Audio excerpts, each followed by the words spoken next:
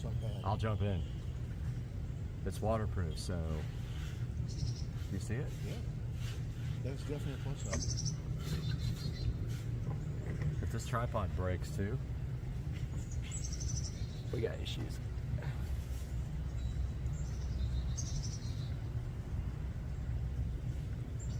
Oh man, he's cool. Oh, he bailed. Throw some food right here.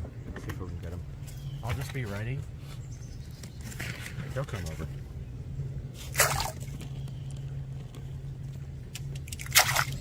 Heck yeah. Oh yeah.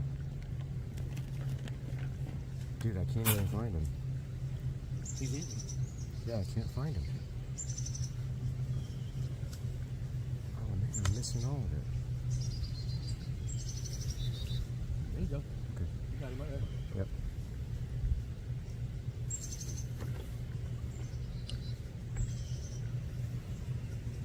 This is how you retire. This is the key.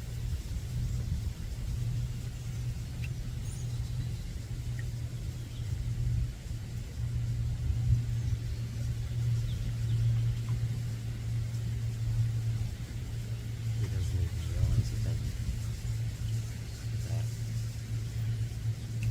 Makes a 3-footer, Yeah. like a 6-footer. I can't. Yeah, you're on it. You guys zoomed in so close, he's getting his eyeballs. Oh, turtle. Turtle's taking his stuff. Oh, he was about to eat that turtle. I gotta find him again. Oh.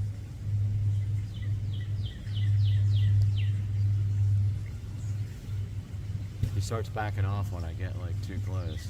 And he's eyeballing the turtle.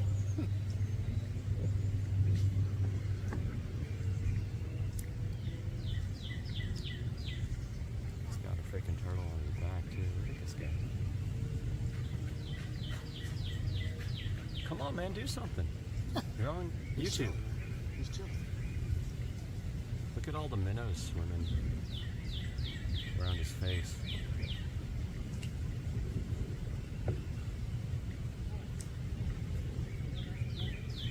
Those falls in the water, that's going to be a million views. That would be. Look at his teeth. Oh! There's a predator in the water next to him. I wish I could actually see what I'm doing, but the glare is horrendous. There's a turtle on his I can see back. it from back here. Okay, Yeah. wait. You pretty much got like parts of his head. Okay. You can't get the whole thing. There we go, Now you got there we his go. eye- now you got his whole head. Yep. Now he's going towards it. I like it because you can see, like, literally. Oh, shit. He's coming. I'm gonna go over here and see what I got. I got some You got some more food? Okay. I want to see what I got. Okay, cool.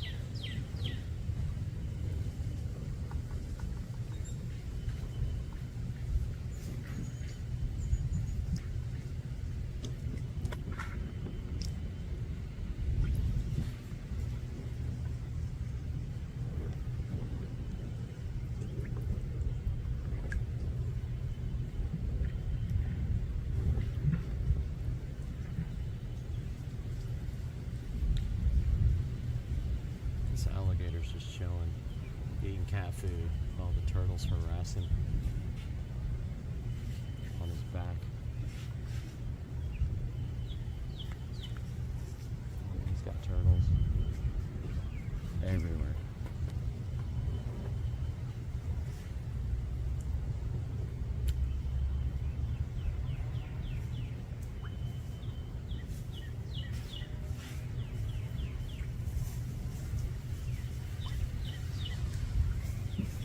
Oh, he went under.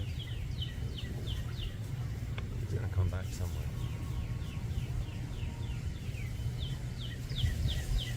He came back like right underneath the camera.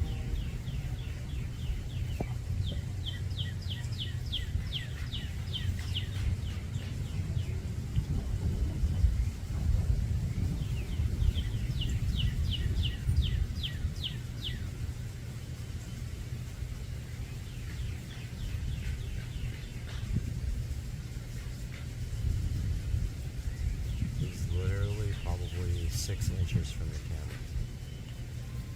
And it's so close, he doesn't realize it. He came up on it.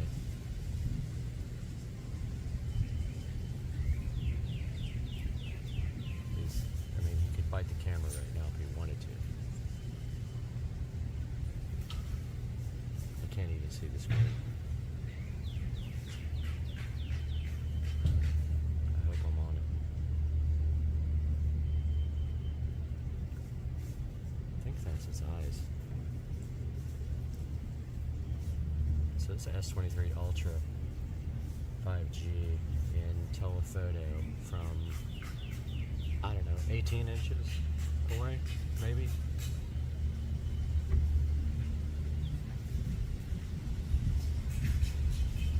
Okay, it just got closer, he didn't move. It just got about 3 inches closer to him.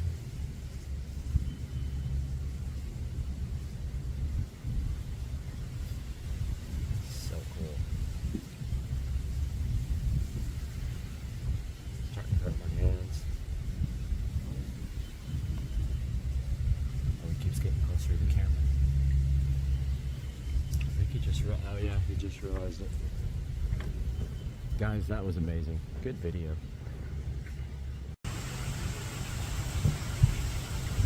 Wait till you see this crazy video.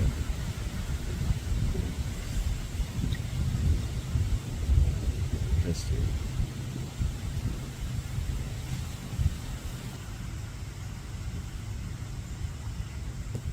What are you doing, bro?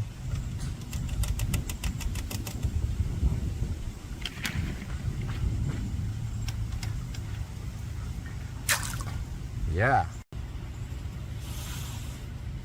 Oh, he took a big old breath before he went down. And then there's turtles and everything else. You've got probably 10 turtles here. All right, so Rich created a feeding frenzy. He's got every form of wildlife. He's got alligators, turtles, fish, birds, cats, dogs, sloth, every creature. Just waiting on the Loch Ness Monster of Ashley Manor. Yeah, which is actually a whale's penis. Dude, I can see your wrinkles. You can get so close.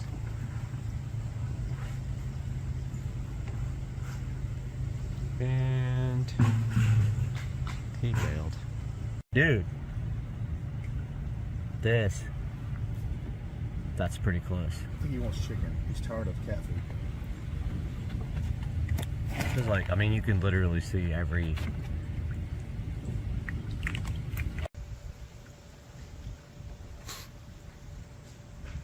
I see him under the water. Okay, so you can't use the super good zoom lens on 8K. It won't let you. It only lets you use like the 1X. But still.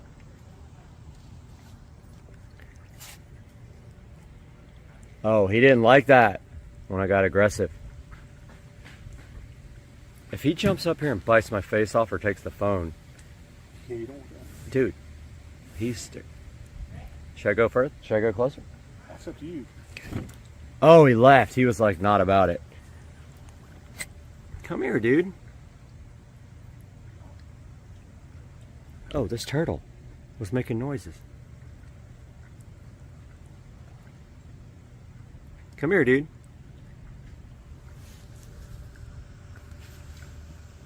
I need my tripod.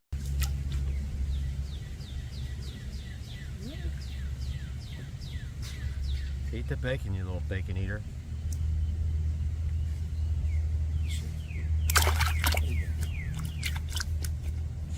Yeah, man. Where's the bacon? Yeah, you got this for. Oh yeah, get that bacon, son. Oh yeah. Damn, I can't see this. We'll get my whole piece. You ready? Yeah. Oh, wasted it. Went to the bottom. Yeah, no, he's gonna get it. still see it floating there. He's right here, dude. We just can't see the screen. So much. Oh, yeah.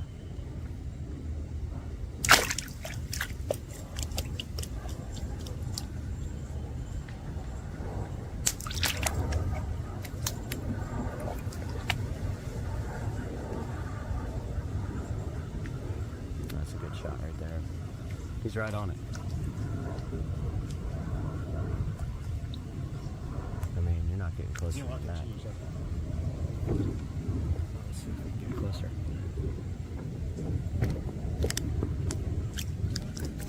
This thing falls in the water. Oh, that's a good shot. I wish I could get it.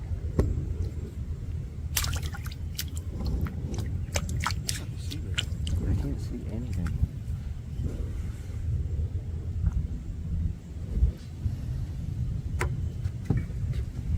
It's too close. This phone's going in the water. I was underneath it all. Dude, I can't see it. Oh, I got it.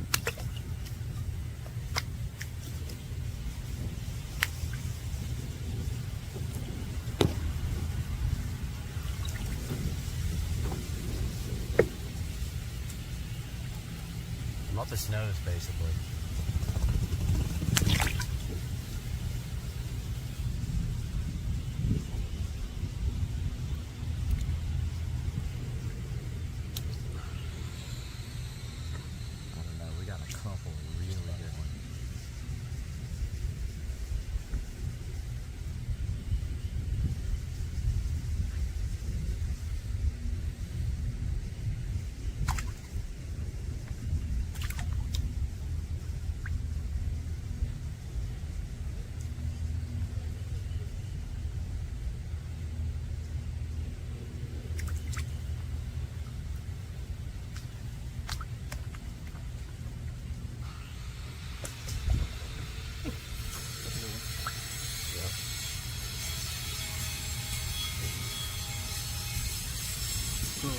Oh. Robin. Little smoking. That's it. That's all I got.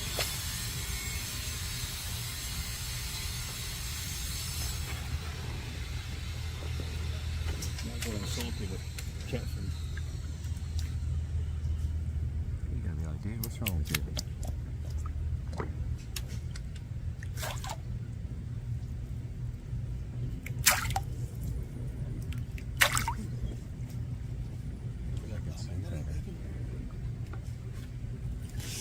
That's the problem, is I can't see the screen.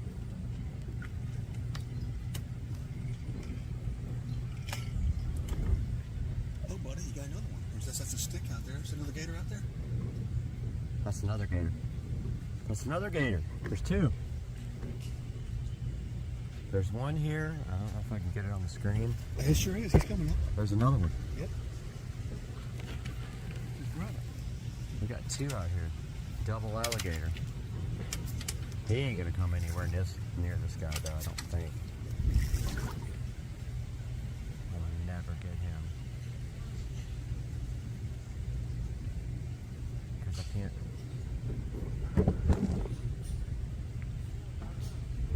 Let's see if I can get him. Can't see the screen. Along that fellow was right there. That soft shell. He's creeping in. Look at him. Where's he at? Oh. He's coming. See, we get a gator fight. They're about the same size. Dude, if I can't. He's out there. Did I get him? He's still there. He's pretty much right there in front of me. Beyond that little turtle there. Got his head above water. Can't see the screen. It's so bright. Oh, I got him. Alligator number 2. We got one directly right here below us, and then one out here. And we're gonna see if we can get a fight. That one out there is hard to zoom in on, man. It's like I lose him in the guy. This guy's I'm like, easy. yeah. This guy. Let's see if I can touch him with the phone. Alright. You gotta lose your phone. Pretty quick. Oh, did you see him come up at it? Did you see him come up at the phone? Oh yeah. It's like a friend. Get it. Come on, make me a millionaire. Alligator bites phone. I got insurance. And phone loses. I got insurance. Obviously. Oh, did you see that? I went for it.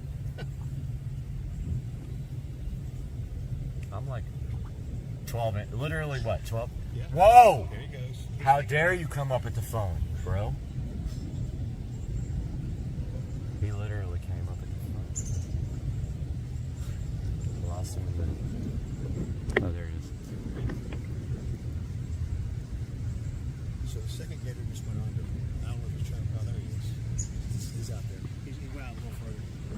He's not coming over. Yeah, he's out there. This guy, he's ready to fight. He's like Bubba. Oh!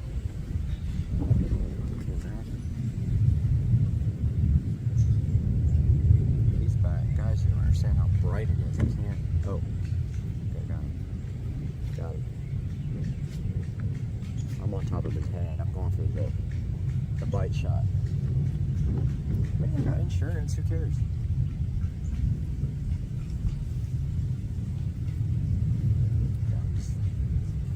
He's going your way.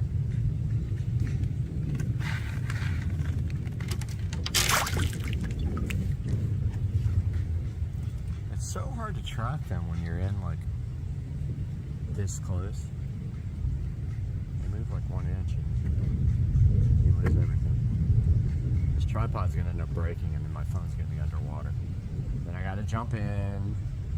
That would suck. That would totally suck, Age. Oh, here comes the other guy. That big ass Here turtle comes the came other up. guy. But here comes the gator. Oh, It's yeah. creeping, and they're about the same size. This might be a good battle. Yeah, they are about the same size. It's hard to get this guy in. That big ass turtle that Trish caught just came up for a second. He showed his big old head and went back down to the bottom. I gotta find a reference point because otherwise I can't find this guy. Okay, maybe like straight up like that. Oh, he's set sailing. Yeah. He's cruising out. Dude, I can't find him.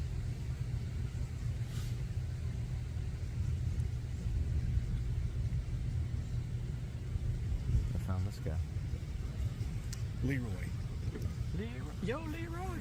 Leroy's hanging out with us. Leroy James. Come here, buddy. We'll call the other one Skitty. Okay. He's skittish. Obviously. This one's about to be Pacquiao, and that one's about to be Margarito. He's going out to meet his buddy. This guy's like, hey man, Man, I got a lot bacon of time's over. I'm in.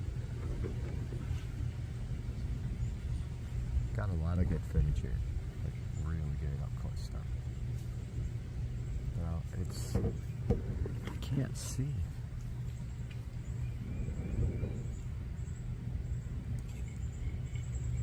Ah, I got the other one. This dude out here, that's number 2.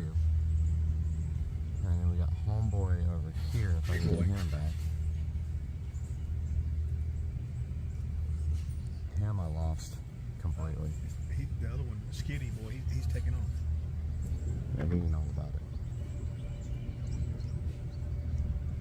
it. Good morning, everybody. Hope you guys slept well last night. Had a crazy night out last night down in St. Augustine. I went to a cool restaurant with my friend Sarah, and then we went to hear some live music and went to sangrias. It was really fun. But today we've got some important stuff going on. The driver texted me last night to tell me the new car will be here this morning. So that means I have to go find the money to pay for the transport. And I'm also working today, so I have to kind of get that in there. But the car will be here this morning. My plan is to video the car coming off the trailer, and then you guys will know exactly what's going on with my car situation. Stay tuned, that's all coming up here shortly, in the blink of an eye for you though. Wanted to take a look at the garage right now, show you guys what I did out here. In anticipation of getting the new car, the other day I came through the garage and I completely cleaned out and reorganized the garage. Got all my car prep stuff here with all my microfiber towels. Redid the car parts bin here that has oil and the battery charger and some other stuff in it.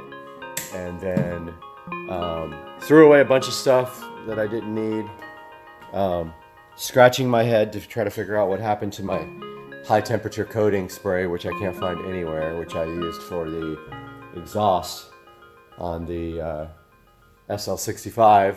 I usually keep all my spray paint products literally right here, and it is gone.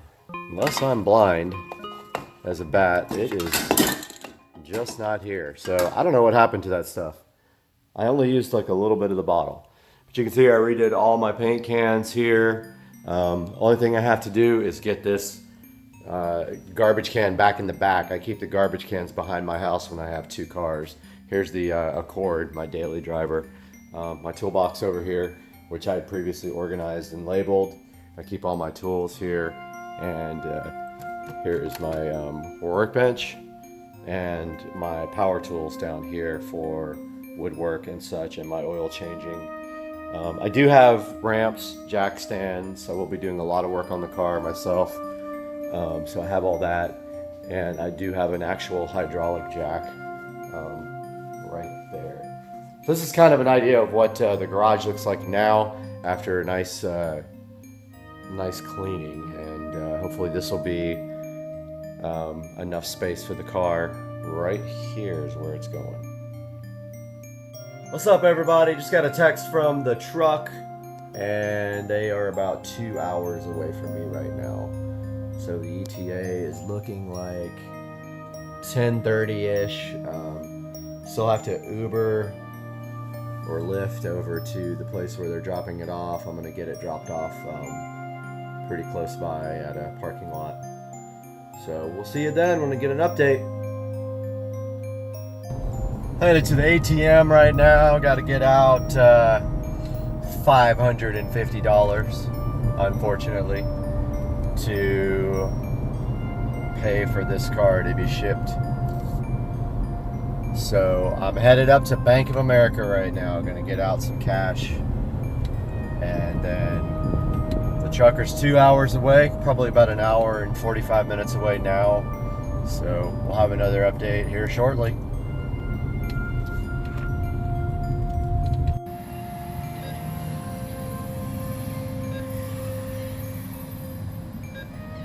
Let's see what happens. I don't know if it'll let me get this much. Oh, it's gonna let me.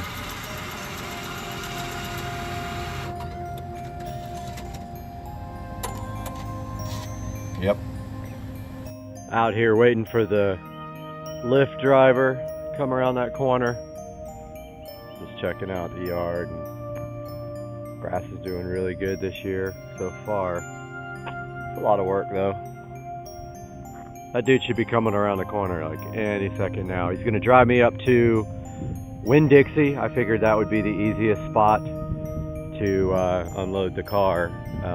Nice big parking lot, and I didn't want to take a chance on unloading it on the street here with all the traffic coming, and plus that would give me a minute to drive it to get used to it. And dude should be coming. There he is right there. Out here at Winn-Dixie parking lot waiting for the driver to get here, and just kind of walking towards the road. Figured he would probably pull in right here. This is a really good place to unload.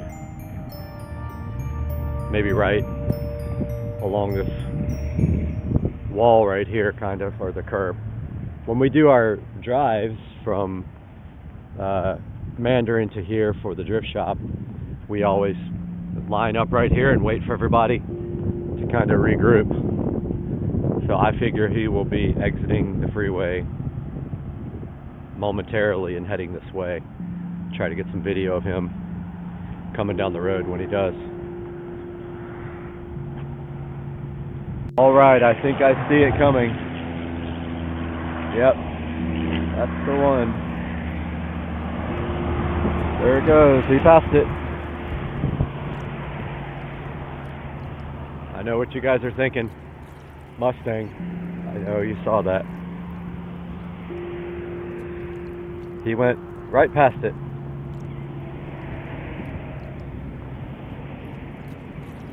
Let's see if he decides to turn in.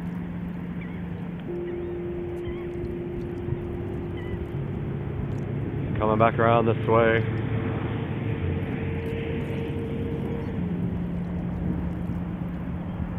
Looks like he's about to turn in. I don't know if you guys can even tell yet what was on that car trailer.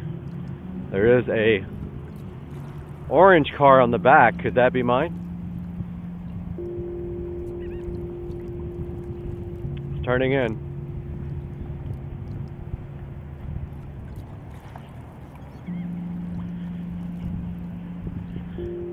And here it comes, guys.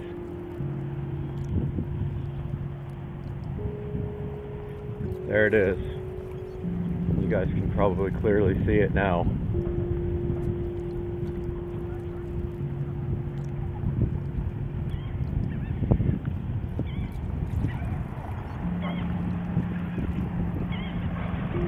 There it is. There they are. How's it going? I figured like back there would be easy. Yeah, all back there, there's plenty of room. There's the car. It's not that one. Wow. Really does have great paint. So here goes the, somebody else is getting a Mustang, not me. Pretty nice Mustang.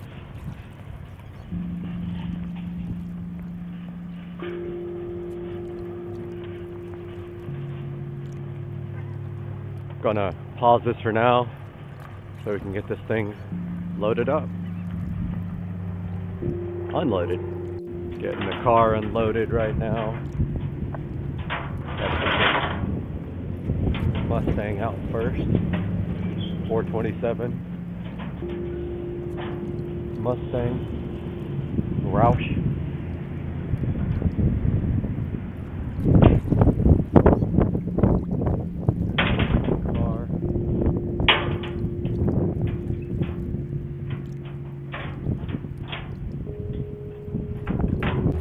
Getting the Roush Mustang off the trailer here. This is the easy one to drive.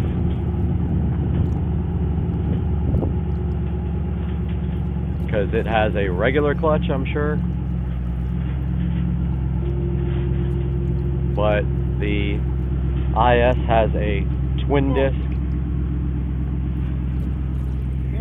Directing them off the trailer. They got the boards to prevent any scraping. Straight back. Straight back. Let it roll straight back. Come on. Come on down all the way. Keep going, bro. Straight back. He's got it off the trailer. Good. Woo, that front is so low. Good. Damn. Good. Wow. So close. Front air dam. Very close on this Roush. So we're gonna see if you can drive a twin disc clutch. I think you should come up inside. You want me to do it? Yeah. All right, I'll come. I kind of wanted to get video of it coming off though. I'll video you. Okay. All right. All right. Take It's your already time, on. walk up. Yep. There he goes. All right. New owner of his new toy. Yep. Gonna see if I can even drive it. Awesome. Yep. Really pretty inside. Look at that. Yep. Short boy.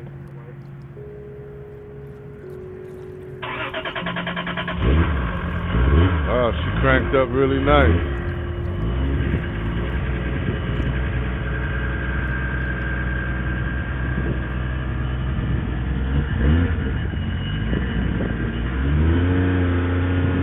Warm up over there. Gotta watch this stuff. You got it?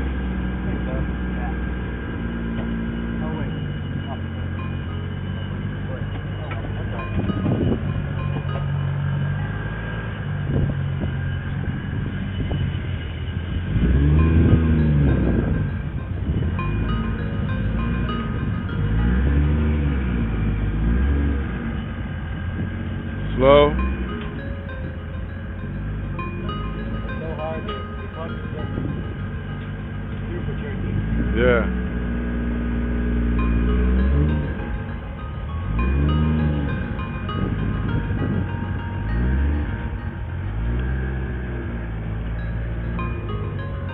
Take your time.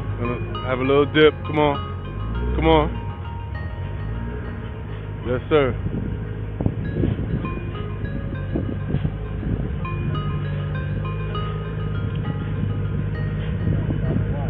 Come on.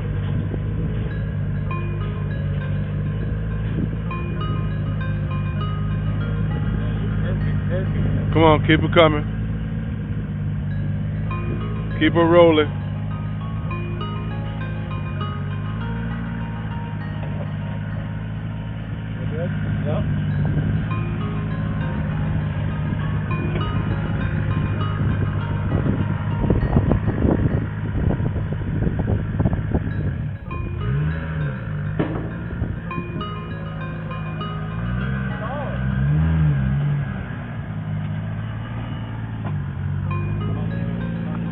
Yep.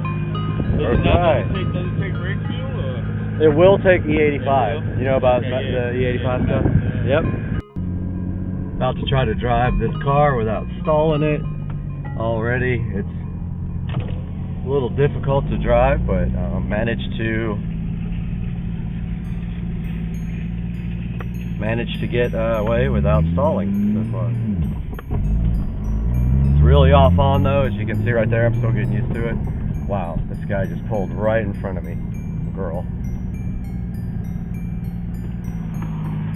So another thing, 6 gears really close to the emergency brake. You can really, it's hard to tell when it's in gear. This is going to take some getting used to.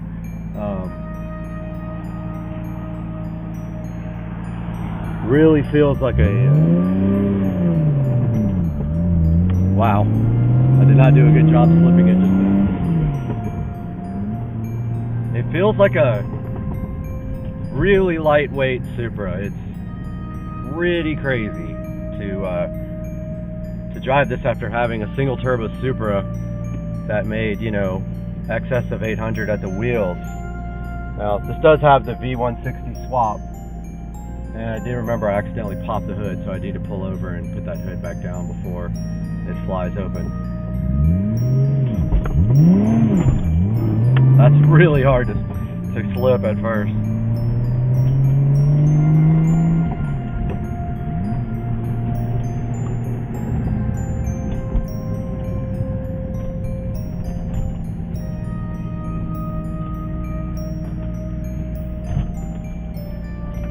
Pull over here and fix the hood because I accidentally popped it a little while ago.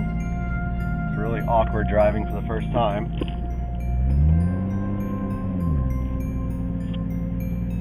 Got the car back home sitting in the driveway. Don't know if you guys can see that very well, but here's a good look at the engine bay. This is a fully built 2JZ GTE VVTi motor with AEM V2. Pretty much no expense was spared on this car. It's just has an incredible amount of work done to it.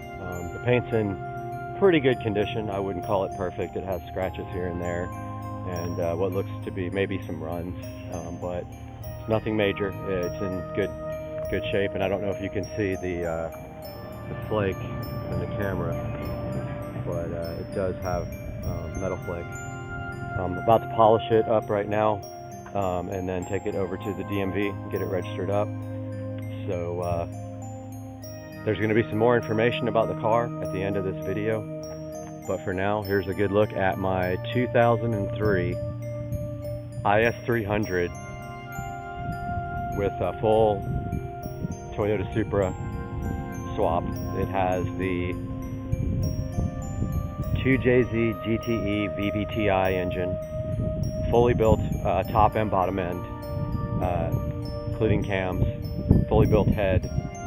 It's running a Precision 6266 turbo, and it makes approximately about 530 wheel horsepower on medium boost on 93 octane fuel, presumably tuned moderately, but this turbo is capable of about 750 to the wheels on E85. So that is the plan, to take the car up to Tracy over at Tuners Inc. Throw another fuel pump in. It is only a single fuel pump, and we are going to run E85 in it. The clutch is very, very difficult. It's a twin disc clutch masters with an aluminum flywheel. It'll take some getting used to. The V160 is pretty noisy, right underneath the transmission well right there, but it is definitely a throwback to my old Supra days, and it's going to be fun to take to the shows and drive around. So stay tuned for the next one, and you're going to see so much with this car, you're not even going to believe it. See you guys.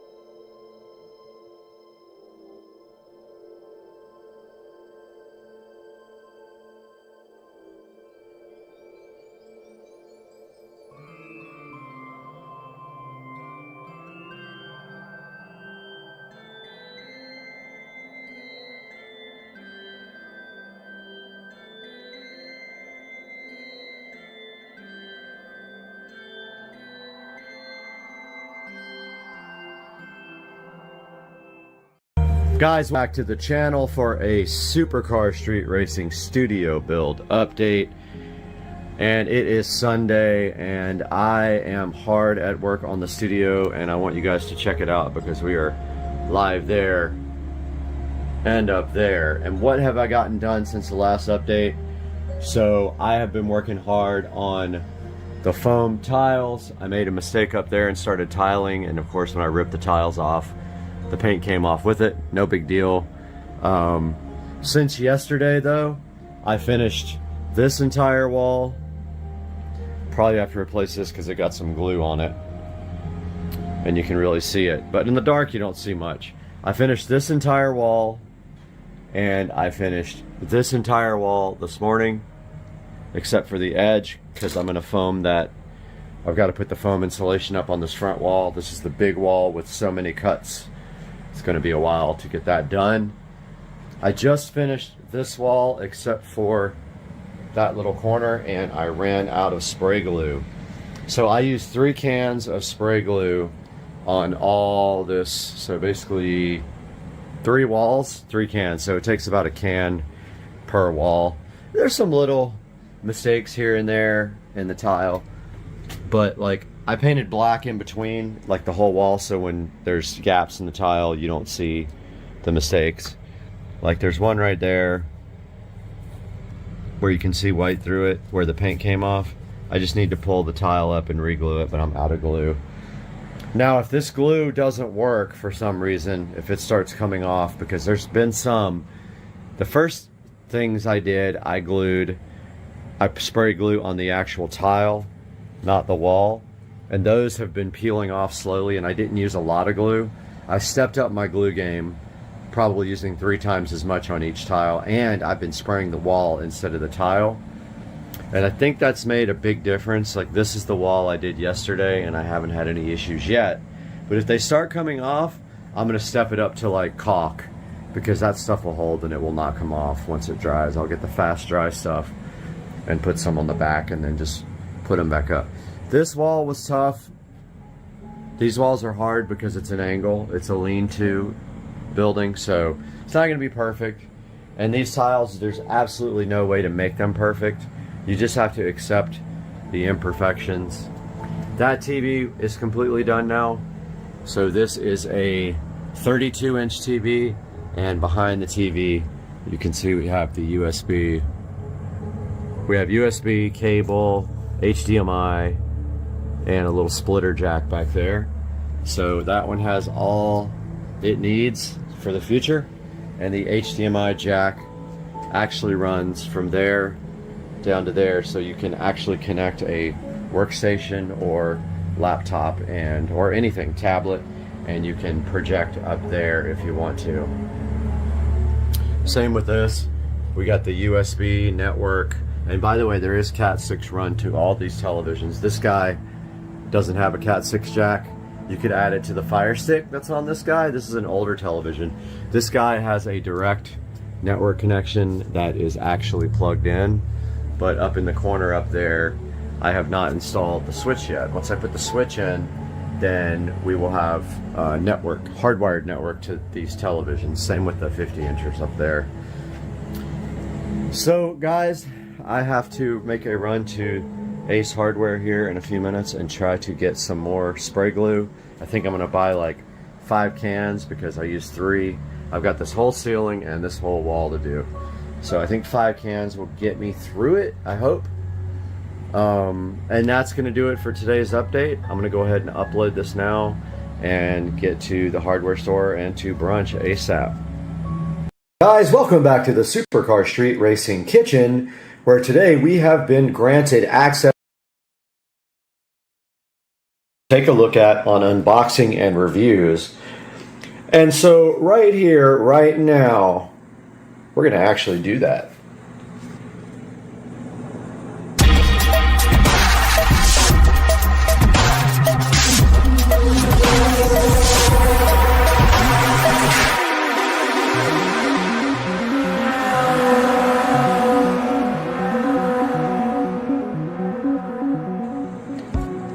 Welcome back to the channel, and today you've got Brad here at Supercar Street Racing with another product unboxing and review. And right inside this box today, right here and right now, we have been provided by the company Dexy with this lovely dark gray bath mat rug. So what we're going to do today is unbox this and take a look at it on Supercar Street Racing, let you know our opinion about it, and go on from there. Let's do that now.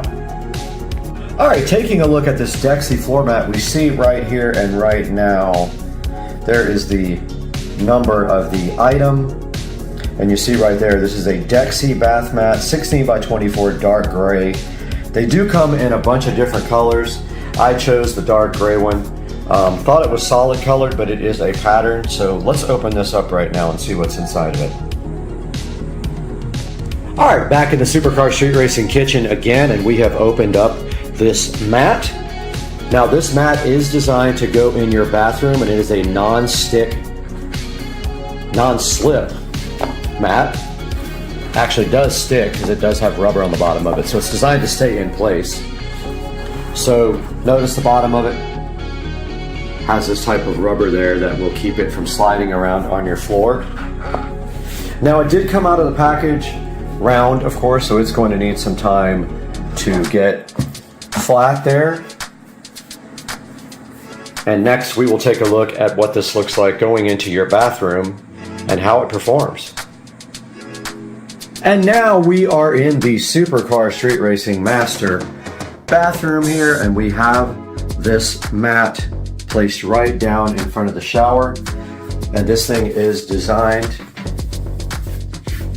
to absorb water when you step out of the shower. And also you can see right here right now that it does not really move. It does need to flatten out, so I believe it will take like maybe a day or so to just flatten out, and you may want to put something heavy on it also to get these edges. Just like any other carpet you get, it takes some time for that guy to flatten out. And this thing is absorbable, so what that means is it should be super absorbable when you step out of the shower and when you put your feet on it. So I'm going to go ahead and test that out now and let you guys know how that went.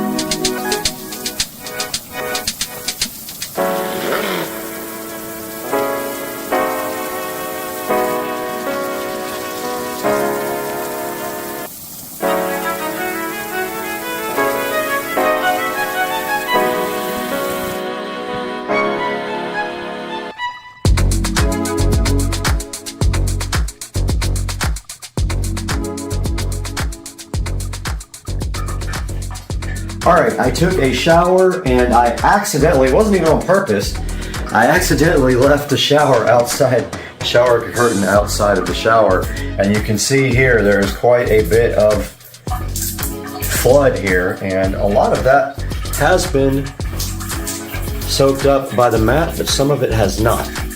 So it is supposed to be super absorbent. Obviously can't soak up a whole lot, it's not very thick, but it did soak up a little bit of the water. And now I need to get a towel and clean up this huge mess that I just made. And I didn't expect a flood test, but that is actually what has happened here. Now, this mat is also washable. So you can take this mat out and you can wash it in the washing machine. Now notice here, all kinds of water got underneath it. And so I'm drying all that off right now, right here. And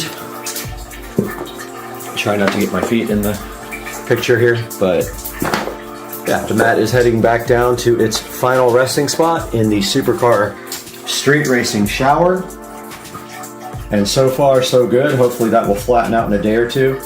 Let's hop online now and take a look at the different versions of this you can get, and take a look at some of the reviews of this bath mat. We are out here in the beautiful Supercar Street Racing 4K production studio, and yes, the air conditioner is making a lot of noise, but if we turn it off, we will die out here, because in Florida we've been having heat wave conditions for about 2 weeks. It's insane. Every day we have a heat warning. We got the crazy hair today, guys. So today we're taking a look at this Dexy bath mat rug. I called it Lexi a couple of times. It's Dexy bath mat rug, non-slip floor mat, super absorbent, ultra thin, low profiles, non-slip, quick dry, washable carpet for sink, shower, toilet, 16 by 24. And the color that we got was dark gray. Now, notice here that when you actually choose dark gray, it doesn't show a pattern. And so I thought I was actually getting a dark gray solid mat, and that's okay, but they do have patterns on them. So let's take a look at some of the pictures here at what we have. So this is a look at it sitting next to somebody's shower. And of course, here is the way that the thing is put together. It shows you that it has Napa, sponge, foam, and a non-slip rubber back, and I can confirm 100% that when it is on the floor, it does not slip out from under your feet. Now right here it's saying again that it's comfortable, which I can vouch for that. It is pretty comfortable to walk on. I would say it's about an eighth of an inch thick, if I could get my words out correctly. It definitely is low profile. It will definitely fit under most every door and or shower. And then right here, right now, we see that they have it next to a bathtub, which I guess you can put it anywhere you want. You could put it next to a pool if you wanted to. Easy to clean and dry. It shows them actually like sponging it, I guess, and soaping it off, but I think you could put this in the washing machine with no issues whatsoever. And then right here, right now, 16 by 24 and 0.015, so 1/4 of an inch. No, that'd be 0.25, so it's less than 1/4 of an inch thick. I got my math skills on point just then. And right here is another picture, but also you can see in my video pictures of this thing as it sits next to my shower. Now let's take a look at some of the reviews. So this thing has a solid 4.2. Some of the 5-star reviews, including bought one for my home, beach house, loved it so much, thin but supportive. I ordered the mat in teal, goes perfectly with my shower curtains. Color pattern look exactly shown in the picture, and it boasts a soft and cushioned surface, which that is perfect for you if you need something soft on the ground when you step out of your shower. And thin mat but pretty design. I will get a size up next time, so I encourage you, if you have a doubt about the size, go ahead and get a size or two above what you want, because the difference in price isn't big enough to even worry about it. Low profile, so this is also stating again that it is low enough where you can actually open a shower door or a regular door right over the top of the floor mat. This thing says absorbs the water fast. Bought 3 all together, a black one in these. So impressed with how fast the water dries up, and they are cute, safer for my kids as well. So another really good review. A perfect review here. Love it. Just gets, as in the picture, it gets the job done. Awesome, beautiful and comfy. Bought this mat for my bathroom. Let me blow this up a little bit. That already had a teal shower rug as it had multiple shades of teal aqua. Matched perfectly with the other rug. Mat is not plush, however comfortable stand on and easy to clean. So you see we got some good reviews here. And if we take a look at some of these 3-star reviews, easy to get dirty but pretty. So it is cleanable though, so you got to remember that. You can easily wipe it off. This person's unsatisfied with the size, but dude, when you order it, you know what size you're getting. Very small compared to other. Okay, it literally says the size right on the order. What is happening with people on Amazon reviews? Item itself is useful. Colors are not described. I disagree on mine. There may be some that the colors do not. Defect in the design. There was a white patch on this one. Maybe they had a bad batch there. And let's go down to the worst reviews and see what those say, because I want to see if my experience is the same. It says it's not remotely absorbent. I had the opposite With mine, I was able to absorb some water, not a lot. Color don't match the photo online. I could see that as being the case. Takes hours to dry. Not on mine, not particularly. Size of a placemat, well, it has the size on it when you order it, so I am not quite getting the size quotes. So when you order this mat, let's go back to it. Right here, right now, you can see they have a 16 by 24, a 17 by 32, or a 17 by 43. So make sure you take that into consideration when you order the Dexy floor mat, which I may have called Lexi a bunch of times, but it is Dexy. Now here's the colors. You can see right here, this was a teal, dark gray, which is what I ordered, and I should have seen the pattern on there, but I didn't because I wasn't paying attention. Here's the navy, looking like a shoreline with a beach, so hot and fresh. And the light gray right here, right now, with some gold trim in it. The pink with gold inside of the trim. And they are calling this one here turquoise, and that has some turquoise, gold, and grays all up in it. And then right here, right now, we can see the video. Napa leather surface right here. And we see them stepping out of their shower. And a little bit less absorbent than that, honestly, in real life. And then someone's cleaning it with a brush. And that is from the company Dexy, and we will link this product in the description. And I highly encourage you guys to buy products through my links, whether it is something you need now or not. If you would please just click through any links in my video descriptions. Even if you don't buy the product we're talking about today, I get a small amount of money, and I already lose money on the channel, so it is so helpful if you guys would join us and support Supercar Street Racing. And please like and subscribe to this video and to the channel.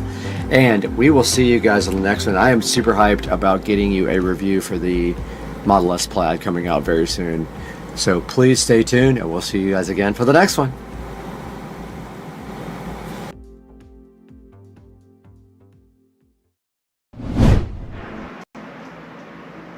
What is this?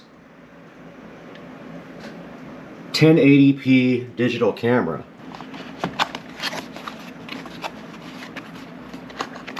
1080p digital camera, huh?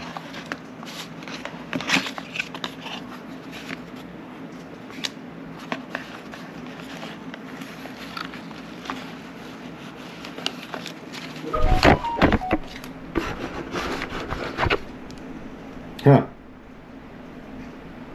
Let's take a look at this thing.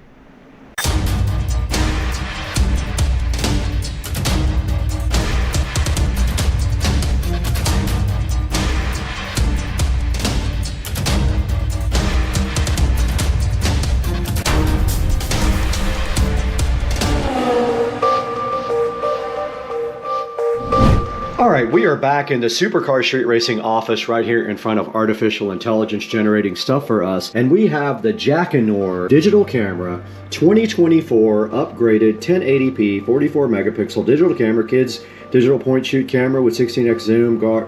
Oh, it just goes on forever, but this is a 1080p camera here that they have provided to me at no charge to review for you guys. And the only fair way to do that is to set the GoPro up at the same video resolution and use the built-in mic from the GoPro. Let's turn this on to film us at the same time. Should be recording us now, so let's see if it can see us right here. And now we are in apples to apples comparison. You guys are looking at me. I just washed my hair, so it's an absolute mess, but this is the camera right here. Now, the camera does shoot, I believe, it doesn't actually say, but I think it's 30 frames per second at full HD 1080p. It does come with a memory card. I believe it's a 32-bit, as according to the ad on Amazon says, and it also does still pictures as well, so we will be comparing the two. And if we look right here on the back, it is recording right now, and the little light is flashing. I did charge the camera for about 30 minutes before we went ahead and got this out. And then also the menu system is pretty simple on the camera. We will go through it once we stop down on this video, but I wanted to put kind of a side-by-side comparison of the GoPro to this. To make it completely, hopefully in the shot, it's a very narrow field of view. To make this fair, I have the GoPro set at 1080p, 30 frames per second, which is not what I usually shoot at. And I will publish the video in 1080p as well, just to make sure that it is a fair fight. I'm also not using the wireless mic, I'm using the actual GoPro mic on the Media Mod kit. As you can see right here, it's the same video, we're recording at the exact same time. Now, going through the manual here, I will put a picture up on the screen now of the manual. It is not very conclusive on a lot of the settings, but it is pretty easy to figure out. Basically, there is a mode button on the back. It is labeled number 5 here on the instruction manual, and that's where you basically go from telling it to shoot video to shooting still pictures. And we do have it set on the highest setting right now of 1080p. And then the video settings are just one thing, but you can also set the still picture to 44, 42, 36, or 24 megapixel. And on the video, you can go 1080p, 720p, or 480p. It does come with a 32 gigabyte SD card. It can take single or continuous photos, or it has a timer to do that. Now, this only has an electronic zoom. This does not have a manual zoom. So if you want to manual zoom, you cannot do this. It will always be electronic, meaning it is blowing up the electronic picture when you are going ahead and zooming on it. It does have a lithium-ion battery that is rechargeable, and that is what we are running on right now. So it does have a warning on the box that it is normal for the camera to get hot when it is running. So be aware, it will get hot, especially on video and using the 30 frame per second at 1080p video mode. Now, taking a look inside the box, the camera did come in this nice case right here. Nice soft case, as you guys can see right here. We'll put it on both videos for you guys to compare. And dipping further inside the box, we would find a plug here. So a regular charger for a USB type A. We have a nice cleaning cloth for your camera here. I'll put it right in front of that one so you can see it. We have a USB type A to USB type C cable right here as well. We have a USB type A to USB C cable right here for charging the camera. We have a nice strap that goes right onto the side of the camera here. We have an empty SD card holder because the SD card is physically inside of the camera right now, guys. And then we have this other strap that's a lot bigger, I guess, to put it around your neck. And that is all that came with the camera. And now it is time to put the camera side by side and shoot some video in different lighting conditions so you can compare the video and the audio from the GoPro to the new SD card digital camera. Okay, we are side by side on the new digital camera with the GoPro, and we are going to compare this footage. We're going to walk around the house into different areas and just show you typical video from different lighting conditions so you can decide for yourself which camera has the better quality. Now, already notice that the frame on the digital camera, the new one, is a lot more narrow. It doesn't have quite a wide field of view. Look, on the GoPro, I have it set to normal, linear. So this is how it looks in my bathroom with just the lighting from the LED mirrors. Now let's step into the dark area of the bathroom and see which one has better low light or more high performance low light conditions. And that's a good look at how that looks there. And then moving over to my well lit closet, this is how it looks all the way up into the light, directly into the light. On the right, it does feel like it's a little bit more bluish in color on the new digital camera base compared to the old GoPro. And I'm watching the frame rate on the right hand side feel like it's not doing 30 frames per second, but we're going to find out if it can't keep up with the GoPro. Lighting from our skylights until we turn on the big lights. And you can see right here the lights did come on, and let's compare the detail in the carpet here, which has little lines on it, and the detail in Shamar Bridges' NFL motorbike here.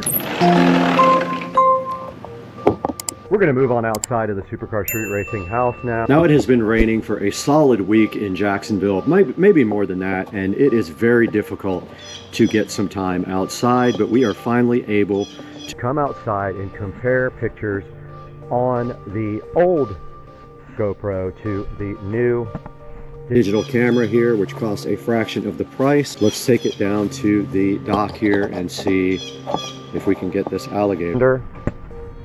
And here he comes. Let's telephoto on him. Now the battery keeps coming out. The battery compartment keeps opening. Let's telephoto on him. All right, here comes another one. Let's go ahead and zoom in on that guy. Here comes another alligator headed this way. That's how it looks zoomed in on the new digital camera. Let's go ahead and widen out. It looks like it's having trouble keeping up with the frame rate, but not sure. And of course, the GoPro will beat that. Here is the pool. You can definitely see a difference in the lens. How wide the lens shoot, how narrow the new digital camera is. And let's check the colors out on this plant. Nice reddish, purplish colors on the plant. How do they look? All right, let's take some pictures with both of these and compare those next.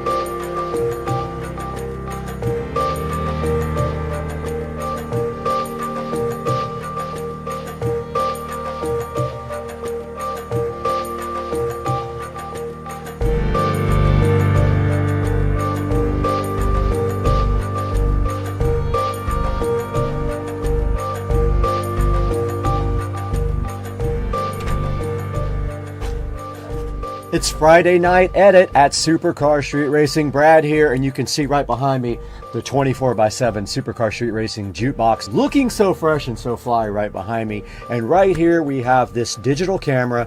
It's a 44 megapixel 1080p camera that we were provided by the manufacturer to go ahead and check out today. And I have it right here in front of me. A few things about this camera is you could see the quality is not amazing at 1080p. It does skip frames, and the quality is not super good, and the audio is just okay. So is it worth $45? I'm not sure. I'll let you guys decide when you look at the video and the audio side by side with the GoPro, which costs 10 times as much. But right here we have the camera, and here's a good look at it. I did notice that the battery compartment tends to open up like by itself. Sometimes it's really easy to get out. And here is a look at the screen right here behind it. You can see it says welcome coming up on the screen right now when you power it on. It does do stills, it does do video, and I did just show you how that looks right up against the super expensive GoPro. So this thing has 4.9 stars right now out of 90 ratings. And I would say that if you need a cheap camera, especially for kids, this is perfect for you. I actually am going to give this to my friend's son for his birthday, and he will probably love it and make a bunch of videos and pictures on it. And it does come with a little case and a USB Type-C cord to go ahead and either upload it or to charge it. So guys, we're not going to hang around here all night. It's Friday night. We've been working all week really hard, but please like and subscribe and buy all your products through the affiliate links down below. Please like and subscribe and comment, guys. We really appreciate everything that you guys do for our channel. This video is a beast to edit with these two cameras. I hope you enjoyed it. I got to get out of here. It's Friday night. I got to go eat a ribeye.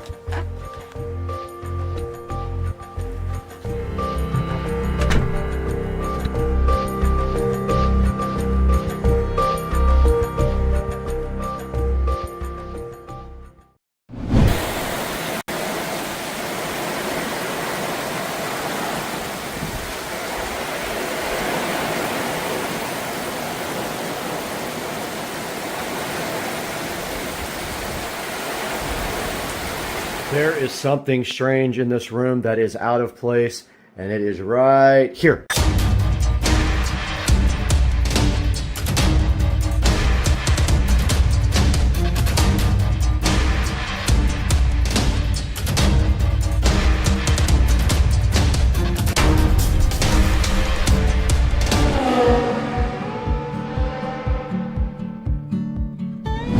Guys, welcome back to Supercar Street Racing. Brad here, and today we have something special. I did not record most of the installation of this awesome product that we have today, but Supercar Street Racing has obtained a second editing rig down here. I'm going to show that to you guys today, explain all the specs, show you the whole entire setup, and then we're going to take a look at it in depth on the screen, what is happening right now and what this awesome new machine is going to do for the channel. So hang out with us today. We're going to give you a full tour and show you the results right here on the channel, and I'm going to edit this video on this machine while it's also doing other things, so stay with us.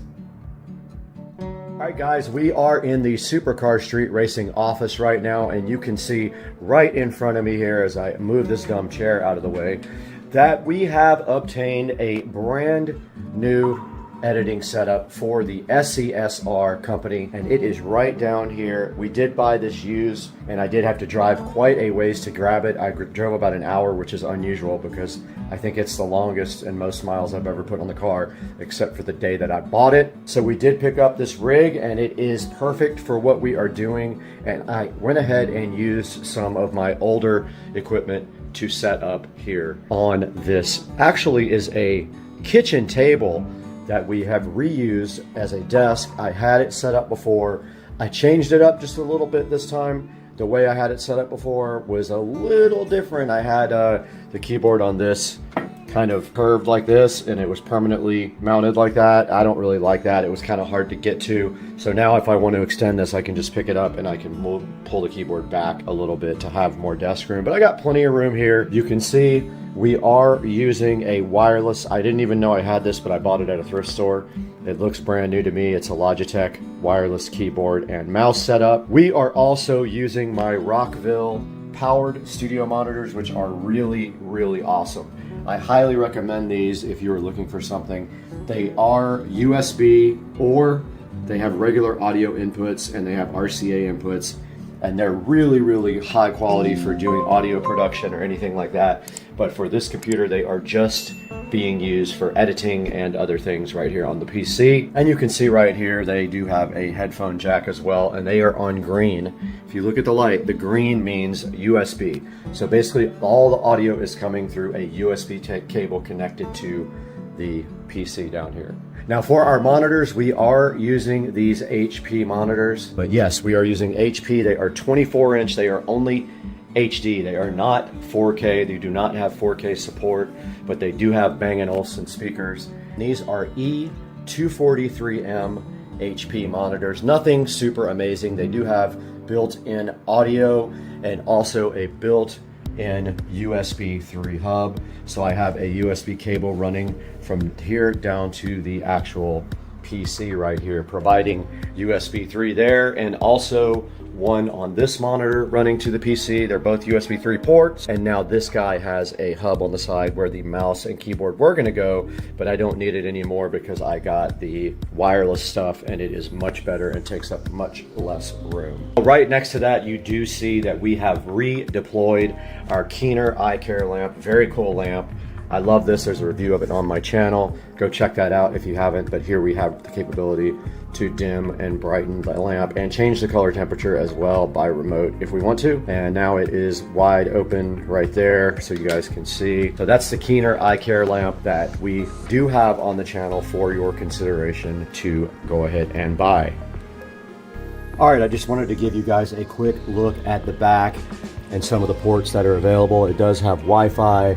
It does have 2.5 gig Ethernet, USB-C, and every other connector I would need on the absolute planet Earth. And there is a look at the video setup for the dual monitors there. They're both using HDMI. And there's the audio outputs on it. It does have optical audio out. It has plenty of USB ports, as you can see right there. So that is the back of the motherboard there, the Aorus.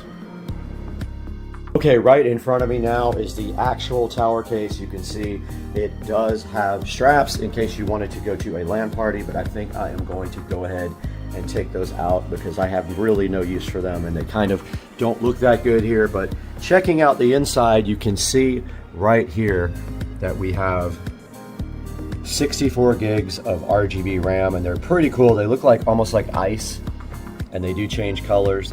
We have the Aorus motherboard. We have a i9, and we do have the Gigabyte RTX 3080 video card. And you can see that the CPU is water cooled there, and there is a rear RGB fan as well. So that is a look at the inside. There's an EVGA power supply as well in there. I know it's hard to see. And of course this side just does come off if you take these screws like this. I'll let you guys get a little bit closer on the inside of this. So there is a good look at the inside of the Aorus motherboard. There's the GeForce 3080 and the power supply and the very cool RGB RAM. I love it. And then up top there is the cooler, water cooler. Don't know what kind it is. I'll have to look that up. It doesn't have the brand on it. It just has that little symbol. If you guys know, drop it in the comments section. But yeah, that is the inside of the brand new streaming and editing rig for Supercar Street Racing. Just a little update. I was able to open up the RGB utility for the Gigabyte motherboard, and I did get the Gigabyte logo turned on there and cycling in color, which I am super hyped about. I love that. Very cool. Now let's see what else is available on this app. So it says the motherboard is all set to one color. Oh, the RAM went to yellow. Okay, I put sync mode and color cycle on all of them. And there they go, all synced up, everything. Very cool. I did not even know that was there because I was actually going through the App Center here just looking at this for the first time. Okay, SIV is system information here. I just opened it up. It looks like it's calibrating the fans. It's set on standard mode. I'm gonna leave it there. It is not very loud. There's an advanced mode here where you can set up stair-step modes on the fan. Very cool. And then there's some alert setups here that you can check and see if you want it to alert you when certain things go over a certain amount. And you can see right here the system information. It is a i9 11900K, the Rocket Lake, and it is running 64 gigabytes of RAM, so there are 4 slots. And this is a Z590 Aorus Master motherboard, BIOS version BIOS version F3. Yeah, can't open data connection. None of those work, so you have to go get a file manually. So I'll do that another time, but I just wanted you guys to see this software here. There is one called EasyTune here. I'm assuming it overclocks, and it is on default. And I have not tried to clock the GeForce yet, the RTX 3080. Don't really need to yet. I haven't seen any reason why I should have to do anything on that at this point. So I'm not going to overclock right now. It's not necessary yet. All right, taking a look at the task manager here, we actually do have 10 gigabit available on the, that is downloads happening in the background. I'll explain that in a minute, but we have 10 gig Ethernet available here. There is the CPU. It's running at 4.97 gigahertz right now. There is the 64 gigs of RAM, and it is using 11.7, 30.8 gig cache. There is the 2 terabyte SSD. I have 2 terabytes of NVMe SSD. There's Ethernet, and there is the GeForce running at 63%. No issues right there, running at about 63%. And all it is doing right now is streaming, and I will show you that here momentarily. There's a look at what it is using. It is dedicated GPU memory, 10 gigabytes. All right, let's take a look at what we're doing with this right now on the channel. Back in the office again, and I wanted to show you guys exactly what we are doing at this moment. And if we are looking at right now at the Supercar Street Racing channel, you can see that this is live. If we go back, there's the actual video that's playing right now. This is the new Jukebox channel. So it is basically rotating all of the SCSR videos on a rotation, and I will show you that, how that is being done right now. In front of me, you can see OBS Studio running right there, SoFly, and it is actually using a source called VLC right there. You can see it, and that source actually uses the VLC engine without opening VLC. And then I have a playlist selected, and of course it is set on shuffle. So that's how we are using VLC to rotate all the videos from the channel onto the live stream on the Jukebox. We see when we go to properties, there is the playlist that it's playing. This is actually located on my brand new ASUS Store NAS. And so if we go out here to the SCSR living room, the ASUS Store NAS is providing all of the videos to OBS Studio over the network. And it is hardwired to the switch which we will soon be upgrading 2.5 gig or 10 gig. Now that we know we can do 10 gig, maybe we could just do that. So that's how it works. Okay, so one of the things that has been a hindrance to me since I've actually had the channel is the fact that I don't have backups of all of my videos because I did not have enough space and I didn't think the channel was going to grow that much. Now that it has, and I have thousands of videos, I am starting to get them back and put them in the archive so that they can be streamed on the Jukebox channel, and also that I have a backup forever of these videos. So I am using a tool to download all my videos, a thing from HiPaw. It will take quite a while, but anything that I don't have original high quality copies of right now, I will in the next day or so when it gets done downloading. I'll put those all in the Jukebox and take out any old downloaded ones from YouTube that are very low quality.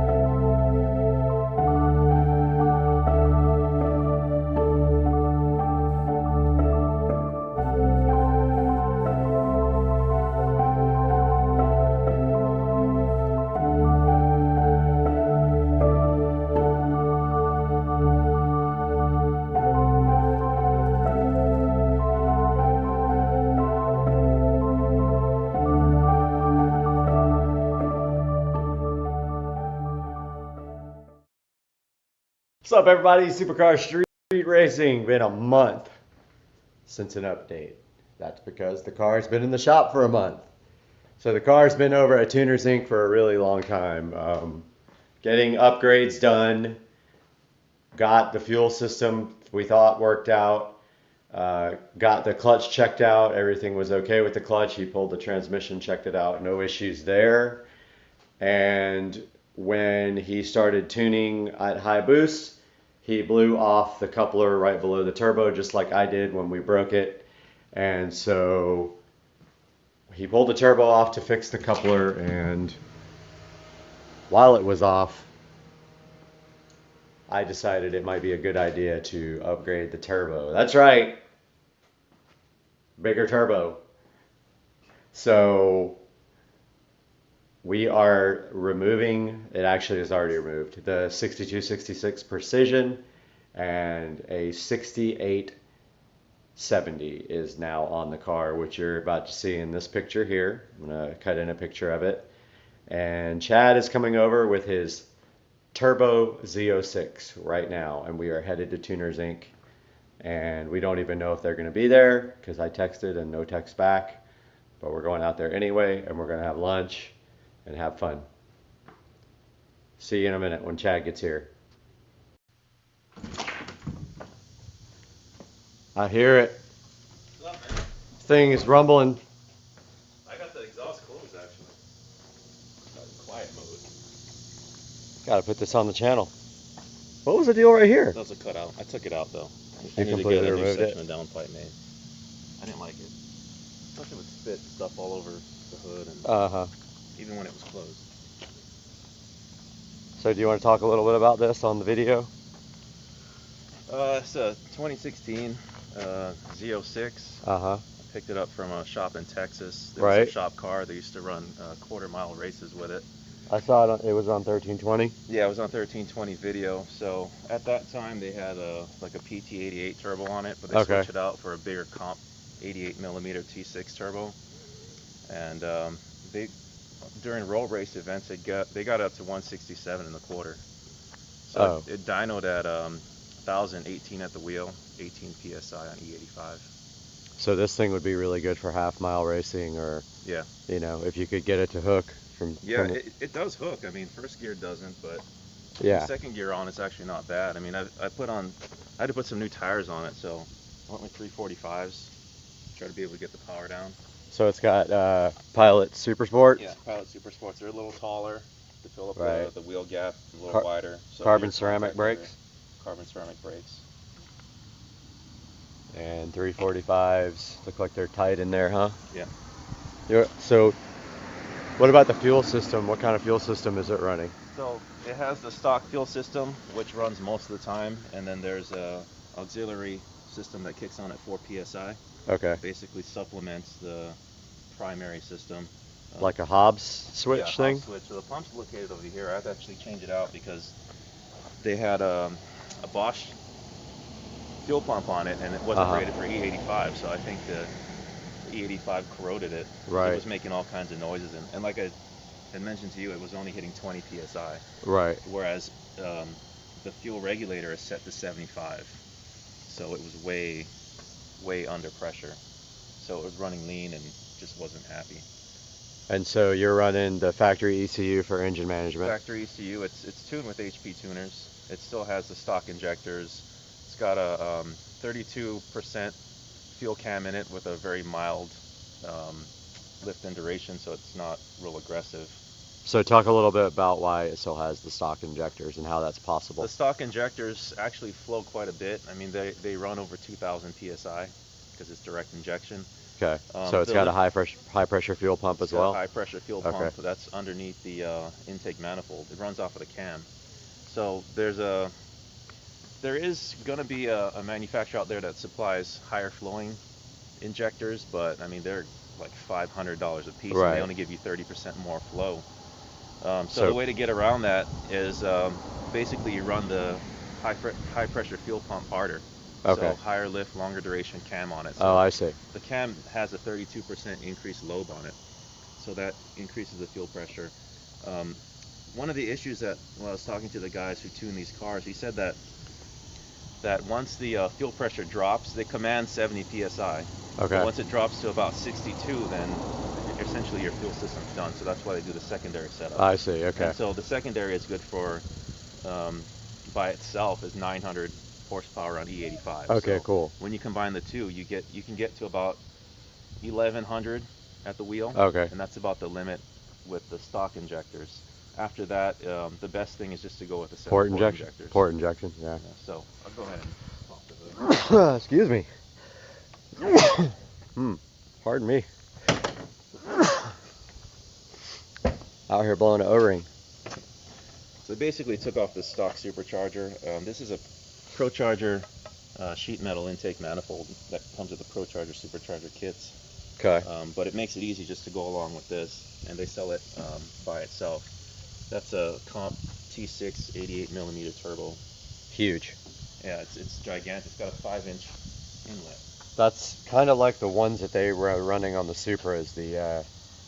I forgot the model, but it was a something -88, like a 7288, or like there was a number that they were running, and it was those are the ones that were making 1,000 plus. But it depends, because you can get like an 88mm in a T4 housing. Okay. And that's like the precision that you got. Okay, it's right, a T4. But this is a T6, so everything's a bit bigger. This is actually considered a medium frame turbo. Right. And it's got, that's a huge inlet. Yeah, and so it's it still runs interesting. with the factory It's running the airbox. factory airbox, Yeah. as I was about to say, which is very, very interesting. So they dynoed it with and without the airbox. They said it didn't make any difference in horsepower because the stock element flows so well. Is And it it's taking all from cool the air. front, or It takes cool air from bottom? the fender, so rather than just sitting a filter and a bunch of hot air, this is actually a better solution. So is this where it gets the air from? Well, it gets it from within the fender well. So there's a cavity. What's that? That's little a camera. eye. Front So camera. this car has the performance data recorder. Right. So it records Track. like, basically track mode. But the cameras also come on when you're going low speed, so that you can look and not grind this carbon fiber splitter.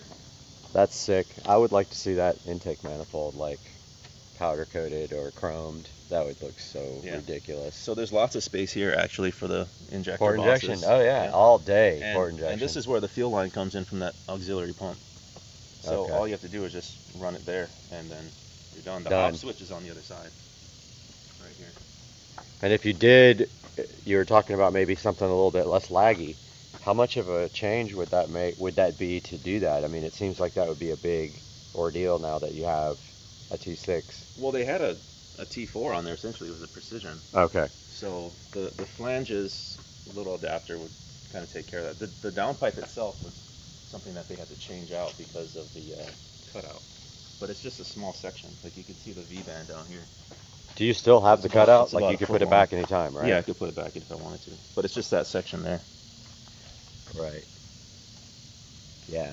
Well, this car was done right. I'll tell you that. You can tell Yeah. they. All the piping is stainless steel, Schedule 40. Yeah.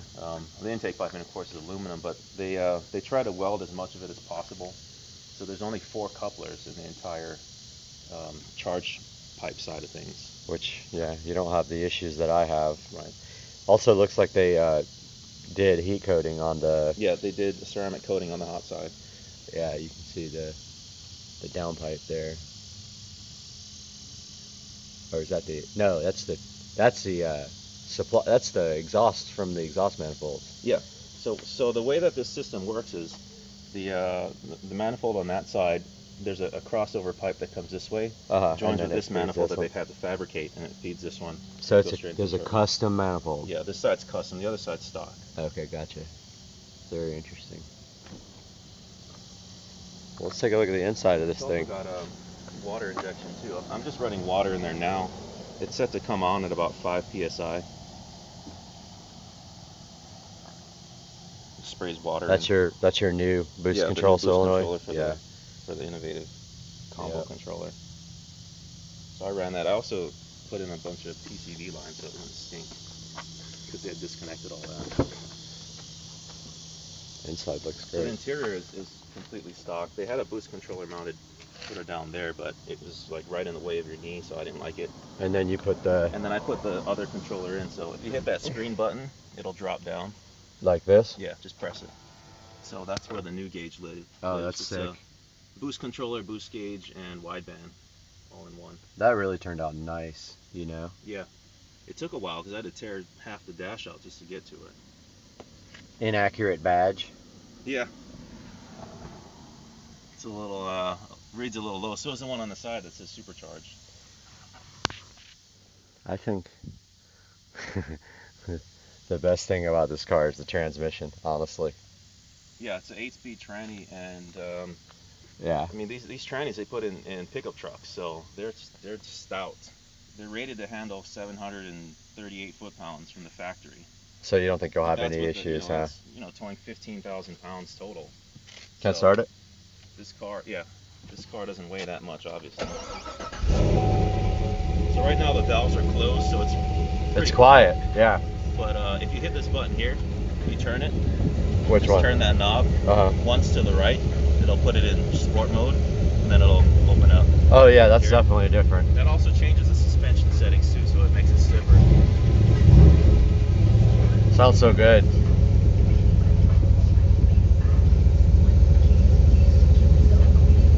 So under here we have the boost controller, which also has wideband AFR. And we got cut off while we were recording, but I don't know if you guys can see this, but there's the HUD right there. Right on the hood, you can see it. And then we were just talking about whether this could configure to show gauges.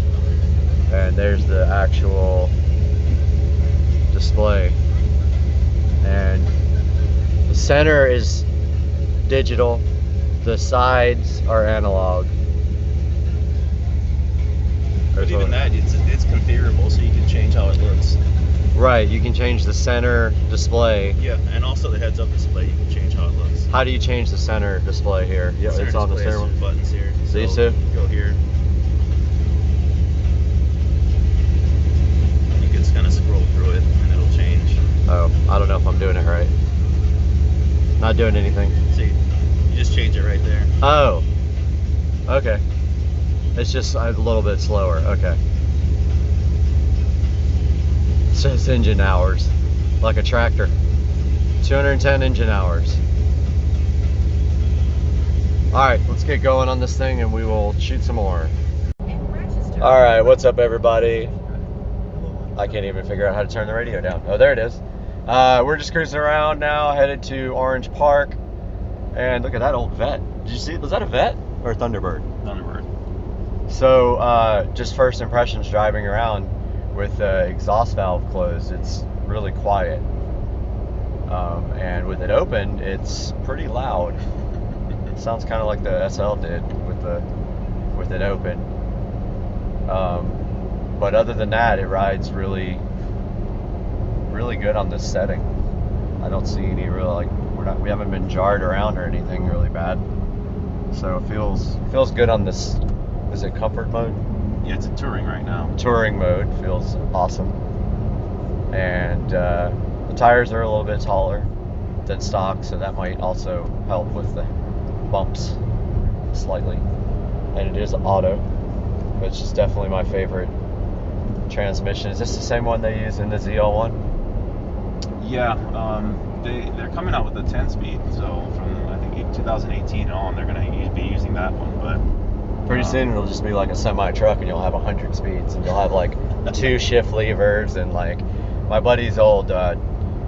I can't remember what it was. It was one of those little like hot hatchbacks. It had a 4-speed manual, and then it had a high-low. Oh, nice. And I just thought that was the coolest thing ever. It was the only car I'd ever seen that had the high-low. And yeah, because then you got like 8 gears. yeah, it was a sporty little car. I just can't remember what it was. It was a Dodge something or Chrysler something. One of those little bitty things.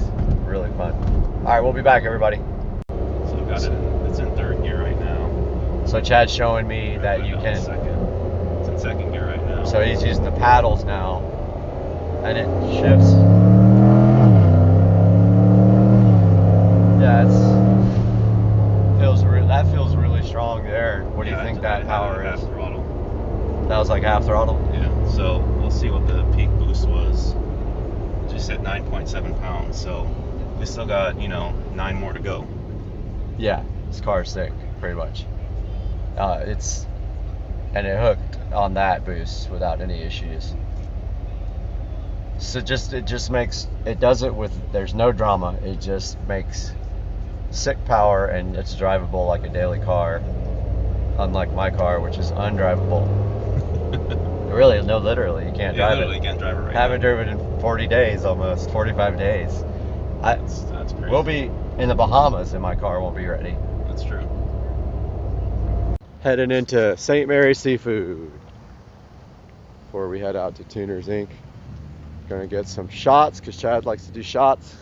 Just kidding. He doesn't drink at all. He's hanging out with an alcoholic for real. Yeah, imagine I was going to be on the boat. Oh my God, we're going to the Bahamas in Like 2 weeks. It's 2 weeks from now. Yeah, it's 2 weeks. It's 2 weeks. It's like 16 days or something like that. I looked at every time I log on to NCL. We leave on Friday, and today's Friday, right? So it's 2 weeks from today. 2 weeks from today. We leave on Thursday because we're going to the hotel That's in right. Port Canaveral. So Yeah. we're leaving Thursday whenever we feel like it, and then we'll be back on Monday. Let's go in here and get some seafood. thought we saw you, man. This dude just pulled up. Saw you putting gas.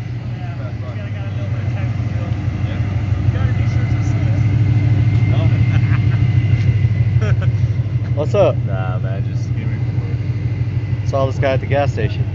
Yeah. I live down the street, so I was like, what time you get done?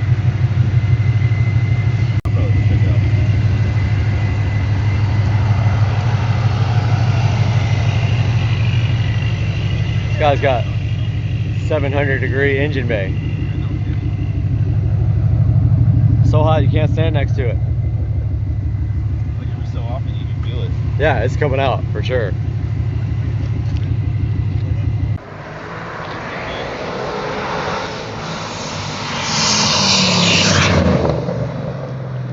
Thing sounds sick. I'm on cop watch.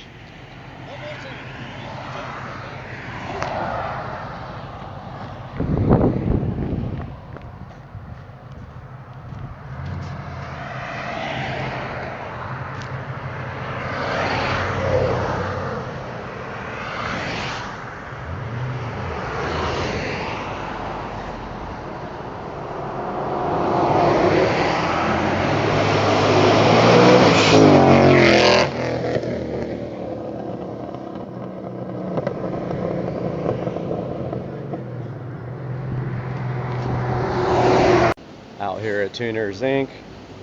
Take a look at the new fuel system. And Tracy is putting in a hard fuel line.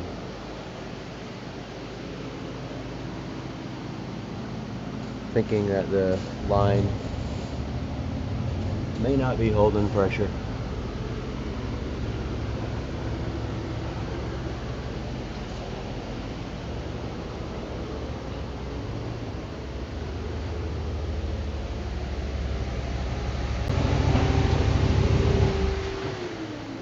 Got the Z06 on the dyno. I guess you're gonna pull the tables on it and see what's up. Look at it. Okay. That's good. He's running a hard line for the fuel system. He doesn't think that the stock line is enough. You're driving it. Yeah. Dirty stuff. Oh man, yeah.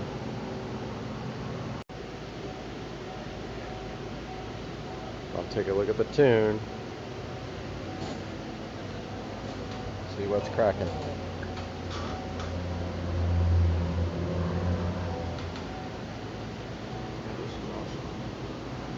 What do you have to give him for 72.5. Had 5,500 miles on it. Yeah. But I only paid 105. Oh. Because I had the metal sticker. And yeah, that's going into the bank. That's totally fair. Yeah. So he wanted 85. I said, you know what? I'll come this week and give you 72.5 for it. I'll write you a check. So, That's fantastic, dude. Money talks, right? He did it. I know that the turbo kit itself, he said it was 25 grand. Well, I'm sure they didn't do that for cheap. Because this is one-off, essentially. Yeah. Might be the only one. Huh? Yeah, this is one-off. No, there's a few of them. Is it? But not a whole bunch. I know that manifold is 2,500 by itself. So that's from ProCharger. So is the intercooler. Yeah. It's from their ProCharger kit. Take a look at the new setup. Pretty much from here up is new. That pipe all the way up to the turbo was replaced.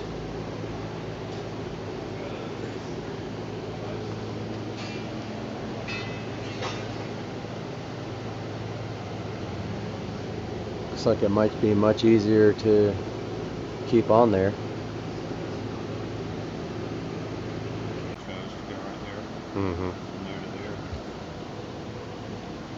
And then the front. Slide under 2 6s. One in the front and one in the back.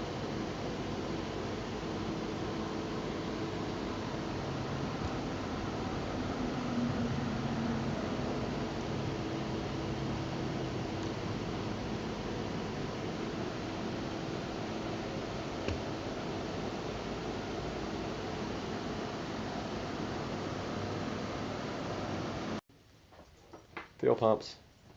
Things are so small. Yeah, they are. Oh, that's where the... Yeah, it's going to go here. Probably Y into the 8 a.m. field. Look at the new fuel The pumps. socks here. 450 per hour of E85. Goodness. 450 liters. Liters or gallons? Liters. Is it? Yeah. I always thought it was gallons. No, dude. Obviously sick. Over there. Hello, buddy.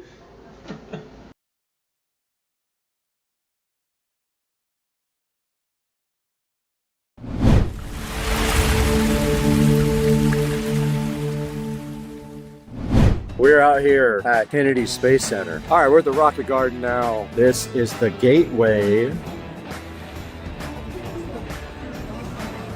Artemis going to the moon.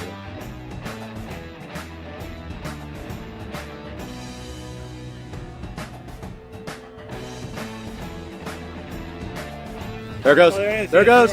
There goes. Let's go. Look at that thing go, dude.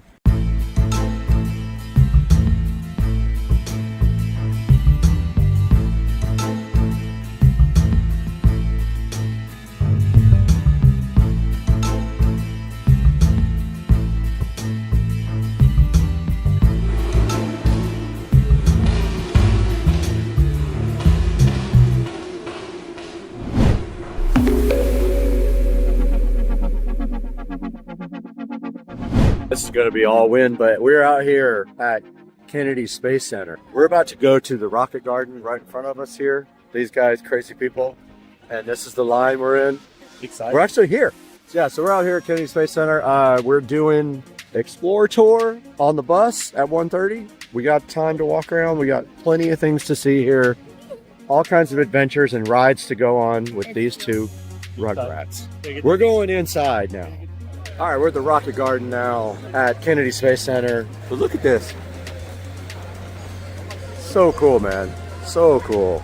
And then they got a ULA rocket right over here. This is the Atlas. 105 feet tall. Runs on liquid oxygen, RB1. Atlas, man. We got another capsule right here. These guys are so hyped to get in the capsules. And then right over here, we have the big daddy of the crew. There's a Saturn. It's a 1B though, Saturn 1B. We're gonna see a Saturn 5 in a little while. It's bigger than this guy. There's a Saturn 1B. And then over here we got a rocket motor F1 engine from the Saturn 5 rocket. And if anything happens to us, it doesn't delay the program, which of course it did.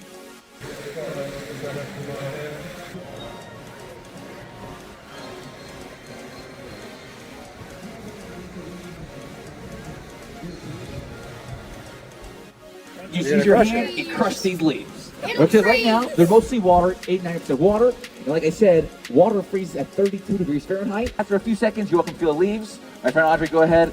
Oh! Oh, wow. Now, if you want to feel the leaves, you are welcome to. They warm up almost immediately in the air around. They are cold. Don't put it in your mouth or anything. How cool is that?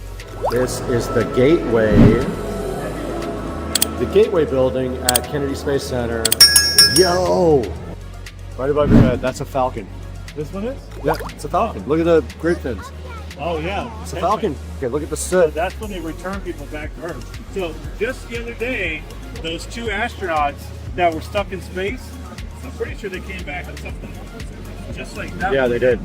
Look at this though. Proof that thing in space. You see the soot? That's been flown. That came back to space. And it landed right over here. All right, so we are in front of the SpaceX new spacesuit. It's got Isaacman, the dude, you know, the private guy who went up to space and paid for it. It's got his name on the sleeve. Yeah.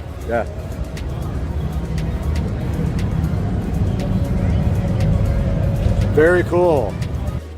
That guy's gonna go to the moon one day. Artemis. Pretty cool, huh? Yeah, such a good 305 feet. So 322. Oh, the sun. We're gonna see this. We're gonna see that in person. What's this? All right, we're going into this IMAX thingy now. There's a bunch of people already here. We are going straight in, guys. If you're too cool to sit with us, I understand.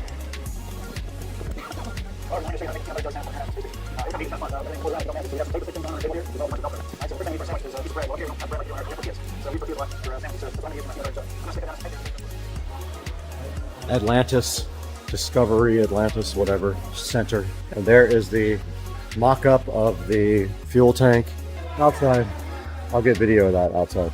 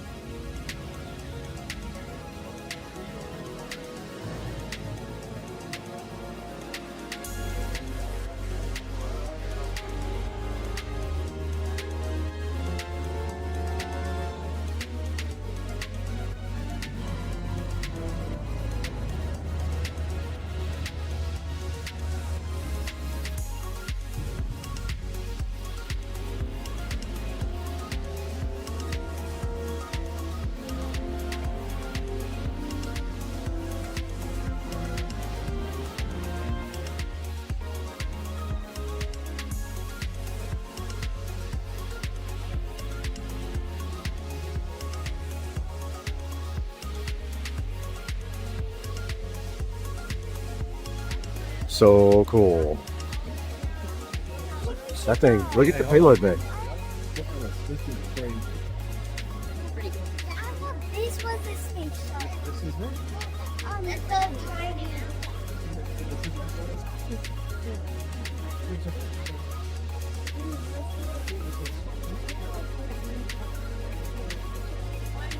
This thing is so sick. And then. That was fun.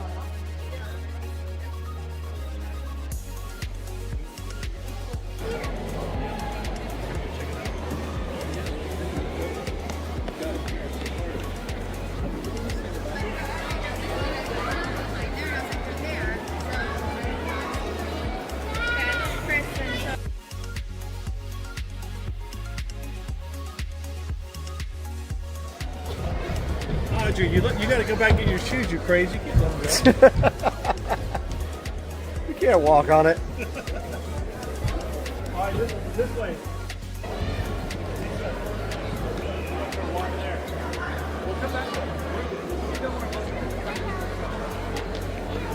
That is insane.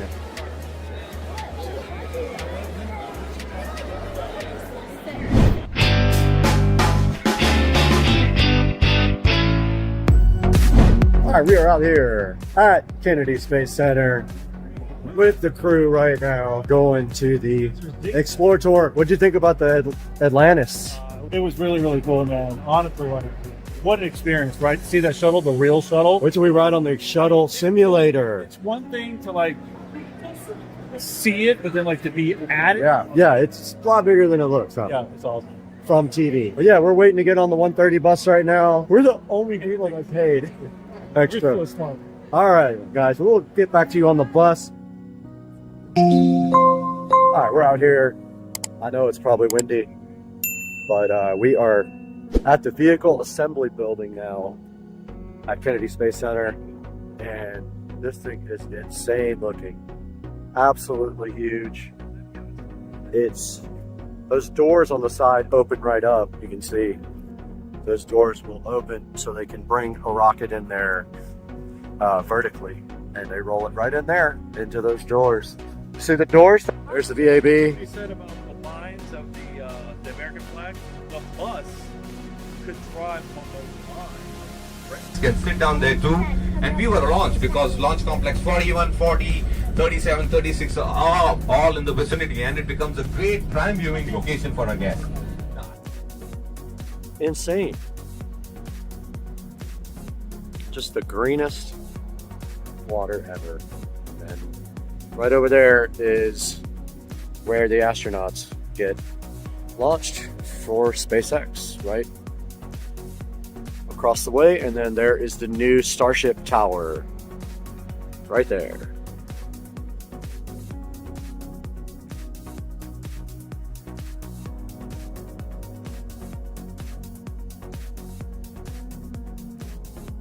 Our new moon rocket is going to be powered by 4 of them.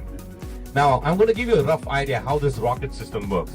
At 15 seconds, okay, 15 seconds before launch, we start dumping that pad with 300,000 gallons of water to suppress sound energy. 5 seconds before the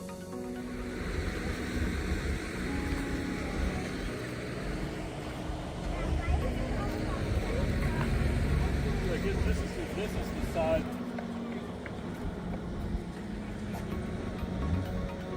It's where the astronauts would walk out to get into the rocket.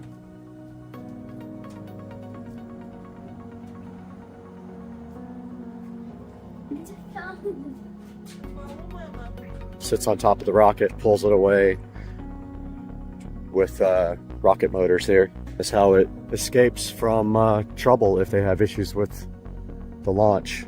This will pull the capsule away from the vehicle. That's where the rocket thrust comes out. Empty right now, but all right, we just got done at the Saturn V Rocket Center. Didn't take any video there. I wasn't feeling well, but this is the fuel tank and simulated look at the boosters from the space shuttle right in front of the Space Shuttle Atlantis building at Kennedy Space Center. That is wrapping up our little tour of Kennedy Space Center today. Unfortunately, I was sick and I missed out on the Saturn V Rocket Center. Great time today. We walked probably 3 miles and now we're headed to the truck to find a VRBO. We'll catch you guys later.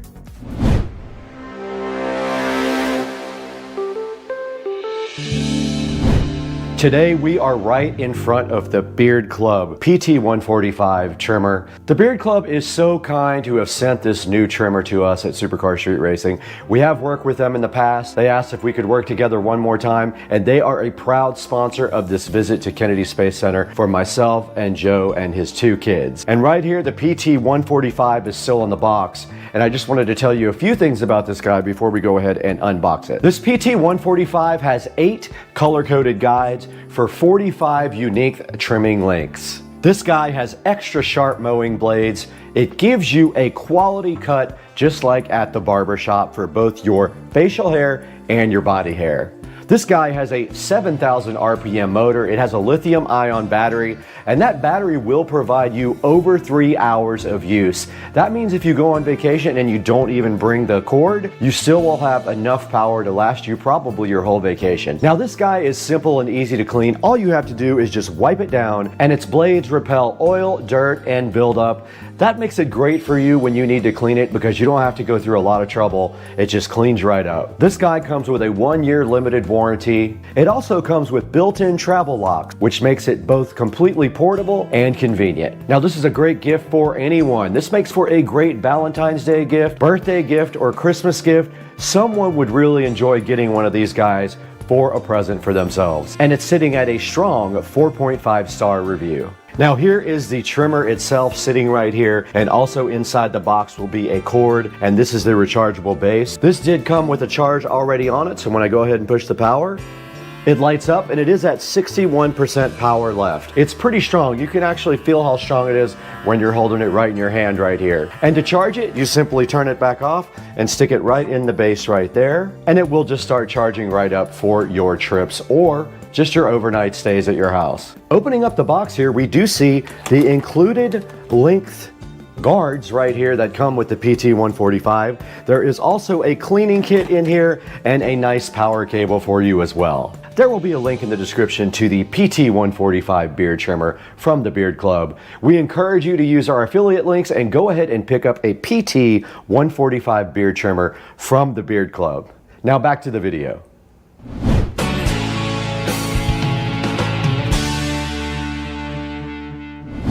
All right, there's Blue Origin, guys. I wanted to get a quick video of that to add to the video, but we're passing right by Blue Origin. I guess that's also part of theirs.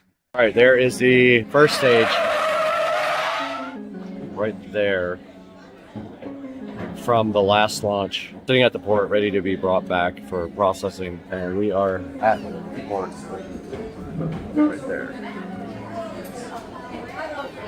Right there.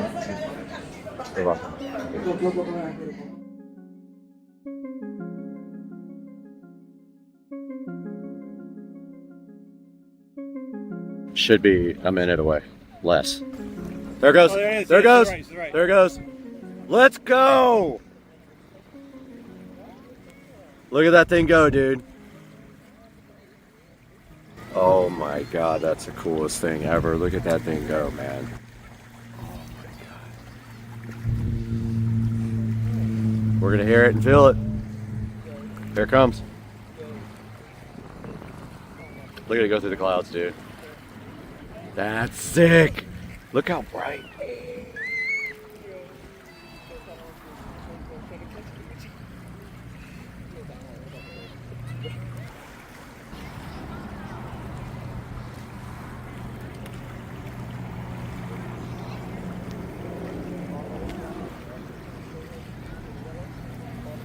There it goes.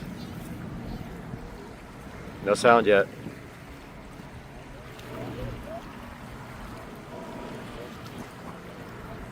There it goes, man. You're gonna see it stage in a second.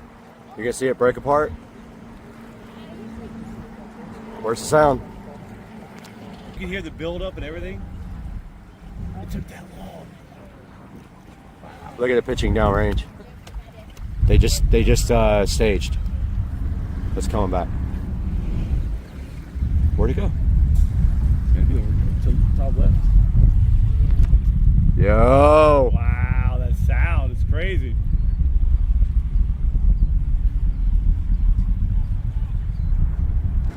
There it goes. Right over there. I don't see it. Oh, there Right it is. there. Yeah. And we're gonna feel it. There it goes.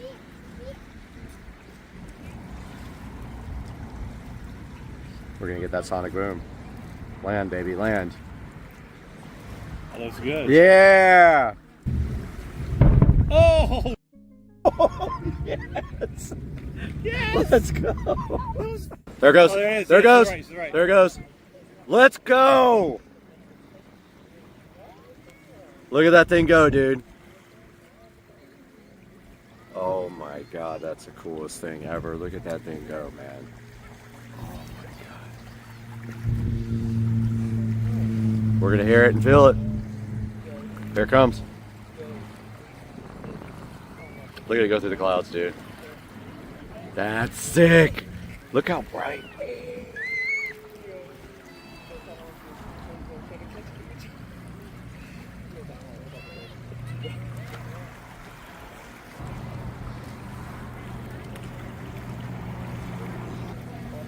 There it goes.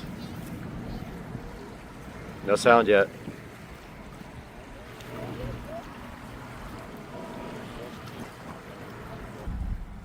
It took that long.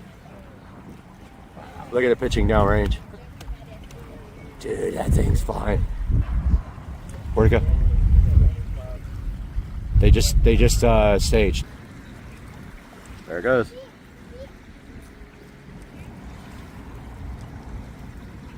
We're gonna get that sonic boom. Land, baby, land. That looks good. Yeah! It's good. Woo! Where's the sonic boom? Hey guys, welcome back to Car Street Racing. Brad here, and today we are going to be tackling cleaning the vinyl fence. I have not done that since they were installed, and I noticed they're starting to get dirty.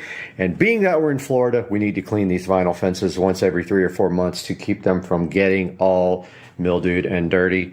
We're going to be trying to use this brush here. It's actually a broom that will become a brush. If that doesn't work, we have this other brush here that we can use. I'm trying that one. Yeah, they're both about the same. I think we could just use this brush over here. I'm gonna go ahead and get that out and get that prepped onto a pole real quick.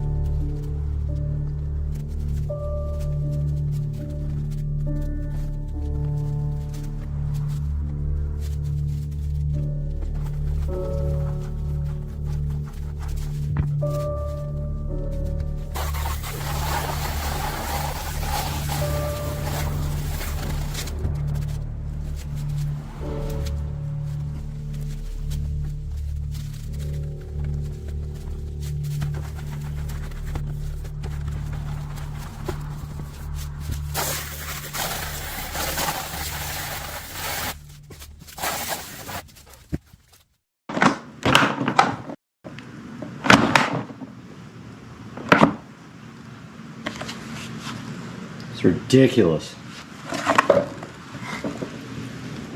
No wheels. Lid falls off. Look, I'm over it.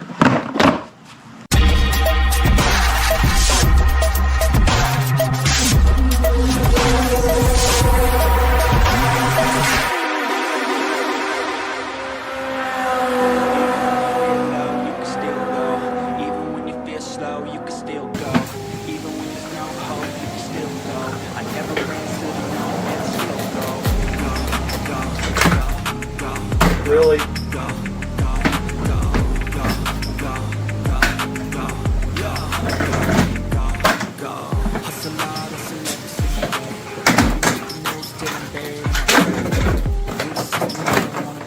Fine.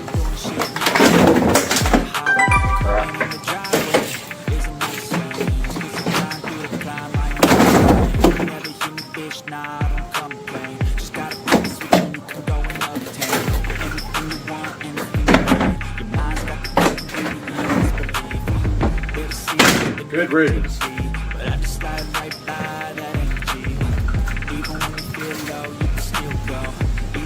Welcome back to Supercar Street Racing, where we have everything fun going on, except for the cars going by and ruining my shot. But today I have had enough of my crappy shop vac, and we have a brand new Craftsman shop vac right here, right now, to be opened on the channel. And this is the CMX EVB E17040, 5 horsepower, 4-gallon shop vac, and right here, right now,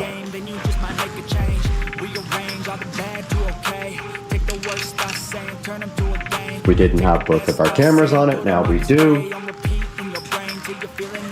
And right here, right now, we take out our trusty Smith & Wesson to open this. And the lights went off. I am so unprepared. Let's get this thing open. What do you think? Bought from Ace Hardware. No sponsorship whatsoever, of course, involved in this. And we will open this box and see what is inside of this cardboard condom, waiting to be opened for my 10 or 15 fans that will actually watch this video. And inside the box we have this lovely Craftsman 5 horsepower shop vac sitting there, looking so good, ready for you guys to enjoy. Right on top of the box we already have a nice attachment hose here.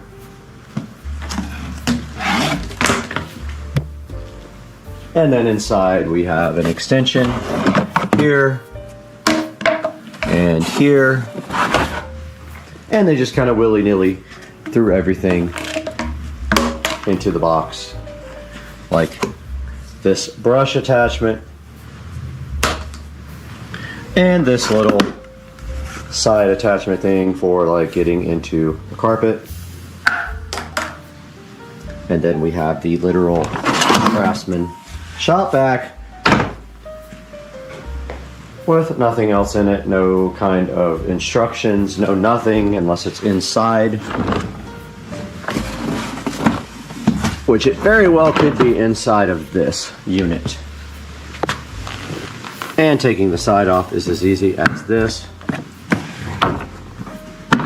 Looks like we won't have the same problem that we did with my other stupid shop vac, and that is that the side would come off no matter what you did. It would come off if you didn't want it to come off. And inside of the box, I call it a box, it's actually the shop vac, we have this instruction manual here, and we have this other attachment right here. Now, already noticing that there's not really a place to put the attachments, which is kind of annoying. I guess you can just keep them inside there, but like they'll get dirty. Oh, okay, they go on the back here. In here? They do, they go on the back. I didn't even see this little back pocket, but the attachments all go back here to sit in their wonderful little attachment condom. And And next we will take a look at that attachment area.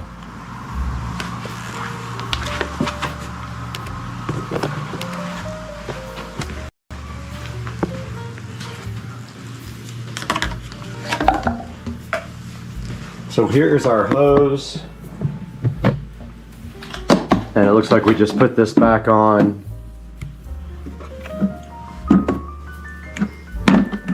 Like so.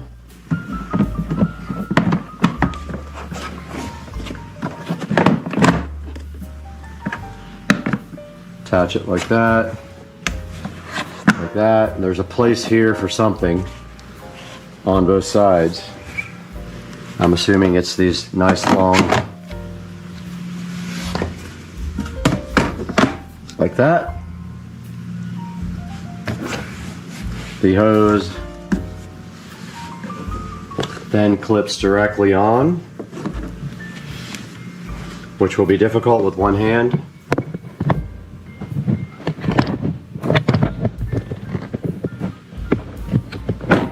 But it looks like it is on there. I think that's where these go. I'm gonna break out the instruction manual. All right, I have these guys in the wrong place, of course. It says they go in the tool caddy. Can't go that way. I'm guessing they go this way. Like that is what it's showing in the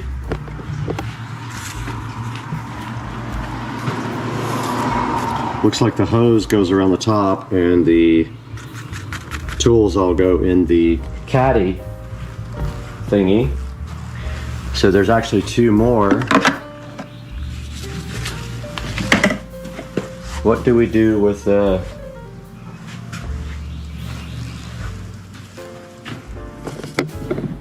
it's showing all the accessories in here. Extension ones can be stored in a tool caddy mounted on the back of the drum, and all the accessories. Okay, how are you supposed to?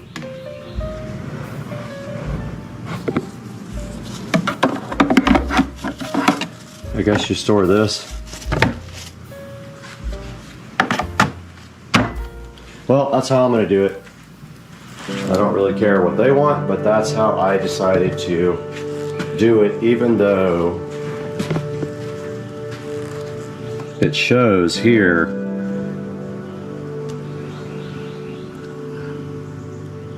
shows everything stored in the back, but I don't understand how they expect you to do that. It doesn't really make sense. There's not enough. Maybe this could go in there, this brush, but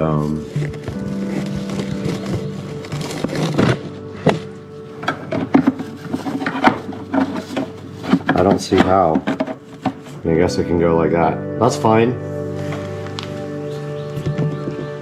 And that is the Craftsman 5 horsepower shop vac. Now let's take a look at how it actually works. And the Craftsman shop vac has a 15-foot cord, which unfortunately has no place to store it. So you will have to figure that out on your own. But let's get this thing opened up and checked out. There's a 15-foot cord there. Coming around to the lovely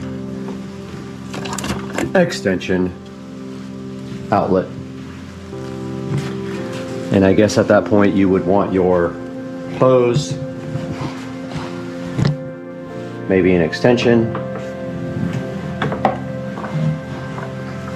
which doesn't come out.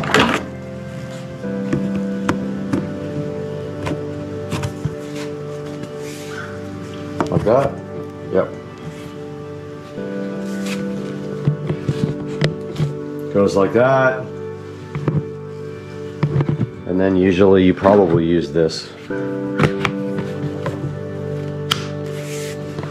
thing. And let's see if this thing will pick up some dirt.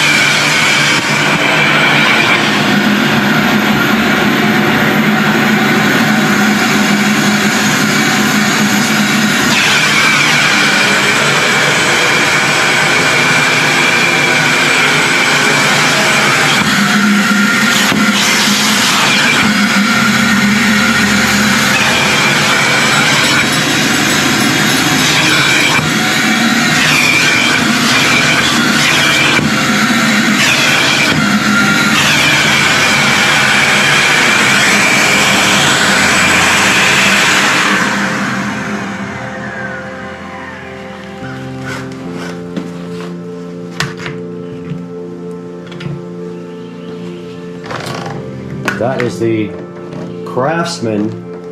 Now let's take a look at how you store the accessories when you're ready to quit. Okay, we are ready to store this. Let's see how we actually do that. Let's take off this. First, this extension. And then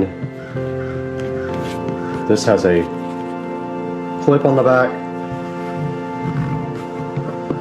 Very difficult with one hand.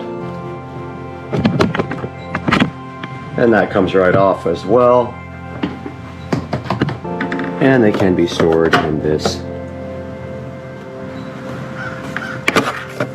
tool caddy, which this thing still doesn't really go in there,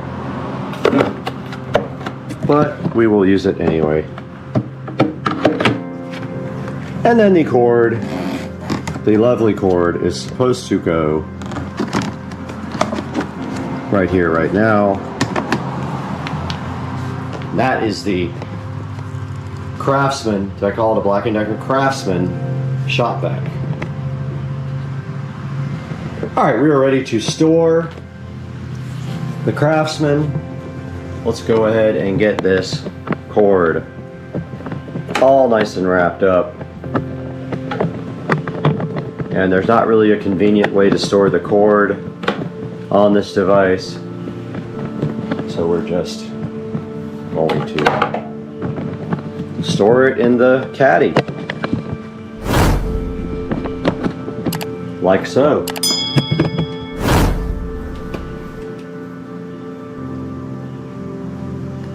Just like this.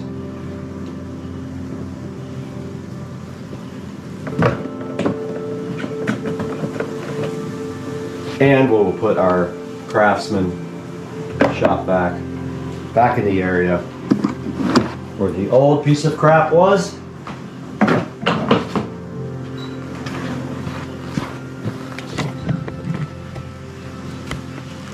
Our shop vac will live right here for the foreseeable future, and we could actually probably store the hose a little bit better.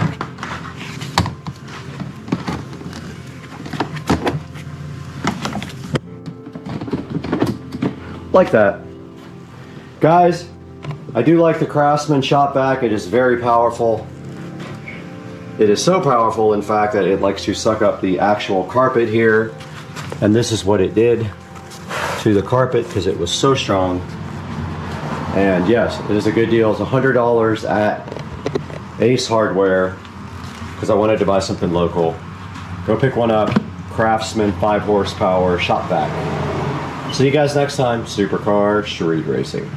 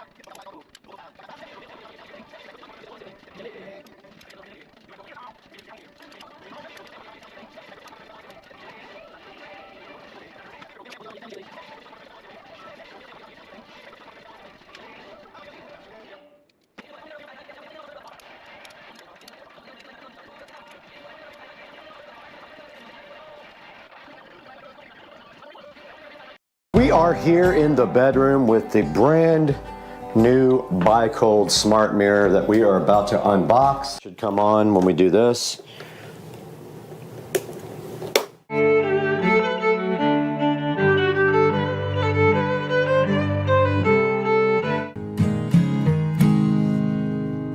And we just have to put a hole right here. All right, this is the new puck light to replace the one that is there.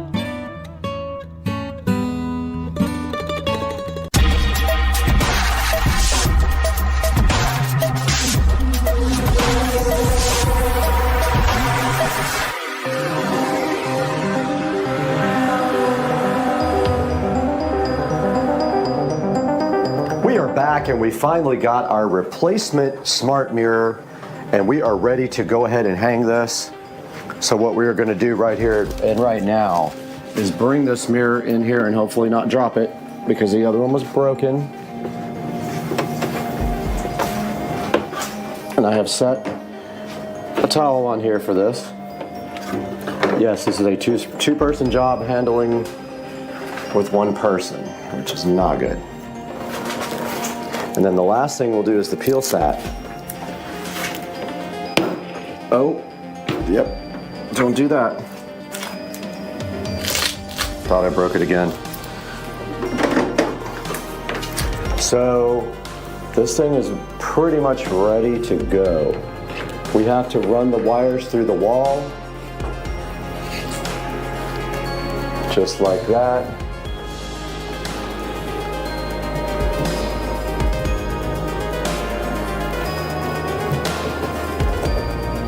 And then we also have our LED strip connection power right here as well.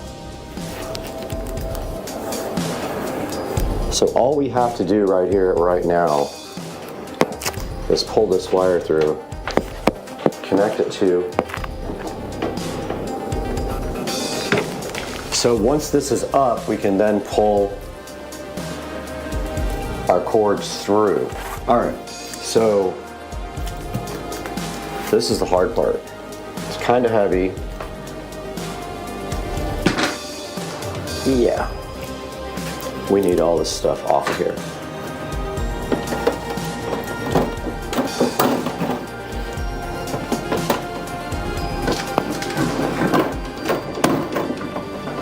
one side.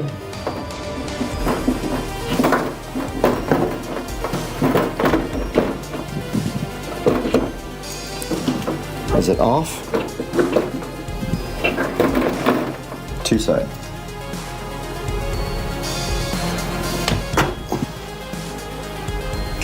Now, if the mirror is not level, we can maybe fiddle with it a little bit, but that mirror is hung. Let's go get our level. Looks pretty good. We got our level. Let's see how good we are. Oh, it's way off.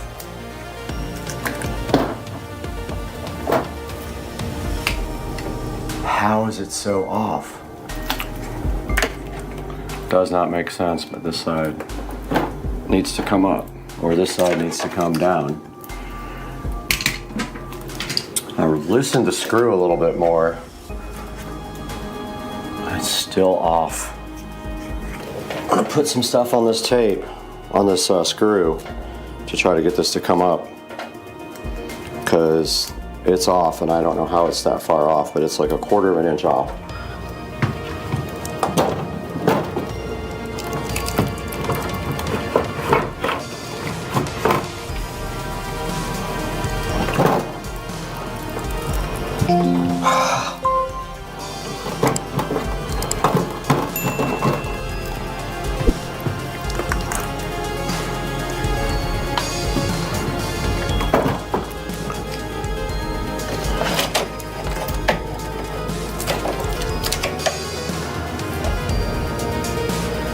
Perfect. Fixed.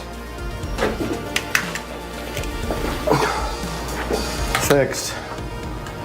Yeah, dog. Let's go.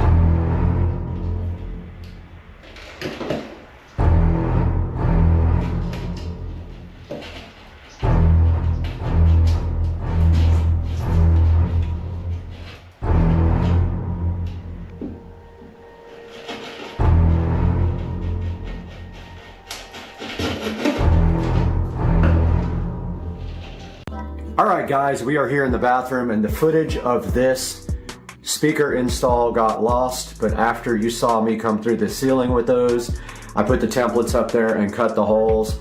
We already had wire from this bedroom for the speakers that are now used for the home theater, so we had to use those for this because we're out of spaces on the Supercar Street Racing switcher right here for audio. But as you can see, we have YouTube no copyright audio playing on these brand new speakers. There will be a link in the description to these so you can pick some up for yourself. But yeah, it came out really good. Sounds awesome in here now. Never had audio in this bathroom before, but I have it in the other bathroom. So I went ahead and added it in here. And these are pretty nice speakers. They're about 50 bucks each, and they're 8-inch dual. So they have like a tweeter and a woofer inside of them. But yeah, came out really good, really clean looking. Just have to touch up one little space right there where I made a mistake. All right, we're in the middle of the peel sat. Actually, it's really hard to peel. They make you work for the sat.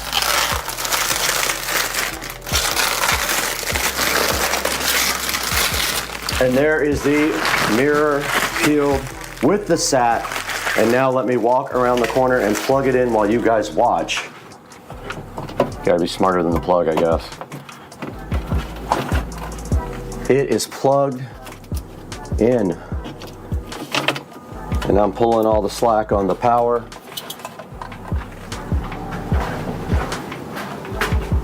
All right, now all we have to do is open the app and get this thing going. We have the Wise Mirror app going in right now. That is the app that you need to control the mirror. And let's see if the light works on the mirror. It does, very cool. So this has a built-in white light, but we added a Govee LED strip, which we have not even initialized yet. So we made it easy to get to the strip. back here so we can push the button. And I believe the mirror has 2 switches. It has a switch for warm and cold, maybe not. Yep, there's the warm. So we gotta click add. And then we gotta find the, oh, I'm not on Wi-Fi. Okay, we gotta connect to Wi-Fi, find the mirror, and set it up. And I'm gonna go ahead and connect to the 2.4 gig network. Okay, it wants us to allow Bluetooth, and it says press this if you have a join, or if you have a scan, but ours says join. All right, looks like we found the clock, and it needs to be set up, so we gotta go to the settings. We don't want the 24-hour clock. Day, month, 1210. Celsius, no. High brightness, yes. We have that on already. Basically, we are set up. We have to put our, it already knows our location. Cool. Night mode. Nope, we don't need night mode. Firmware. Got the latest firmware. And that is it. This guy is set up. And now we have to set up the Govee LED strip. So let's go to the Govee app. And we're gonna go back out and hit the plus button, and it did find it, and I'm clicking add. It wants me to hit the button in the back, so that's why I put it where I could get to it. I'm connecting the LED smart strip to Wi-Fi as we speak. Our mirror is connected to Wi-Fi, and now it is connecting via Bluetooth, and I don't think it needs a firmware update. Oh, there it is. It is gonna update the firmware. We're gonna go ahead and let it do that now. All right, guys, we have the RGB IC LEDs from Govee paired to the app, and it is doing its thing now. And you can see we have a scene set up, and then when we want white light, all we have to do is push that, and we can get white light. Now, the next thing we have to do is hang our towel rack, and it is going to go right about here. We got to get some drywall inserts, and we're going to hang that guy right up there. But yeah. The mirror looks awesome. We got the smart going here with the temperature and the time and the weather. And this project looks crazy good. We need to go ahead and get our towel rack mounted as a final step here. I do not like how high the mirror is, I'll be honest. I think I mounted it way too high, but I'm gonna leave it like that just for effect. I do like the way the lights flow down there. But the towel rack is going to sit right here somewhere. So I'm just going to put the thing in the wall, you know, somewhere right there. And I do have one of these things that you kind of hammer in and then you turn with a drill. So I'm going to grab the hammer real quick.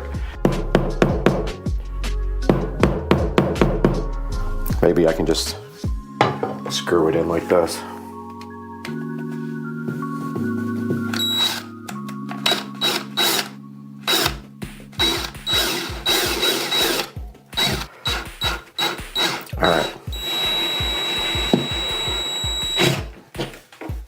It's in there.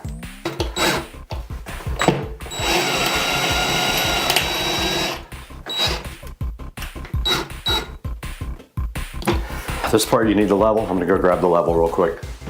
Could not find another type of insert like that, believe it or not. I do have 1,000 of these, but yeah, looks level.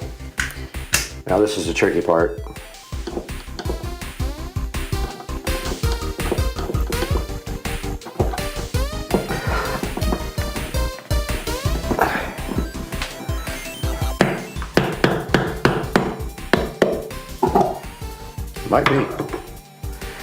Might be too big.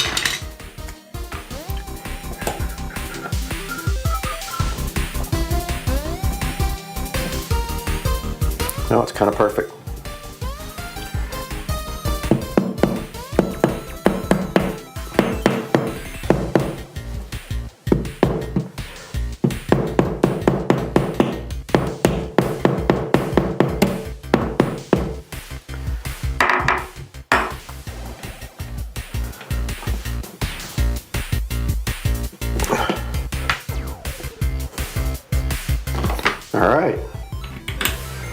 Number 2 going in. Hopefully.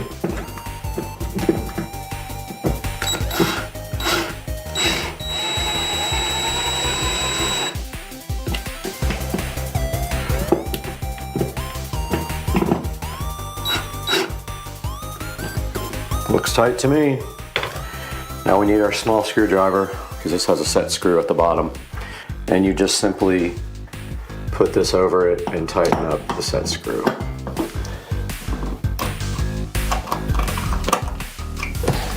These things tend to come loose, which I hate. And we got our towel right here, ready to go. All fresh and washed. So it will be just like this.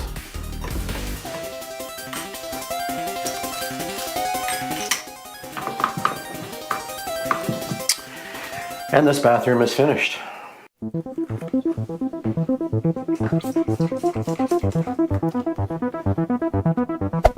Hey there. Subscribe to my channel. And also press this bell icon.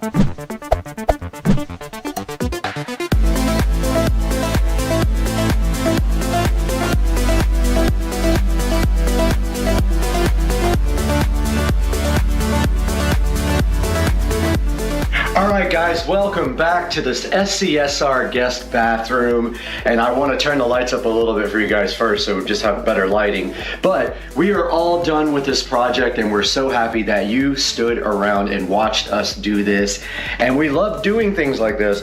This bathroom is such a big improvement now. I'm going to turn the camera around and give you a tour of the bathroom and then turn the lights down a little bit so you can see exactly what we did.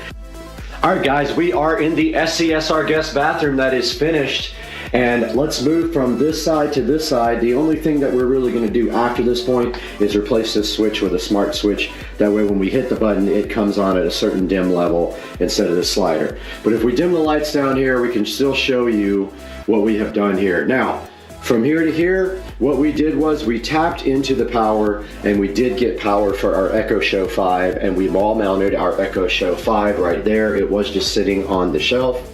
Up here in this area where we store all of our toothpaste and those kind of items, we did replace the old ancient puck light with a new LED puck light, and that is a much better option. It doesn't get hot or anything like that. That's all we did to this area.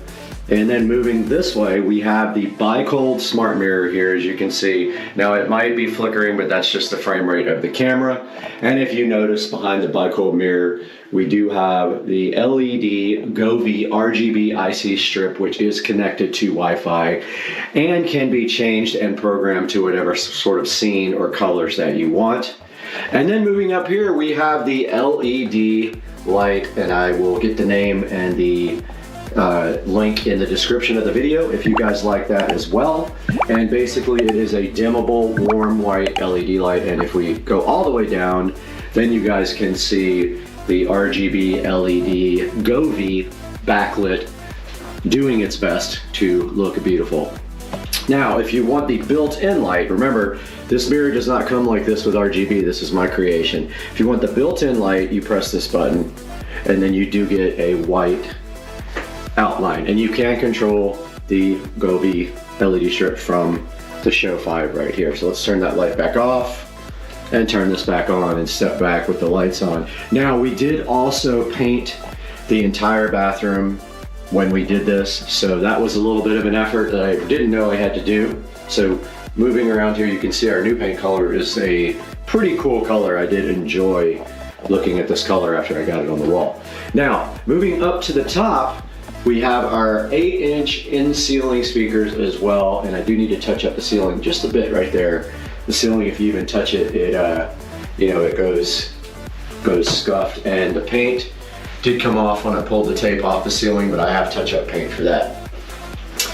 So that completes it. We have the in-ceiling speakers, which are part of the whole home audio, rounding off the bathroom here, and I hope you guys like this series. I like doing it. We're gonna do more stuff like this. I mean, I like doing this all over the house. So stay tuned. Thanks for liking and subscribing, and we'll see you guys on the next one. Okay, me and Patricia absolutely hate onions, so we're gonna see if this alligator will eat them. Get it. Oh, here we go. Here we go. Here we go. Nope.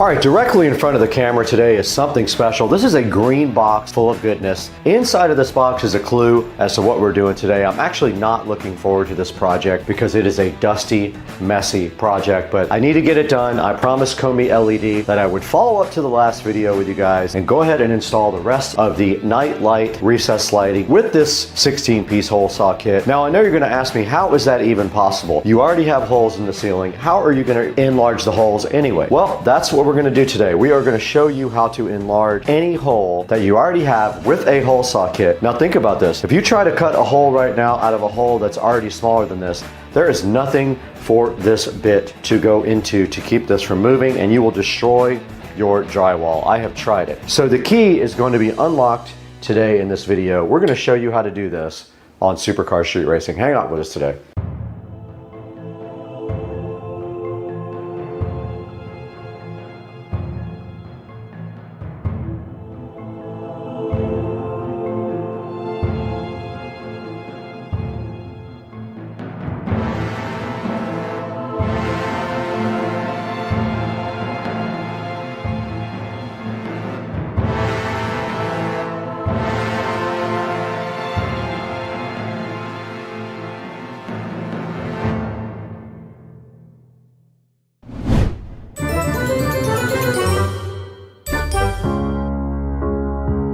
Right here in the kitchen in Supercar Street Racing, there is this amazing Tesla Model S sitting here, black. It looks like it has the arachnid wheels as well. And there's also this grip 16-piece hole saw kit sitting right here. We're gonna leave a link in the description to this guy right here. But today, our first mission is we are going to be expanding a smaller hole into a bigger one so that we can install these 4-inch LED lights from Komi LED. Now, what's so difficult about that? Well, as you know, you cannot just take an existing hole, put a bigger hole saw on it, and then drill, because this arbor in the center has no place to go. This drill bit right here, no place to go up through the hole and hold your bit steady. And what happens is it flies around and it completely destroys your drywall. So that's why we have a plan today. What we're gonna do is first go over to Chris's house, my neighbor. We're gonna break into his garage and see if we can figure out how to get this working.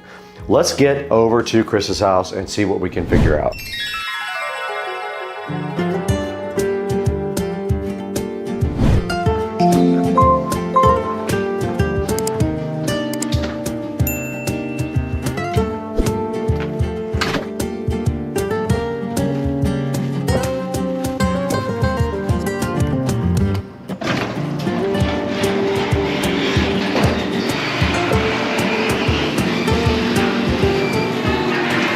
Okay, all we need is a spare piece of plywood, preferably a thicker piece. It sits like 1/2 inch right here.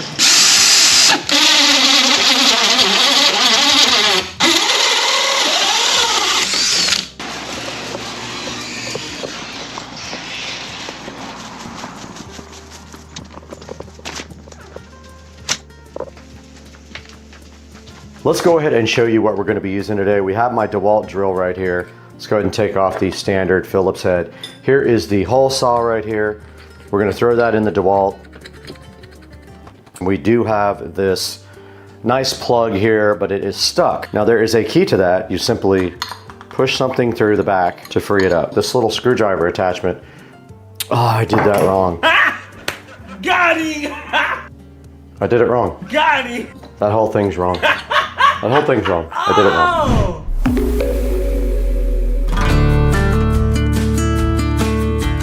I'm gonna own my stupidity. I did that whole thing wrong. It was supposed to be the size of the old hole. I got to get up there, pull one of the lights out, and get a size of the old hole. Okay, we did get one of the lights out now. We just simply have to see if this matches the light hole, but it really messed up the ceiling. Be really close though, like really close. Luckily, I do have the 3-inch hole saw that I used when I actually made the holes. I'm gonna use that, go back to Chris's, cut the correct hole out this time because I'm an idiot. I am literally brain dead today. I don't know what's going on with me. I just realized I pried out the correct plug from the actual hole saw. So all we have to do now, this is how you do these. You take this, you put it on the end of that like that. That guides you into the hole, and then you cut the new hole. When you cut, it pushes it back into the thing and then you pop it right back out. That's all you have to do. Okay, I put some double-sided tape to keep this plug from coming out because it had already worn out in the center and it would not stay.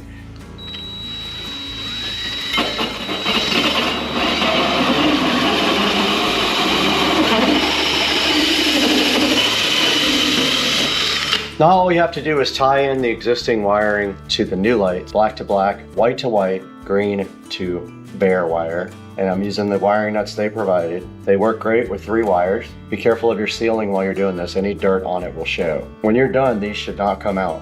Push everything back in the box, close the box. The color temperature. I'm gonna use a second stop. We'll test it first. All right, this thing's good. Next step here is just a spring. So you just pop these springs in. Don't touch the ceiling when you do it. Just like that. That thing's done.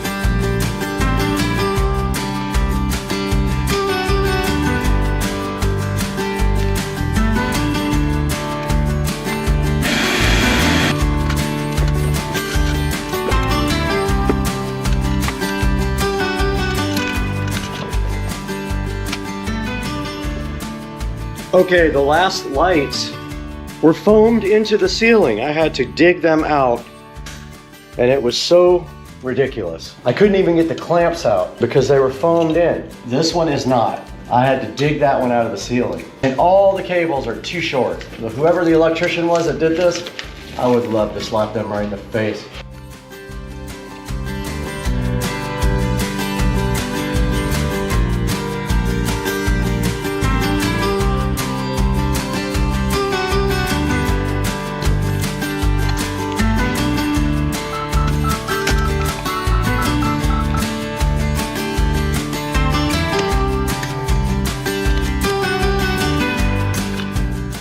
This thing waterproof?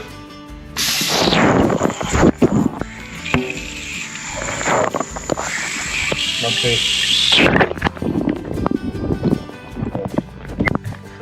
Break the brick.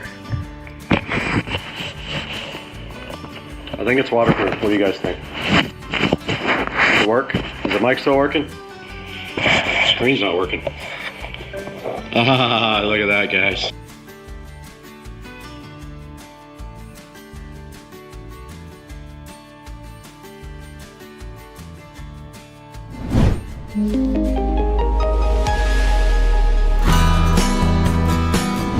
Alright guys, we are back in the Supercar Street Racing living room, and as you can see, it took me all day, but I did finish this project. We got the Hdmi LED lights installed at the top of the ceiling here. I had one huge error right there I had to correct. My pilot piece of wood slipped and I gashed the ceiling. I had to go buy the ceiling paint because I didn't have any, and the ceiling paint is just Valspar Signature Ultra White Flat. So I went and bought a quart of that after I patched the little nicks that I put in the ceiling, and now you can't even tell at all. But you can see, guys, I had to do a lot of work in here. This is a total of 10 lights that I put in today, and this one over here right there, that one was completely spray foamed into the actual ceiling, so I had to dig that one out. That was the hardest of all of them to get done. And if you can see here, these are also the night lights, so we should be able to go over here and click them off and back on and get night light. Let's see if it works. Oh, night light now, guys. How cool is that? This looks insane. I love this look, man. This is Hdmi LED. You are my heroes. I love you guys, and I can't wait to work with you guys again. Look at the nightlight in here. This just looks absolutely fire, dog. Guys, please support Hdmi LED. They have done so much for the channel. They gave us all of these lights for absolutely free, and we went ahead and replaced all of the living room lights with Hdmi LED night lights, and it looks absolutely absolutely fire. I'm so hype trained for all this. Guys, thanks again for 150,000 subscribers. Also, I couldn't do it without you. Order yours. They will be a discount code also. Call me Brad, 10% off.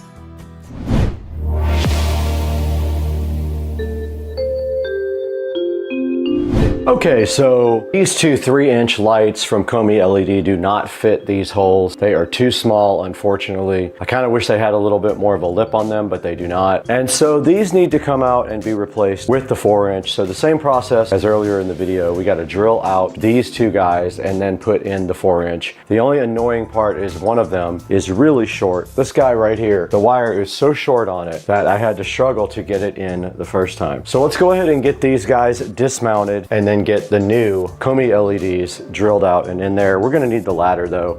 It's annoying on the stool. I don't wanna have to deal with that. Let me grab the ladder.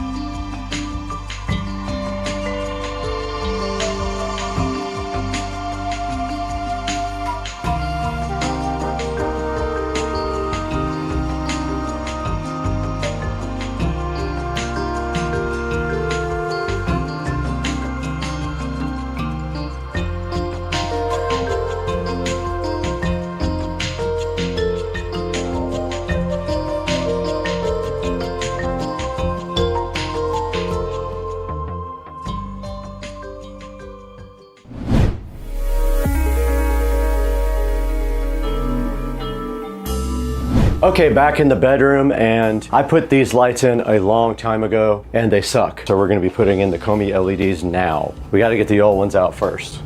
I'm hoping this goes easier because they're already 4-inch. Will I actually get one out because I don't remember? Okay, now I remember.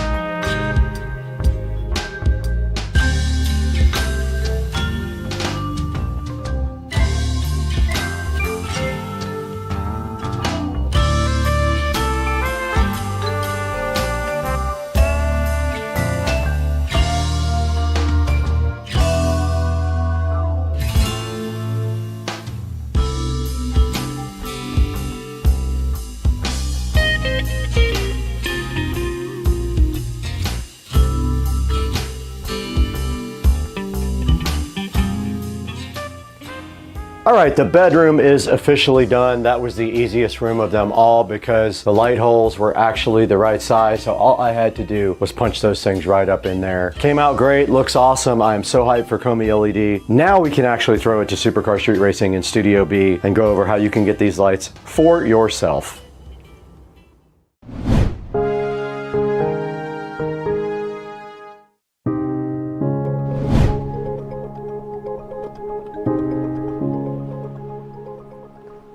Hey guys, welcome back to Supercar Street Racing. We're here in Studio B right now. We've been editing all day today on this Komi LED awesome video. Komi LED was kind enough to send us lights for almost every room. We do have Komi LEDs in almost every room now. We have them right here in the Studio B office, right back there in the bathroom right there, in the living room, and also in my master bedroom. We owe so much to Komi LED for sponsoring Supercar Street Racing. Let them know that you saw the video and that you'd like to buy it. If you go ahead and use the discount code KOMIBRAD 10% off, you'll get 10% off your order. There will be a link in the description and more information about Komi LED. They also offer not only these LED night lights, they also have smart lighting. They have multiple different colors, like they have this awesome black, they have bronze right here, and they do have brushed nickel. So take your pick of the awesome Komi LED lights and make sure that they know that Supercar Street Racing sent you. It helps us out so much when you buy from our affiliate links. You have no idea what that does for the channel. Komi LED sent us over 24 of these lights and we were able to use them throughout the entire house. They're very easy to install. They have multiple color temperature selectors on them and they just go in very easily. You go ahead and drill a hole with a hole saw, you pop them right in with the springs and you're good to go. And thank you guys for 150,000 subscribers, a huge milestone for the channel. And we are so grateful to have you guys on board and as fans and as subscribers. Please like and subscribe if you didn't already. If you're new here, welcome. If you've been here before, welcome back. We love you guys. We got to get out of here. We have dinner plans tonight at Hidden Hills.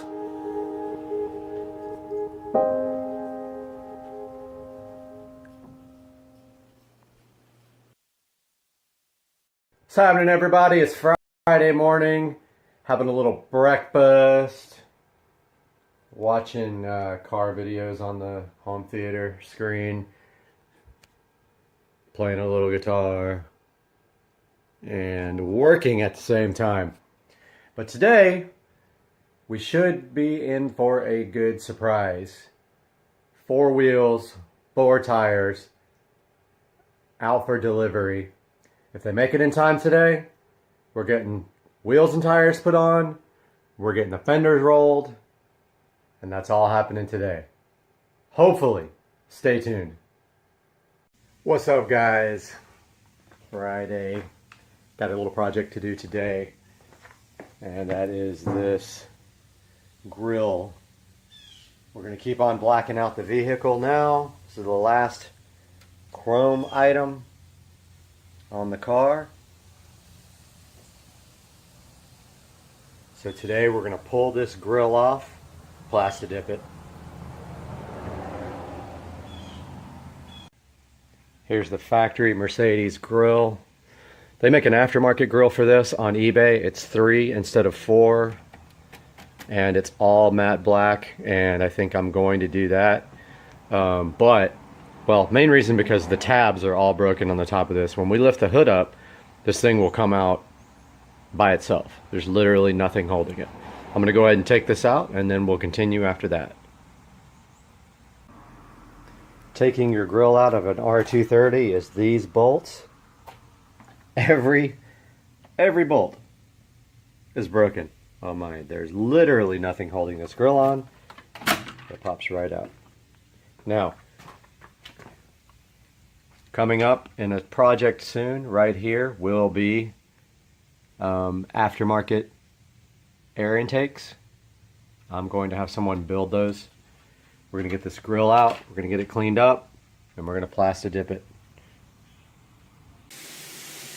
Now this video is only for educational purposes because clearly this grill is broken, the tabs are off. So if we're going to do this temporarily, I am going to order that other grill on eBay. So we're going to go ahead and clean this right now. I'm going to use this instant detailer and this little cloth, and I'll be right back. Got the grill all cleaned up. Next thing I'm going to do is head out here to my trusty sandpaper area. Grab my sanding blocks, and I'm going to go ahead and rough up the chrome areas where the plasti dip might have a problem sticking. So I'm just going to sand all these areas where there's chrome now. Warming up the plasti dip can here. Getting it up to temperature. You always want to do that before you spray Plastidip. It helps the Plastidip come out a little bit more uniform out of the sprayer. Don't forget also to take off any Plastidip. See how there's Plastidip on the tip here? Just peel that off real quick, and then you're going to spray like a sample little test spray on something also to clear out the nozzle. Make sure you shake this can up really good. Can is up to temperature. So I hit all these chrome spots with my sanding block just for a little bit more adhesion. It probably will stick without it, but I just roughed that up a little bit to give it a chance to stick better. Now we're going to go outside and hit it with coat 1. Got the grill all set up outside. Spray a little bit here to clear the nozzle. Now this first coat's going to be 50% or less. One thing about this plastic is though, if the wind blows, it will get on the Plastidip, so I'm going to grab something else to put this on. Found these black floor mats that we don't care about. Just making sure the plastic here in the corners isn't going to fly up and get underneath the, get on the paint or the Plastidip. Now I'm going to start this light coat.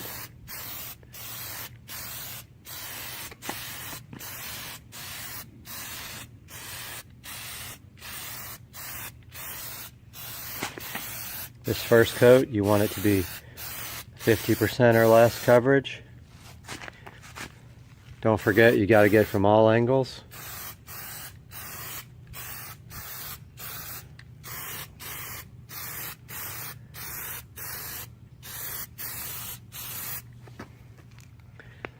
So I'm going to just go around this, hit it with a good coat, even though this top isn't seen.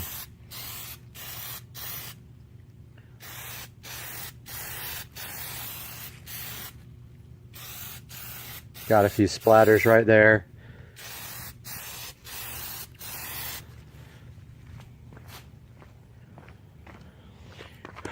Didn't come out uniform on that part.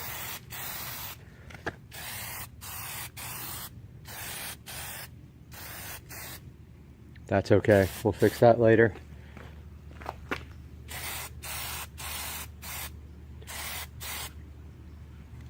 Okay, that's going to be my first coat.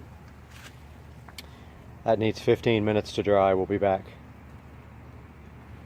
Brought the Plastidip can inside so it wouldn't cool down, even though it's warming up quite nicely. And look what happened. Huge fail. The plastic fell right on top of it, but it looks like it was dry. Nope, it got something in it as well. So actually it didn't look like it messed it up, but I'm gonna fix this, be right back. So the wind is blowing pretty good today. Also noticed a little bit of debris in the Plastidip, but it came right off because apparently the dip was dry already, so that's good. Just make sure you don't do this like I did with this plastic flying all over the place. And we're gonna put on coat number 2, which is going to be a wet coat. Make sure your dip's well shaken, spray it a little bit, and then still got issues over here I gotta fix.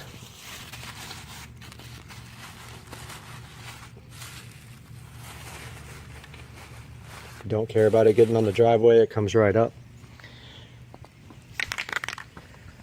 Looks like I missed this side. But here comes coat number 2. This is going to be a wet coat. Twice as much as the first coat.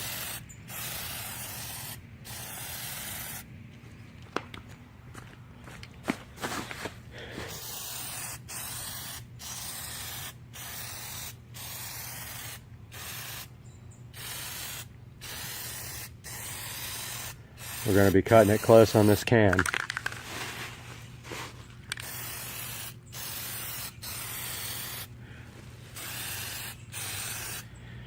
But it might work.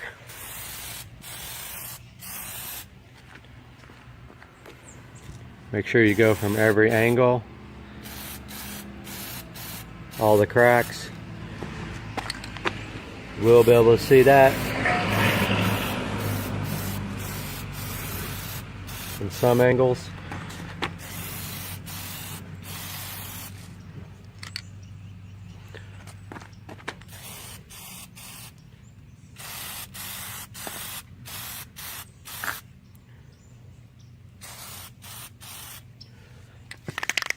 Can is almost empty. We might have enough for 2 more coats.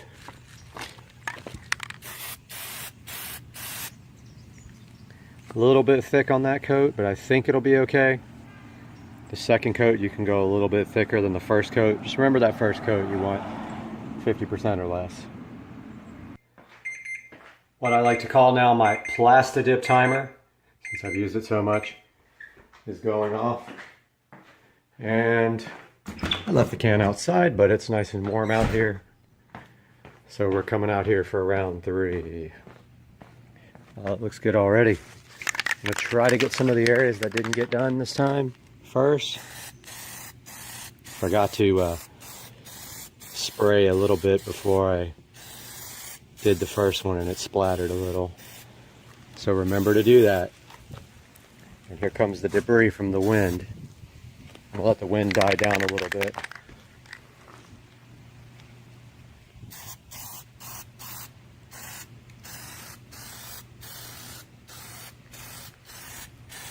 Third coat is going on kind of thick.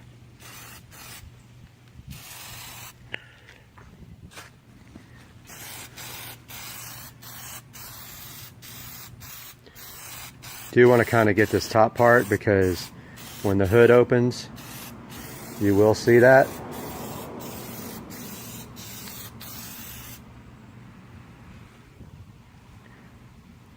Don't want to go any thicker. It looks like it's starting to drip. Really thick in some places, but I didn't get it underneath there.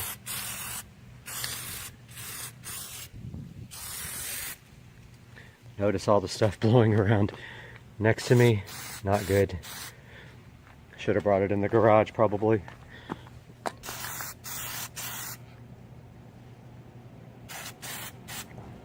And that's going to be all for this coat. One more coat and we'll be done. Timer just went off, so it is time for the last coat, at which point we're going to let this dry for about 30 minutes. I did take the opportunity while the front grill was off to thoroughly clean this area. This is where the custom cold air intake is going to be going, right in that area there, 2 4-inch filters. So I cleaned and armor-alled that up real good. Time for the last coat. One good wet final coat. Start over here. Oh, I shouldn't have. Yep, it splattered really good there. That was my mistake again. I might have to do another coat on top of that because I forgot to spray one little bit before I started and it splattered right out.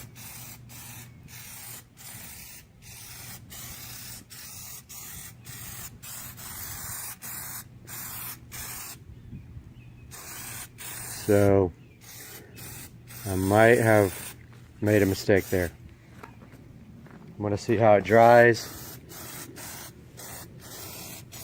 But man, I was doing so good and I forgot to spray a little bit before I started.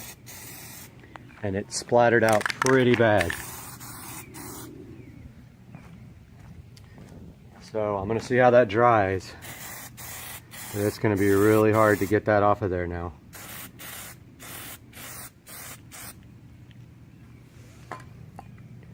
We have a little dot right there where it splattered out. I don't even know if you can see that. And totally my fault. So I'm going to let that dry for about 30 minutes. Probably live with that little dot. And keep that on there temporarily until I buy a brand new grill that's already matte black. About to install the grill back in the car. As you can see, all the tabs are broken.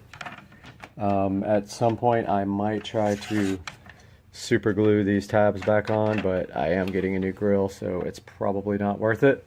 I'm going to stop the camera and install the grill. Alright, I got the new grill installed. I say installed, it just kind of sits in there, but that's what it looks like. It came out really good.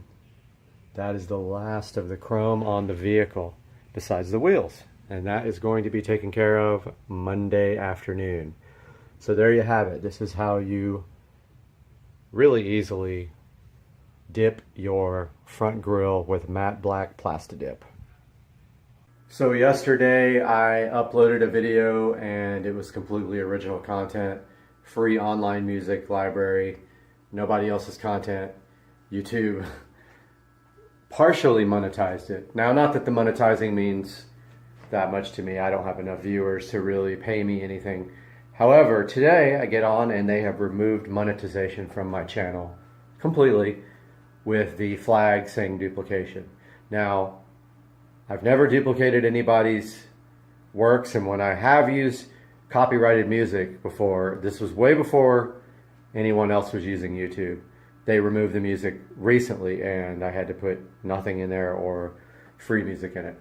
So now here I am, no explanation, my channel's been demonetized, but whatever. I'm going to keep on making content. I will email them, but meanwhile, I hope you guys enjoyed this video. What's up, buddy?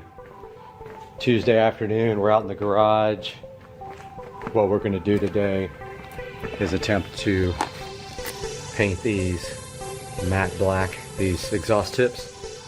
We have some silicone high temp coating paint here from Advanced Auto Parts. We got some sandpaper. Actually, I bought the wrong grit sandpaper. It's way too fine, but I'm sanding down these and roughing them up as best I can. We'll come back and we'll spray these with this high temp coating and see what happens. Hopefully we get it all masked off good and we get a good matte black finish there. We'll see. Got the back all taped off and ready for paint. You want to be really careful with this stuff compared to Plastidip, because this stuff is not going to come off. So I've got plastic bags all up inside around the exhaust pipes. I've got everything taped off around the upper lip. I'm going to go ahead and spray it now and let you know how it goes. Got the first coat on. Looks freaking awesome. Stuff is kind of watery, so that helps with the overspray. Just go around it a couple of times, and I'm going to give it like 2 total coats and see what happens. First side has had some time to dry. That's what it looks like. Looks pretty cool. I'm going to go ahead and do the second side now. I got this all taped up and ready to go. We'll be back. That's what it looks like. Came out really good. As you can see, the body work around it is already black. Turn the light on so you can get a good look at it. There it is. It almost looks a little bit purple from the lighting. I guess the white balance on the camera. And that's our little project for the day. We took those chrome exhaust tips on the back, wrapped them in DEI high temp silicone coating, and now they're matte black, matching the rest of the emblems on the car and the soon-to-be wheels. Little update on UPS and my wheel situation. 3 out of the 4 wheels are still delivered. 1 is not. UPS is running 3 to 5 days behind, and they literally do not care about your packages. If you call them, they'll lie to you. They'll tell you every excuse in the book. Your package is coming when they feel like it, or it might not come at all. That's going to do it for today, guys. We'll see you on the next project, which is going to be those wheels and tires. Later. Much like myself, the eagle is injured, and he just lost another toe, and the time has come for the channel mascot to be hung.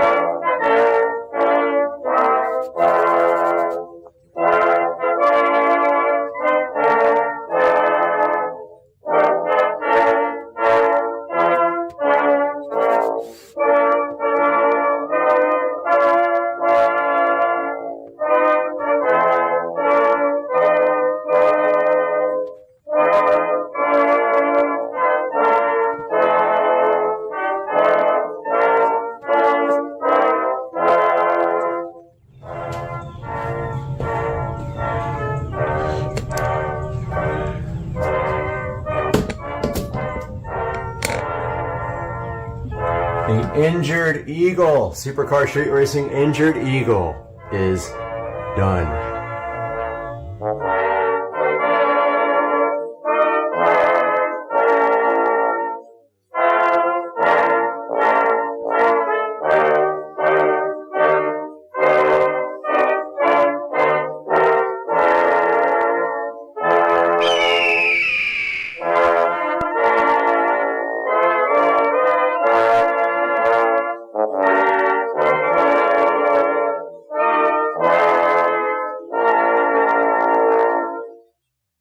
The correct time is 4:15 a.m.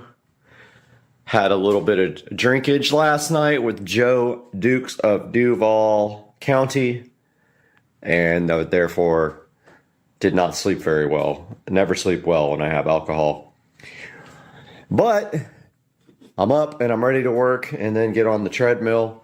And today we have a box of goodies here and some goodness here that we've got to get into for the mini bike.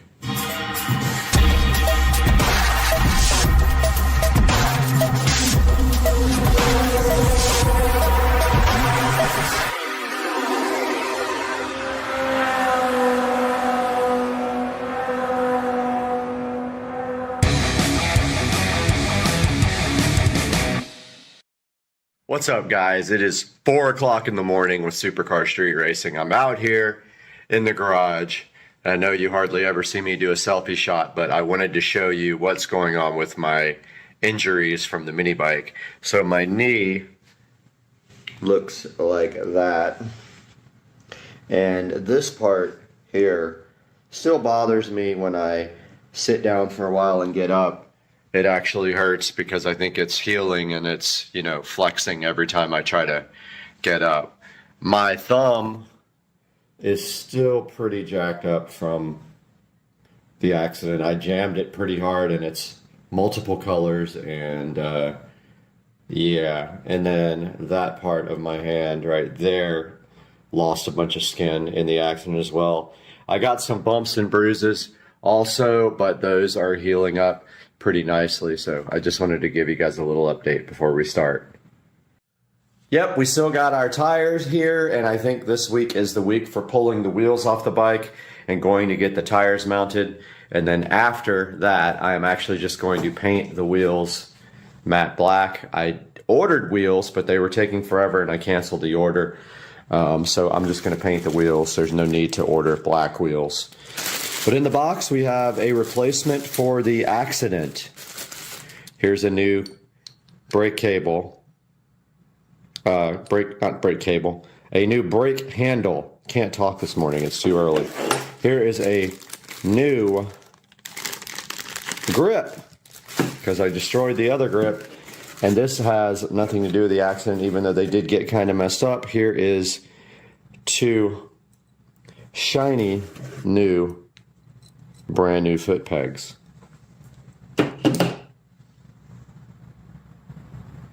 Absolutely nothing to do with the accident. This is my nightmare. This fuel cap is brand new and it leaks.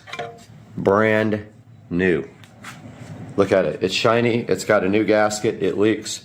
So today we are going to take care of that with this cork gasket. In the gasket kit that I bought to make for the carburetor, there was this lovely cork gasket inside. It is going to be perfect for making a new gasket for the top that hopefully never leaks again. Fuel goes everywhere.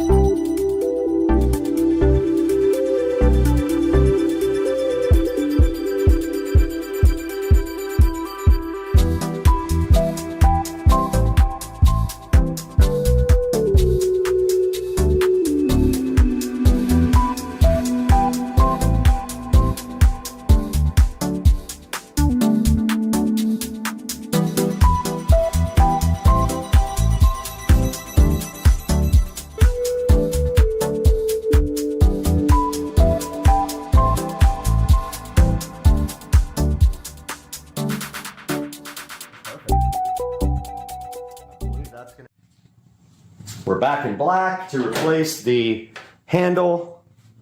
And what you do, it got pretty jacked up. So we have to get this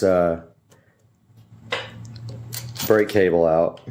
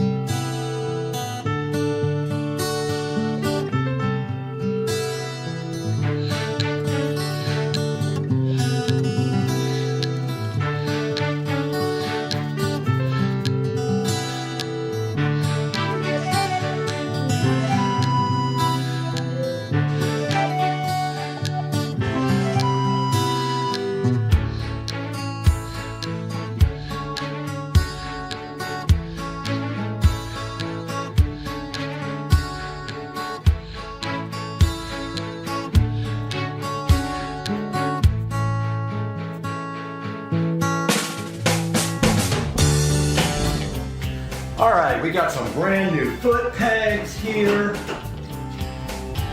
Hopefully they fit.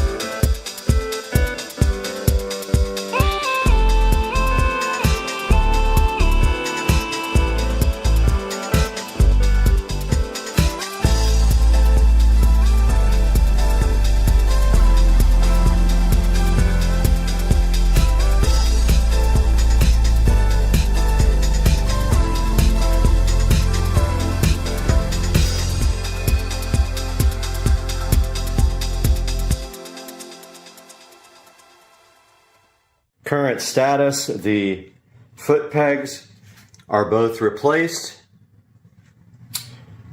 The brake is connected, however, I painted the handlebar because it got messed up right there from pulling the brakes on and off, and it'll probably get messed up again, but I want to get it a good chance to dry here, a couple hours to dry before I finish this. So it's time to get on the treadmill and get some freaking exercising done.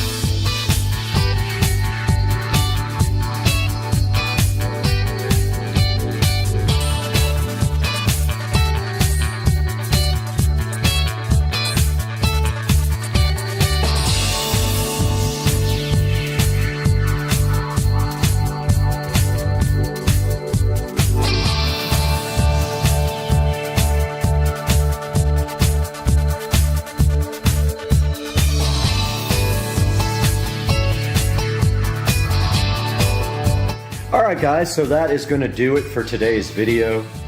We got the awesome new brake handle installed after my crash.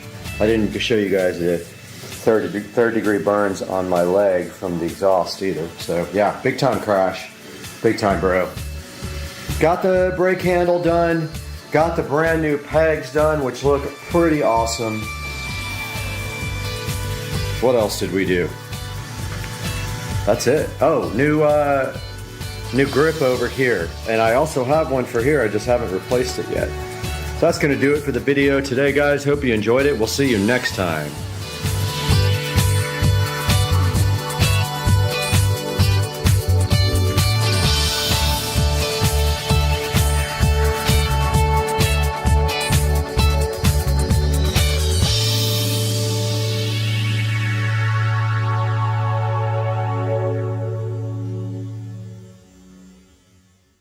Talking. No talking. I don't care about the address being Okay, on. go. All right? They can say it. All right. I don't give a fuck they know that. All right, you ready? Yeah. Okay.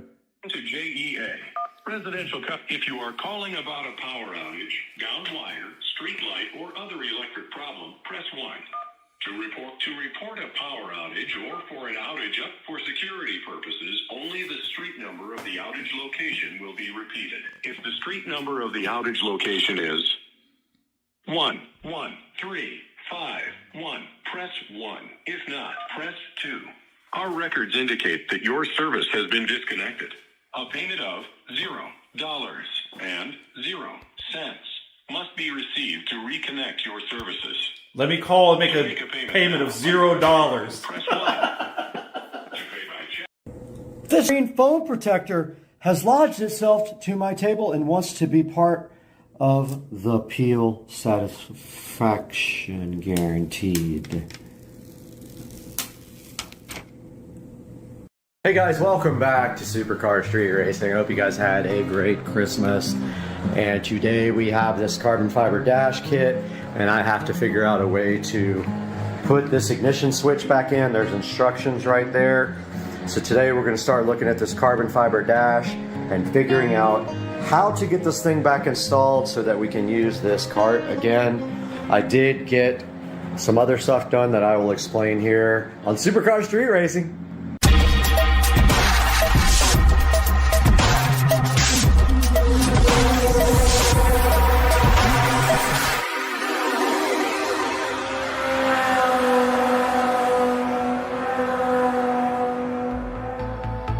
Hey guys, welcome back to the channel.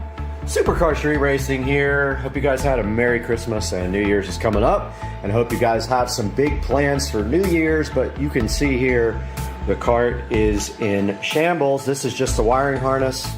Literally was just stuffed back in there, and I'm going to clean it up when I put it back. But we need to run some wiring from the front to the back, we are going to be running speaker wires.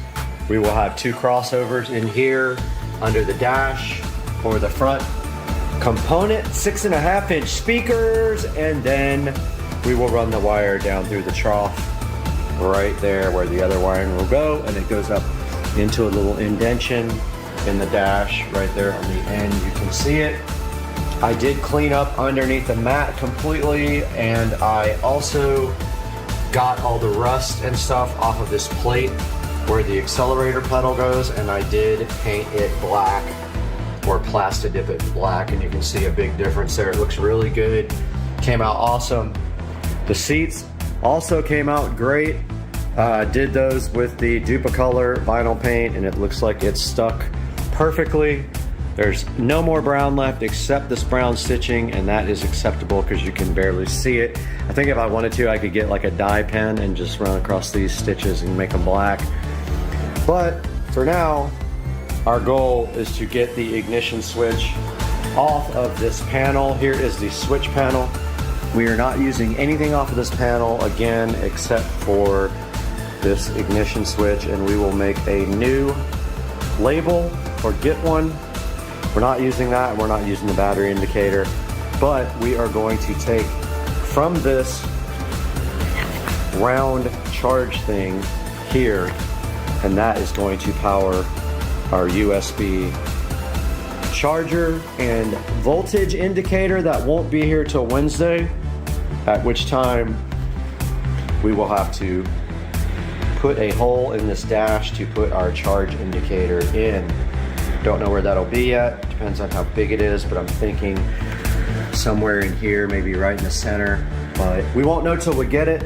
So first things first, we gotta disassemble this panel. Back here in the supercar street racing, awesome kitchen, and we've been doing some tequila shots here, me and Susie. And today we have not this and not this knife, but we do have the instrument panel here from the Club Card Precedent, and we need to go over a few things here. But first we need to get some sort of table condom so we don't mess up the table. This wonderful IKEA table. Get that tequila cap over there. And so looking at this instrument cluster here, we have on this side, this is an older cart, so 2014, so we have the battery dead indicator, which we don't need anymore. So what we're gonna do is go ahead and pop that out. But first, we are going to disconnect. Actually, we're not even gonna take it out. There's no reason to take it out. So we're gonna pop these spade connectors off, and they are in there good. Then what we're gonna do is cut these zip ties, but we're also gonna label this stuff so that if we want to reuse it in the future, we can.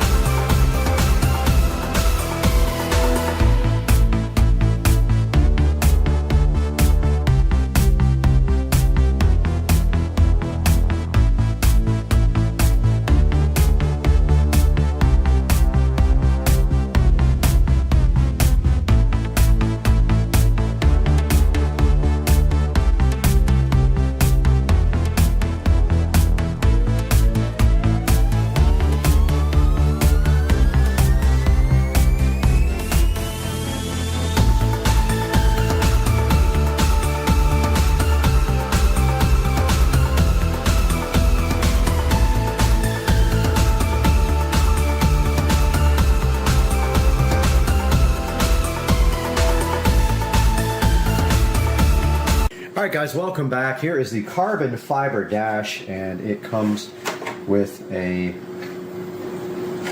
well, it did come with a something taped to the back. Now I have to find it. If I don't have that, I'm in trouble. All right, I had a mini panic attack because I lost this important piece of goodness. Now, this says for the ignition, locate the metal ring, that's this. Slide the ring onto the stock ignition and install the ignition in the dash. Be sure to install the ring with the notch lined up with the corresponding locating pin on the ignition. So here is the notch. And okay, so there's a locating pin. See the pin?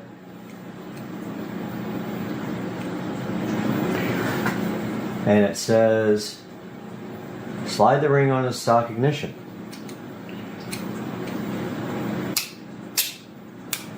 There's the locating pin. Right there. Goes on just like that. And it says now to drop it onto the floor like an idiot would. Okay. Now, what does it say? Wish I had a new piece for this. Slide the ring on stock ignition. Install the ignition dash. Be sure to install the ring with the notch lined up where the corresponding locating pin on the ignition. Install the plastic ring back onto the front of the dash to conceal the nut. Okay, so I'm guessing, so here's the hole. That's what she said.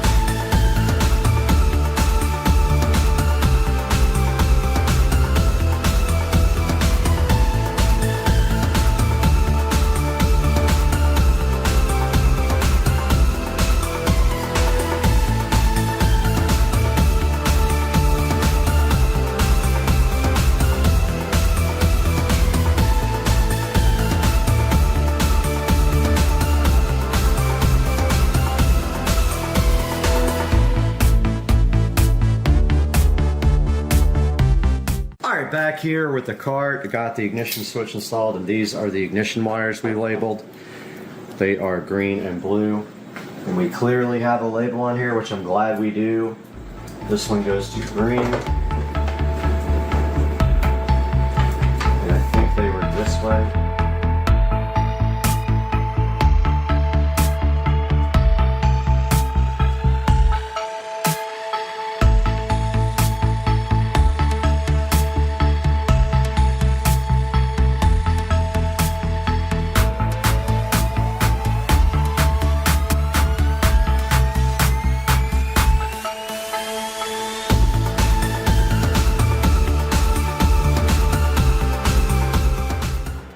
Alright guys, back outside with the club car and the dash.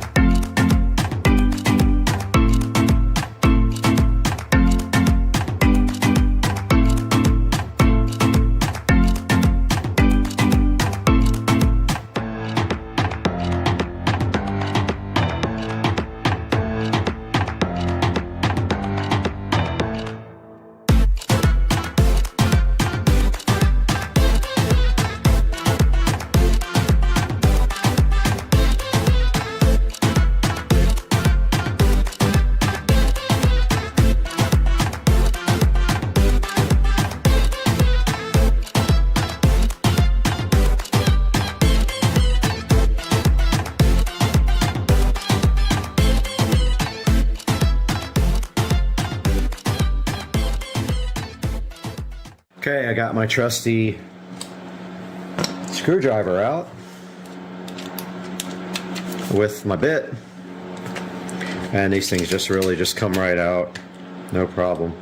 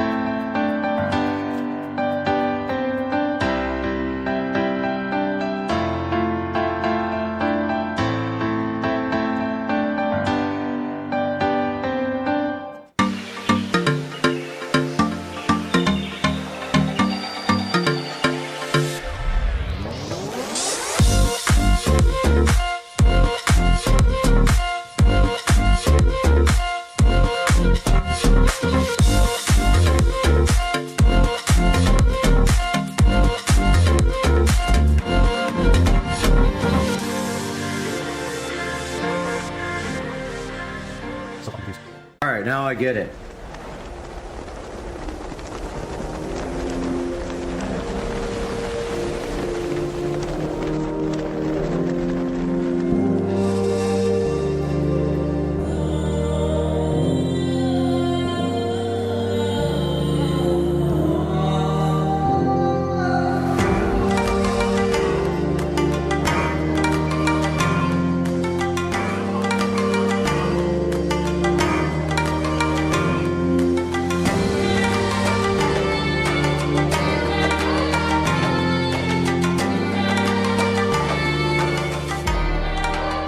Now I got to try to figure out how to reinstall this blinker.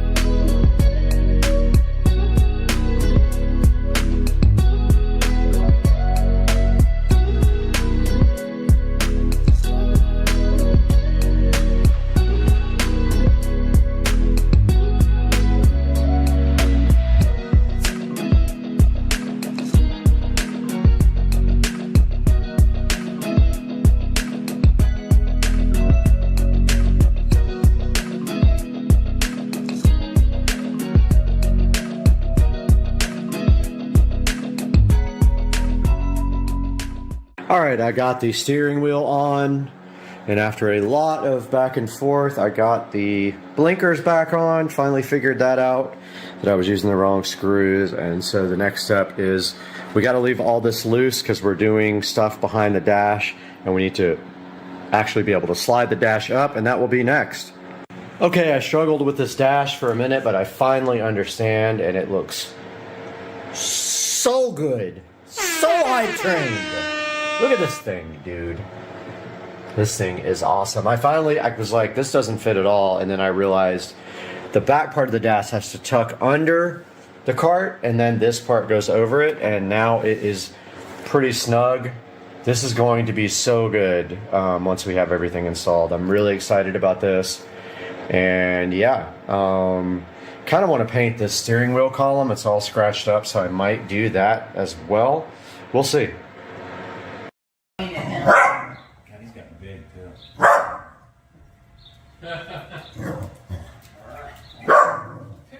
Dude, Cat TV. I thought they used to say that like cats and dogs couldn't see. Dude, Cooper. Oh, get it. That's funny. Oh, that's his favorite. Oh, that's funny. He loves Cat TV. Where'd it go? Papa, he went in the hole. Look. Rich, I just had a couple bites of your butt. Good. Rich, nice butt. Oh, good. You should put some of that pig sauce on it, man. Yeah, take some. For Eric. Yeah. Absolutely. Oh. He's not a picky eater, but he might. You might eat that, right? And some of that chicken. He's such a picky eater. I guarantee you, he would look at that chicken and be like, What does he like? Mac and cheese. He doesn't even like mac. He doesn't like pizza. It's so difficult to feed the kids. Bubba, He likes chicken tenders. He'll eat white rice, mashed potatoes. Oh, damn. Hardly any vegetables. Really? Yeah. Bubba's all about Cat TV. He's tough, but he'll eat like some weird like soups that his mom makes him with like spinach and you know like these soups that he's eaten since he was a baby. Sure. He'll eat. Oh, look at him! Oh, look at Look! him. Oh my God. He's going Look in the at hole! Cooper, get it. He can't handle it when the mouse goes back in the hole. He's like, no. Oh!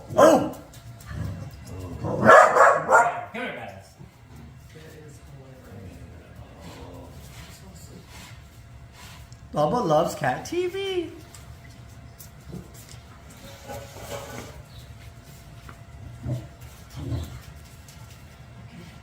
That's a real mouse, Bubba. Phil, no pressure. Sweet kitty, no pressure. Everybody's watching you. Look at that. Cooper is all about it too, honestly. Cooper's like, I wish I could get up there. You're too sausage. You can't get up there. Bubba killing that mouse. I could kill it. Yeah, I can't get up there. I have short legs. Oh! Bubba, get it. Get that mouse, buddy. So focused.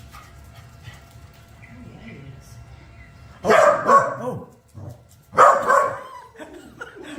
I know that. Is he there after the mouse? The cat gets to work up. He's super protective of Bubba, but like, I don't know. I think he sees the mouse. I don't think he's protective. I think he's just going crazy because. Get the mouse.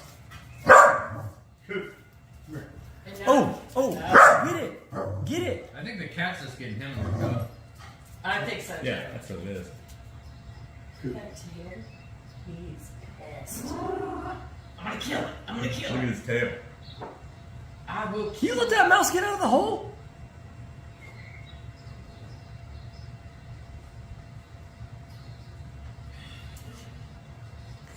Focus. That'd be funny to put like a video camera, like one of those webcams or and just check up Keep on it it, on like there see all how day. long that keeps the cat busy. Come here, Cooper. Coop, come here. You're at work, you just check every 30 minutes or so. He said locked on.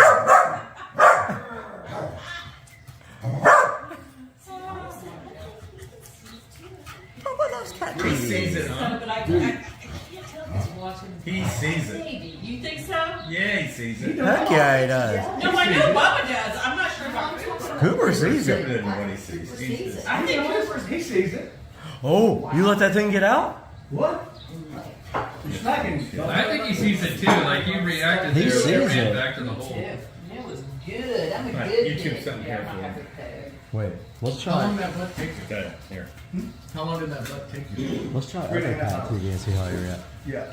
That's called, the smoker I have is called an Orion. And, It's a fast. It's fast. How hot is it? I'm not real sure. Because the hottest I can get mine is like 300. He's over the ads. I think he's gonna But run. it's like one of those Yeah, things he makes where sense. it's getting glow on the bottom with the Yeah. spray. Uh-oh. But it doesn't get very hot. Oh. I try to make it hotter, but Well, this one, I mean, I learned about it from a friend a few years back. Oh my god. Try this one. Oh, Cooper sees it for sure. And I've never. you've got some coals around the bottom. Huh? Dude. It's just regular charcoal around the rim over here and on top. And you can read inside. You guys are missing. Look. Yeah, come here. I know. Yeah. Look at him. He's like he's touching the bird. You don't do anything else. Look at him. He's got his paws on the bird. Oh, you got a buddy here, don't you? I was just telling Brad, like, my next dog, I'm definitely not going to get a basset. Come here, Coop, come here. Like a long-haired dog, or like one of these. Come here, Coop. Is this a border collie? She is a shelf. Oh, Sheltie. Yeah. they left. I'm sorry, Bubba. Oh, Border collies are big. Bubba just met dinosaur. In the whole Yeah, wide it's too world. big for and him. for Oh my! It's a monster. He is so He's like, big. no, It's no, a no, lot I of can't do fun. Do they play? Like, do they catch balls? Or like, if you throw a He ball? was watching the tail. He's thinking about. He would do all Oh, that. Yeah. He's He's 15 now. So he's about 3/4 of the way blind, Yeah. almost all the way deaf, and still the sweetest thing. oh, oh! And he's never. He's He's 13 so now. all about it though. Yeah. He's pretty much blind. Yeah. But he's always shed like crazy. Dude, this is the most He's fun always, thing they have ever. that basset hound odor, they have that hound Yes. stench to him. Yes. He And, watches it. But even when he was younger, he would throw a ball and he'd just look at it and then just you know, he'd never like he was always a lazy man's dog, you know what I mean? Willie used to. He's like, do something, bro. Yeah. He would throw anything. Let's give him one more Bring it cat back to TV. me, And he'd want to do it, and then he'd get tired and he'd go, no. Rabbit. Yeah, But no, he always did. You need a Boston Terrier then. Oh God. This breed will not be treated. Oh, he went up. A Boston Terrier. right here. Stop. Oh Yeah. yeah. It is. He jumped way up there for this one. Oh, he pounced on him. Yep. And this. Kitty got it. Cooper! Get over here. That's enough. He's having fun. Good. I'm not sure what kind of basset hound I got, but every basset hound I've ever met, maybe he's not a purebred or what, but he looks like a purebred. But like every basset hound I got has like a pit bull fur. You know that short, Yeah. like the short, sleek, like. Oh my God, he's all But about he's it. got this long, like he's got like a long, like thick overcoat, and then like a Where'd he fluffy go, Bubba? overcoat. And God, man, he would shit. Oh, it comes right up his face. I haven't seen him in a while. See him pull his head back? Dude, he's like, this thing's coming right up to my face. Kitty Cooper. Honestly, I wouldn't be surprised if he lasted another year. Yes. Pounce. Lucky my Boston Terrier was there. That's his ashes. Oh yeah. Oh, He's hilarious. going crazy. Oh, look at Oh, this. 2 mice. Yeah. He's in mice overload. You know what to think. He doesn't know which one to watch. I like all the little short, stumpy dogs with the little legs. I kind of like all the. I tell you what, this guy. We were there and looked for a corgi. He's something else. He totally sees it. Calm down. He's a lot of fun. Yeah. Loves everybody. Drop the chick line. That's sacrilege. Look at him jump. Oh my God. Ooh. That thing zipped back in.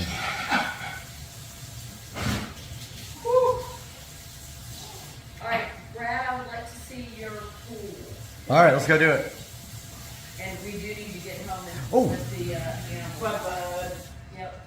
The bud. How do you just bring this up and just put a cat video? Or We put Cat TV because Mr. Binks watches it, but not like this. Yeah, Mr. Binks loses interest. He doesn't get crazy. He looks at it for a minute. Mr. Binks in here?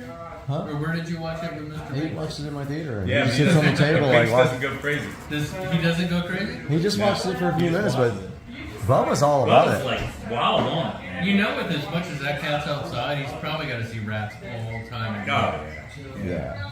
He probably kills them. When ours got outside, he used to bring them back dead. He'd bring back dead birds. Look at this. Dead mice. He'd bring them back and leave them on the front porch. Like, look what I killed.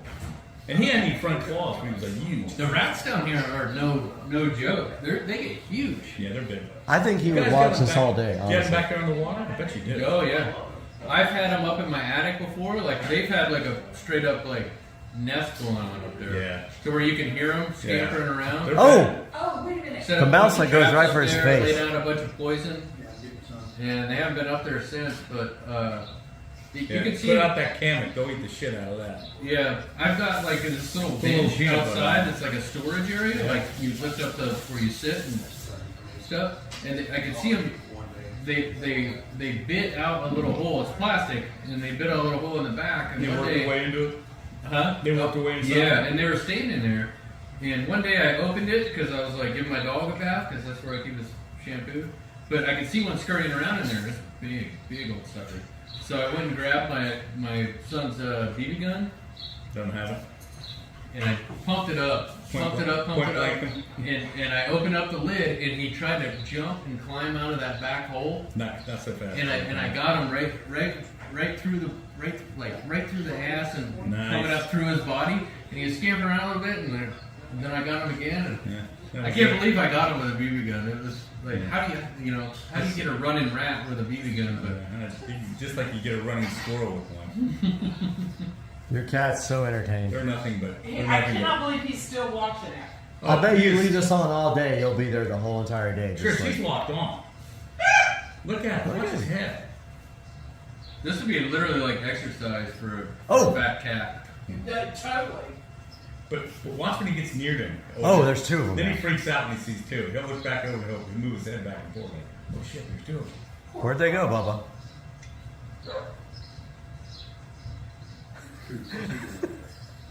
Keep planning on that there. I love how they run inside and it like piques his interest. I think they're all about fucking with the cat. I'm just saying. Okay, me and Patricia are in Spring Hill, Florida, and there is so many vultures on this tower. This is insane. There's probably 100 vultures on this tower. And in the tree. That's what I told you that earlier. Yeah, I know. That's right. I knew it already. I checked it. But Kitty, why are you hovering next to the ranch? because he knows what's above in that cabinet. Furiosa had gone too far.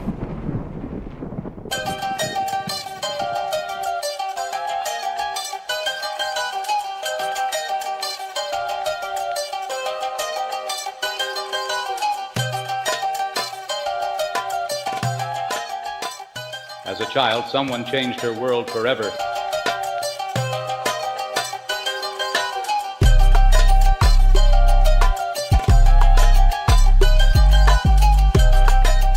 She thought her mother was magnificent.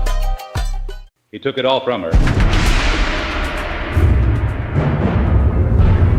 He wondered exactly who she was.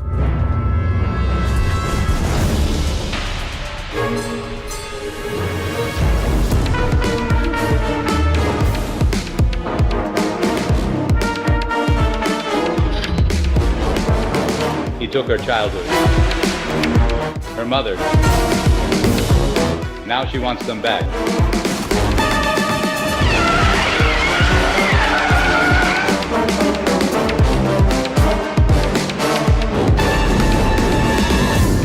Even if it takes forever.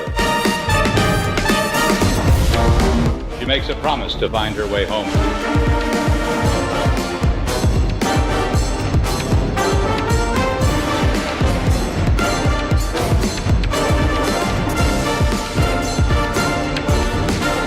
finds him, he's hers.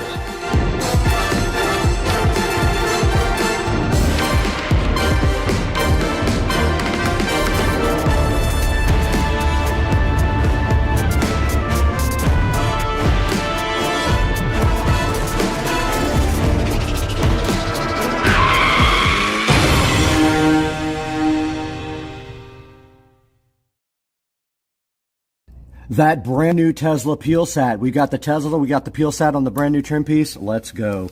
That peel sat's so good. Oh my God, it takes so long. Let's go with that peel sat on the new Tesla Model S trim piece. Supercar street racing here, about to do these exhaust tips on this 335i with high temp silicone coating, which is heat resistant, also matte black, and looks really awesome. So you see I got this exhaust tip taped off really nice. I just got to put another piece right here. Just be aware, this is not like Plastidip. This stuff will dry on your paint if you let it. So I've got this ready to go. I'm going to start spraying it. Shake that can nice and good. Let that stuff all. And then let's just start. Spray a little bit out here. And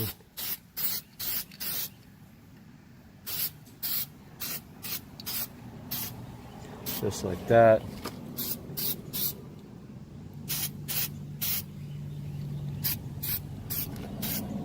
Little ways inside there.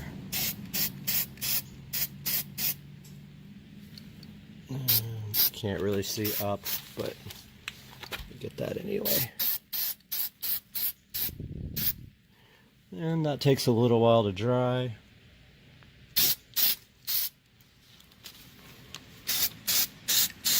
I'm going to put a second coat on that when it dries. Go ahead and spray the inside really nice.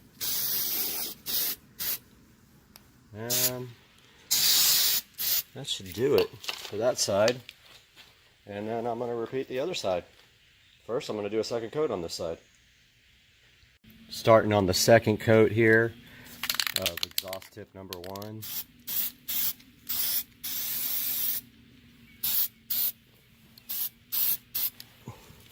Pretty simple process.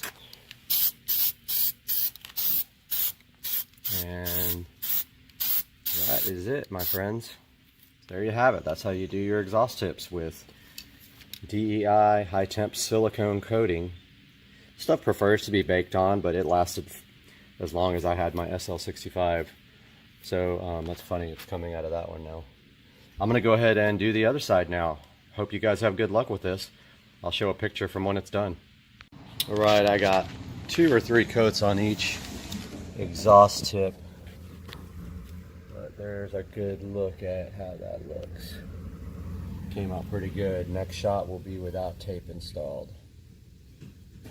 Alright, I believe that's enough coats. Taking off the tape here. That looks a little bit wet still, so yeah, gotta be careful with this. Yeah, that's definitely still wet. So when you take it off, be careful. There it is. Black exhaust tips. That really needs to be painted or something. That looks bad. But there you have it, my friends.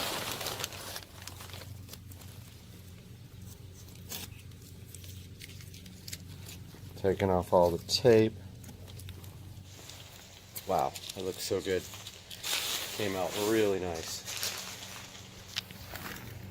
Came out really good, guys. So that is the DEI high temp silicone spray on your 335i.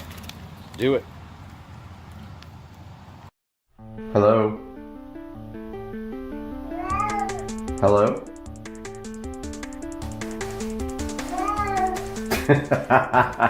Why are you saying hello?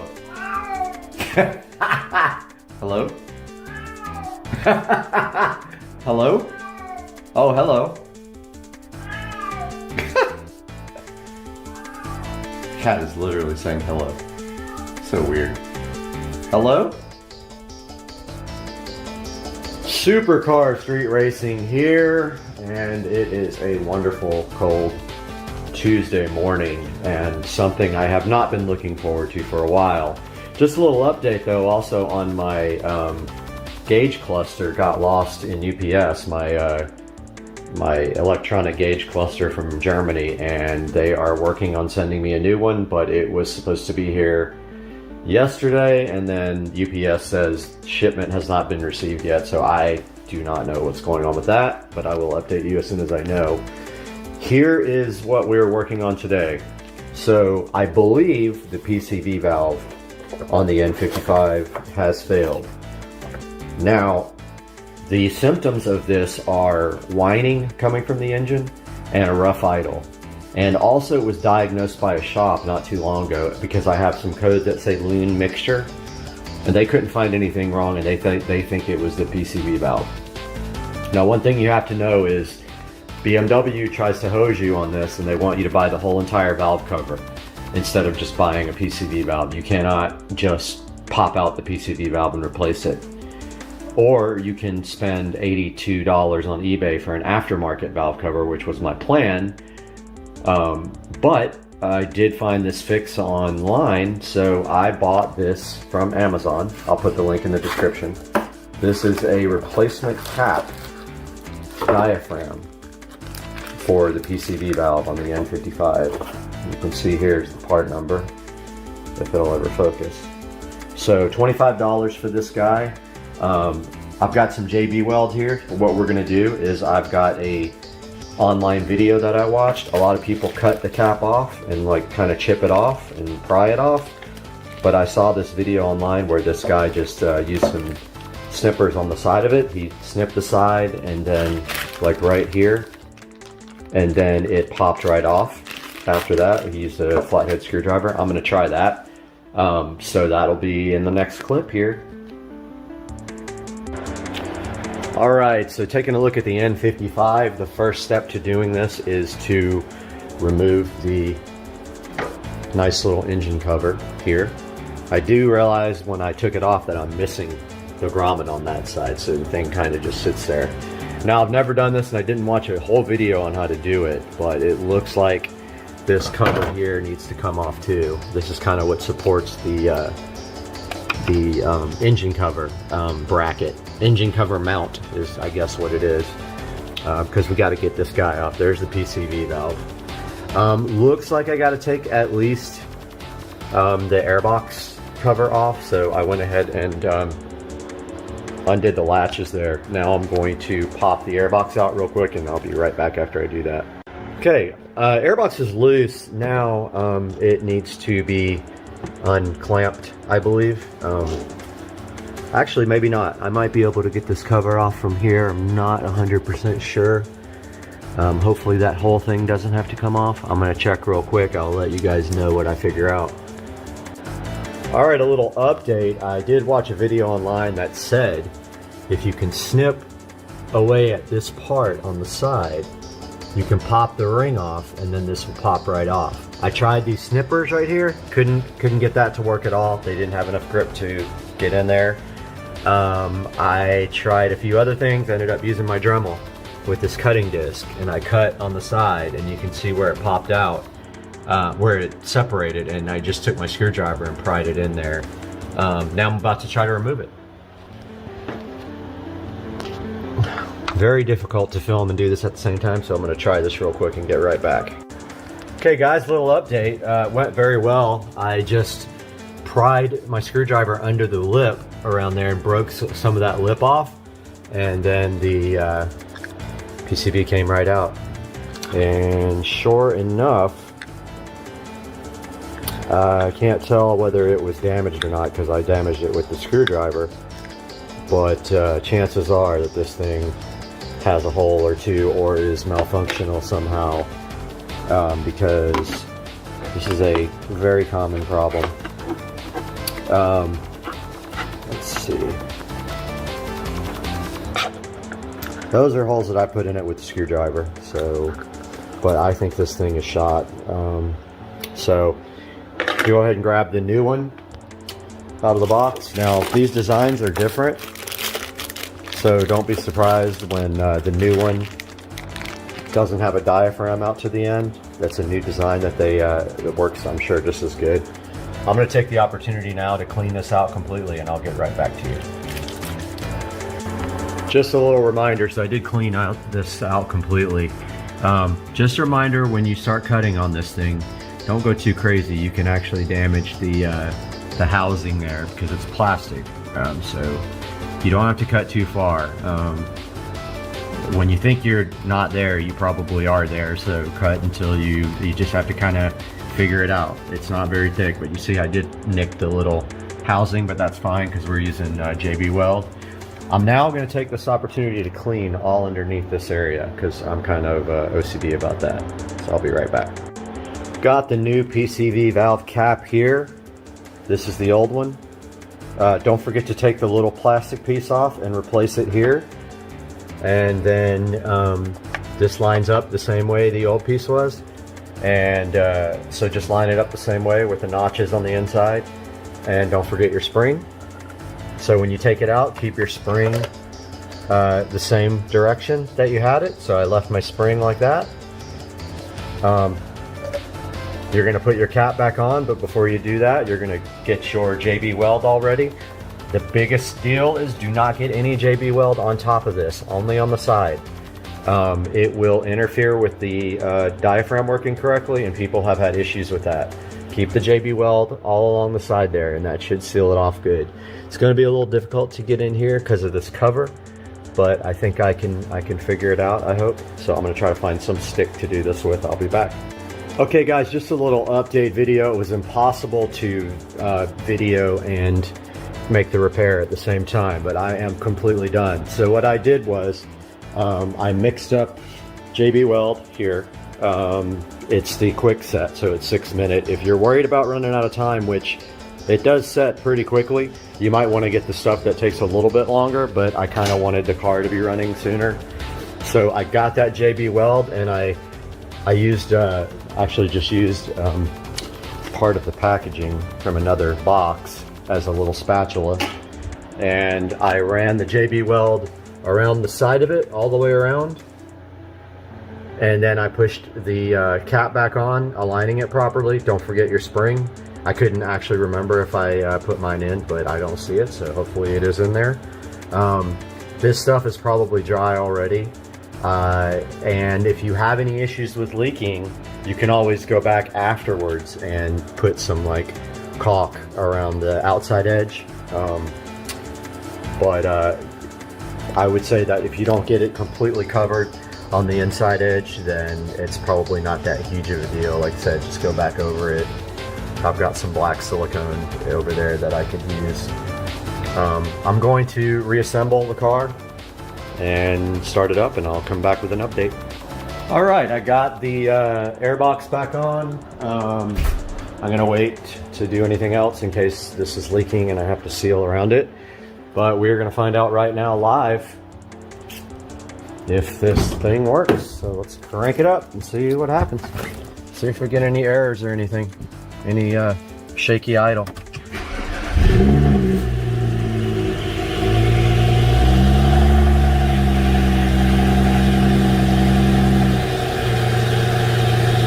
So it's running fine. First start is always loud.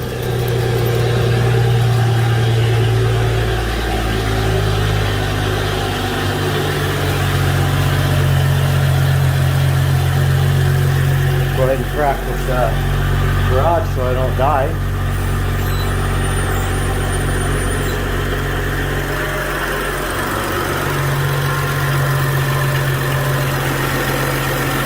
Looks like everything's fine.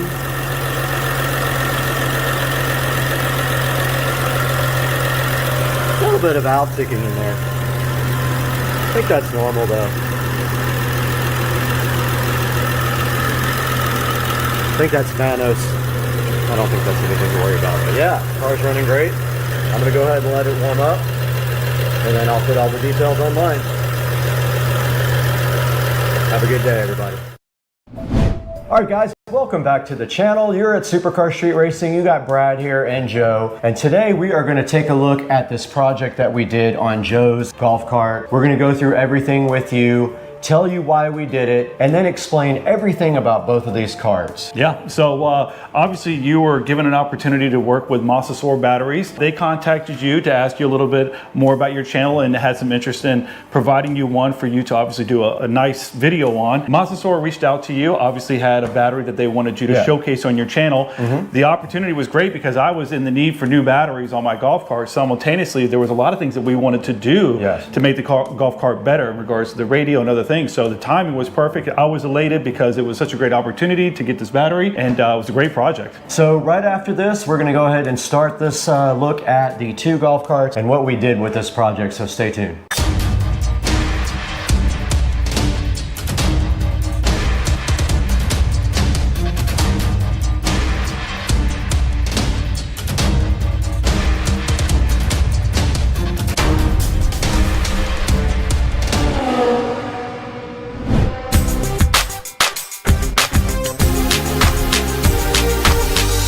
All right, guys, welcome back to the channel. Brad here, and Joe is with me, Dukes of Duval. We wanted to tell you guys a little bit about these golf carts and what we've done to them.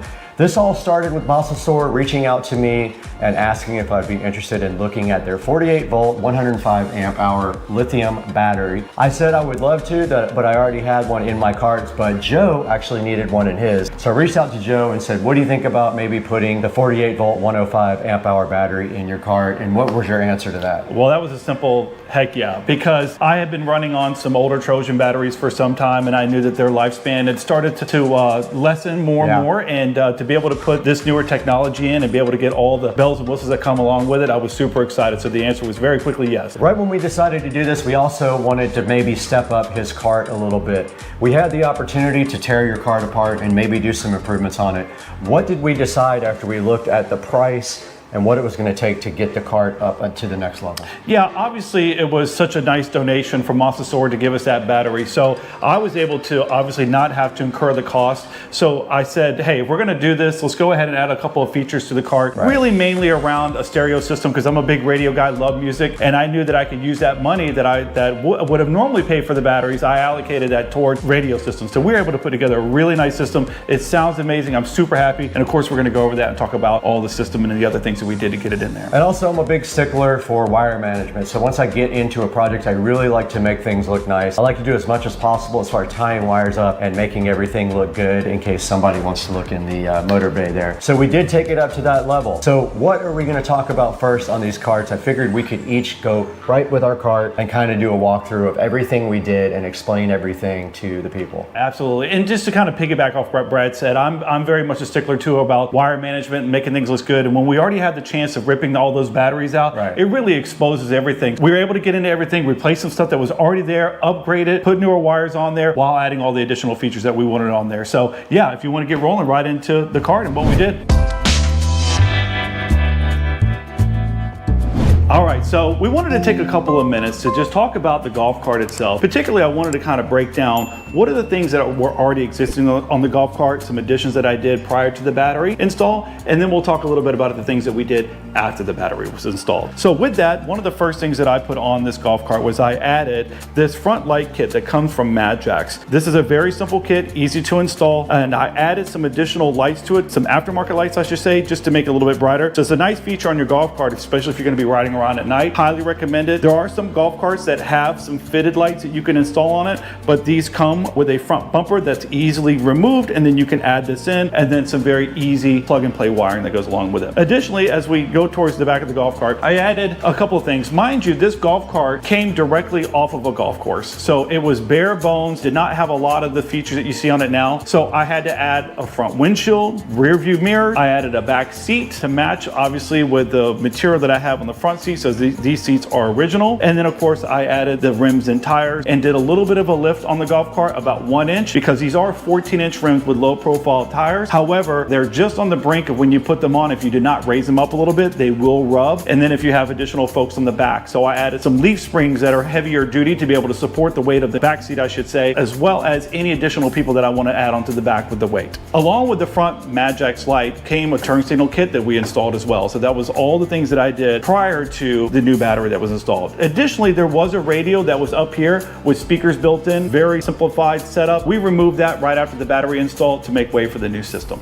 So some of the features I discussed were part of the exterior add-ons that I did to the cart. Now I want to talk a little bit about the things that I did internally on the cart. So one of the features that I wanted to do on this golf cart was to speed it up. So one of the things that I added originally was a 500 amp all-track controller. Along with that, I had to beef up the cables, which we no longer need now, add an upgraded solenoid to handle the load of the power, as well as a new motor, which is an FSIP motor. This cart has a lot of capability and did have a lot of capability prior to installing the battery, but this battery install definitely unleashed the power that this cart already had ready to go. So that kind of completes everything that was along with the cart prior to us taking the battery out and doing the other upgrades that we'll talk about now. Now we want to take the time to talk about the battery itself and the other features that we added to the cart with the installation of this battery. So the first thing is that this is a Masasor 48 volt lithium ion battery, 105 amp battery itself. This has been a great battery that has a lot of power to it, very easy to install. We'll talk about some of the things that we had to do to get it in here, but I want to kind of cover some of the things that we installed and then we can talk one by one about what we did. Along with the battery, we added this voltage reducer. So what this allows us to do is to step down the power that's coming out of this 48 volt battery and convert that to 12 volt. That's very important when you want to run a radio and additional items on the cart. You're going to want to step that down because most things run off of 12 volt. So from here, we went to a little fuse block right here, which makes it simple for us to come off and be able to run other features on this golf cart, which include this inverter that we have here. This is very helpful for us when we want to have lights put on the cart, additional USB ports. It's very functional for the holidays. When you're running around, you want to put Christmas lights on. It's a very nice feature to have. We have this tar amp here. This is an 800 watt tar amp that has 4 channels. So what we decided to do is that we were going to run the 4 speakers that are 6.5 that we installed. We put 2 in the back, cut those out, installed those, and then we put 2 up the front on a new dash that we also installed as well. Along with that, there is the onboard charger. This is probably one of the nicest features that I like about having this new battery, is that now my charger goes everywhere I want. I have taken this golf cart many places. It's not really fun to have to run around with a charger and having to plug it in and not know whether you have your charger or not. This thing is always going to be with me. So if I run out of power, all I got to do is find a source of power somewhere and I can plug it in and it'll charge it back up. We'll talk a little bit more about the additional features on the front panel here that we did, because this was a big part of it. I want to talk about the second most important thing that we did to this golf cart that I was excited about besides the battery was putting this front dash on. This front dash gives us a capability to do a couple of different things. One, it has built-in speaker holes for it, which is really nice. So we were able to add the 6.5s up for the front. Additionally, it has a front flat area that typically, and if I could take this off, I can show you, some are different than others that you can buy, but this one had a single DIN opening for it if you wanted to put a regular radio in.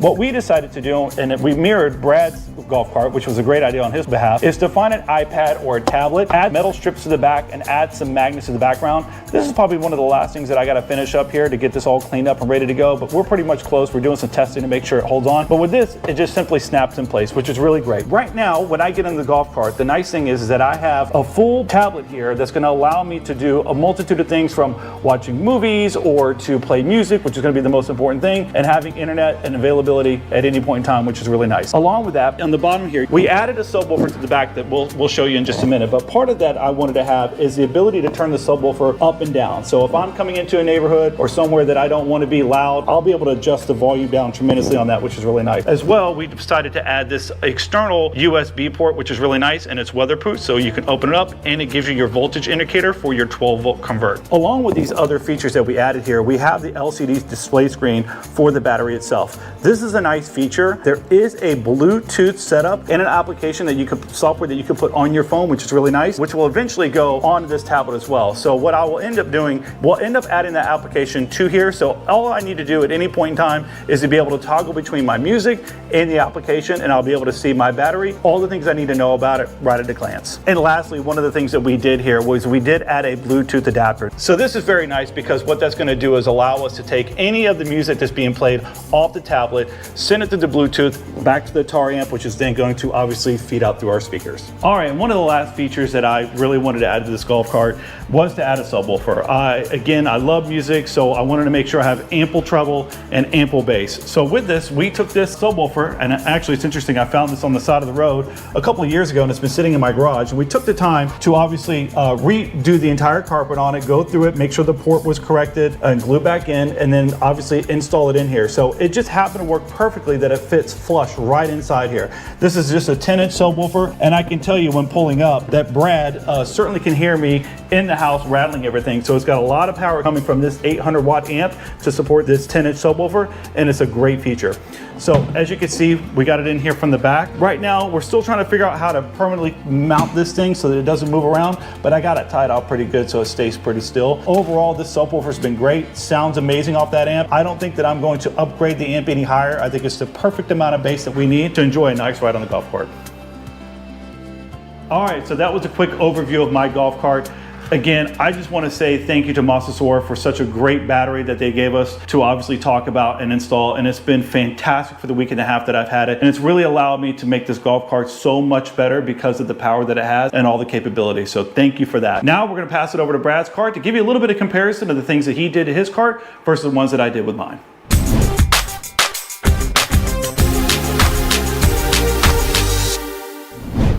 What's up everybody, I'm Brad and this is my 2014 Club Car Precedent. You just got a good look at Joe's cart, everything he did before he went ahead and got his 48 volt lithium ion battery. I'm going to show you everything about my cart now and compare the two and kind of show you what I did before I got my 72 volt battery as well. So let's start a tour of my 2014 Club Car Precedent. All right guys, welcome to my 2014 Club Car Precedent here, and the first thing that I did to the golf cart was start modifying the exterior, and it already had this LED light kit on it that I have modified since then. But the first thing we did to this cart was go ahead and do the exterior and the seats. The exterior of the golf cart is Plastidip black and the seats have been painted black. We'll show you guys those in a minute. But as far as the front of the cart goes, the only modifications that we have in the front is the light kit that was already there and refurbished.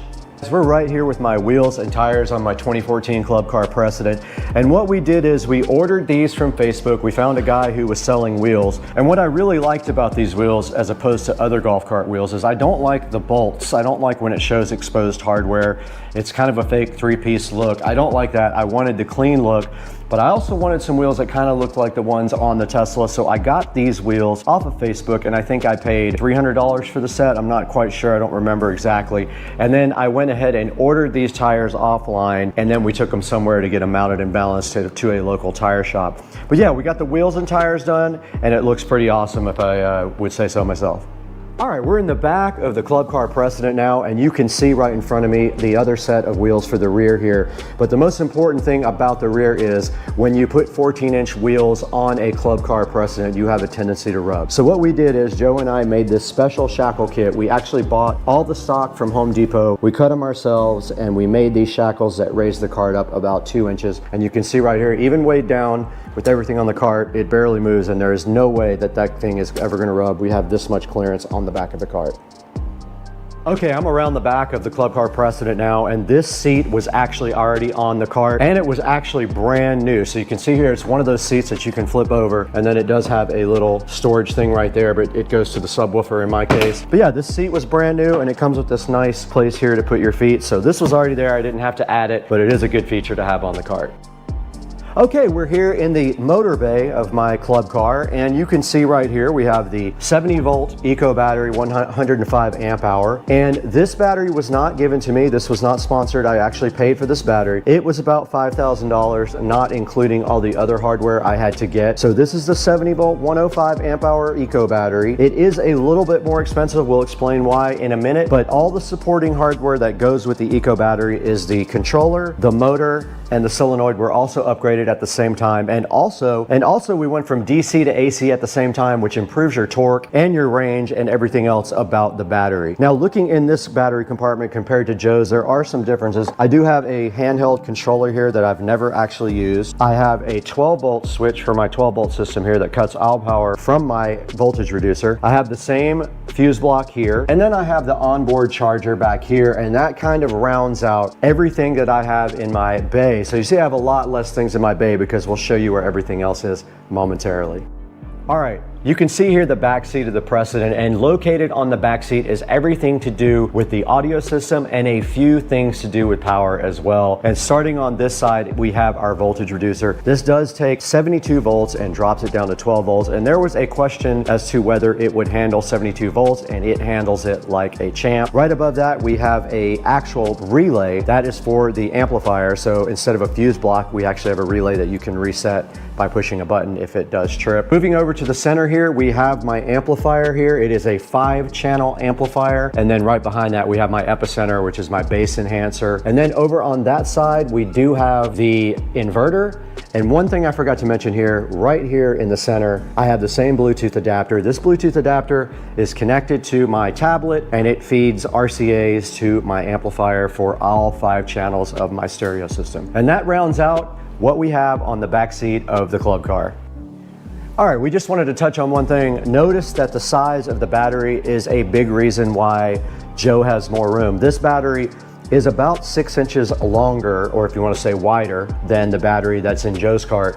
That prohibits me from really doing a lot, and not only that, it came with a ready-to-go mounting kit for the club car. So all we had to do in this case was literally put our brackets down and shave a few things off, and the battery fit right in the center. It was designed to go in the center. With the other battery, the Mosasaur, we were able to move it to one side and create a lot of space, which is an advantage if you need space under your seat.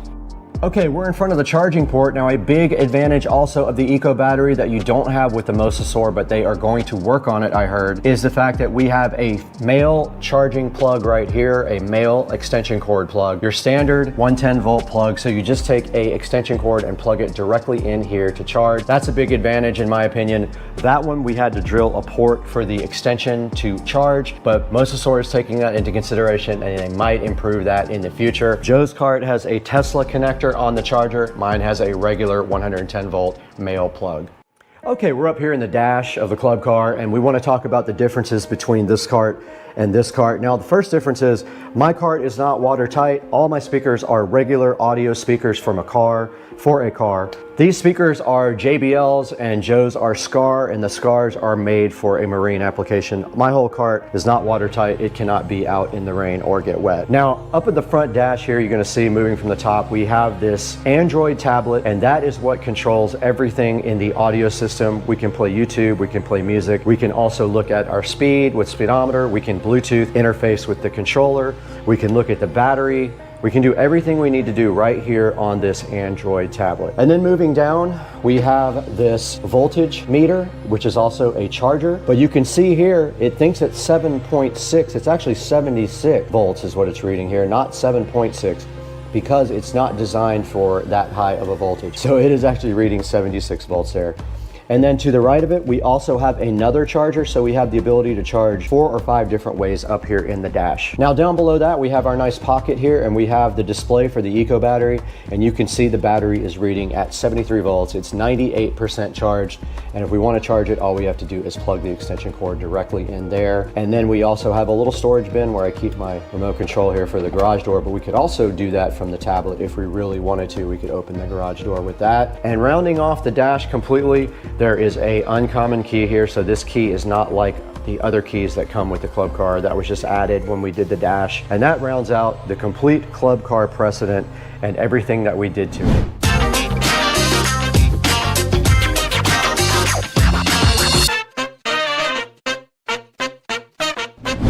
All right, guys, we are back in the Supercar Street Racing garage with Dukes of Duval. We've got both of our carts right here, and you guys just saw a complete walkthrough of both of the carts and all the modifications that we did to both of them. And I gotta say, the carts look amazing, they sound amazing. What is your final thought on the Mousesaur battery and these two carts? Yeah, I tell you, we did Brad's cart first. That was a great experience to really learn more about the cart, all the things that you can add to it. We learned a lot from that. So when we jumped over to my cart, it was much easier of a process because we knew where everything was, what we needed to do. And then obviously with the Mousesaur battery, it was amazing. This cart has a lot of power. It's a lot of fun. The music blares. So very happy with all the work that we've done. And I thought it went very smoothly overall. So very easy process, especially when it came to putting in the battery. Very simple. We could have done this whole thing in probably 4 or 5 hours, and we decided to take it to the next level. And luckily I had a lot of the connectors and wire that we needed. We only had to order a few things. We had a lot of the tools and everything we needed right here in the garage. So we were able to do everything right here. You saw this is a 10-part video. It took probably 40 hours worth of work to do everything, and I had that much video to sort through. A little bit of a pain to edit, but it was worth it in the long run because we had everything on video. Absolutely. Yeah, I think the process would have went a lot faster had we not wanted to capture every part of it and give you guys as much information and video footage so you can get your eyes on what we were doing. Correct. I know there's probably things that we didn't capture, but we really tried hard to get every detail of it to make sure you have a good understanding when it's time for you to upgrade yours. Correct. There's a fine line between having too much and not enough video, and we tried to just split that right down the middle. But we want to really thank Mousesaur for supplying us with their 48 volt 105 amp hour battery. Absolutely free, proud sponsor of Supercar Street Racing. They hooked Joe's card up, they hooked us up. We'd like you to go ahead and go onto our affiliate links down below. So we've got a link in the bottom in the description. If they order through our affiliate links, it helps the channel out just a little bit and gives us a few dollars to keep going. Absolutely. And just to give you kind of an understanding, I've been running this battery now for about a week and a half after install, and I have been completely happy with it. It's very strong. There's been no technical issues with it. Once we installed it, it was good to go. So very happy. Great to hear. Mousesaur, thank you once again. Guys, thank you for liking and subscribing. If you're new here, go ahead and hit like and subscribe. And we're glad to have you if you're new. We're glad to have you back if you're an old subscriber. And we'll see you on the next one. Let's get out of here. All right.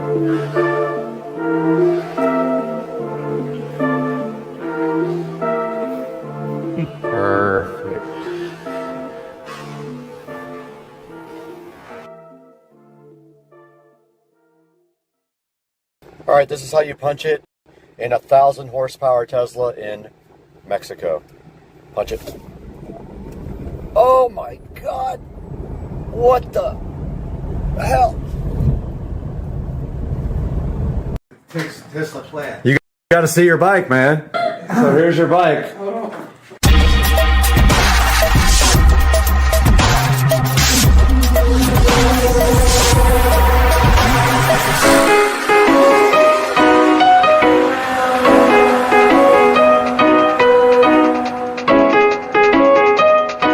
Hey everybody, welcome back to Supercar Street Racing. I hope you guys had a wonderful Thanksgiving.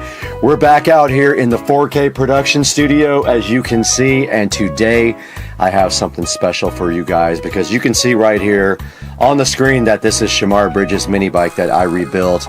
This video here that's running is the Shamar Bridges bike in 10 minutes, and we're going to play that right after this. But Shamar came home for Thanksgiving and came over and hung out with his aunt and uncle across the street, and I got to hang out with them for Thanksgiving, and he got to check out his bike for the first time since he put it in storage when he was around 10 years old.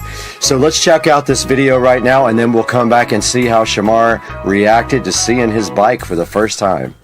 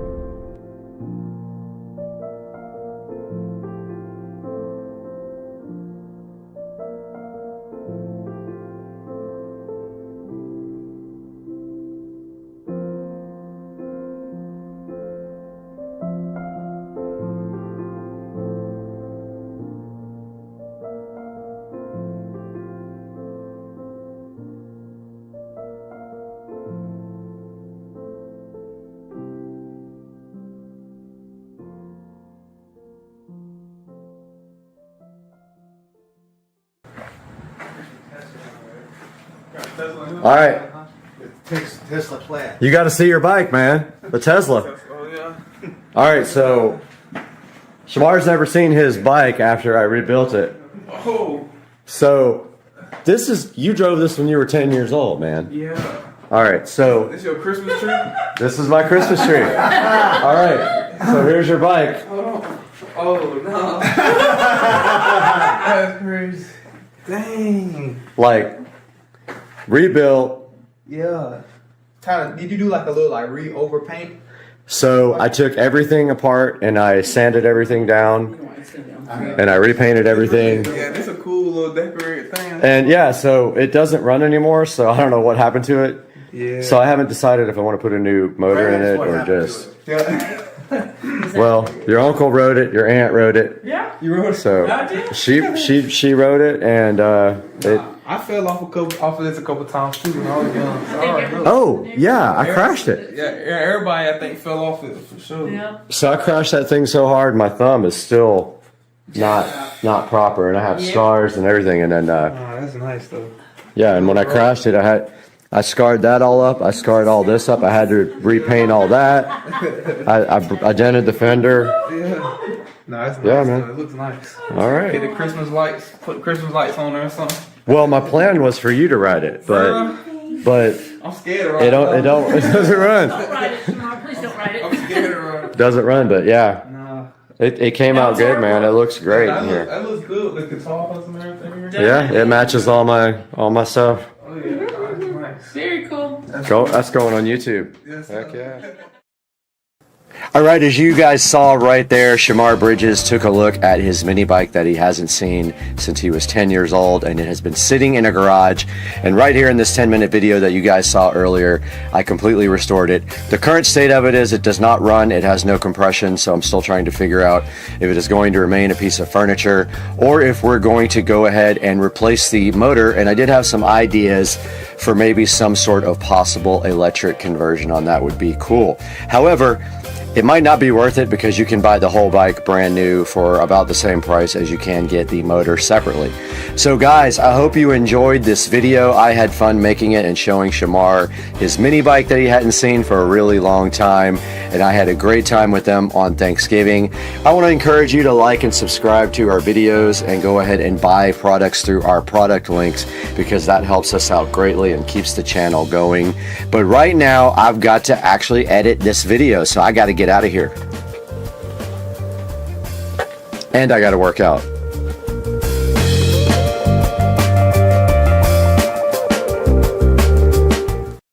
Alright, we're coming one more set.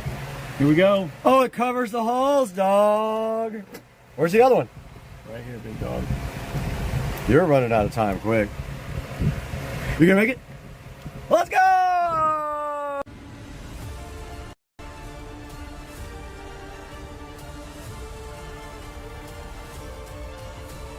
Waiting for me on TV up here. Come on now. Tell me we're live. Are we live? It says we're live.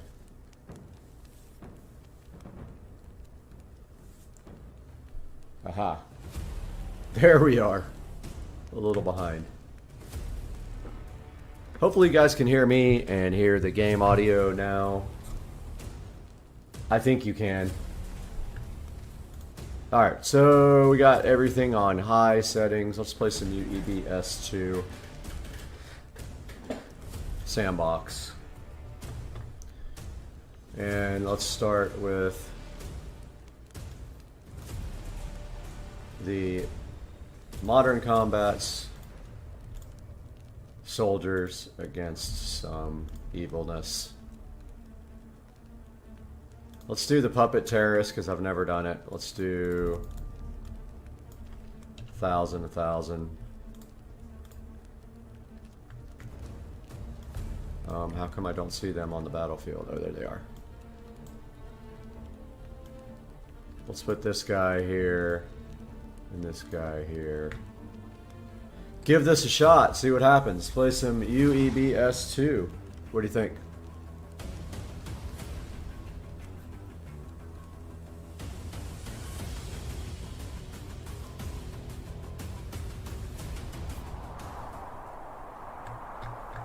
Alright, so did I pick the wrong... Look, the map's got a thing around it. Yeah, I don't know what happened there. Let's get a better map.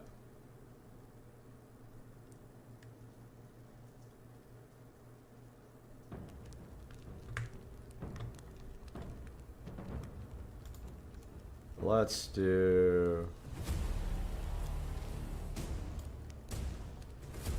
Highlands.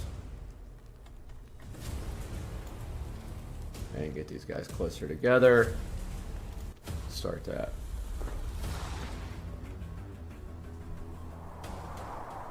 Alright, so here we are in the Highlands. We've got our ghosts and our modern soldiers here.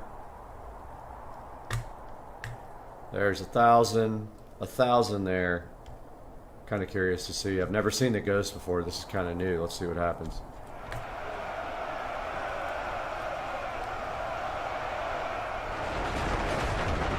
RTX 3080 tough.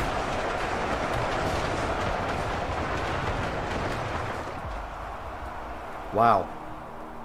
So that was an absolute slaughter. I was actually looking for the volume control. But these puppet terrorists won. Turn down the volume of the game a little bit. Alright, so obviously the puppet terrorists are kind of awesome. So let's I mean, we need to up our game a bit with the soldiers. They just they couldn't handle it. Let's go 5,000.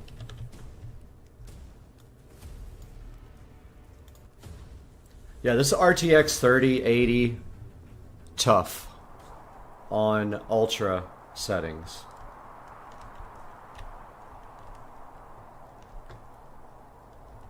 So there's our soldiers.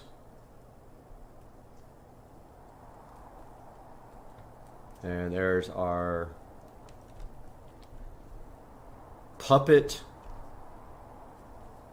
terrorists with double M16s on. They seem like they're pretty bad. Let's see what's up.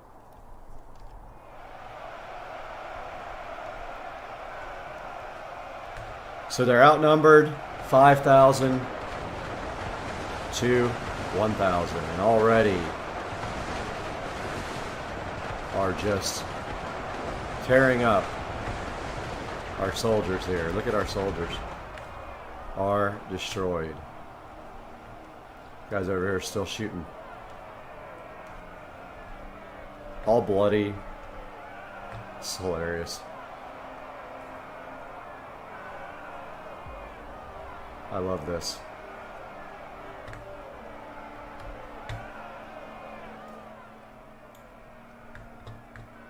Yeah, they got worked again. That's not even near enough.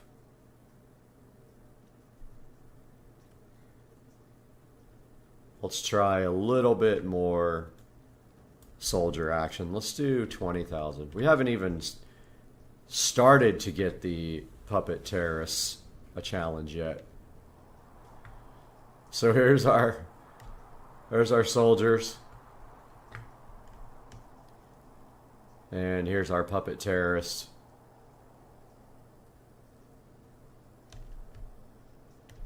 And let's see what happens now. There they go.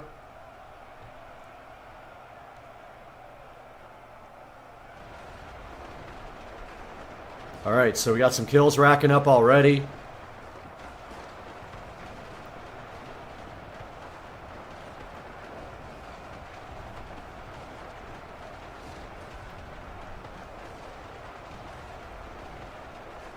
And they are getting absolutely destroyed again. Ah, actually, we won. Ah, modern soldiers beat the terrorists. Okay. So it took 15,000 soldiers to beat the puppet terrorists. Let's give the puppet terrorists a little bit more of a challenge. So let's go to fantasy. No, let's not do fantasy.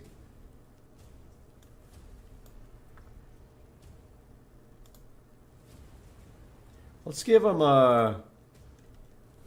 let's give them one full archer auto and see what they do with 1,000 puppet terrorists.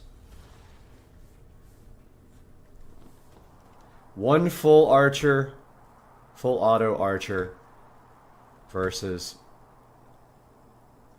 1,000 puppet terrorists, which look like, I don't know who they look like. Cookie Monster? Where's our full auto archer? There he is. Let's see what he's gonna do. Oh, he's gonna get destroyed instantly. He got slaughtered. Alright, obviously one's not gonna be enough. If we do too many, it'll be a slaughter in the other direction. Let's try 50 full auto archers.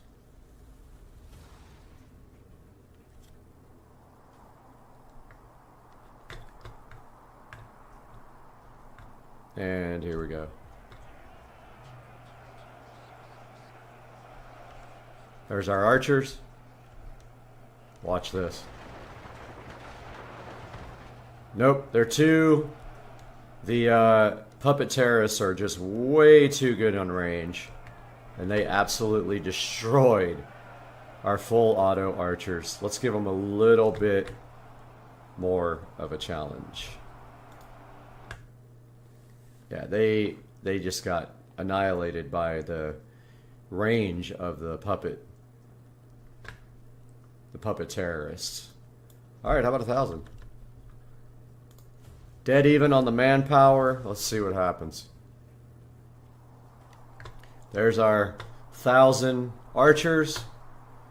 And there's our 1,000 puppet terrorists. Let's get this on.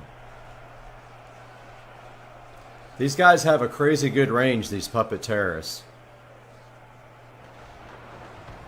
Already just working. Yeah, our full auto archers cannot handle puppet terrorists. They just don't have the range. They just get slaughtered. These guys are still chilled. Too funny. Alright, let's change our puppet terrorist opponents here. They seem to just work over pretty much everybody they fight. Let's do...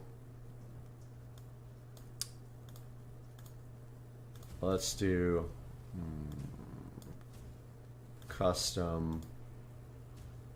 Let's do like 10 Shermans and see what they do. Full auto Shermans, not the regular ones. Have a feeling this will turn the tides here. Let's see.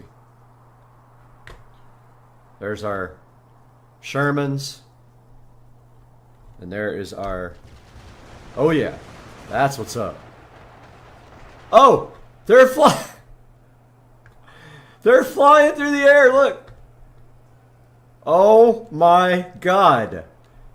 They literally are still coming down from space. That was freaking epic. I think they're still coming down. Are they seriously in space? Look, the kills are still coming. And I don't see anybody. That was amazing. I got to see that again. That was literally the coolest thing ever. Like, they were coming down from space dying. This was cool. Let's do 10,000.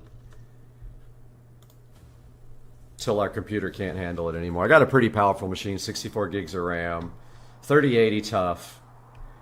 But at some point, we got to go over here because this was so cool. Like, these guys got launched. Watch this. They go, look.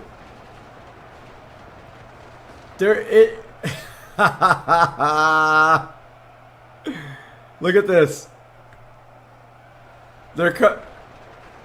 So they're getting launched into space, and as they fall down, the tanks are shooting them again and killing them, and they're just coming down from space. Look. It's raining puppet terrorists. Look at this.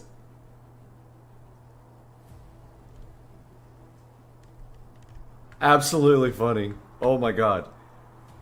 They're still coming down from space. Tanks are over there chilling. They don't have to... They're shooting at what? Look at, there's people coming from space. Look at the kills as these people fall from space. Oh my god, this is the best thing ever. I'm getting such a kick out of this. We got to do more. I think the most I've ever done is 1 million. And at that point, it starts to... something starts to happen where it doesn't want to launch. Alright, let's go for it. Why not? Let's see if the battle loads. It's loading a little bit slower. Okay, so we do have 1 million. That's a little laggy, not too bad considering. But there is the 1 million. There are 1 million puppet terrorists there. Let's see what happens. Let's see if this just destroys the computer. Hip hip.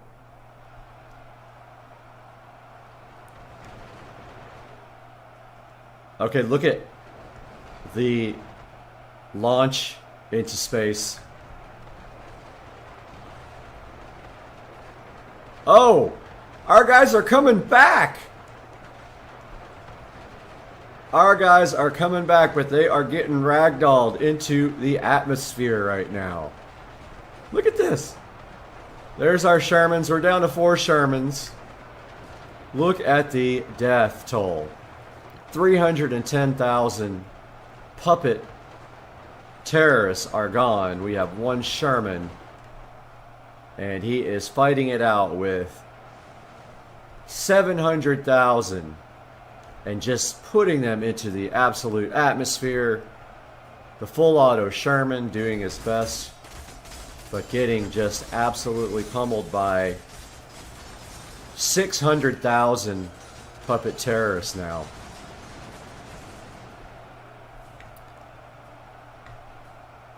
Where is the rest of our tanks? It says we have 1 more tank. I am not seeing 1 more tank. Look at this. The game is super confused right now. There is absolutely nothing left, but they think that there's a tank right there, and they're all just trying to get the tank. This is amazing. Look at this. They are so confused about it. A bunch of cookie monsters running around thinking that they're attacking something, but they're actually just confused in a big group. Oh my god, this is great. Okay, so they were able to overcome 1 million puppet terrorists is what they're called. We're able to overcome our 10 full auto Sherman tanks. So let's put, I don't know, let's put some full auto archers in there. Why not? Let's put 50 of those in there too. Let's see what happens. Here we go. Let's see who's going to win this. 1 million. 1 million puppet terrorists. 10 Shermans. And I don't know where the full auto archers are. I didn't even place them. They might be off the map. Look at the carnage and the launching of the full auto, of of the puppet terrorists. I guess I should have been more aware of where I put the full auto archers, because I don't even see them. Look at our Shermans, full auto Shermans doing damage here. They got 300,000 kills on our puppet terrorists. I don't even see Team 3. Maybe I didn't add it. Let's go back. I don't think I added Team 3.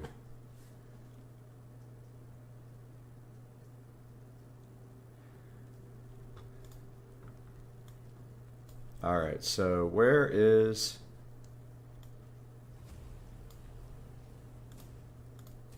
So I don't even see Team 3 on the map. Alright, well let's give the tanks a little bit more of a go. Let's give them 100. And let's...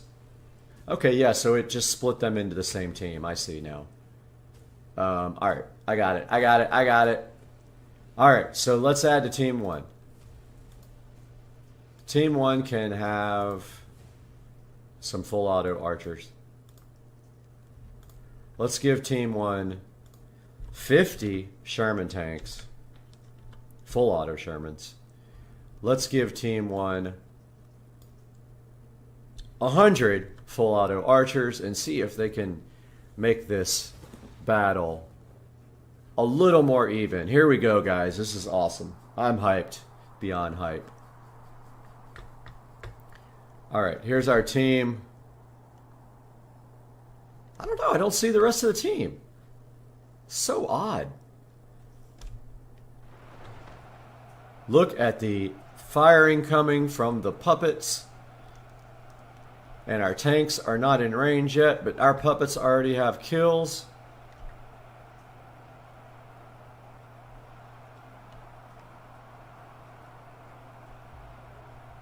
There we go. So here comes the full auto Shermans on the puppets. And look at the flying puppets being launched into space. Not all of them dying, but check it out. Look at this. I love this when they just come right back down with their guns. Like, they're getting shot in midair too, which is amazing.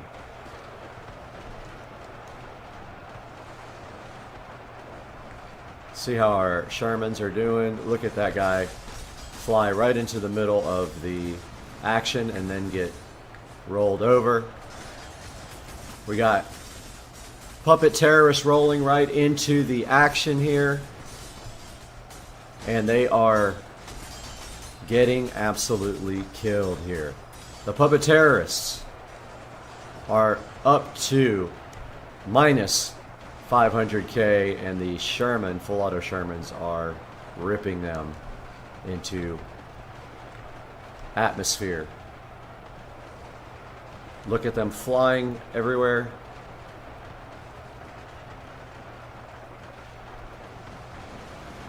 And this is what it looks like if you're a puppet terrorist.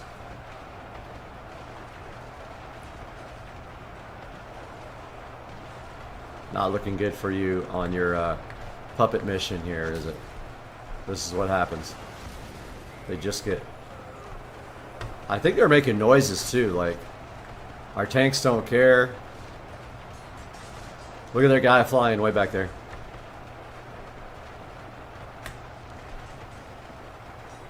Seeing if we can track one and keep it in our sights.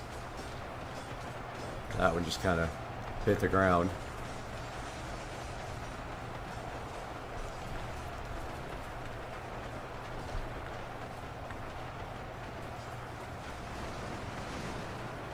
They are just slowly getting cut down. Let's go back and see if I can figure out how to add the other two teams, because we might need to help the puppet terrorists now. Team 1, Team 2, Team 1. Yeah, I don't get why it's not showing me this red. Like, I see the first two teams, I see the green, I see the blue. I'm not seeing the red going into the battle. These maps are huge. Watch how far you place your armies apart. Where's the red? Watch this. So if I add... Ah, there's red. Okay, let's shrink that to team 1. Give him full auto archers. And give him, I don't know, 500. Oh, there it is. It's just tiny. I was like, where is it? I can see why now. Okay, so this guy needs to actually go to team 1, so let's put him back here. Give him some cover. So now the cover will come from the tanks for the full, or for the, no, we need these on the green. What am I talking about? The green's the one suffering. We'll give them cover from the puppets, and then we'll put them behind the puppets. Let's do that. Now let's see if our full auto archers can actually help our puppets, who are getting just absolutely destroyed by our tanks here. And we should see some full auto archers behind our puppets back here. Where are they? Oh, they are way far apart. Let's get it going. I think I spaced these guys way too far apart. These actually have some really good range, these puppets.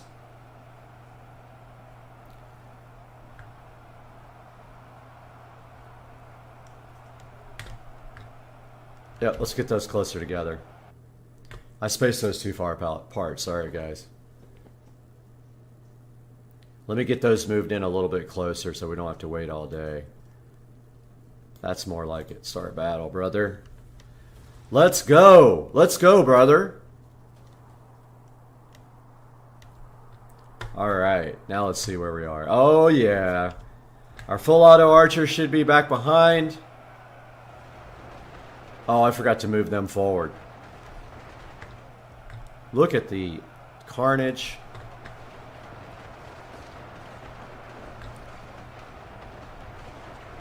Let me move our full auto archers up because they're still way far behind and they're not able to assist our puppet terrorists here.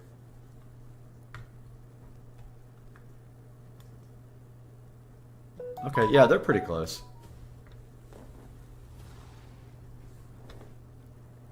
Alright, we'll do that again. Computer does not seem to be taxed except at the very beginning. Let's hip hip.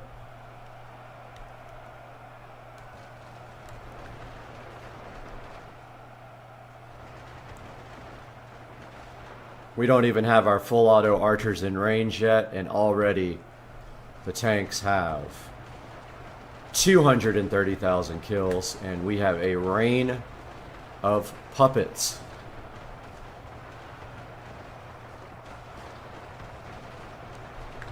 Happening. From the sky, we see puppets. Likely our full auto archers are gone. Our puppets are not giving up, although they are getting absolutely destroyed, and this is just not enough for the puppets to overcome the flight of the navigator. Alright, time for another option on the other side rather than tanks. So let's change this guy. Let's give him some heroes. Let's give him a few Nikola Teslas. Let's try 5,000. Now we got Team 1, 5,000 Nikola Tesla. 500 full auto archers going to battle here. Should be interesting.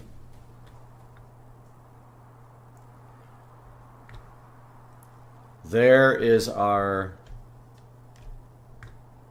Nikola Teslas. There is our full auto archers. And on the other side we have the daunting 1 million. There's already kills before it even starts, which is hilarious. Alright, let's get up here so we can see what's going on. And let's hip hip! Here they come. The puppets have pretty good range, so they will start already. They are already doing some big damage to Nikola Tesla and our full auto archers. And this is just mass chaos. And boy, I feel bad for Nikola Tesla. They are getting absolutely pummeled here. And that is going to be it for the poor Nikola Tesla and full auto team of war. So let's pump up their volume a little bit here. Okay, so they got nowhere near doing any damage. Let's pump that up to 20,000. It's going to tax the computer for sure. We're on ultra settings. Oh, I forgot to turn the water cooler up to full blast, so we'll do that. That'll help with the throttling temperatures on the GPU. And let's just hip hip. And here comes Nikola Tesla. You're going to see maybe a few of them get through this time. And the puppet terrorists are already doing damage to our Nikola Teslas. It's just an unbelievable death sight here. And our poor Nikola Teslas cannot even do anything due to the massive onslaught of the puppet terrorists. Nothing. These puppet terrorists are pretty brutal. Let's knock them down a few 100,000 here. So let's knock the puppet terrorists down to 500,000.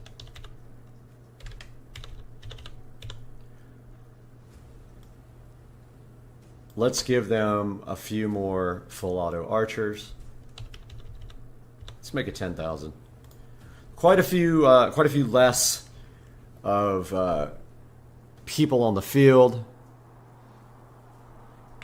So it should be less taxing on everybody and the GPU, which the GPU is fine right now. But here comes our army of quite a few Nikola Teslas and full auto archers who haven't even fired yet. They are already getting cut down.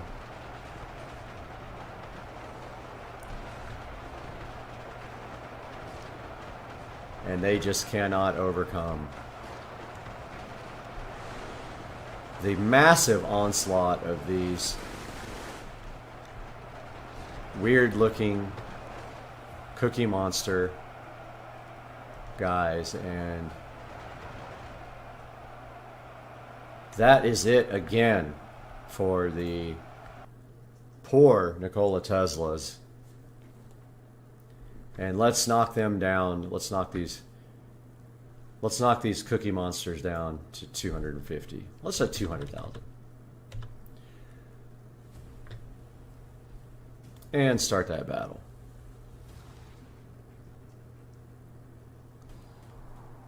Computer still not having an issue. I think turning on the fans. I had my liquid cooler fans on low. Now they're on high. And here comes our brave army of Nikola Teslas and full auto archers, and they are still not even close to doing anything here.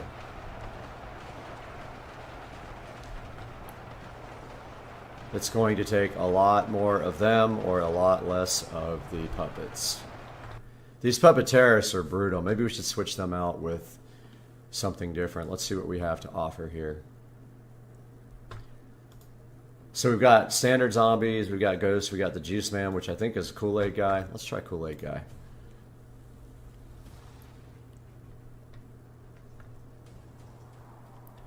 Let's look at our team of misfits here. There's all our full auto archers, all of our Nikola Teslas.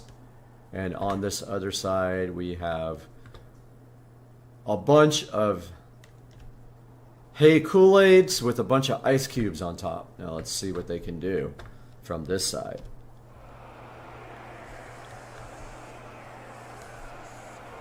It's just the funniest sight ever to see the Hey Kool-Aid guys. And I have a feeling the Hey Kool-Aid guys are going to get absolutely trampled here And now the computer is having issues because of the full auto archers are killing the GPU. This is an RTX 3080 tough, and it is on its knees right now from the full auto archer. And we are not going to be able to play that on those settings. That was just absolutely brutal on the GPU. Guys, I think I was getting 1 frame per second on that. And so, yeah, that along with the OBS probably not having enough. Yeah, it crashed UBS 2. Let's do that again, and let's put it on high instead of ultra. And that was just like, that was brutal. It killed everything. We got to knock down our full auto archers to like 100. It just killed everything. Here we go again.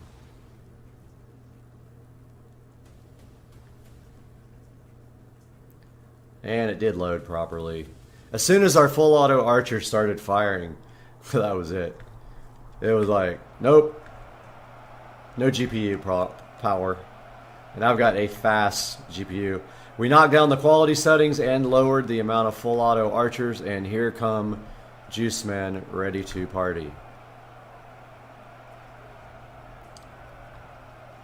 And I don't know why the full auto archers are not firing yet. Oh, they're in the back. There they go. And there goes Nikola Tesla opening up a absolute can on our guys.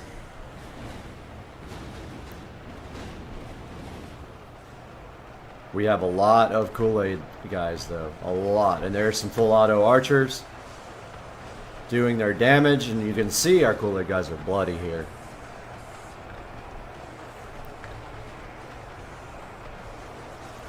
Check out Nikola Tesla with the flash of light. And our Kool-Aid men have 0 kills and are going to the death quickly. So we may need to reverse that role. We now know that the Kool-Aid men are not that powerful.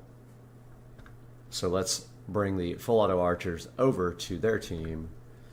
Full auto archer, go to team 2.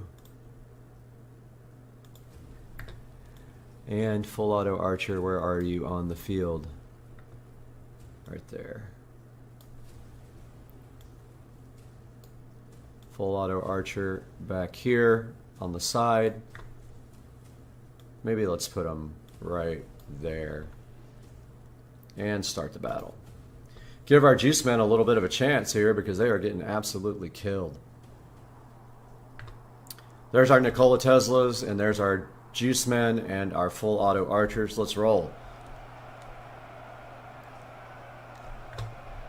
And there's our incoming batch of Nikola Teslas with their ray guns. Here comes our Juicemen, which are just kind of waddling along. Ever so weirdly running towards with big muscles. They're saying something.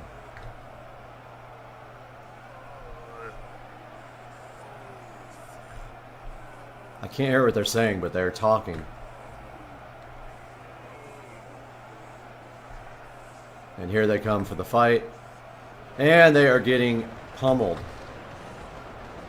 Where's our full auto archers to save the day? Right there. They go. And they're giving Nikola Tesla hell over here. The full auto archers. Check them out. But our Kool-Aid guys are very tough to get kills with.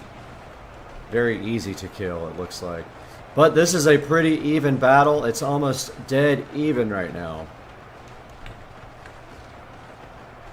There's our Kool-Aid guys. They're like making an O sound. And they are getting overtaken by Nikola Tesla here with the ray gun.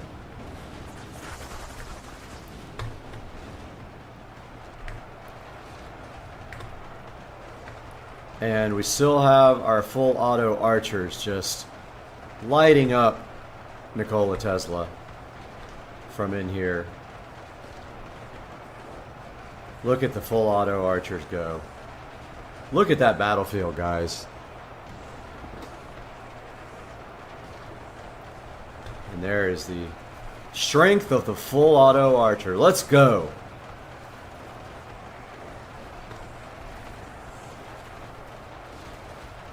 Full auto archer with their 1 billion arrows capabilities. Let's follow this out to the battlefield where we have a 40,000 edge for the Kool-Aid guys and the full auto archer. 40,000 edge. Look at the arrows coming in on our Nikola Teslas are slowly getting overcome here.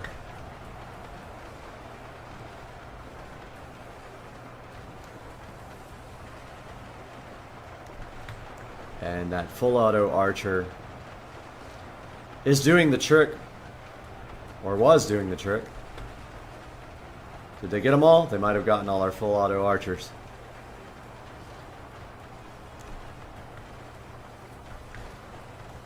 I think that they have taken out the full auto archers, which means that the Kool-Aid men are in trouble here. Oh, no, there they are. Our Kool-Aid men still got a chance as long as we have these guys in the fight.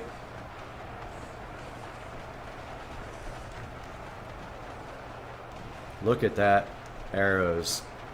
Those arrows coming in on Nikola Tesla. Just a epic stream of arrows. But when the Nikola Teslas use their ray gun, it is pretty much a done deal for the Kool-Aid guys. You can see here. Nikola Tesla's running their way through Kool-Aid men like it is nothing. And that is getting uninteresting, so let's go back to the main menu here.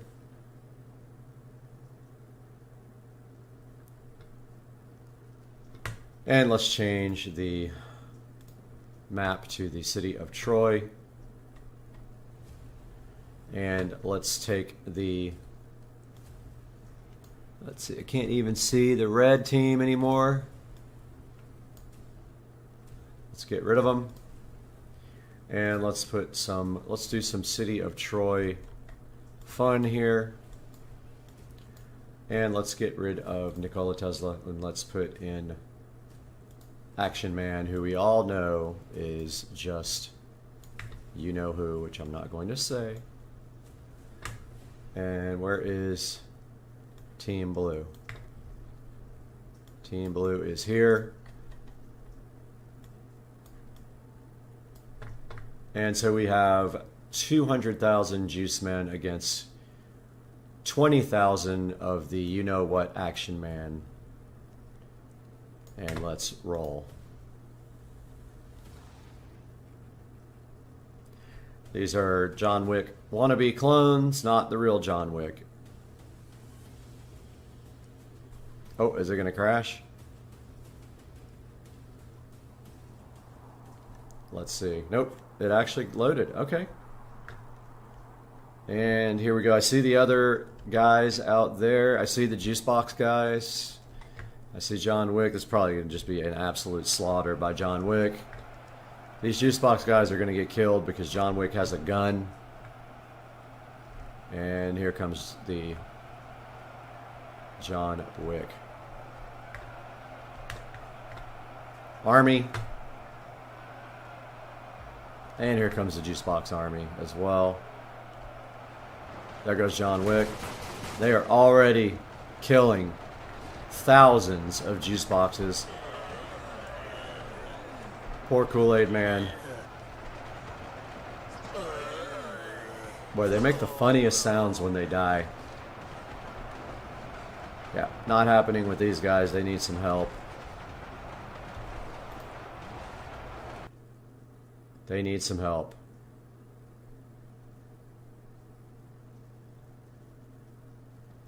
Let's give Team 2 some help. Team 2.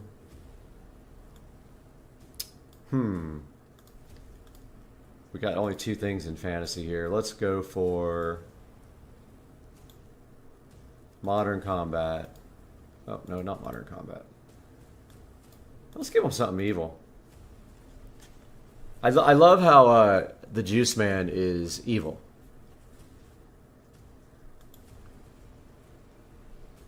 Alright, so we got these guys mixed in here.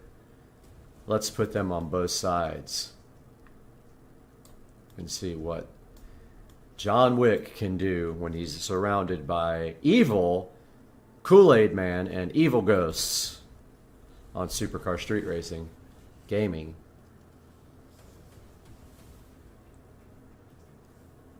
This is going to be cool. This is going to be cool.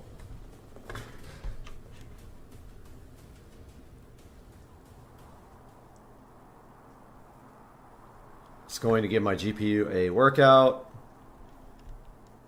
And as you can see here overhead, we've got our Kool-Aid army over there. We got our John Wick army there. And we should have our ghosts over there. And let's roll. Half the John Wick going for, a lot less than half going for the Kool-Aid guys. They don't need that many. These guys are going for the ghosts.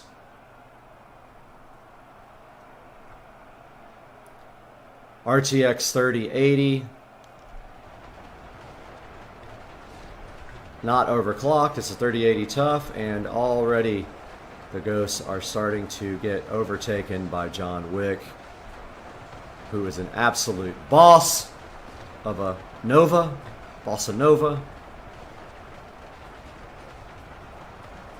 And there are our ghosts going back to where they came from as dead people. We have 0 kills from our other army. Ah, the ghosts are now throwing orbs. They're getting close enough to orb. But they are not killing John Wick at all. They're doing 0 damage to John Wick, who is just absorbing all the ghosts. And this is another slaughter. An outright slaughter.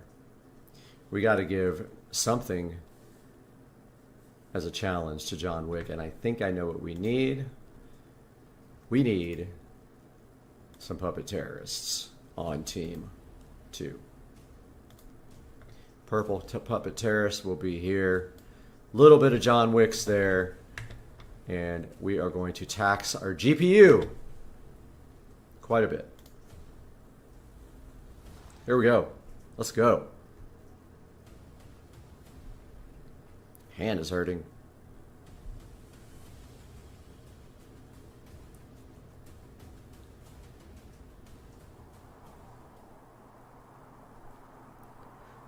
This machine has 64 gigs of RAM, RTX 3080 tough, and a 12-core AMD processor. And we have armies on every side of the John Wick action. Let's do this.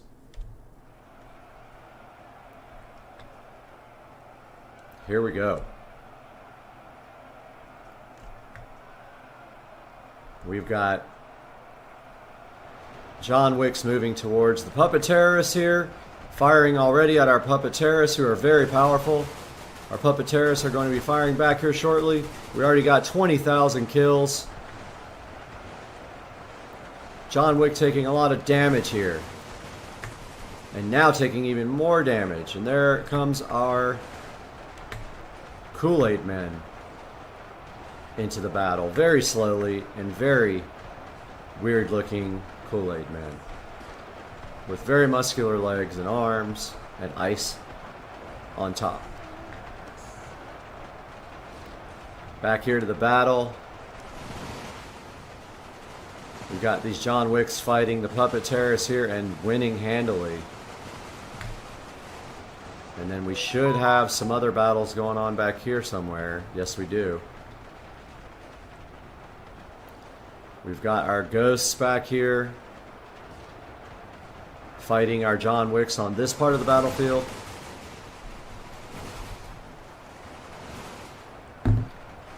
And mowing right through them as before.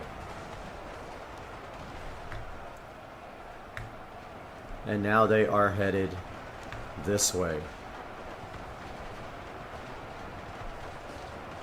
Right into the wall. They just bump right into it and keep going.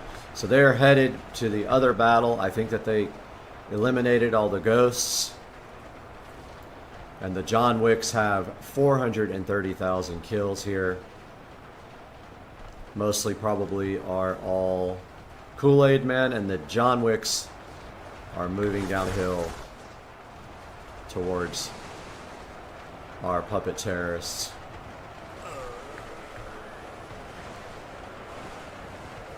And doing quite a bit of damage. And we still have a whole lot of Jukebox men just trying to make it to the battle. But they are getting mowed down way back here by this little army of John Wick, who are just doing damage. Blood covered, doing damage.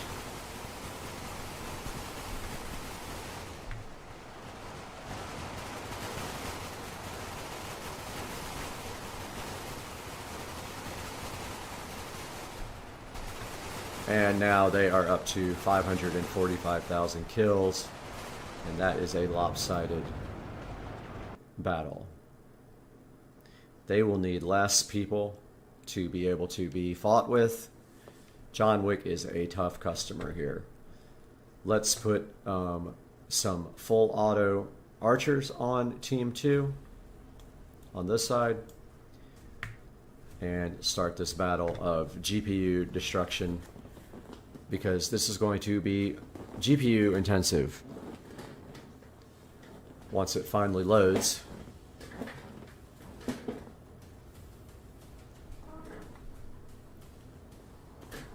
Here we go.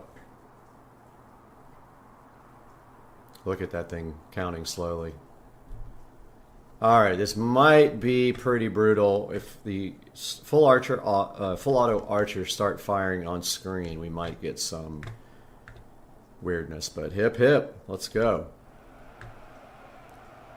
And here comes our surrounding of our guys. Our John Wicks are surrounded, but they already have 1,500 kills, 5,000 kills, 7,000 kills, and they are chewing through the competition here. And I don't know where our full auto archers are. They are not in range yet. These are ghosts getting mowed down by John Wick.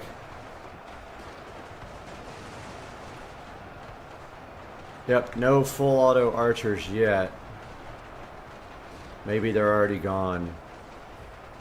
And the biggest battle is happening over here, where we have a 280 to 1,500 advantage for John Wick, just mowing over the competition. John Wick is getting the best of even that many. So let's knock the John Wicks down and make it a little bit more fun for everybody else. So let's go to Action Man and give him 1,000.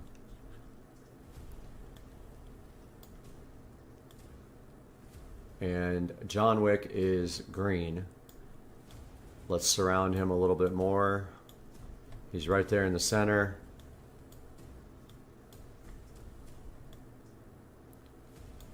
And these are very far apart, so let's go like that.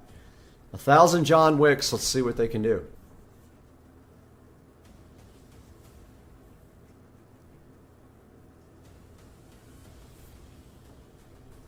Still loading.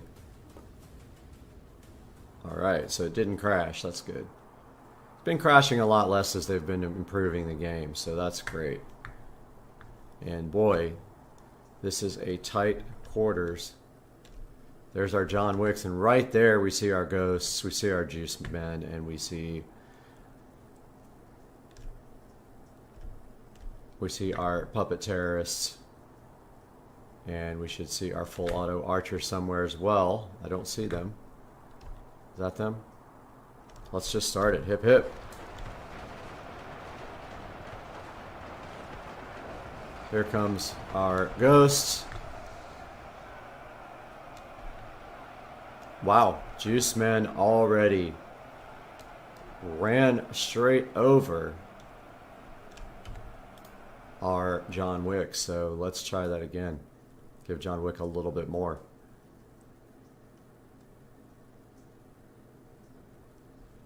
Alright, so our John Wicks are there. Oh, we got full auto, we got puppet terrorists twice. Let's make them full auto archers. John Wick's gonna have to have a little bit more. Let's give him 3,000. So I was gonna say, yeah, I have SSDs, really fast SSDs, 64 gigs of RAM, 12 core AMD processor, and a RTX 3080 TUF. And it's liquid cooled. The card's not liquid cooled, the CPU is liquid cooled. Alright, so we're already like lagged out just a tiny bit. I'm letting it kind of catch up. Let's go. Hip hip. And look at the carnage of our John Wickness. John Wick with 31,000 kills already. Here comes Juice Man. Here comes, I believe, the full auto archers. Yep, here comes our full auto archers trying to get in range. They are short range.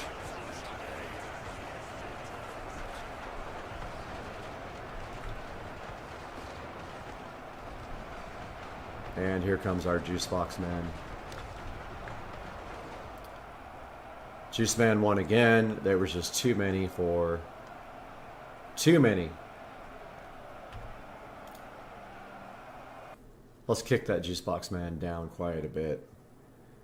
There are too many Juicebox Men. They're just overwhelming John Wick at this point. Juice Man, we got 200,000. Let's knock that down to 5,000. Will also help with our lag.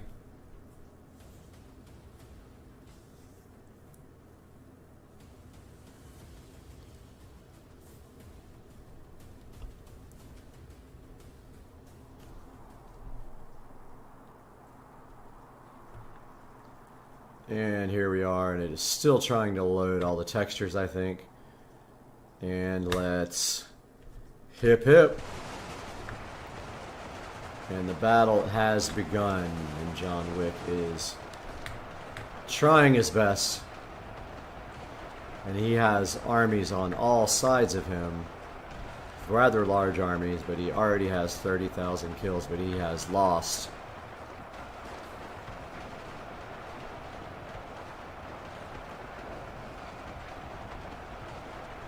And it is going to be over quickly here. Very quickly as John Wick falls to the 4-position army that was on top of him. And that is it for that one. And John Wick has lost that battle. So John Wick lost. And he had only 3,000 troops. Let's give him Let's kick this down to 1,000. Let's give him 20. Let's give him 1,000. Quite a bit different. Let's see what happens.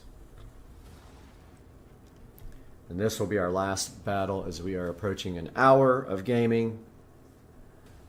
And this might be a slaughter the opposite way around. I think John Wick's going to take this one. My gut says. And let's hip hip. Here comes John Wick against a much smaller army on all sides.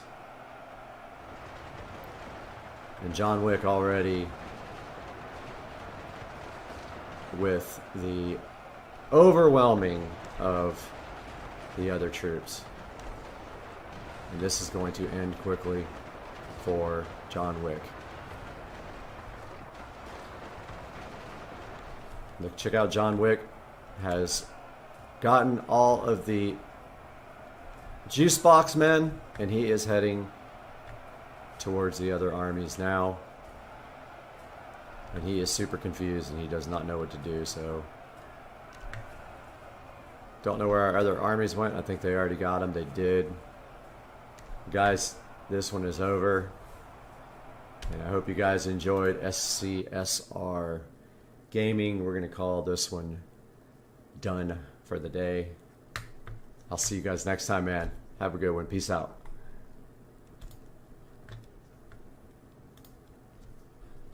Hey, welcome to the channel, guys. This is an exciting day we have for you today. One of the biggest days of the year for me. I have finally in my hands a new phone here. So for the last 2.5 years or so, I have had the Galaxy S20 Ultra 5G. So I've been waiting for the next generation of camera phones to come out, because camera in the phone is what I use it most for. And the S22 Ultra 5G was released a couple of weeks ago, or planned to be released a couple weeks ago, and we have right here in our hands a S22 Ultra 5G. So we are recording this video on an S20 Ultra 5G, and we will move to the S22 in the middle of the video and let you guys see what the comparison is there. So we have it brand new in the box. It's still sealed here. Has not been opened at all. I need a free hand, but I'm going to put my tablet in there as well so we can do some other video.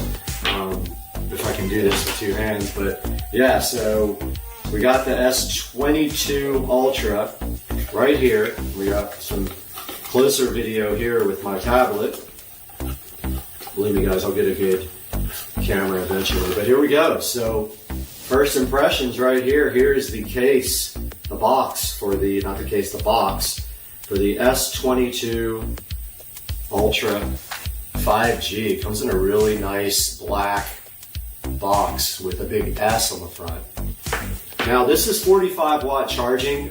They did not move to the next level of charging, which is super disappointing for me. The only plus on that is the new phones from Samsung do not come with a charger. So in order to reduce costs, they do not give you a charger with these phones. They give you a cable, but no plug for the 45 watt. Now luckily, that's the pro of having the S20 Ultra 5G. It does have like I do have a charger for that guy.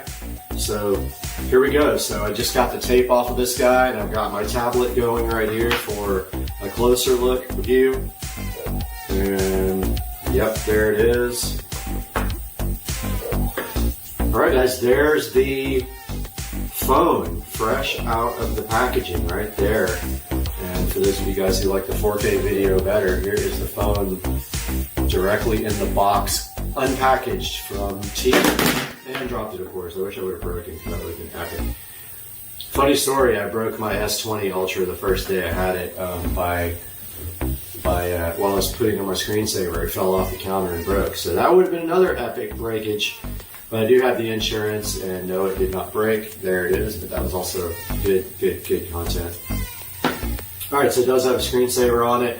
We're going to go ahead and power that guy on now and see what happens. So I'm going to hold down the side button. I'm assuming it's charged a little bit. Let's see. No, if it doesn't come on, maybe it needs to be charged. Let's see what happens. Probably gotta hold it for longer than that. So we're waiting for that guy to come on now, and it may be completely dead. Oh, there it goes. We got the Samsung Galaxy on there. Here it comes.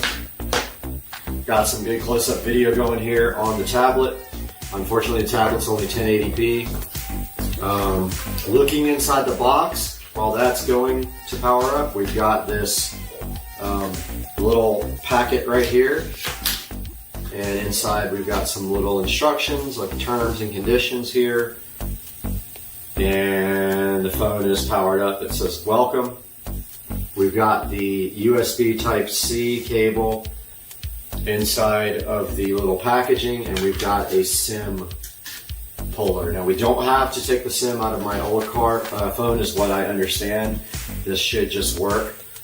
So if we hit welcome now, we see it's still up at the welcome screen right there. I'll be going back and forth between this and my tablet, or either I'll have the tablet in a little window for you guys. But we hit start. It wants a SIM card, so I'm not sure if we're supposed to switch SIM cards or what we're supposed to do. If we do have to do that, we will be having to move to the other phone, because I was under the impression that this guy came with a SIM card, but let's see. I thought it came with a different SIM card. Okay, it says quick start. It says insert the SIM card. Okay, so this guy did not come with a SIM card, so let's see. No, I don't see one there.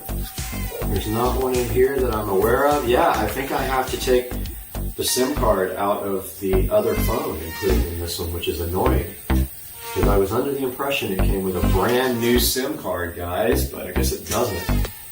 So that's going to put a stop to the 4K part of the video from the S20 Ultra. Once I get this phone up and running, I guess, I guess I could still film from that phone without a SIM card. Let me get that SIM card out, and then I will be back with you guys. Alright guys, so I got the SIM card out of the old phone. You would have laughed so hard. The SD card there went flying across the room. And by the way, there is no SD card slot in the new phone. So I got the SIM card tray out here. I got the SIM card right here. I'm about to remove the, first I gotta find it where the SIM card goes in here. It's on the bottom right there. Go ahead and put the SIM card in here, and then I'll update you guys on my progress. Okay guys, here is the SIM card tray right there for the new phone. Much smaller because it doesn't have a, does not have a SD card option. And it is notched out, so you can only put this in one way. So there's a notch in the upper corner. There's absolutely no way you can get this wrong, but it should just like go right in there without a problem. Yep, okay, so I'm gonna need two hands to do this. I'm gonna go ahead and do that. I'll be back with you guys. All right guys, so it got the SIM card and it wants to restart. I'm gonna go ahead and do that now. We are back on the S20 Ultra 5G. So the phone is restarting now. Noticeably heavier than the S20 Ultra 5G, but I heard that about it. It does have a big battery, so it was expected to be a little bit heavier. So this guy's restarting now with the SIM card from the S20, and then I think we have to transfer all my data. And I don't quite know how yet. I think you can pull it back from Samsung Cloud, but I'm gonna find out right now when this thing comes back and I get all signed in. I'm gonna go ahead and do that now. Okay, I wanted you guys to actually see this. It rebooted. It had a little Android logo and then it rebooted. So now it's back on the way up. Again, this is being recorded on a S20 Ultra 5G. So it's 4K video that I'm recording. I won't shoot 8K yet because my video card won't render 8K in hardware. It takes forever to render it in software. But here we go, T-Mobile. It's starting up now. You guys are seeing this first with me, so this is the first time. And I think it's probably trying to figure out the network and all that. But yeah, here's the old SD card that is no longer supported. It is a 64 gigabyte SD card. Now this is a 512 gigabyte S22 Ultra. I actually literally have no need for an SD card. I'm not going to fill up 512 gigabytes ever. So it looks like it's booting up now. And it says welcome. Let's get started. You got to agree to this, agree to that, agree to that, agree to all. That's fine, whatever. Fix it later. But here it goes to the next, where it wants to get to my Wi-Fi network. So let's choose my network here. I'll let you guys go aside while I put the password in.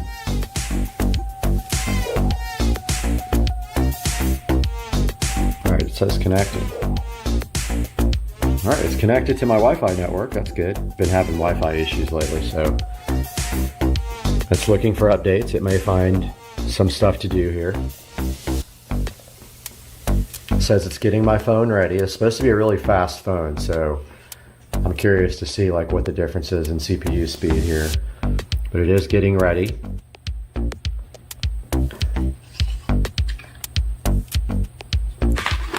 Let's go ahead and get this into a place where you guys can actually see it.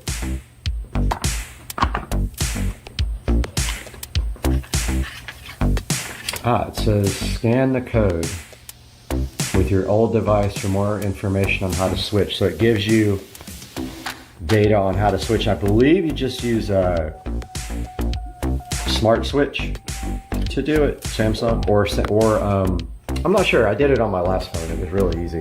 I'm gonna do it on the fly with you guys though. Still says getting ready. We'll be back when it says that we are ready for the next step. All right, guys, so smart switch is connected. I've never done it this way, but I was just curious on how to do this. It's saying what data do you want to transfer? So here's the old device, here's the new device, everything. Let's do it all. All. All right, here we go. And it says, do you want to copy to your new device down here? Yes, we do. And it wants me to unlock. And there it goes. So it's copying everything now. I'll get back to you guys when it's done. All right, guys, so it asked me some questions here about some apps that wanted to transfer, like Scam Shield for T-Mobile. I did let it do that. It asked me for a new device pin. I did put that in. Now, the only thing is that I am going to have to re-enroll my device for my dual factor for my work. So that's kind of a pain because I don't believe it will carry over. So I'll have to take some time to figure out how to do all that on my new device. But yeah, it's getting my phone ready. So it looks like it's going to reset. It said the SIM card was changed. And we'll get back to you guys when it does that. So this guy just came back and he wants to do diagnostic data. Fine, whatever. So T-Mobile says I'm all set up here, so let's finish.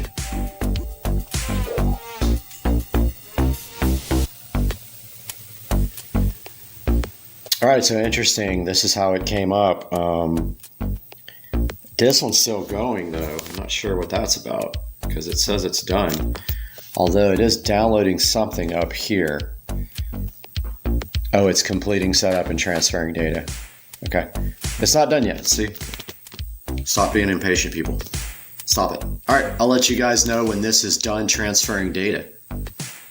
All right, guys, so this is definitely a process. It's been going for about 20 minutes now, and it is not even halfway done yet. So I think that I would recommend that battery's at 64%. This battery's in the 70% range. I think we're good on that guy right there. So I'm just gonna let this go and I'll be back with an update when this is done.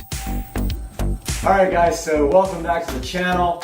You are now in S22 Ultra 4K 60 frames per second, and I wanted you guys to be able to do a back-to-back to the other phone, which is actually right here. So here's the S20 Ultra. Just trying to get everything off of it so I can get this returned because I got a $500 credit for this guy. Great phone. I've always had good luck with this guy over the years, and there's nothing against this phone. It's just 2.5 years old. I had a chance to get the S22 Ultra 5G and get a $500 credit, and I did it, and so far so good. There are some pains switching over, absolutely. You gotta buy a new case doesn't fit. You gotta buy a new screen protector doesn't fit. And all of your settings and apps will mostly go in unless you have some dual factor authentication things that require biometrics or things like that. You will have to re-register it. So overall, I would so far recommend this. I wanted to get this out to you on the first day, so I gotta start editing, figuring out where all my footage is. It's on 3 different devices. And then you guys will probably see this tomorrow. All right, I love you guys. Have a good night. Super Rush Racing. Peace out. Man, my new pool tile looks crazy cool. So stoked. Look at this, guys. Damn, son. I bet you can't wait to get... Guys, welcome back to Supercar Street Racing today for a different change of pace. We are starting out in the 4K production studio, and I wish it was on a good note because we were trying to do some green screen stuff and it just did not work out. So I'm shooting all this footage over again from the studio, and today we're going to be solving an issue with something in my house that needs some storage, and we're going to do that next. So hang out on Supercar Street Racing.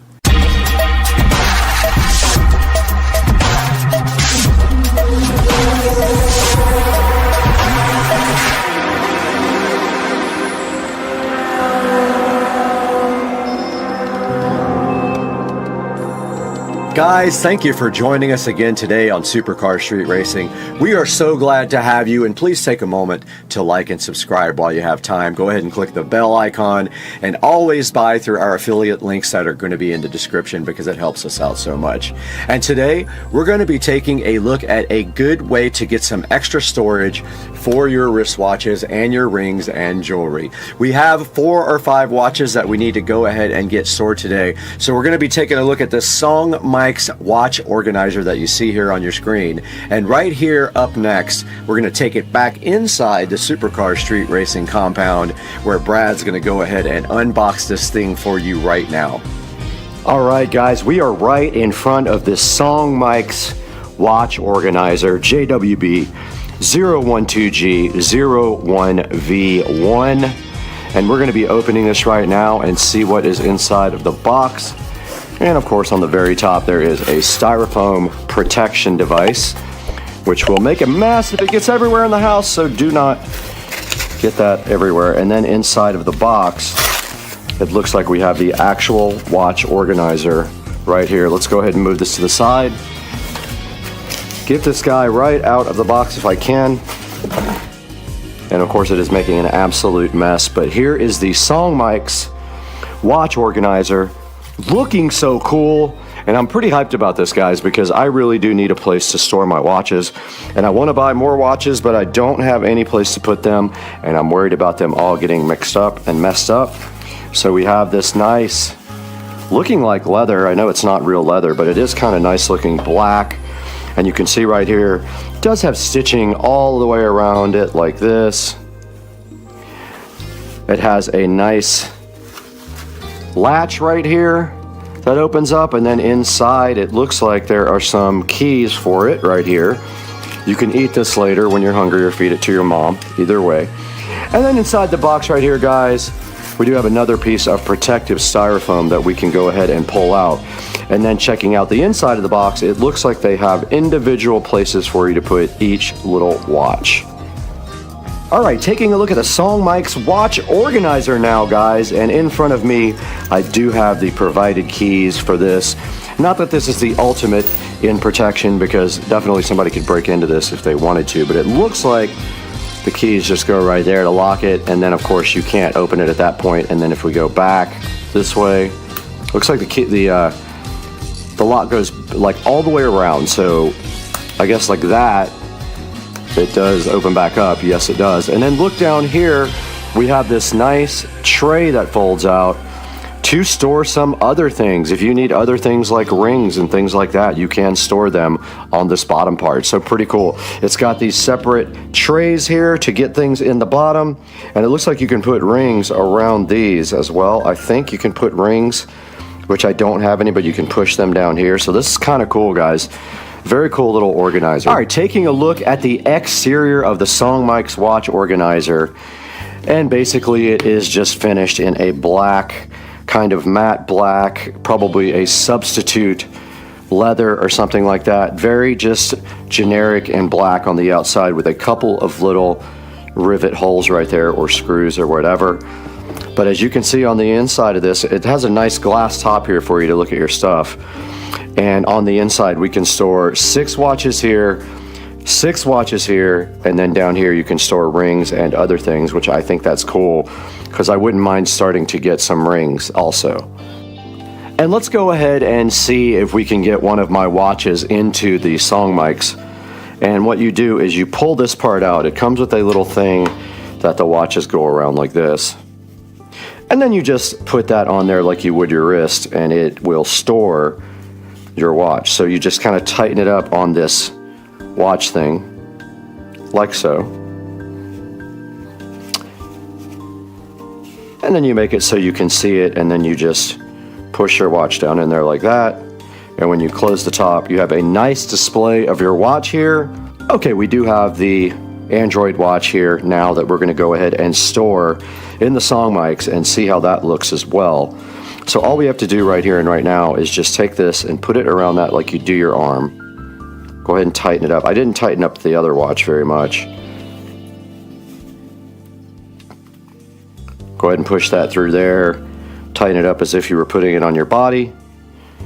And throw the watch back in there, angled upwards. You see how this one's kind of loose? I could go back in here and go ahead and tighten this one up more, and then throw it back in there, like so. And then we have one more on my arm here. We can go ahead and get this one all stored up very nice as well.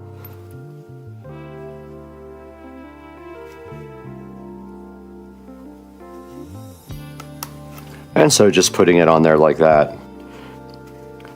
And there is the Android. And then there is one other watch here we can go ahead and put on, and that is my rose gold. And I have just ordered another one for another review, so we will have one coming, another pink / rose gold coming. And if you're scared to wear pink, I'm sorry for you, but I will wear it all day. There is the other Android watch, looking so fire and going right into the watch organizer. And you can see if we light these all up, it kind of looks pretty dang cool. At least I think so. And once you have all your watches inside, you can go ahead and close the lid and see how fire they look underneath that glass lid. Presented all nicely for you. So now we just need to get 2 more for the top and 6 more for the bottom, and we'll be full on our new watch organizer. And there you saw inside of the Supercar Street Racing office that Brad was unboxing this SONGMIC's watch organizer. And now let's take it into the SCSR closet to go ahead and get those watches into the organizer and see how that thing looks. We are back in the Supercar Street Racing closet, and we do have this old piece of furniture that we've just been using in the closet just to kind of put stuff on. This is going to be the storage place for the watch organizer for now. Don't know if it's permanent, but for now, it kind of makes sense just to go ahead and display our nice Android watches right there for now. And then maybe in the future, we will go ahead and get something nicer or mount it to the wall or something like that. But for right now, we've got this really nice SONGMIC's watch organizer showing all our watches off in the Supercar Street Racing closet right below the On collection of shoes. And now let's throw it into the 4K production studio and see what Brad has to say about other choices and this choice of watch organizer.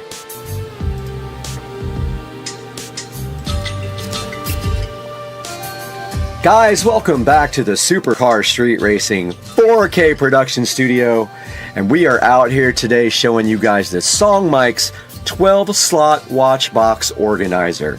Now this thing is a lockable watch case. It can organize your watches, all your rings, and all your jewelry, and it is going for $34, and there is a 10% coupon on it.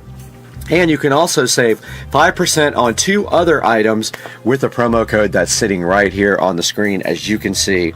And here is a good look at the watch organizer, completely full of 6 and 6, so 6 on top, 6 on the bottom. And also someone put their bow tie on here and their rings, and they have their bracelets and everything else in here. Now the reason that we got this is because I have started a small watch collection, and of course the watches are getting kind of scratched up in the drawer, so I have no real good place to store them, or any rings or anything like that. So taking a look at the SONGMIC or SONGMIC, however you want to pronounce it, organizer right here online. There's a good picture of it there. And as you can see right here, there's another picture of it sitting in the closet and with a bunch of really nice watches installed into it. And then here it shows you that it has 2 tiers. So basically on the top it stores all your watches, and then on the bottom it has a drawer to store other things like rings, and you can see someone stored their bow tie here. It will store cufflinks, brooches, earrings, anything you need, tie clips, all that stuff on the bottom drawer. The top drawer is like lockable, and it does come with 2 keys for that. Let's take a look at the next picture here. So there's a good look at it sitting on the table. It is kind of a good looking device. Actually, it looks pretty good, and it looks a lot more expensive than it actually was. It was around $35. Moving on here, you can see it has a large glass lid to show off all your devices. And here's a good look at the dimensions here. It is 12.8 inches wide, 7.3 deep, and 5.3 inches tall. So it is a decent size. And then it also shows you the things that you put your watches on here are 2.8 inches wide, or long actually, either way, 1.8 inches wide. And then right here and right now, you can see that they're telling you that this probably would make a good gift, and I do kind of agree. It is kind of cool for a significant other if you're looking for something to give someone. And then right here is a look at it all opened up out on the table. And let's go over here and look at the reviews. And this thing has actually really good reviews, and I get it because it is kind of nice. It's got some 4.8 star reviews, and there is a video here. Let's see what this is. A review of the SONGMIC's blackened leather watch box for. All right, so that's just a review, so you guys can get online and take a look at that review after you look at mine. And then if we go down here, we can see that the top layer has 12 slots. Up to 48 millimeter watches is what it's saying, and the bottom drawer has various places to put things. It does have a lock on it, like I said. And the 4.8 star reviews, oh, it comes in also gray, black, and a brownish color, so I did buy the black. Now let's take a look at some of the better reviews here on this SONGMIC watch organizer or box. Very nice for what it was costing. Great quality box for watches. Overall, great product and great price, an excellent gift, exactly what I needed. And then let's see if it has any. Doesn't have any. Has a couple of 1 stars, but it has so many sales. It says poor craftsmanship. I don't see that at all on it when I am looking at it. Nothing more than a fancy coated cardboard box. I thought it was a little bit better than that. Not happy. I got a used one. Well, obviously if you get a used something, you are going to be unhappy with that. Good drawer for storage, not for rings. It does have a place for rings. That is not true. The bottom drawer has a place to push your rings in, so that is absolutely not true. Now if we look back here, let's see if there's some other options here for you guys to check out. And there is a bunch of people make these type of organizers. They also have a different type here from the same company. It has like a side drawer on it instead. Here's another one from another company called King Sapphire, which is actually cheaper. This one is going for $22, and it might just be the almost exact thing, but does it lock? It does lock. This looks like it could be almost the exact same product for $22. It has 3 5-star ratings, so make sure you check that out too if you're interested. There's several other ones over here for anywhere in the $25 to $29 range, so make sure you check out all the interesting options. And I do kind of dig this red one, but this is $129, so it's quite a bit more than the one that we purchased. They are all in the $129 range. So if you want to spend a little bit more money and go for a little bit better quality, go ahead and get one that's a little bit more expensive and see if you like that better. You can always return it, so always keep that in mind when you spend money on Amazon. Guys, I'm going to go ahead and put the link in the description. I'm going to go back to the song mix here. I'm going to put the link in the description for this, and please order through our affiliate links. Go ahead and click subscribe and click the little bell so you get notified every time we drop a video. And just FYI, if you click through an affiliate link in any of our videos, not the one for this, if you want to order anything from Amazon, click any of my links, and then it will actually help me out because I will get a slight commission on what you purchase. So go ahead and order everything through the affiliate links. We love you guys so much. Thank you for supporting the channel, and we'll see you next time on Supercar Street Racing. We're out of here. Let's go.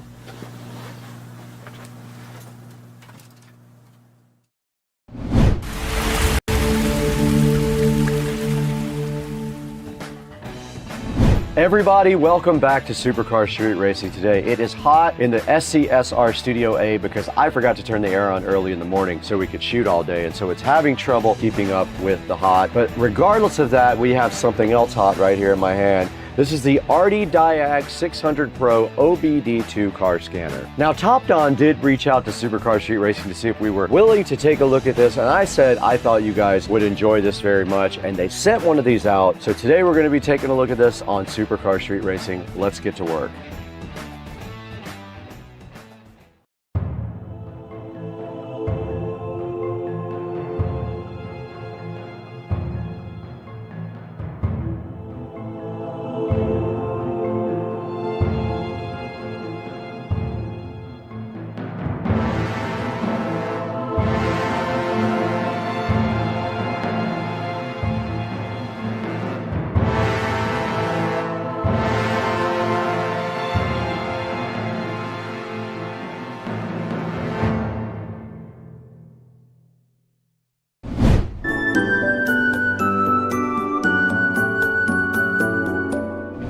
We're back in the hot but beautiful Supercar Street Racing Studio A today. One of my favorite places to be if it's not hot. It's probably about 75 to 76 degrees in here because I failed to turn on that air conditioner early enough for it to keep up, and it is very hot. If you reach up here, you can feel the heat coming directly out of the ceiling. But what else is hot is also this Diag from Top Don. The 600 Pro they sent out to us just to work with you guys on and show you how this works. So what we're gonna do today, our plan is we're gonna unbox this thing first. We're gonna take a look at this guy and see what's inside the box. We're gonna walk directly across the street over to Rich's house also, and we are going to hook this up to his truck and see what this thing can do. Thank you so much for 200,000 subscribers. It's amazing. It took a while to get there, but I am so happy with the progress of the channel, all because of you guys. You made it possible for us. Thank you so much. Now, this Diag 600 Pro is the upgraded version of the last model. It does use Android operating system. If you were wondering, most of these do use an Android operating system. Now, this Diag is able to analyze a lot of the different systems in the car, like the engine, transmission, sensors, and things like that,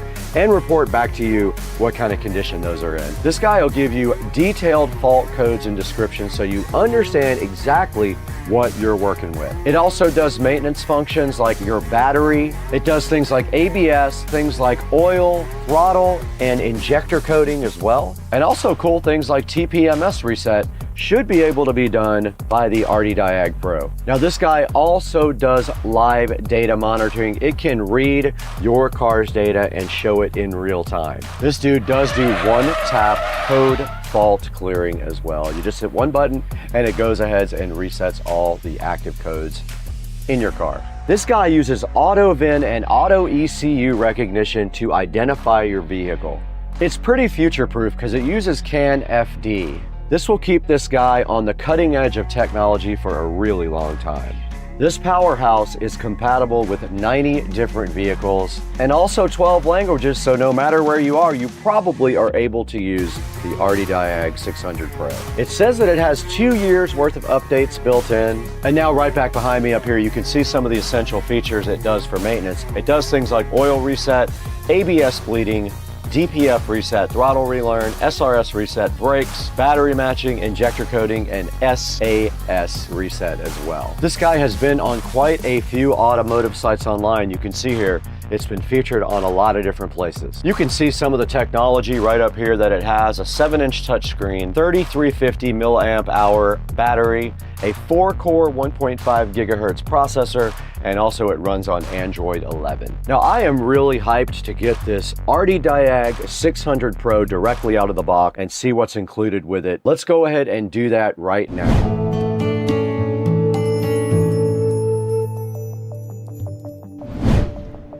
All right, guys, right in front of me here, we have the Hdmi 600 Pro by Topdon. Now, Topdon sent us the 600 Pro. They call it their mid-range diagnostic tool here. They wanted us to check it out with you guys and go ahead and open it up and then maybe fire it up inside of a vehicle. So what we have right here is the Topdon Hdmi 600 Pro, and we're going to get this opened up right now. Now, taking a look at the box first, though, you can see right here just a picture of it on the front and a little car logo right there, Hdmi 600 Pro by Topdon. On the side, all it says is Topdon. So there's not much on the side of the box right here, but on the back we have a lot of information here. It says master the essentials. There's some contact information. They do have a North American phone number, and they do have other country phone numbers right here, and their website, www.topdon.com. There is a code right here indicating which one this is, and on the outside there is not much more to this box than that. Now let's go ahead and get this thing opened up and see what's inside. All right, so the first thing I see here, the presentation is real. We have a nice bag with all the stuff for the Topdon inside of it, so we don't need this box anymore where we're going. And nice looking case here for your OBD2 scanner. Let's go ahead and open it up and see. Has a nice handle on the top also for you to carry it. And inside of this, we do have the OBD2 cable.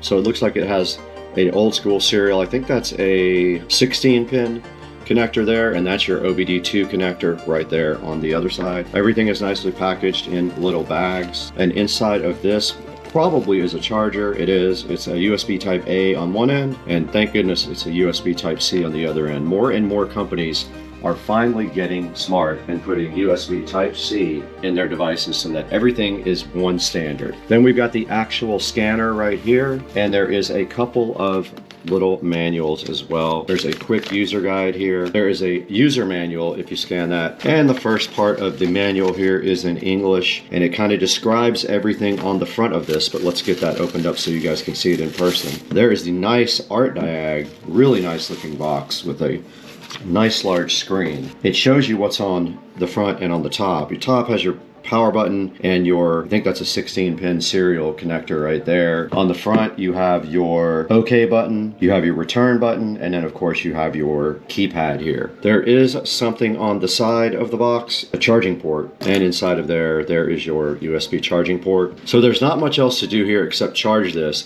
I'm not going to charge it right here. This is a slow charging. This is from the computer, so it won't have much amperage. So I'm gonna go plug it in the kitchen and start charging it, and I'll let you guys know how long it took to charge.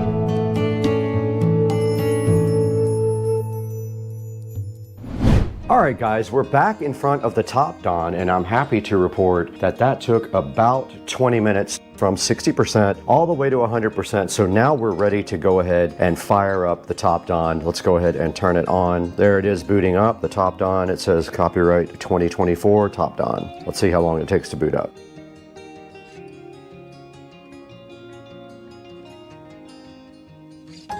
Now I'm assuming this thing has Wi-Fi that it can download new things. Let's see, so we're in the setup area right now. It is a touchscreen, nice, okay, cool. English US, next, that is the correct time zone. Now it's looking for my Wi-Fi network, here it is right here.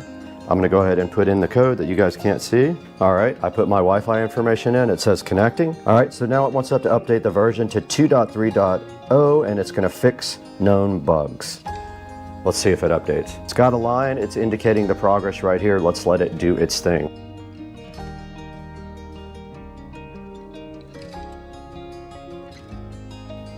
And finally, it is at 100% on the download. Now it's telling you here when you first use this thing, there goes the firmware update. It's gonna probably restart and update the firmware. Let's watch that process. Oh, no, it's on, okay. Cool, so let's hit update. Oh, okay, this is loading. It says there's a bunch of updates. Let's look at that. So this might be updating for the cars and stuff. There's 74. It says there's 74 updates. This has to be like vehicle updates. You just click this, it selects all of them to update. So there's 63, let's do it. And you can see a readout up here of the speed that it is downloading updates. Let's let that update in the background.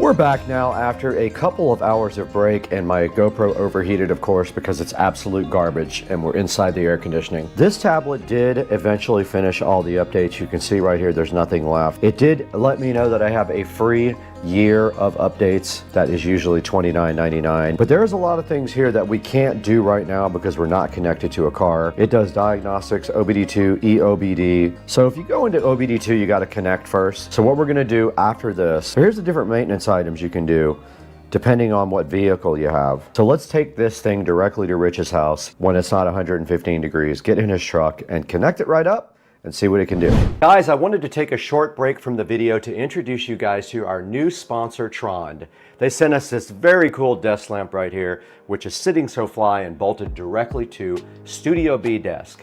Now this lamp is awesome because it does tilt and articulate in a bunch of different ways. You can rotate it and do all kinds of stuff with it, and it is also kind of perfect for this area right here where we do the shooting.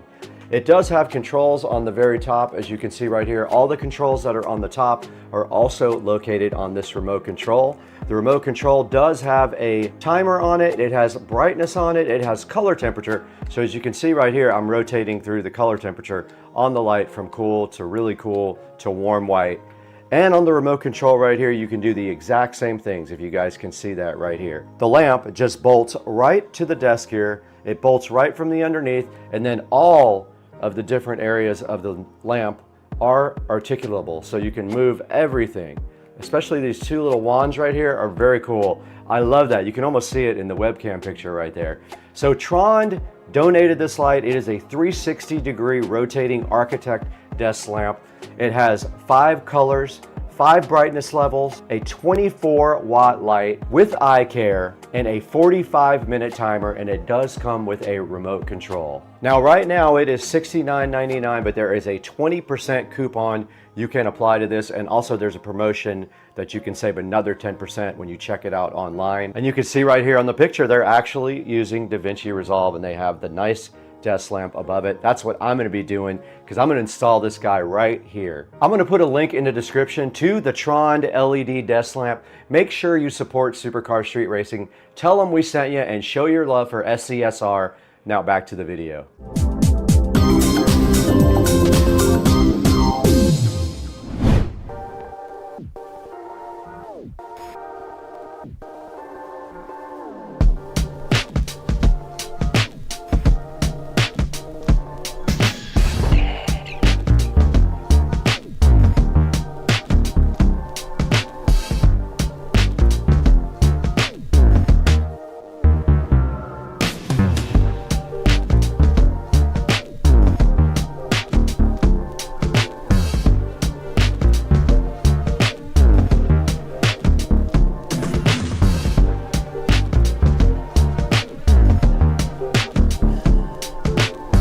right, you guys just saw us unbox this RD Diag Pro, and you saw everything that was included inside of the box. Now there's only one thing left to do. We're gonna go ahead and walk directly across the street, get into Rich's truck, and go ahead and see what all this guy can do. And let's see what maintenance does.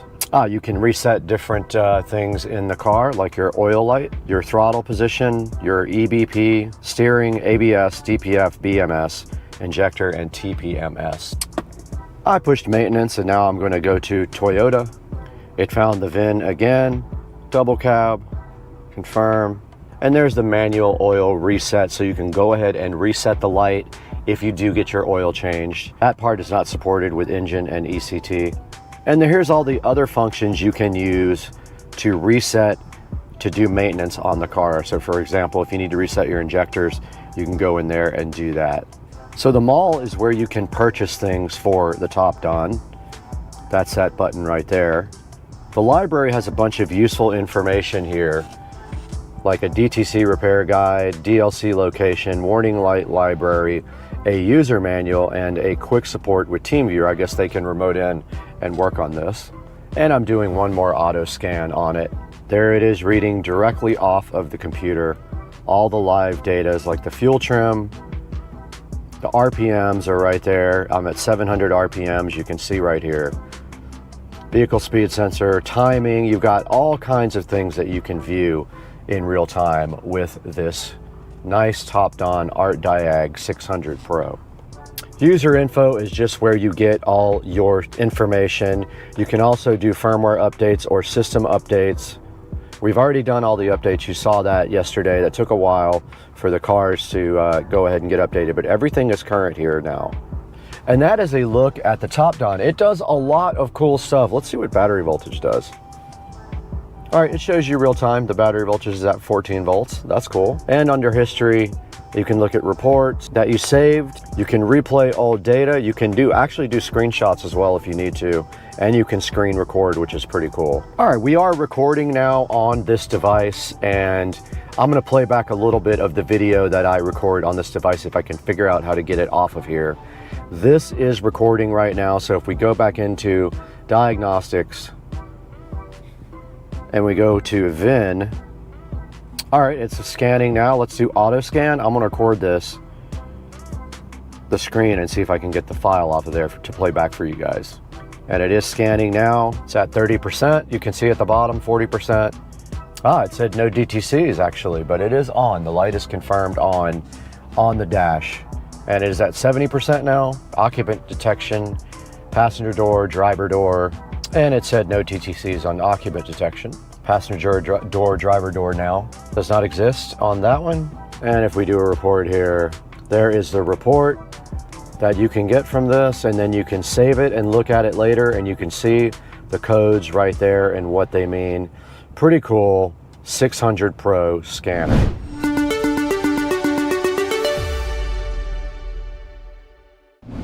We just took this RD Diag 600 Pro directly out of the box, walked across the street to Rich's house, and installed it in his truck. We pulled all of his codes and checked out his entire truck with this cool little device, and it's very awesome, and I highly recommend this guy. Go ahead and pick one up from the link in the description. You probably won't be sad about it. It's got 34 reviews at 4.4 stars. That's actually really good. It's hard to get a 4.4 star review on Amazon. You guys know that. And now that we've done all that, there's only one thing left to do, and you guys know what that is. Let's throw it to Brad. I will show you how you can get your own RD Diag 600 Pro on Amazon. Go ahead and order it from the link in the description. Let's toss it over to Brad right now.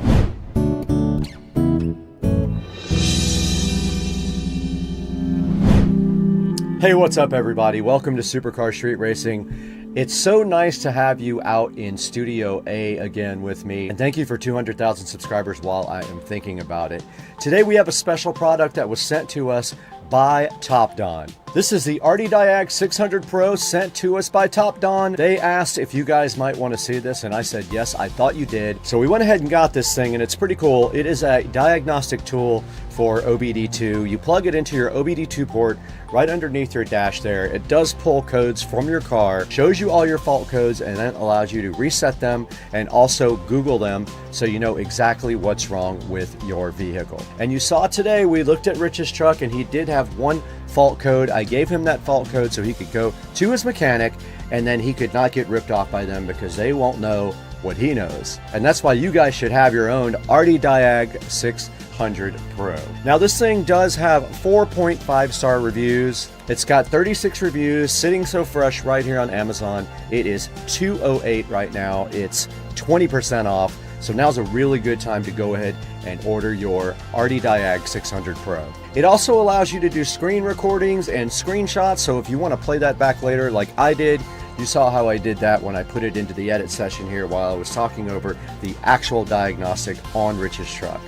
It says it comes with 2 years of free updates, so you can look forward to that, not having to subscribe. You're going to get 2 years from these guys of nice updates. It also does 9 different service resets, a bunch of different maintenance items as well. So you can do things like reset your oil light and like your battery. When you get a new battery, this thing can help you learn your battery type for the car if your car supports it, and the tool does too. It also does live data monitoring. You can actually watch the car's data in real time on the screen so you can get indicators of what your vehicle is doing. This thing can identify your ECU automatically and know what kind of car you drive. This thing does 90 plus vehicles in 12 different languages, so you can be assured that you're probably covered when you have this thing. So go ahead and check out the Diag 600 Pro. I might have called it Diag a couple of times in the actual video. Sorry about that. It's Diag 600 Pro by Top Don. There will be a link in the description. Pick yours up and help out Supercar Street Racing. It really does help us a lot. We just need a few dollars here and there to keep the channel going. Here's a look at the channel metrics right here. We have 201,255 subscribers, and we couldn't do it without your help. Thank you so much for supporting Supercar Street Racing. Everything you do matters. Please like, please subscribe, and please buy all of your Amazon products through any of the links in the video description of any of my videos. You can click any other link and buy something, and it helps me out greatly, and I do appreciate it. Thanks for the like and subscribe, and I got to get out of here. It's about to storm out here. It is thundering and lightning. Let's go.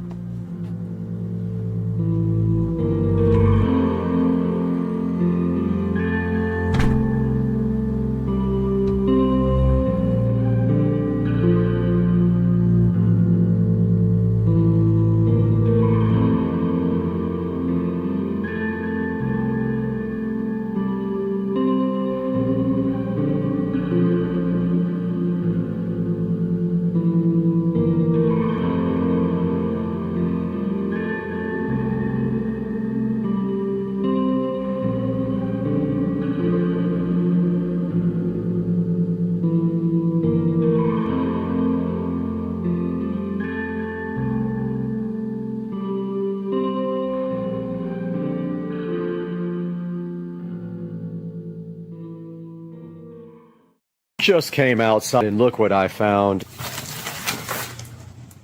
Oh, they're upside down. Got him! Denied. Got him!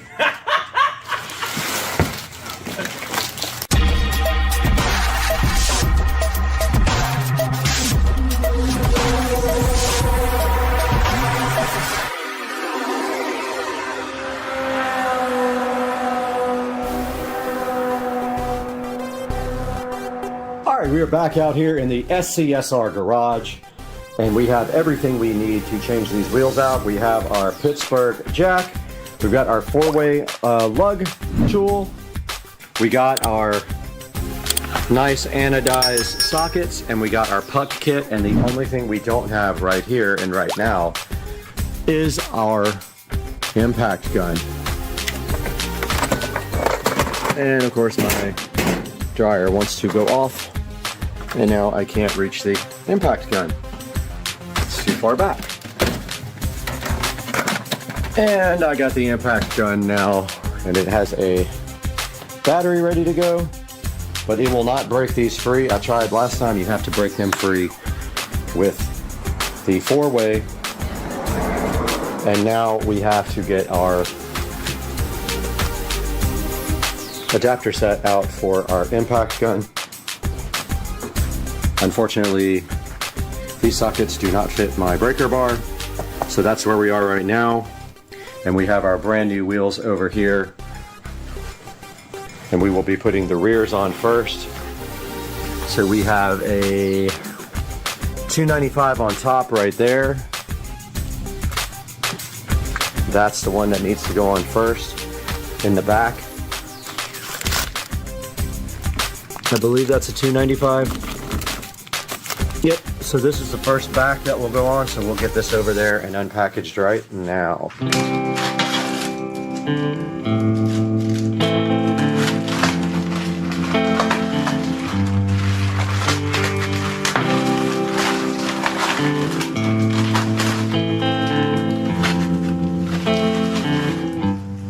Oh, they're upside down. Denied.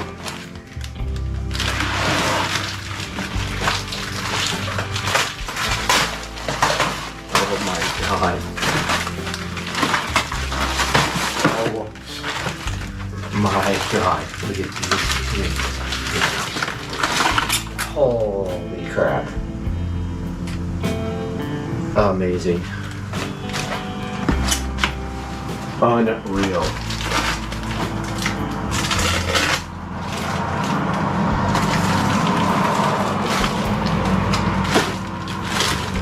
Unbelievable.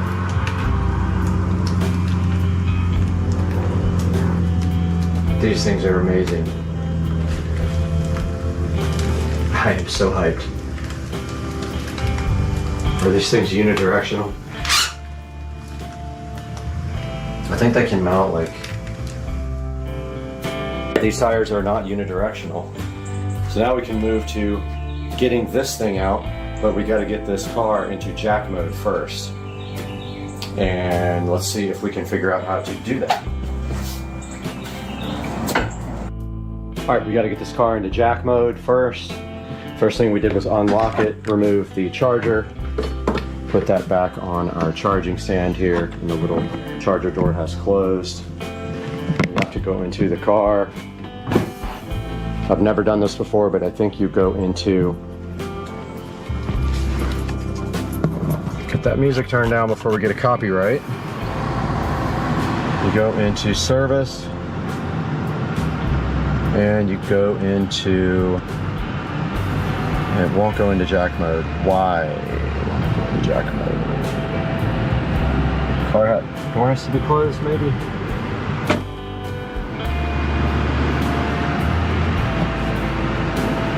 Will not go into jack mode. Why? I gotta figure that out.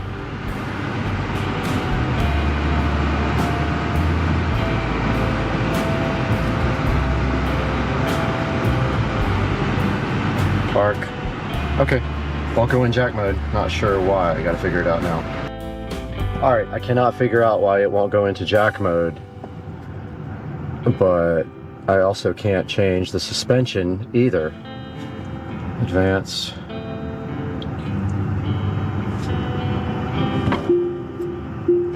I can't do anything to jack mode.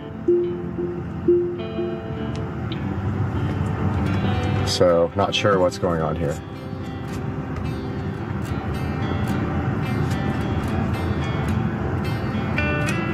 So, service. Will not go into jack mode. What the? All right, we figured out how to get the car into jack mode. We're ready to rock. And we have Dukes of Duval here, assisting temporarily.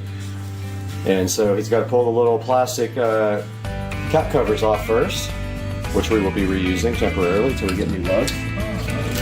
They pull right off.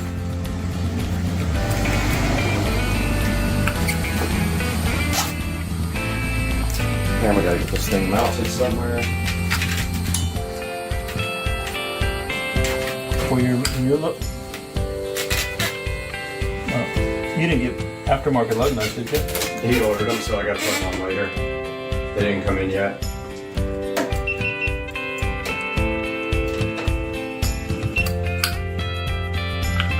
Alright, so we have our 4 thing right there. Here's all our plastic. I gotta go back on after, it'll look ugly.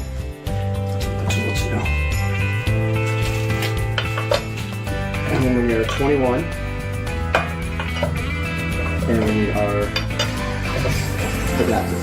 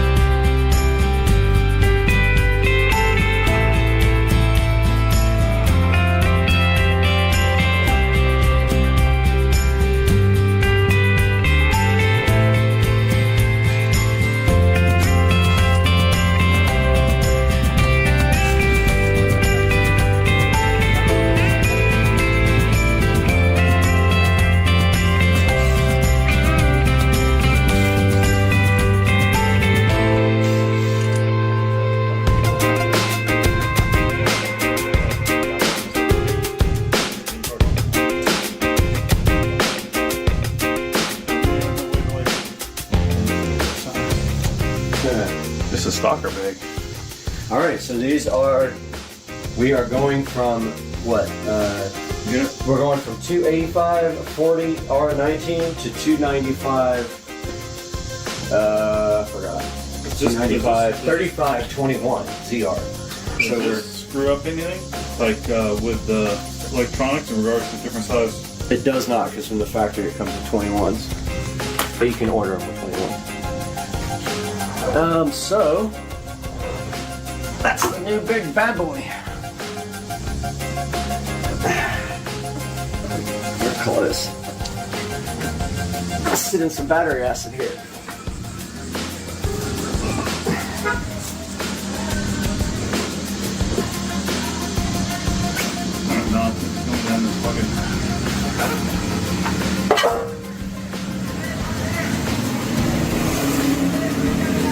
Guys, in that one house.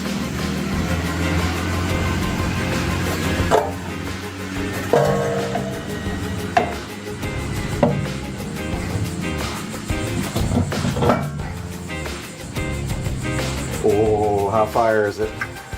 Really good? Oh yeah, it definitely looks good. You can see that red brake 2 caliper really good now.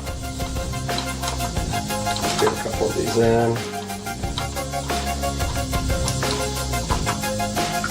Not doing anything, dude. It's because what the problem you're going to have is that it's not going to go on. Why? It's just pushing the nut back. Oh, you got it. Okay, to go real slow because it's a deep well socket. Oh, so it's just pushing it inside the thing. Exactly, yeah. Yeah. You can counteract that by putting a couple in at a time. If it'll sit now, but no, hold on, it doesn't. I'll take it back because it's not going in all the way. Because it's got. Oh, perfect. Okay. I take it back. Yeah. Because it's got this lip on there. Fire wheels. Fire.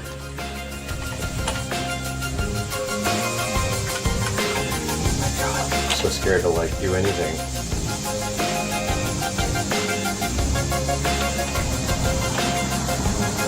Every mistake is a $1,200 mistake. You mess one of these wheels up. $1,200 in 2 months to get them.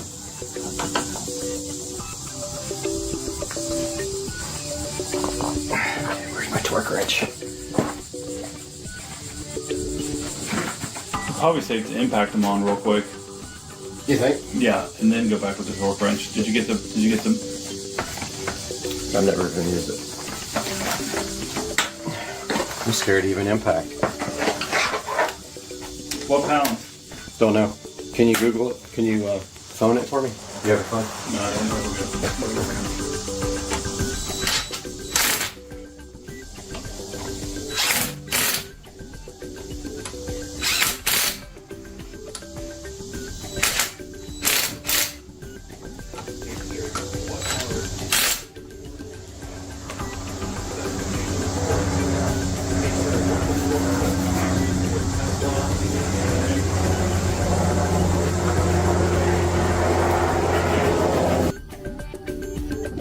All right, we got our ratchet here and our torque wrench. I mean, we got our torque wrench set to 129 foot-pounds.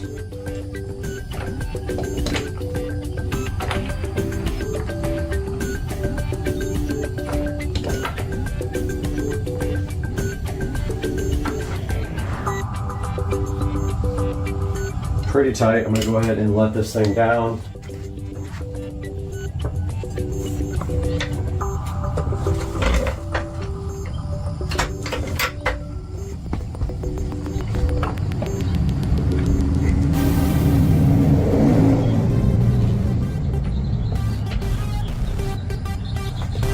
Need extension.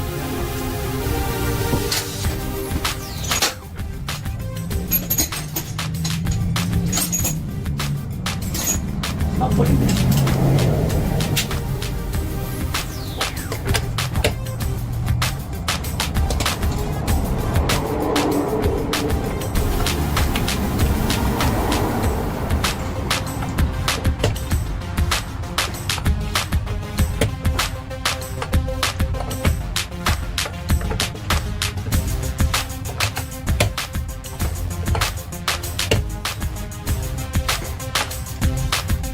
It's not clicking.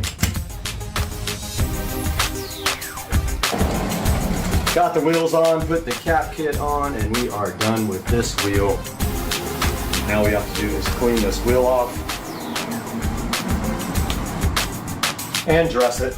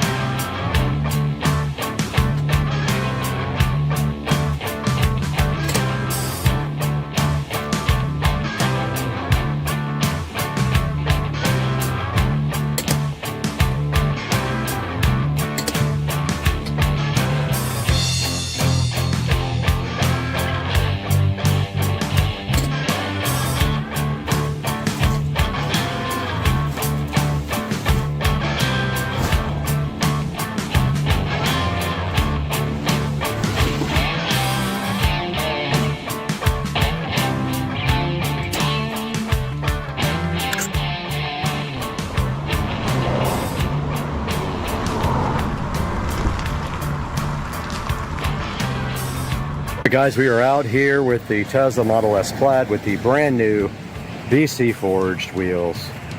Looking so fresh. The car's still on medium height, so it won't go down into low while it's parked. So I still have to put it in low to show you what it looks like. But oh my God, this is my song. This looks so good. What a difference this makes. The BC forged wheels on the Model S Plaid. Now I got to dress the tires and clean that all up. All right, we just finished dressing the wheels and tires and cleaning them, and this is how it looks on the Model S Plaid. We're about to go down to a good spot and do some sunset pictures, even though there's no sunset. The weather's kind of crappy. But check this out, guys. The BC forged wheels came out so hot on this car. Now the suspension's still in medium, so it will drop. When it gets into low, it won't let me do it while it's parked. But that BC forged wheel, oh my word, guys. This car looks so hot with the tint and the matte wheels. Oh, I can't even tell you how good this is. That thing is a missile. Look at it. Oh, best car ever. Love it.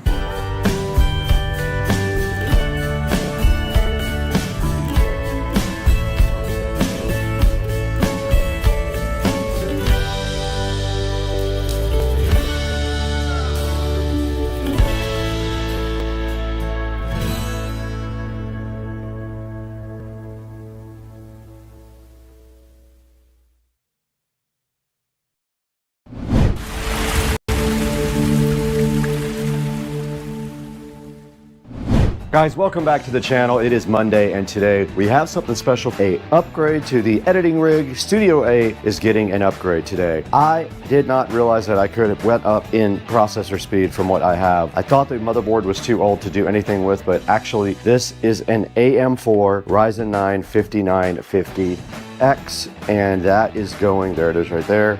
That is going into the editing rig today, along with some Cryonaut liquid metal grease here, thermal grease. We're gonna get that out of the box and get it installed today on Supercar Street Racing. Hang out with us.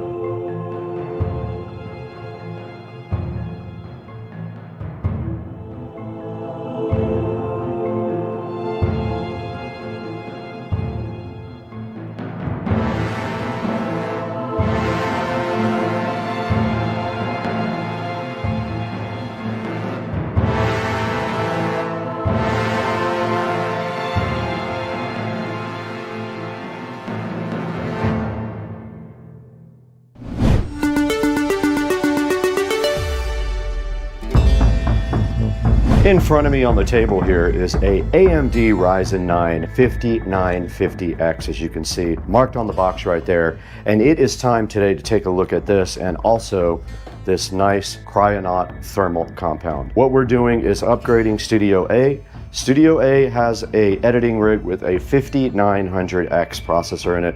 This will be a significant upgrade to the 5900X because it has more cores and it is way faster. So this should upgrade the outside Studio A quite a bit and help prevent some of the issues every once in a while with lag and not being able to scrub the timeline and things like that. I'm hoping this is a big upgrade for that. We already upgraded the RAM to 128 gigabytes as well out there, so this will be the second part of the upgrade. And also, we do have to remove a water cooling block from the old CPU to get it out. I have done that before because I did it with the old CPU when the water cooler actually died. So what we're gonna do today is get my editing PC out. We're going to put it on its side in the studio and take out the old processor and hopefully put in this Ryzen 9 5950X.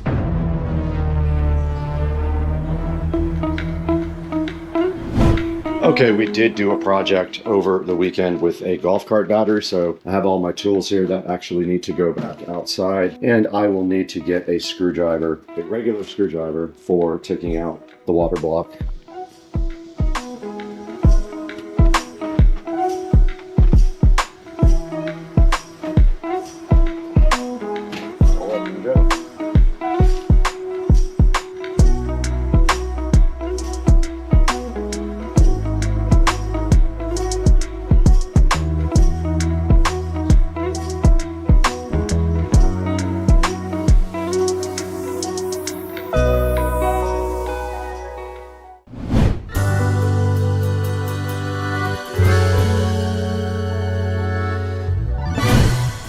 we got the Ryzen 9 right in front of us, ready to be unboxed. Should be pretty quick and easy to unbox this. There is the actual processor. There's the Ryzen 9 5950X right in front of you.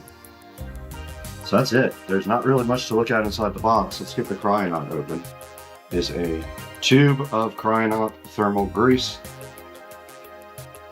And it has a verification code as well to let you know that it is 100% real.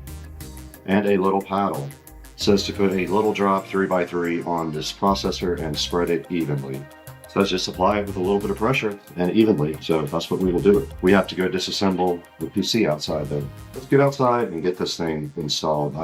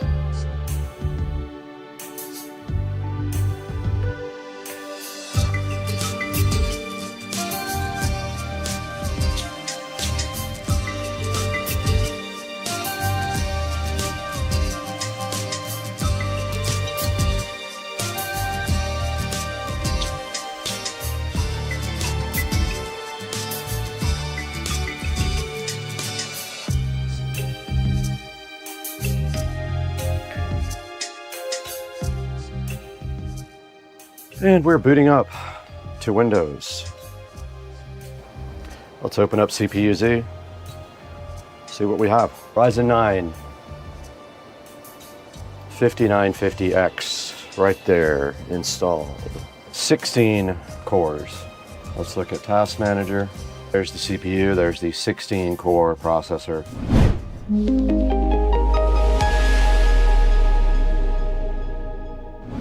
Hey guys, we're back in Studio B now. We spent some time in Studio A upgrading the editing PC out there. That PC originally started with a Ryzen 9 5900X. I wanted a little bit more power out there, and I did find out that I could upgrade my CPU to what's on the screen here. This is the Ryzen 9 5950X. This is the fastest AM4 processor available. You can throw this in any motherboard that supports AM4.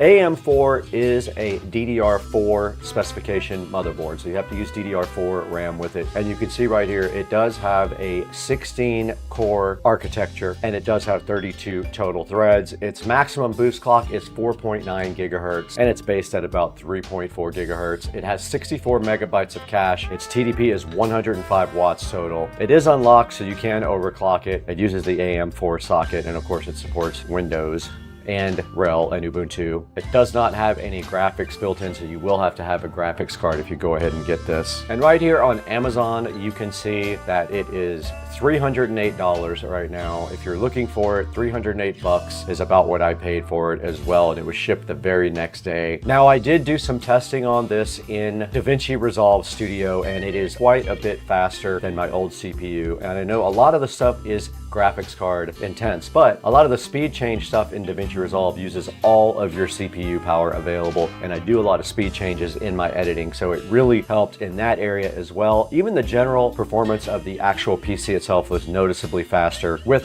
the 5950X instead of the 5900X. I'm going to put a link to this in the description if you guys want to go ahead and get a Ryzen 9 5950X. Please order it from our official link in the description. It helps us out greatly when you do that for us. We get a few dollars here and there. Please like and subscribe also. It looks like we're going to hit 200,000 subscribers probably within the next day, so that's going to be awesome as well.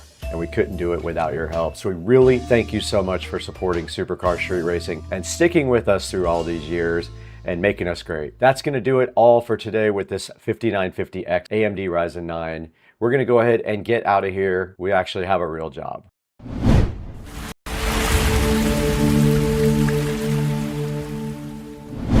How's it going, guys? I'm Brad, this is Supercar Street Racing, and it is loud because I am right below the Dames Point Bridge. And if you feel like the Red Hot Chili Peppers right now, you're right, because this reminds you of that exact song, Under the Bridge. Check out this awesome shot right here behind me of the Dames Point Bridge in Jacksonville. Right there, Jacksport, right next to me on my right. To my left, all kinds of construction and gravel and all kinds of stuff going on. And yes, traffic directly above my head, probably hundreds of cars a minute going directly above me. Let's talk about 2 years with my Tesla Model S Plaid today on Supercar Street Racing. Let's go.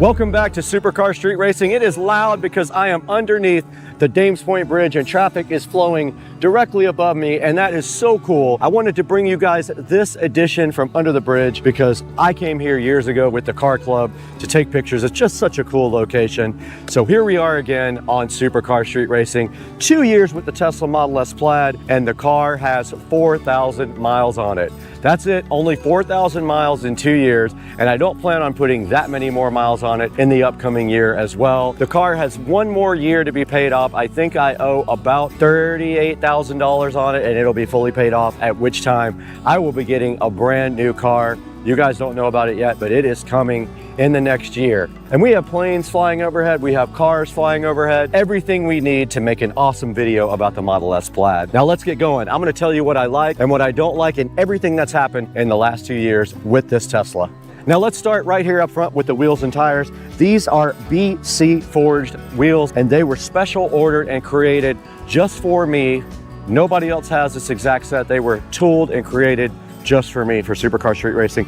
I got to pick the color, the finish, and also the finish on the actual hardware, which would be the little bolts right there. These are actually 3-piece forged wheels. They are lighter than the Tesla stock wheels. I don't know about how much, but they are definitely lighter than the stock 21-inch wheels, which is awesome. I do have Michelin Pilot Sport 4S's wrapped around the BC Forged wheels. Now, the cool thing about the BC Forged was BC Forged actually sent me pictures of my wheels as they were being made, and they were in the CNC machine, which is pretty freaking cool. So I got to see the wheels, I got to see the stock before it went in the machine, I got to see all the drawings, and that was awesome. I loved it. The BC Forged wheels have been great. I have made an effort not to mess them up in the past 2 years that I've had them, and I always keep this car in the garage, and I be very careful about curb rash, of course. These wheels were about $6,000 to get, and they take about 4 months to get. So if I damage one, 4 months, and I don't have a spare. Now, moving on to the tires, I have had some problems with tires, but not on the front. I have had 2 flat tires. I ran over 2 different things in the road, both metal objects that flattened the same tire. It was the back passenger tire that went flat, and both times I had to get flat towed to the tire place. The second time, I have a nightmare story. They put the wrong tire on twice. They ordered the incorrect tire twice. They got me a Pilot Sport all season. Makes 0 sense whatsoever.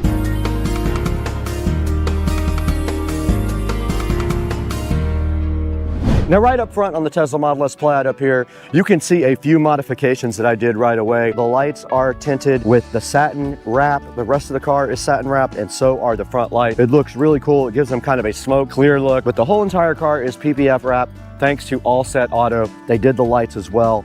And up front, right down here at the very bottom, we have the carbon fiber splitter. Looks awesome. It adds a great look to the car as well, makes it more sporty. We have the carbon fiber front V here with the black Tesla logo as well. Allset Auto gave me the black Tesla logo. I bought the rest of the stuff online. You can order your stuff online as well. RPM Tesla and some other places have exactly this stuff, and I'll put a link in the description for you guys to check it out. But that is all we have in the front right now, is just that carbon fiber. Somebody's coming.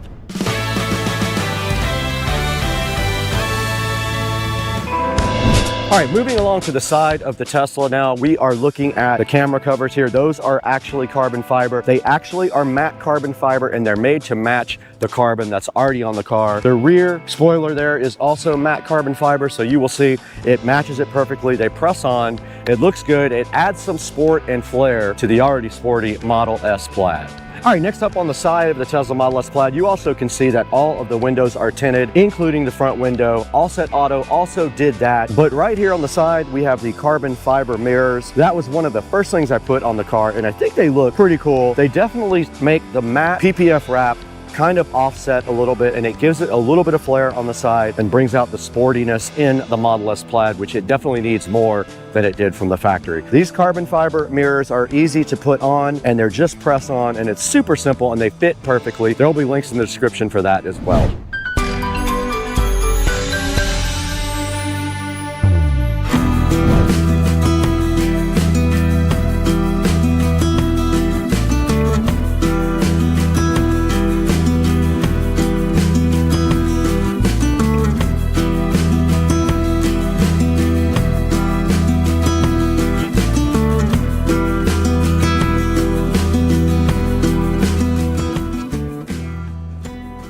Right here on the side of the Model S Plaid, we have the Model S covers for the handles. All you do is press these directly on. It's super simple. They match all the other matte carbon fiber. The weave goes the same direction as the carbon fiber that comes stock with the Model S Plaid. They press directly on, and there is the handles as they pop out. Looks pretty cool, adds another sporty touch to the Model S. Back in the rear here, we see the other size of the BC Forge wheels, the wider size. The back does have 295/35 ZR21s on it. A little bit wider than stock, which is great. You need that for traction. Even the Model S Plaid can break traction in the dry sometimes on a non-prep surface. Moving towards the very rear, we have the Model S charging cover and taillight cover carbon fiber. Now this is super easy to put on. It lines up directly with your existing charging port, and on the other side your lights. You press it directly on. It does give your car quite a sporty look and feel. So buy these also from the link in the description. We'll put everything in there for you guys to get. These are the carbon fiber charge port and light covers, and you can buy those online.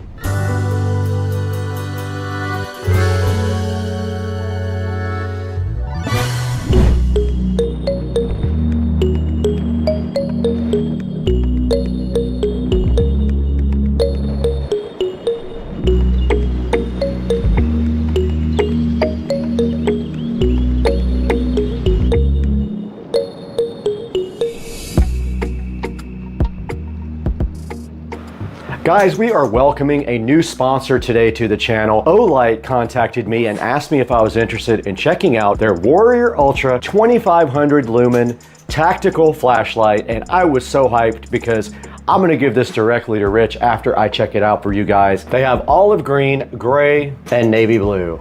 And this thing is pretty cool. It has multiple settings, so you can do like a regular light mode, you can do a turbo light mode, or you can do a moonlight mode as well. It also has a proximity sensor, meaning when it gets close to something, it goes ahead and dims so it does not damage the flashlight or the object that you're getting close to.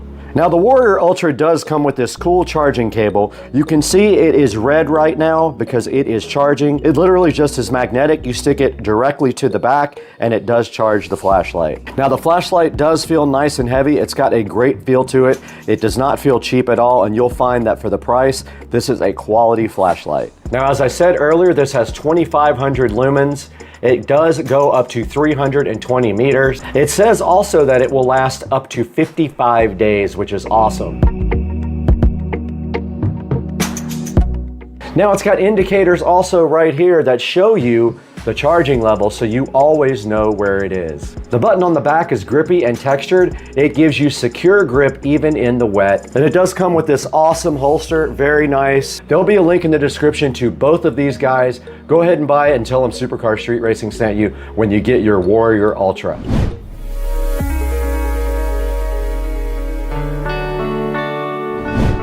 We're out back on the Tesla Model S Plaid, and in the back, this is the stock factory carbon fiber wing. Directly from the factory, that's how it came. There is no other modifications to the back except it has been debadged. When I got the car, it had some cosmetic problems. Tesla fixed them. And when they asked me if I wanted the badge back on, I said, absolutely not. You can leave it off. I think it leaves a sporty feel to the car to not have the Tesla logo on the back. They did re-add the plaid badge, even though I thought about not doing it for a more stealth look.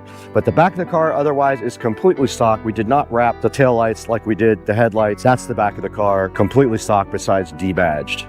Now, of course, one side of the car is equal to the other side. There's nothing exciting on this side of the car to show you. It is exactly the same. So there's nothing on this side that's not on that side. Nothing to show you here. Let's move to the inside. I'll show you everything that was done inside. We're inside the Tesla Model S Plaid right now, and inside the car you can see the Model S sport seats. I bought these after the fact. They were retrofitted to the car. They cost about $6,200 to get put in, and I love them. They add a sporty feel to the car. They look much better than the stock sport seats, and if you're an aggressive driver, these have much more support. The bolsters are way firmer, and they keep your body way more into the car, and it feels like a sports car now. Before, it just felt like a regular Model S, and it looked like a regular Model S. Now I have the sport seats. Also inside the car, you can see right here, and I'll put some pictures up, we have the carbon fiber cover for the charging tray. It adds another perfectly matched matte carbon fiber look to the inside of the car, and I think it looks absolutely cool in the car. I'll put some pictures up right now of the current mileage on the car. As I am sitting and recording right now, it has 4,284 miles on it for 2 years worth of driving.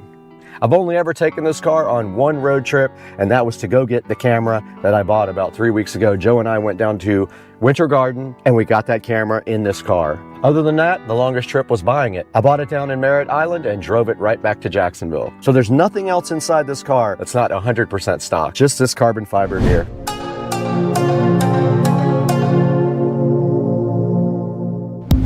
Now let's talk about any problems I've had with the Model S. So far in 2 years, I have had to put the Model S into Tesla repair twice. Now the first time I had to put it into Tesla repair, it was for the charging port.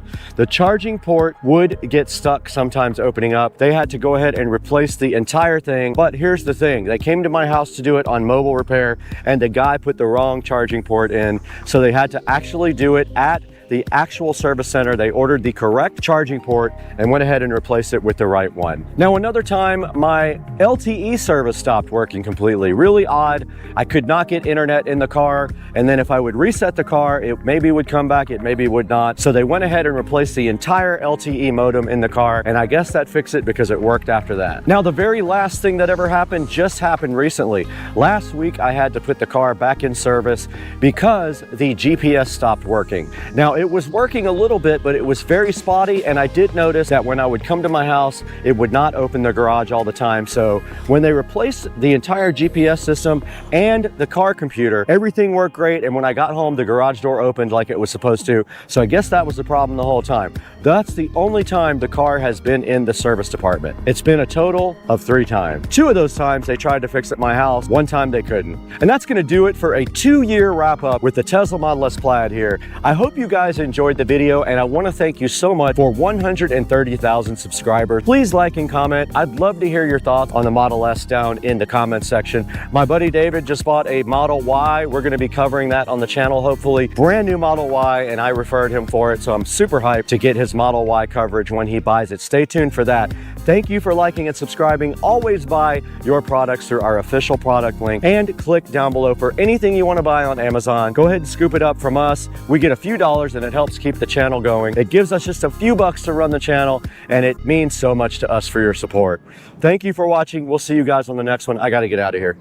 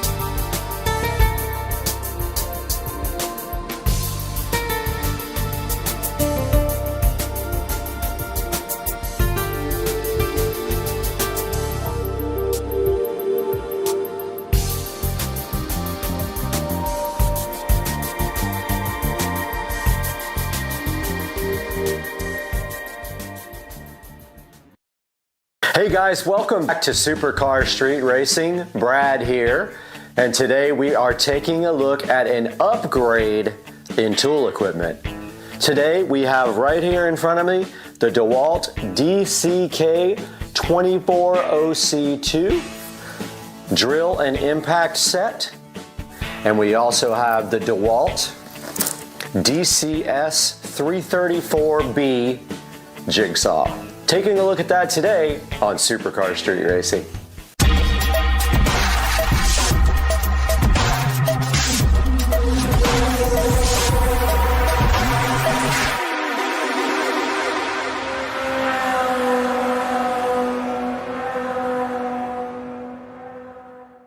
Hey guys, welcome back to Supercar Street Racing, where we do product unboxing, talk about power sports and cars, and do just about anything around the house and show it all to you guys.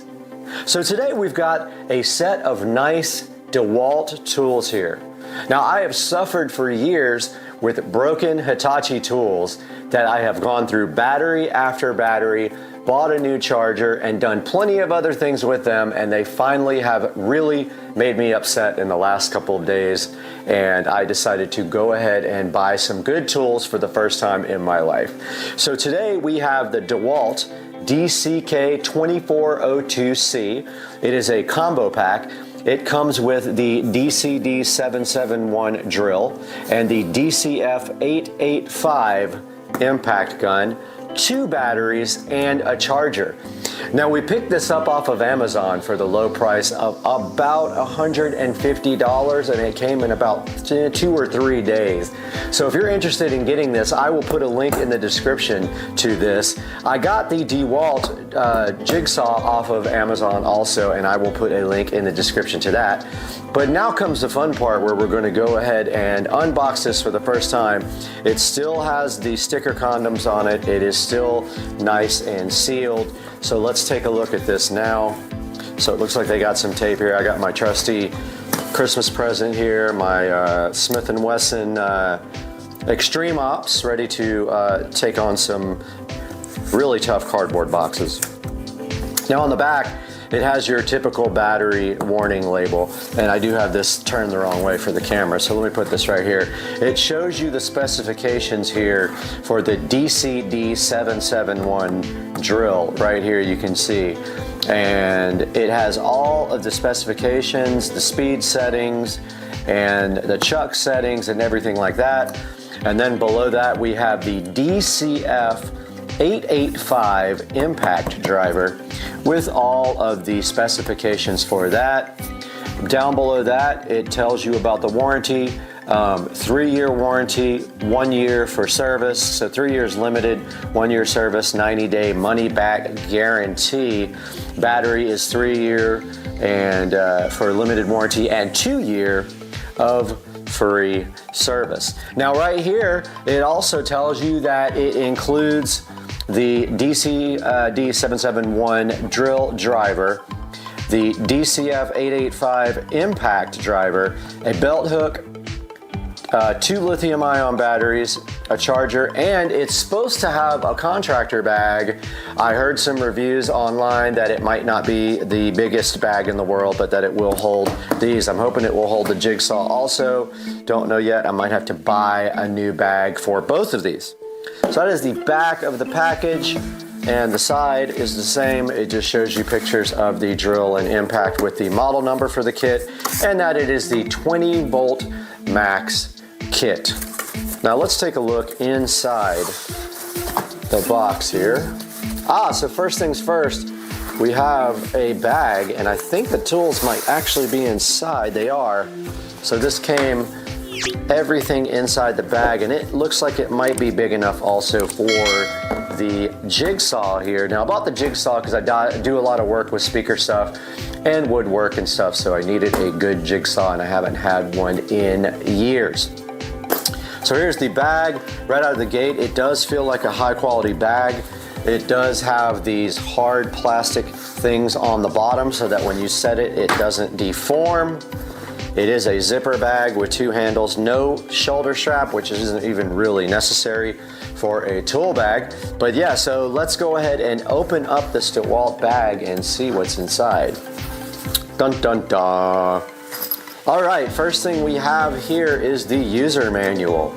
Now this is a user manual for several different pieces of equipment here. I don't know which one this is for right off the bat. Looks like it's for the impact gun, so we will put that right here. And then we have another one right here, and it's got a little insert with the wireless certification. So this must be the drill. It is. It's the DCD 771 drill manual. Looking further into our bag here, let's take this out and just get a good first look at this. Now, my buddy Joe does have these tools, and that made me want to purchase them. You've seen Joe tear up all my cars on all the videos. He breaks everything I have and doesn't care. And here is my new DeWalt impact driver, and I can tell you right out of the gate, it's got a nice belt hook here, but I can tell you right out of the gate, the quality of this tool. If you've seen other tools, and I have my Hitachi out in the garage, if you've seen other tools, you feel the quality and you see the quality right away of the metal here, and it just looks like a high quality tool compared to some of the cheap stuff that is sold on Amazon. You know how that goes. You get a $20, $30 impact gun and it comes to you and it feels like plastic. Not this guy. Looking high quality, looking great with the rubber grip here. You can see on the front here, here's where you put the actual chucks in, or whatever they're called, the bits.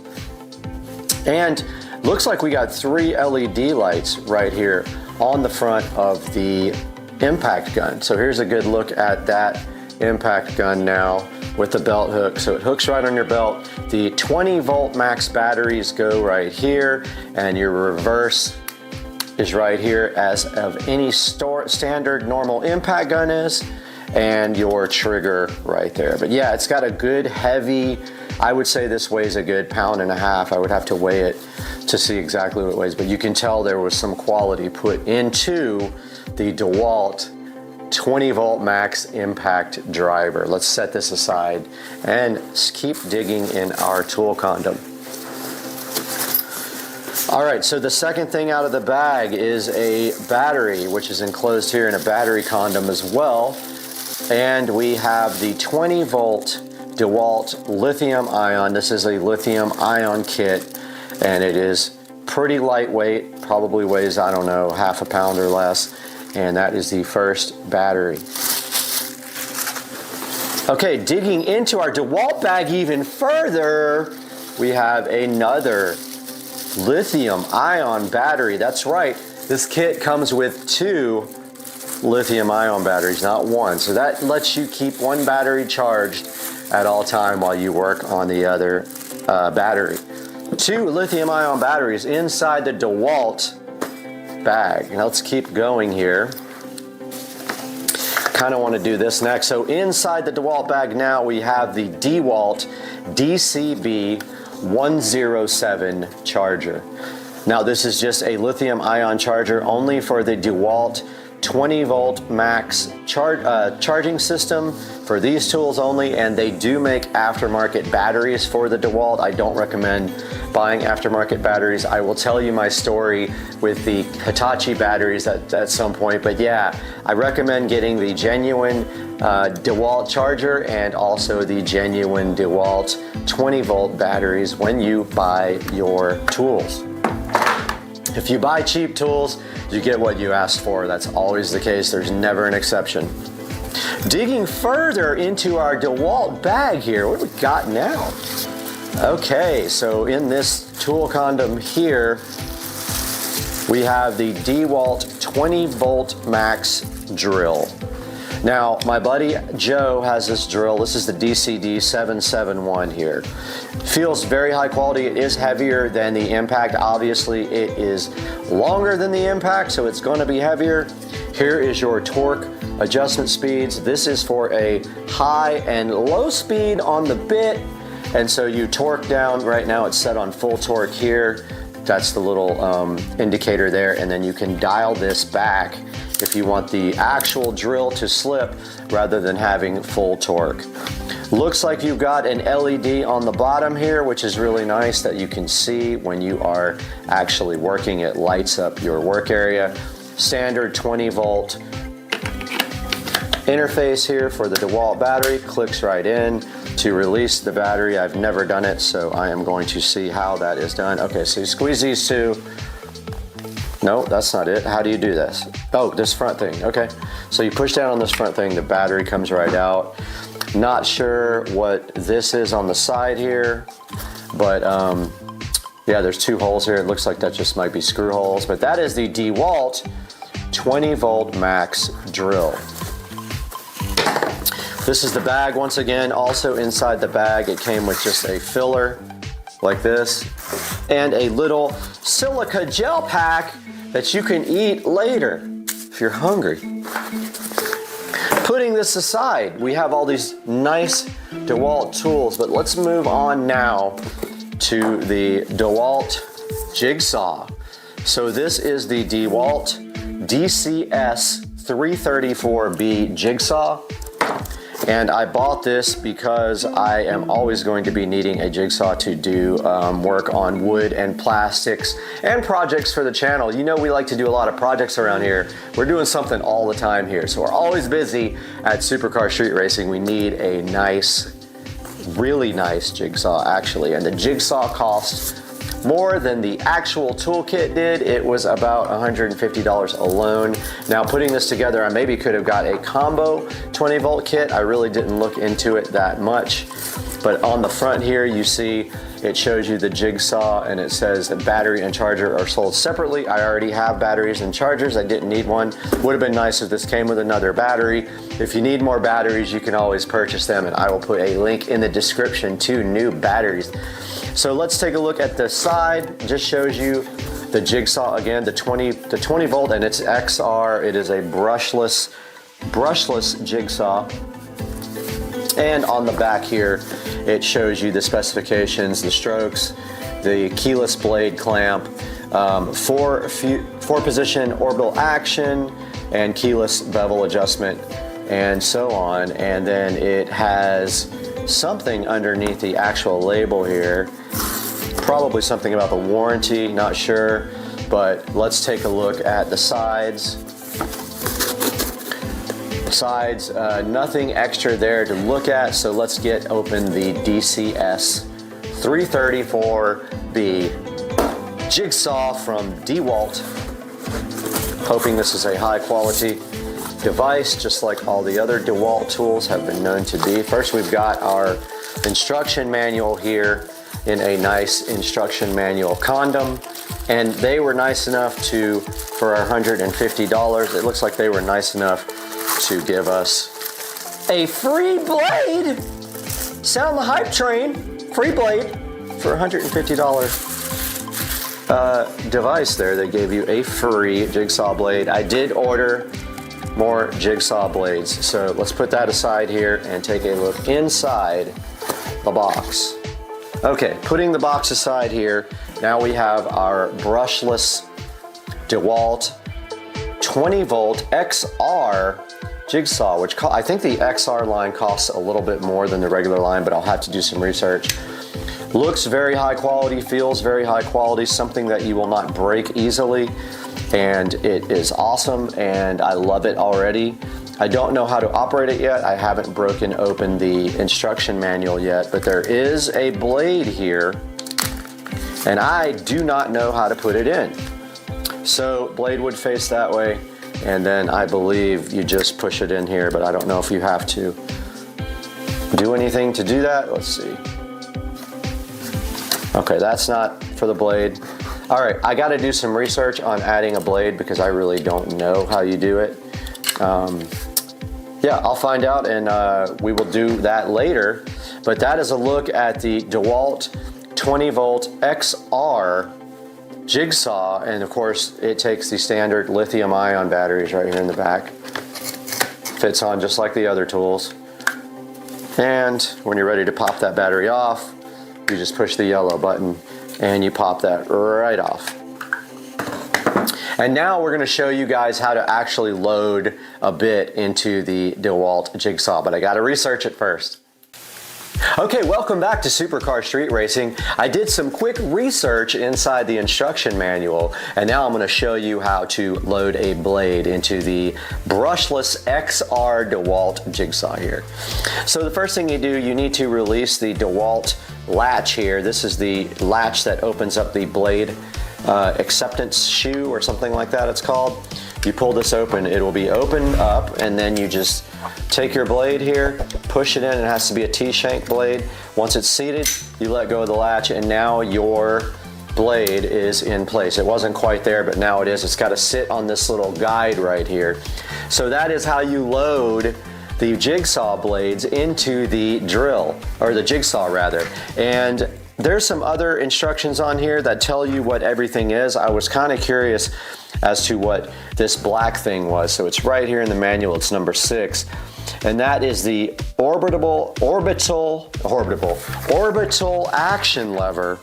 And not sure what that does yet. We will actually look into that and let you know at a later time. We are back here at Supercar Street Racing. You got Brad here, and I'm ready to show you this DeWalt DC-B107 charger here. So we have the charger all plugged in, and now I wonder what this little thing does. It doesn't look like it actually moves, but we are going to go ahead and take one of our DeWalt batteries and place it into the charger. And we can see a red light flashing here on the charger, and I don't know quite what that means, but let's take a look at the front here. So it looks like the flash is okay, so there's 2 LEDs here. The left LED flashing means the pack is charging. The left LED solid means that the pack is charged. And the 2 LEDs together, if you see that, that means that your charger has stopped charging because of a delay in the heat and cold. It has to be a certain temperature in order to charge the battery packs. So that is a look at your charging system. I do have 2 batteries here to charge, and I will let you guys know how long it took to charge this battery pack as I edit this video. Hey guys, we are out here in the garage, and I did time the charging of both batteries was around 45 minutes each. And this is my tool cabinet here, where when I redid my garage, I went ahead and I put an outlet in the back. Let's see if you can see that. Yeah, of course you can. So back here in the back, I made sure I put an outlet in so that I could charge tools in here. And what we are going to do right here and right now is go ahead and connect the charger inside the cabinet. But when we do that, we need to tie the cable up nice and good. So let me grab some zip ties.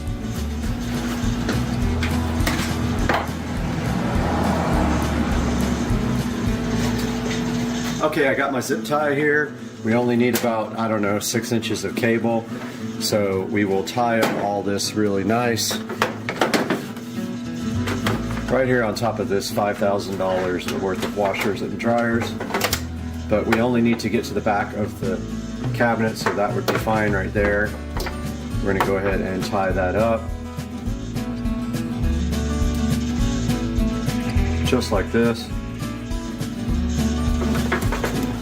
I know it might be hard for you guys to see. Oh, dryer always comes on when you touch it in the front. Turns on when you touch it. That's what she said. Gonna grab my scissors real quick.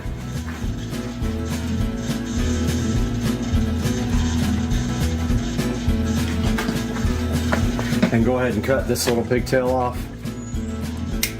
All right, now we're going to move our battery charger into the shelf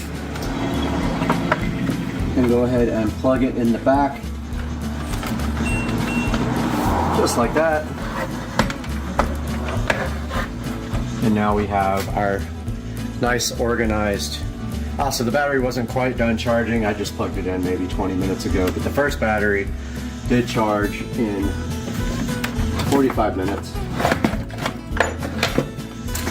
Got a nice chuck there for our mechanical drill, our wire drill. Now I'm gonna go grab the tools. Okay, we are back here and I have all of the tools. There is the drill. There is the impact, nice and organized. The Jigsaw is going to live up here, and the extra battery can live right here.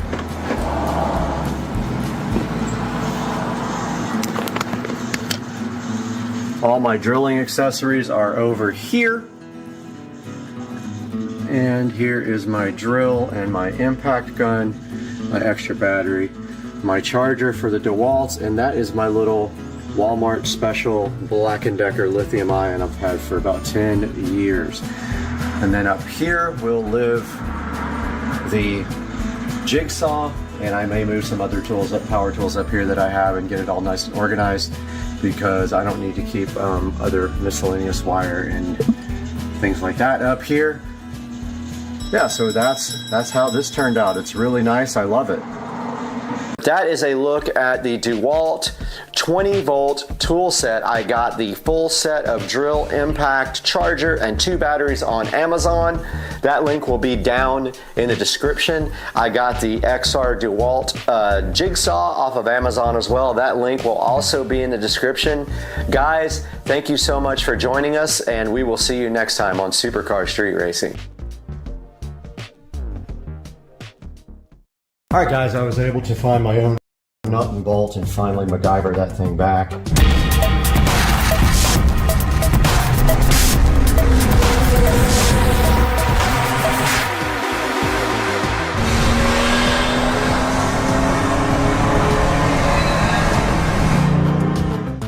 Hey guys, welcome back to the channel. Supercar Street Racing here, out in the garage with the Green Machine 200 EFI. Got some modifications we're going to be doing to this today. We are going to remove the top speed limiter, and that limits the cart to 25. However, the cart does 28. We are also going to be installing a battery tender on the cart so that it stays charged when I'm not using it.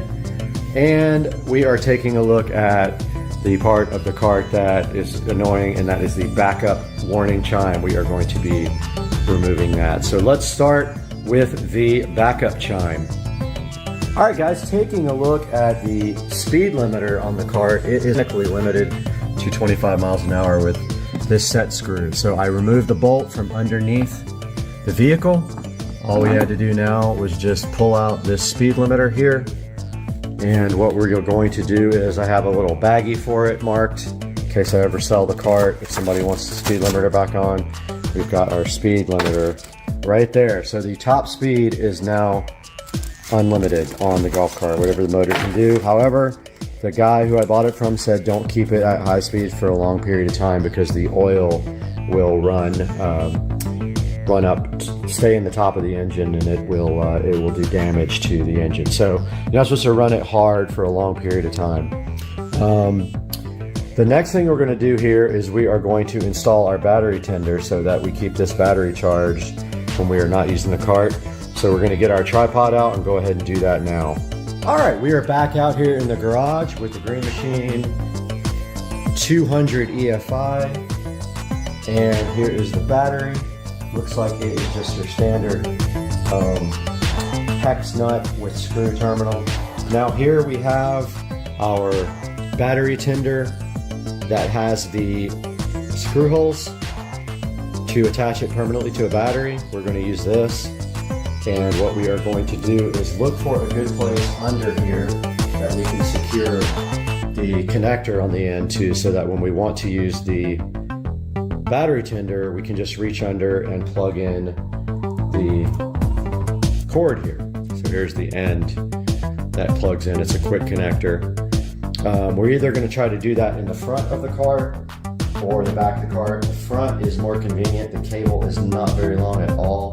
That's the only issue, is we may not have enough to really do that. We may have to extend this cable. Yep, I think we got to extend this cable because I kind of want it to be underneath. Let's see how long it is. So when it's fully connected here, it's going to be about that long. Let's see if I can actually reach under there and still grab the cord. If I can, then that's fine. We'll just tie it off and use it like that. So probably need that much. Yeah, let's see. So it's kind of inconvenient. I think I am going to go ahead and extend this cable. So we will go ahead and do that now with my new heat gun and my new connectors. All right, guys, we are back, and here is the original cable. And if we take a good look at this cable, on the red side, there is some markings, some white markings, so we can keep the red, the positive, and the negative separated. We've got our heat shrink tubing here, and we've got some extra wire, some landscape light wire that's kind of perfect for this if we can get it inside of these solder shrink guys. So I'm going to go ahead and cut towards the end, not all the way to the end, but semi towards the end. And maybe right there is fine. Okay, now let's go ahead and separate the wires.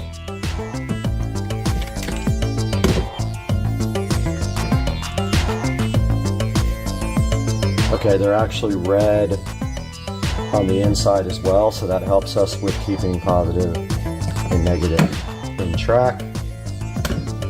There's a red wire inside there showing you that that's positive. Got my wire strippers here. I opened the freaking heat shrink connectors from the wrong side. They all fell out of their little pockets, so yeah. So they were nice and organized, but now they're not. All right, we're gonna take and strip back some wire.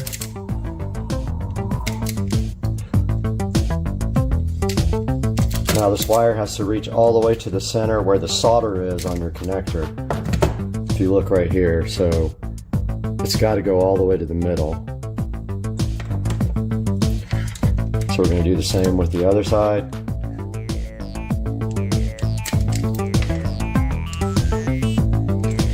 Kind of helps to have something non-fireproof to do this on, because this heat gun gets pretty hot.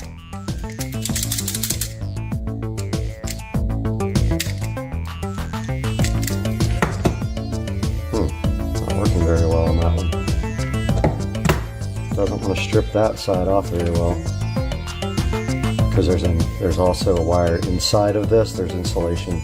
Not a wire, there's insulation inside the insulation, so it's not able to strip completely. So there's that one. We'll go ahead and twist these up.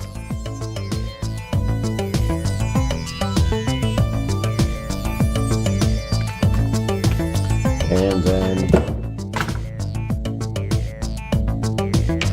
we got our heat shrink solder terminal here. It's a little big. We gotta do this twice also. Just remember, we're extending this thing, and we don't need that much, but let's extend it by like that much. So here's our, we're using landscape lighting wire, which is fine. And then of course, we want to make sure that we get heat shrink tubing also over it before we connect, or we won't be able to do it afterwards. So I want to see how big this insulation is on this. Pretty thick insulation, because outside the wire tends to deteriorate fast. So the other wire is a little bit too big for the yellow size, but I think it's perfect for this. Let's see. Go ahead and twist this up. Now we got to make sure we get positive and negative correct. So we're going to do positive with the white marking on our landscape wire. It actually fits perfect on these. So what you do is you put it inside the tubing to the solder point. Then you insert your other wire, the same amount, but we already messed up because we need heat shrink tubing. So we're going to go ahead and put heat shrink tubing on this. Do I have enough? Yeah, I have 4. So let's pull that back off. Well, actually, we could have done it from the other side as well, but let's pull it off and put our heat shrink tubing on. Yeah, this is the only size that will fit.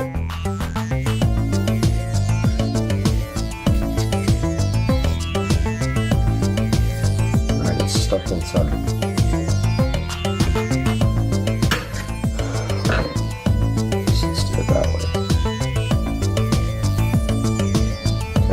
Shrink on this side. We honestly don't need that much. Let's shrink that. Yeah, we do. We do need that much. Let's put it back through.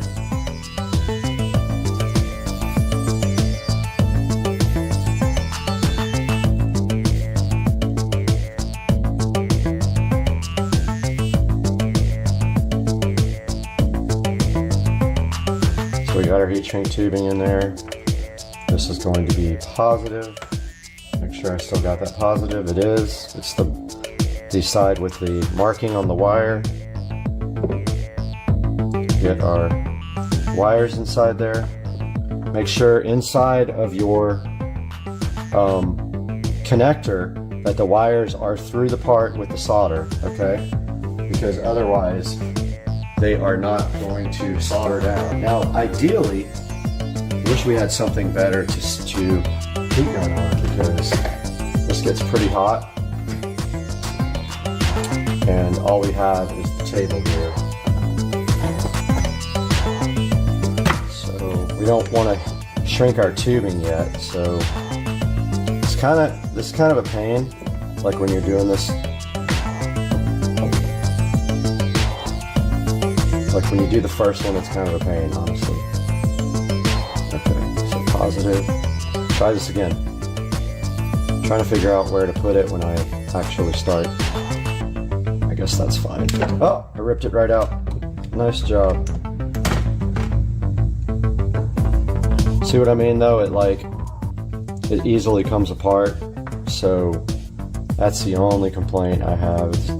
It'd be better if you had some clamps or something. Go ahead. See how the other wire always tends to get in the way and stuff? It's awkward doing the first one.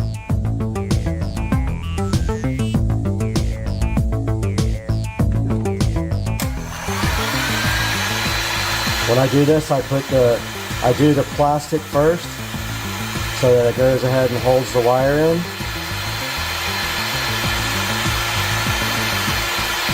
Like that. See how it shrunk around the plastic? And then you can concentrate on the solder part. Wires are right in the way. Now you melt the solder in the center.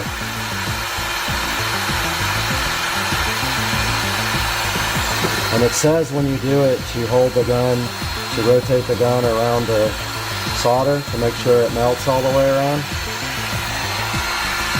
So I'm trying to do that now.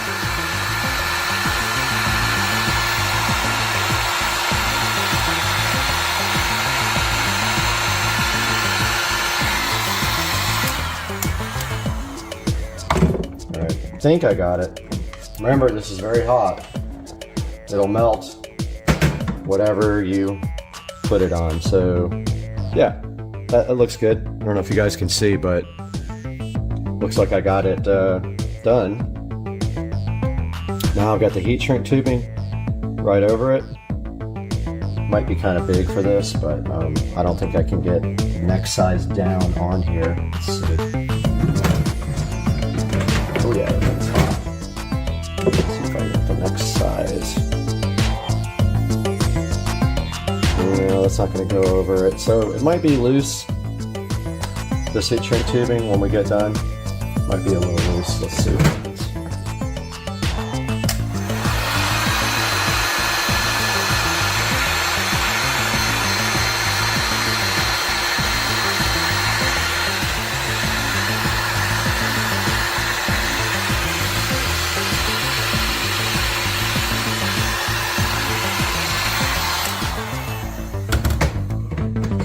got our first one on.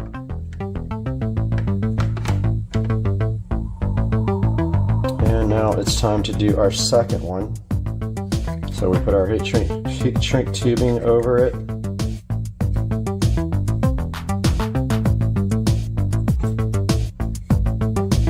And we got our connector here.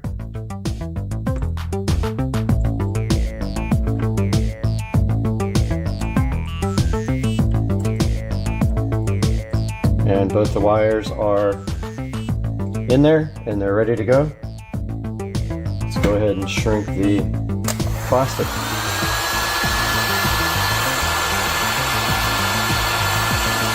Plastic is shrunk. Now I'm going to work on the solder part.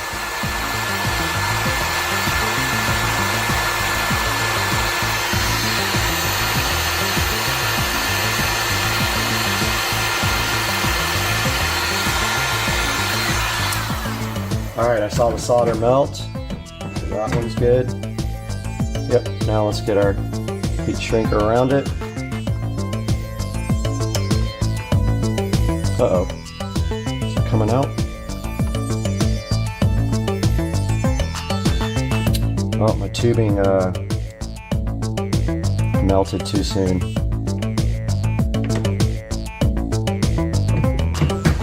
Yep, that one kind of got messed up, guys.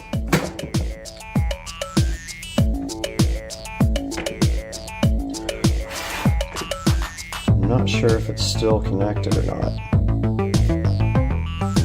My tubing melted before I got it on. Oh well, it was looking good until that one. Alright, let's get our second one on. So here's our extension. We need another heat shrink. This time we got to make sure we don't put our heat shrink tubing across it until it's completely dry. Because it melted right away and messed up our connector. Alright, we need plus, which is right here.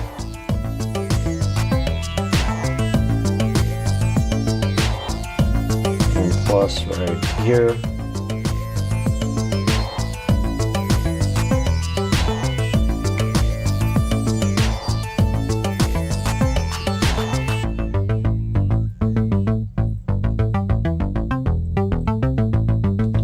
Okay, let's go ahead and melt our heat shrink. And now our solder.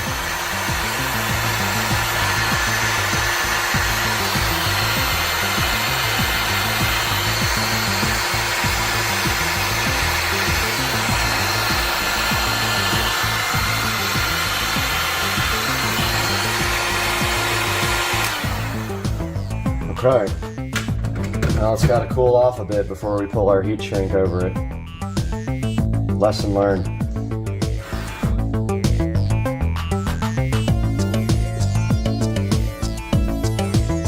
So that's cooling off. It's still quite hot. We need another heat shrink and another connector. Put our heat shrink tubing on. I really messed that one up down there. I'm so bummed because it was perfect before that.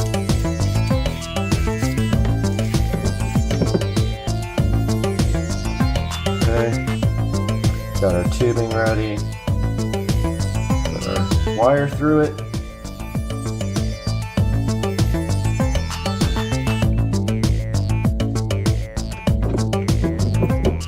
And go ahead and melt .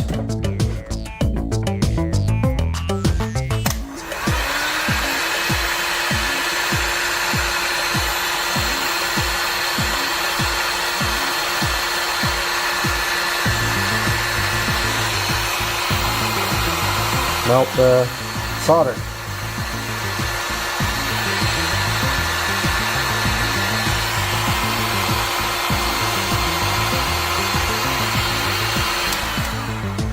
Should be good. Don't forget this gun is very hot. Okay. So that one I think is cool enough for heat shrink, hopefully. Let's go ahead and do that.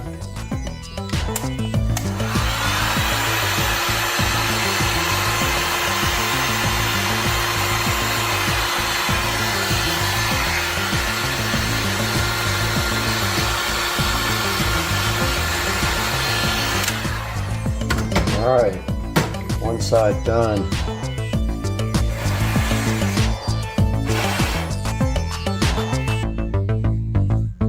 Okay, other side.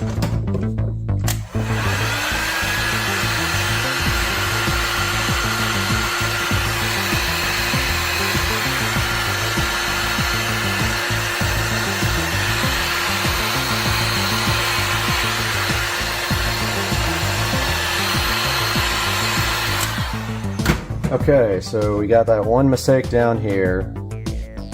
Pretty crucial. Oh, well, we made a mistake right there. So, I don't have another bigger piece that I can actually get around there. So I'm going to use the tried and true method of electrical tape at this point.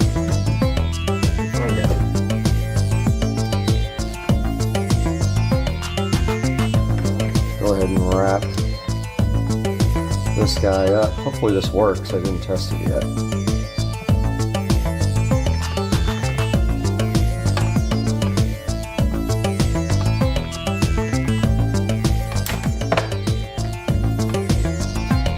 It's a good connection there. Go ahead and do this side. All this really is for is to keep the wires nice and neat. They're already insulated.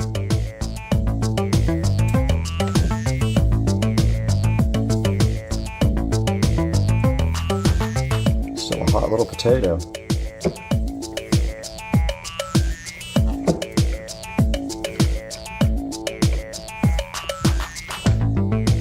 All right, guys, we have our extended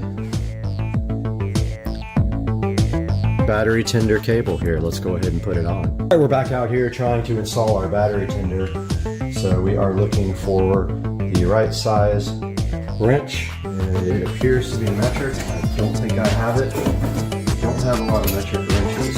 Let's see what I have here. It's not an 11, so it's pretty small. I don't know if I'll be able to get a socket on it. Let me see what I have. Got a 10. Problem is, I think it's blocked by the. That might be it.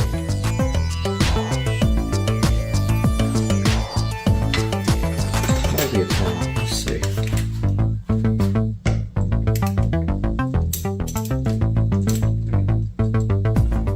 Okay. 10 worked.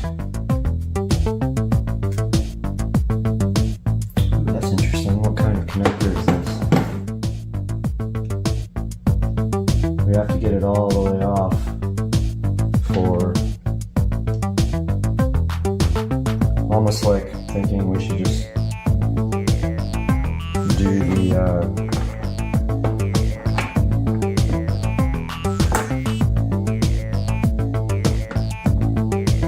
I was thinking maybe doing the can't even talk. Negative last, but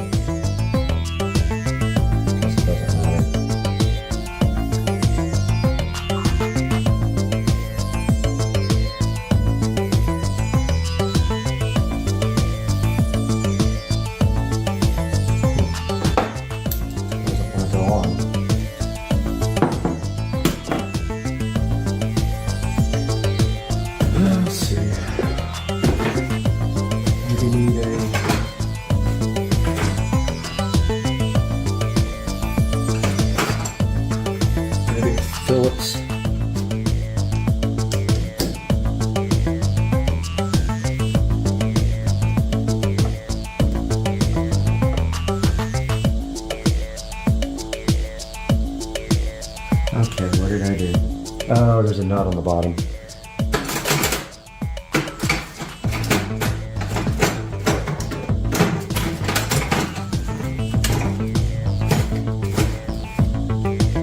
The nut came off on the bottom.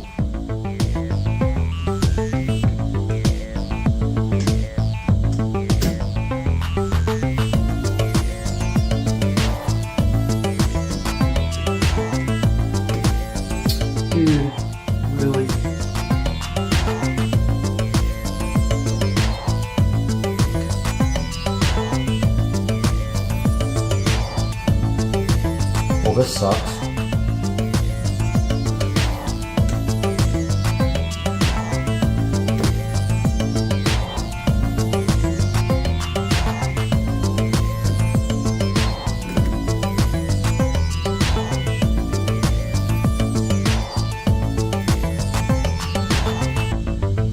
Well, this is a pain.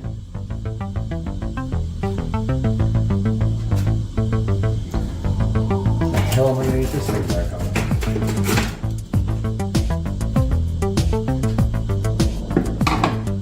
Dumbest design ever.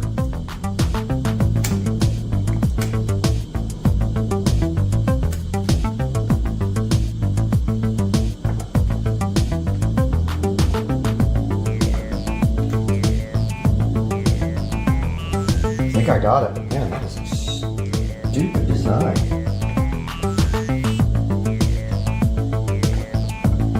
Yeah. That did it. Now, when you do this, you got to make sure that you don't touch any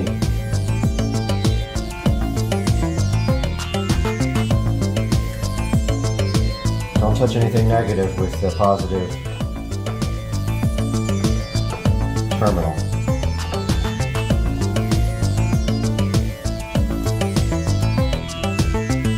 You won't want to see what that does.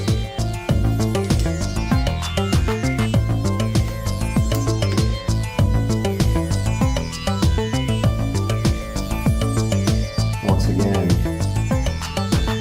it's screwed. The nut is like way down in there.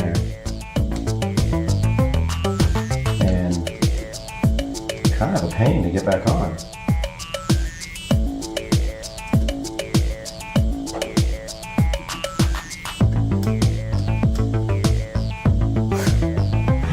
This is such a stupid ass design.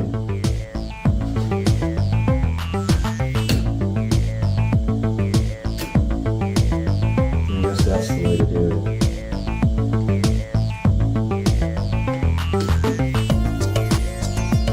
Make sure you don't touch your screwdriver or anything while you're doing this.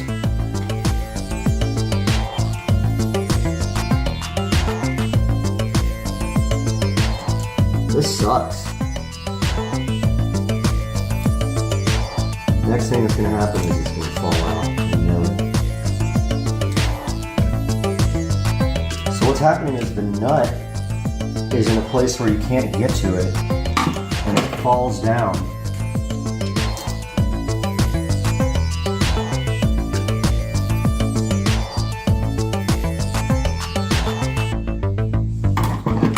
Makes it very hard to put back on.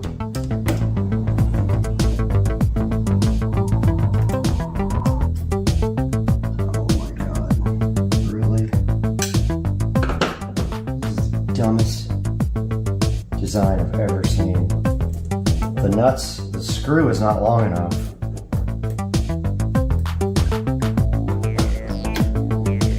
The screw is not long enough on either side to just get the nut. So it's like maybe one thread too short.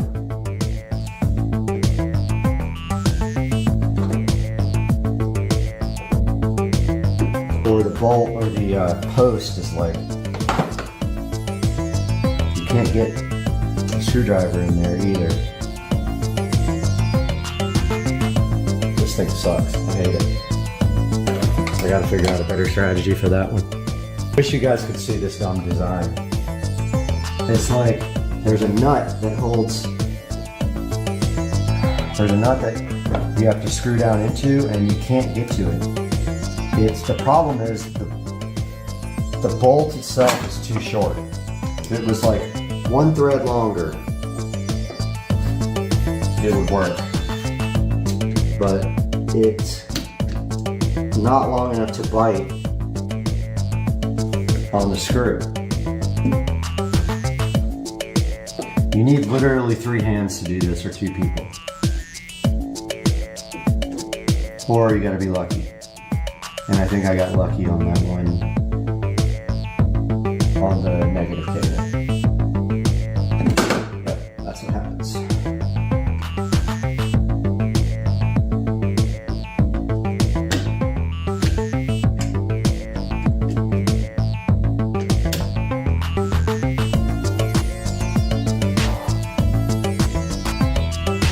Yeah, now the nut's like coming out.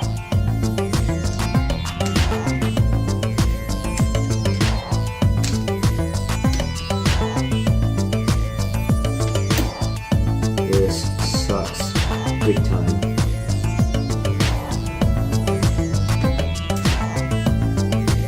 This is the dumbest thing I've ever seen. Why?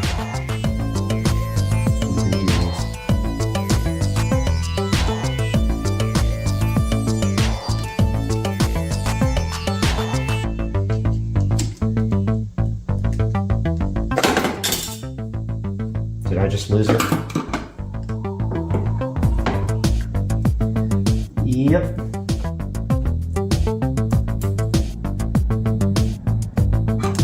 This is a dumb design. I'm sorry.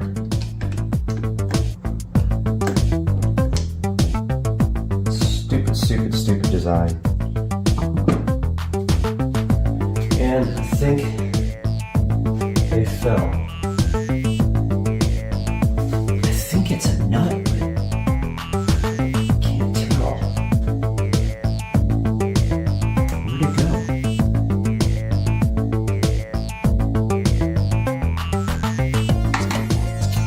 Well, I think I lost.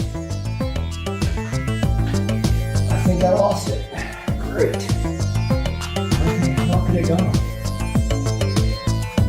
Alright guys, I don't know what to do about this guy because other side tightened right up. This guy's not tightening. I lost a little thing, I think. I heard it fall, but I don't see it anywhere. Unless it fell on this tray.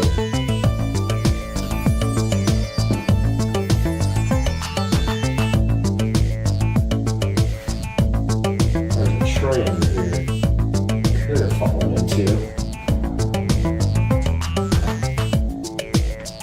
Don't see it.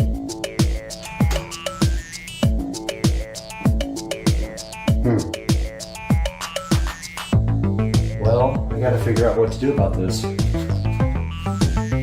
Alright guys, I was able to find my own nut and bolt and finally MacGyver that thing back.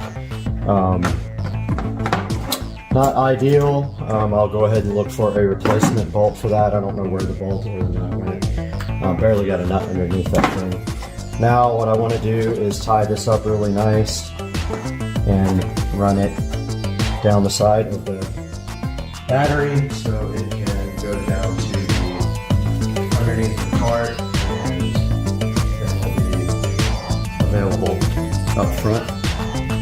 So I'm going to get some zip ties here and I'm going to first tie it off to this battery clamp.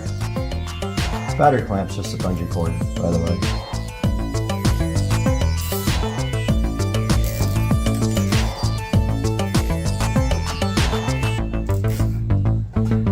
Just like that. Cutters to trim the zip tie off.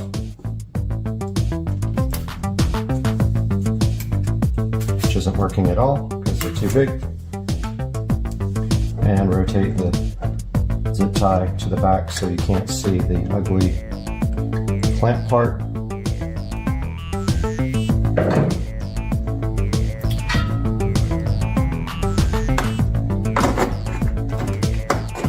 And then the rest goes down here.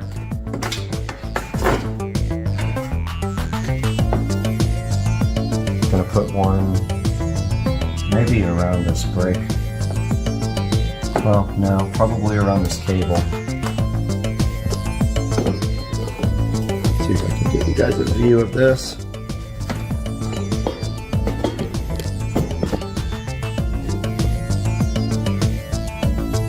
You might not be able to see this, it's hard to get a camera view, but I'm going to tie it up to, there is a throttle cable or something here.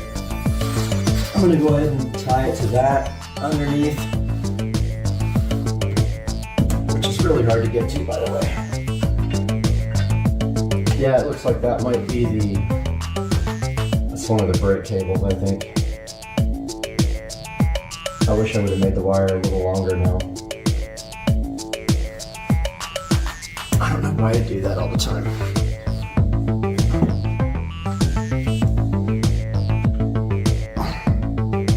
It's not quite long enough to be effective, I don't think. Which means it's going to require a little bit of getting underneath the cart to connect, which I don't like. They do sell these longer, so I have that option. And also I can get a little bit more slack out of it. Right here. Need my scissors. Grab my scissors real quick.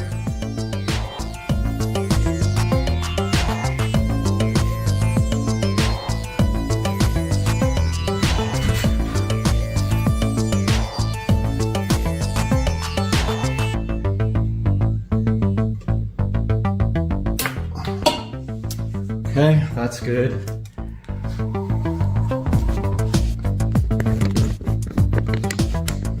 So what I'm doing now is up under here, I am tying it off to this cable. You guys won't be able to see that, so I'll be right back. All right, we're back in the garage with the Green Machine 200 EFI. We got our battery tender connected, running down through the bottom. We have it tied off right here. And if that looks bad and I start seeing it, I will move it. But for right now, it's ready to go. And we've got our battery tender right here. I'm gonna go ahead and plug that in and then plug it into our cart, which probably will take 2 hands. But all we have to do in the future is just undo this little cap here and plug it in. I'm gonna do that now. Okay guys, we got our battery tender plugged in. It is showing a red solid light, and that means that the battery is charging. Now don't forget, the battery tender charges very slowly, so it'll take a couple of days to charge this guy up to topped off power. But the good thing is I don't drive the cart every day, so this means that this battery will stay charged. Now all we have to do is button up the top and we should be good to go. All right, so that was the first time I ever took the top off, the hood. Here's the hood, and really it just slides in down here, and then it has 2 latches at the top that just twist. So I think that's all the way in. And then I had a difficult time with this last time. I don't know why, because it's super easy. It's got 2 slots down here. Bummer, every time I do this, I get fingerprints on it. Alright, so that one's it. This one gave me trouble last time. Okay, it's in. Now, we just gotta clean off all our fingerprints.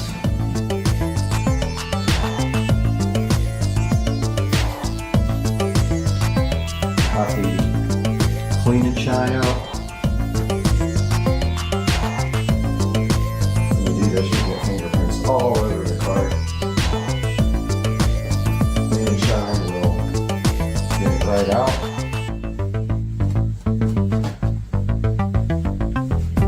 You know, it's like wet wax. Up here.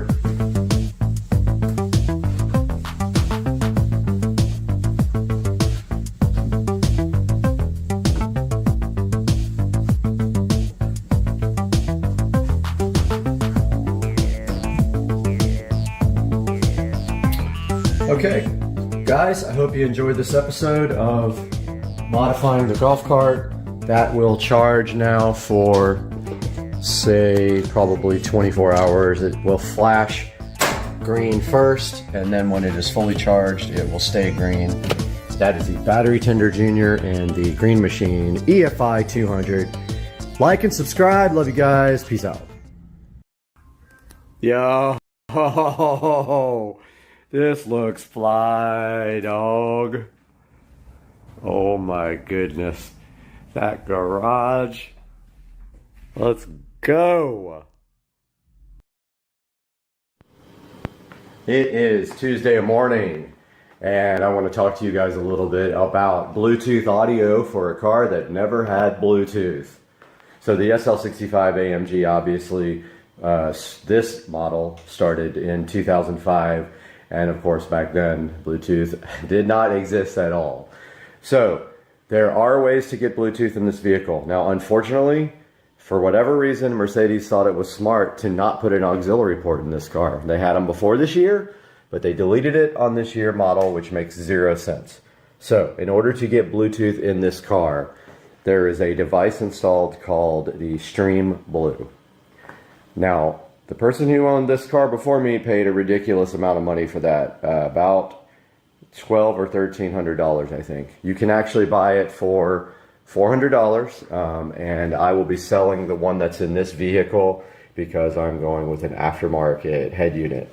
So let me show you exactly how this Stream Blue works. First things first, well, I do have the keys. I was trying to figure out if I had the keys. When you get in the car and you turn on, there's the factory command system. I'm going to flip this around real quick and show you.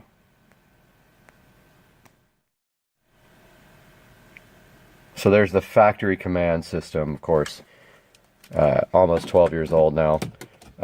When you put that in there and you turn it on,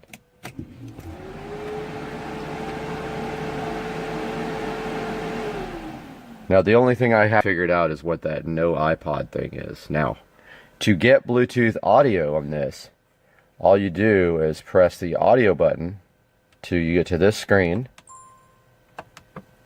And then once it's on that screen, on the phone, there will be a Bluetooth that says Stream Blue. Now, I will include a screenshot of that. And then once that's on, then you have Bluetooth audio. And there it is.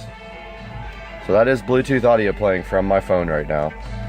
There's the old school navigation. If you press audio. I don't know what this no iPod means. Not figured that out yet.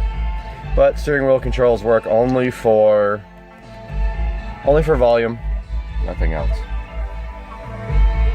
So that is the Stream Blue audio adapter for the most M.O.S.T Mercedes fiber optic Bose system. Alright, this dude stole my phone and now he's got the Tesla Model S Plaid. Oh, let's go! That literally hurt my neck. I bet. He's coming back. Yep. He's gonna take it. Yep. Yep. Absolutely. Oh my goodness, that's amazing. Look at this dude. Hawkage. On my deck. This guy comes to visit me all the time. And he's looking right at me. Like he's saying, eat your freak. Guys, welcome back to the channel. Get hyped. Because today we are going to finally work on this mini bike again and get it running. Because last night I pulled it over with some starter fluid and it pulled over fine. I need to get this carburetor straightened out. The gasket is shot. When I pulled it off last time, we're going to make a gasket. The O-ring was shot. We might have to use some gasket maker. I don't have another O-ring. Let's do that today. Get hyped.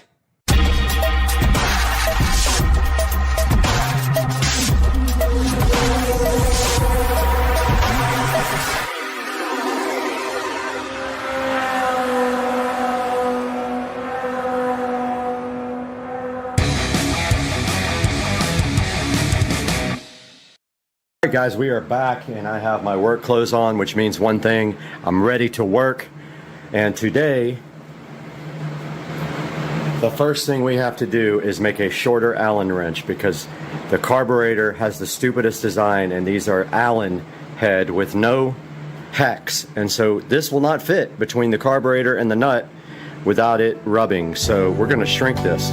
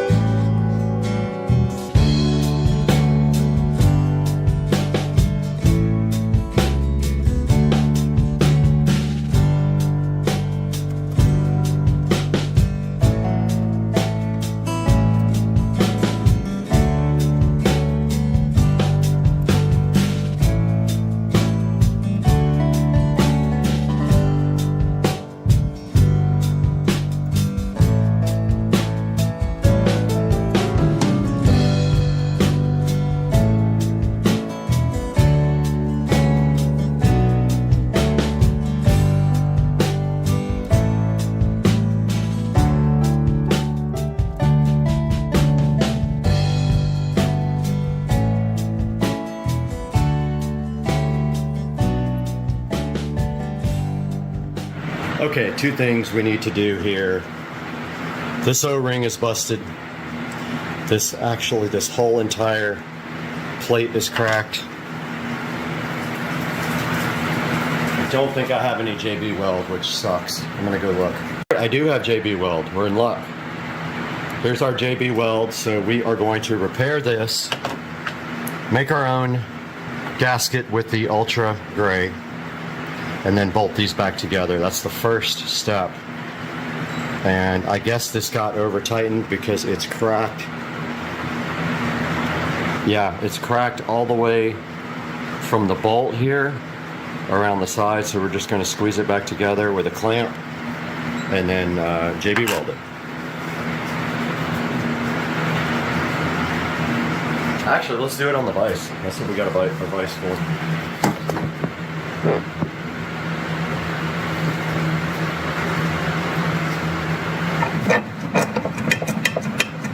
So we'll just squeeze this together.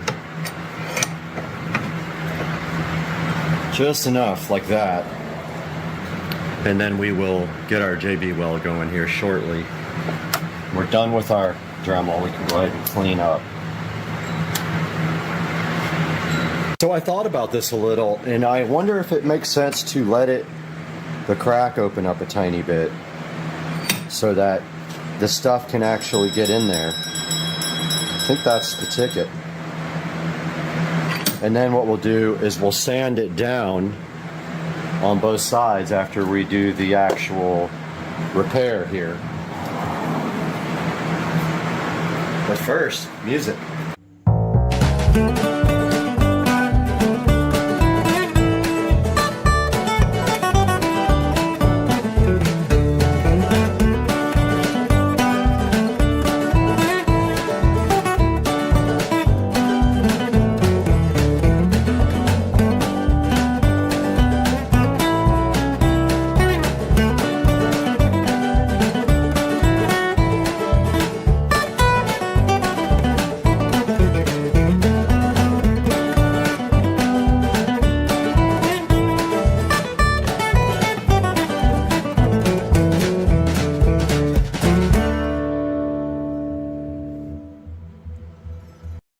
This is JB welded together. You can actually see it there in the crack where we repaired it, and the JB weld is coming out of the crack there. Good sign. That's going to sit for about 10 minutes and be completely hard and ready to be sanded down to get a flat surface. Okay, this is where the manifold touches the engine.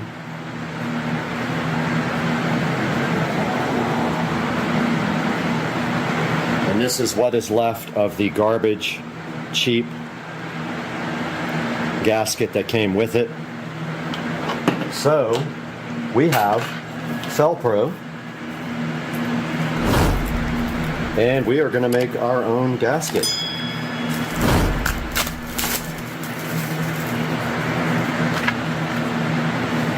We have all this gasket material, and this is what the gasket was made of before. So all we have to do is trace this on the outside, cut it, trace it on the inside, cut it, done.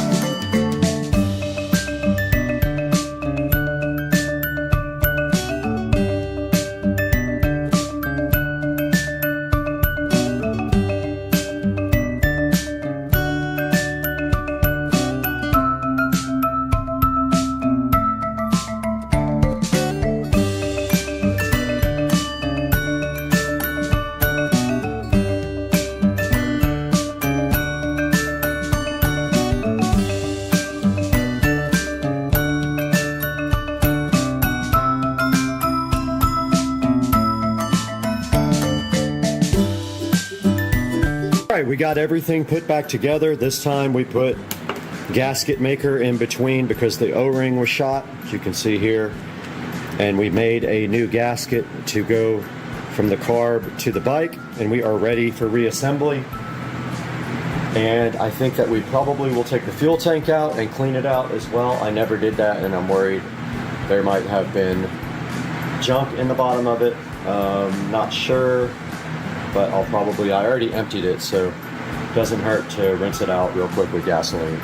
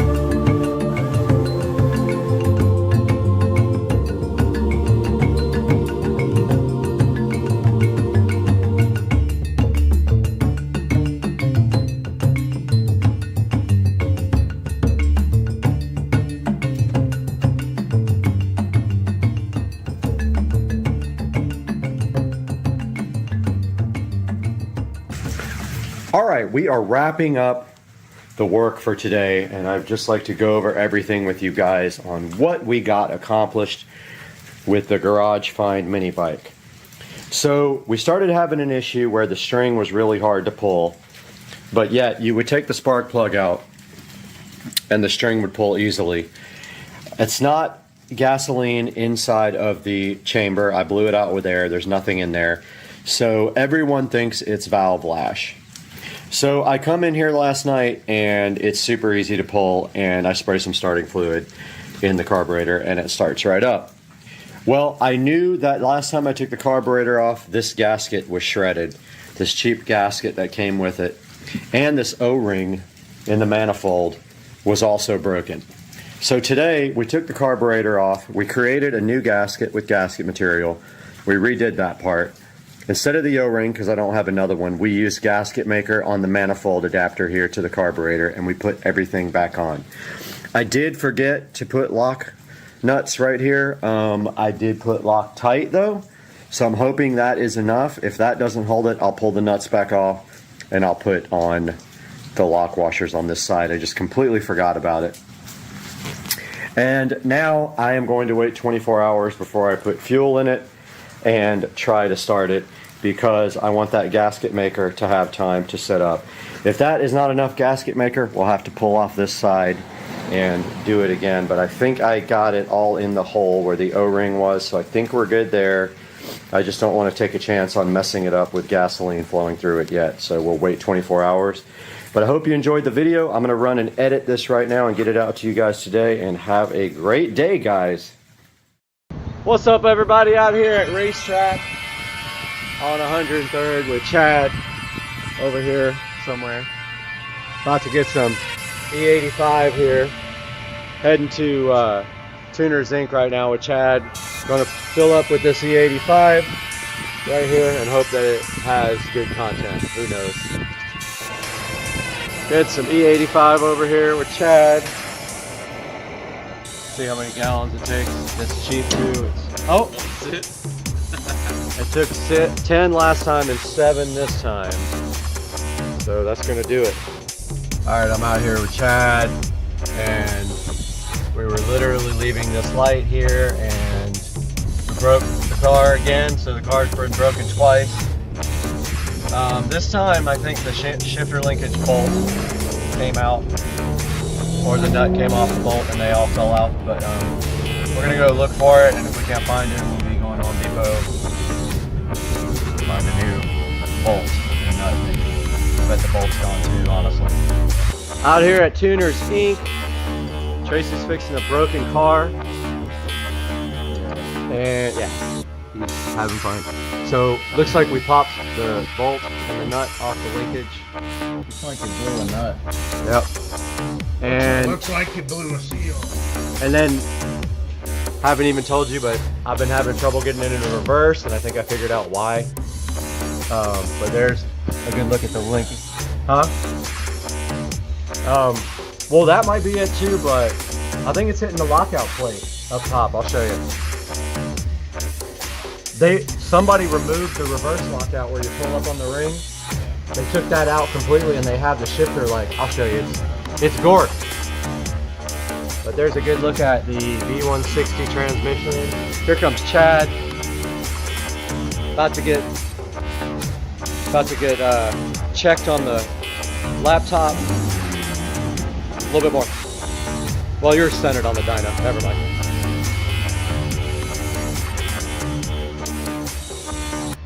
About to get cartooned.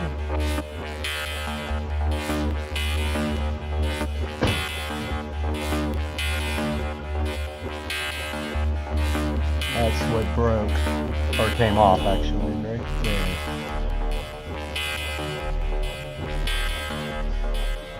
There's a good look at the billet Superstore transmission mount. And while we're under here, a look at the exhaust. Now we can see what exhaust this thing has. This bugs me, look at this. It goes from 3 to 2.5. From here to here. Let me take care of that. 2.5 is not gonna, that's not necessary. Yeah, it's not. Is pushing it. Yeah. Well, you can tune that out. No. Well, for the Acrobat. Usually the caterpillar is like 420, 430.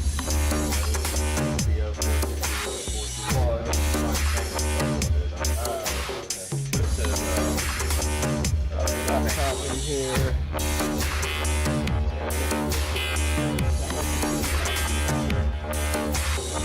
Could be the cap.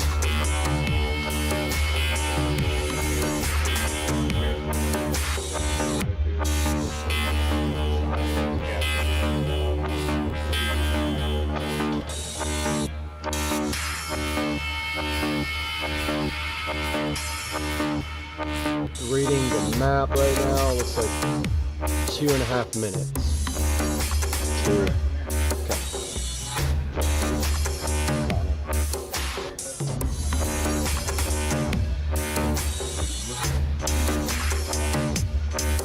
Pull this over and down. Oh, God.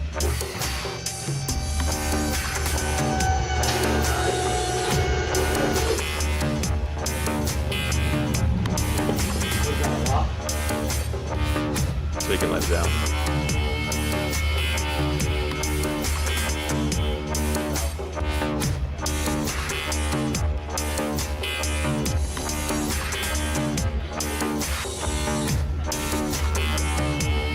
That was a quick fix. Thank goodness.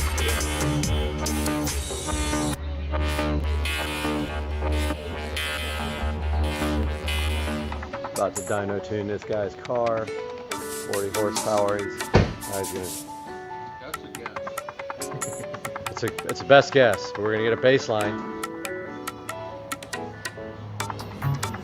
What's your guess on the baseline? 430.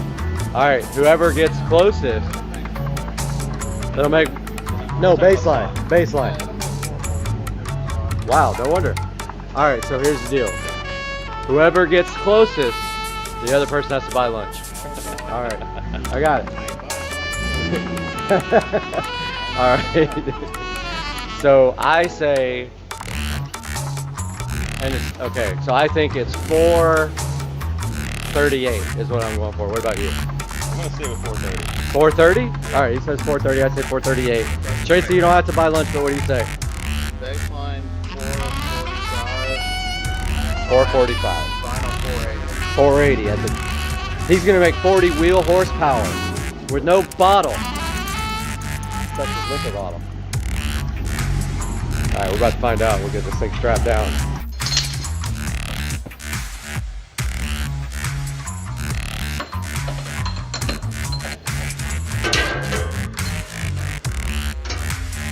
About to attach it directly to the drive shaft. Because that's. Wrap them around each shaft a couple times. That's so they couldn't snug.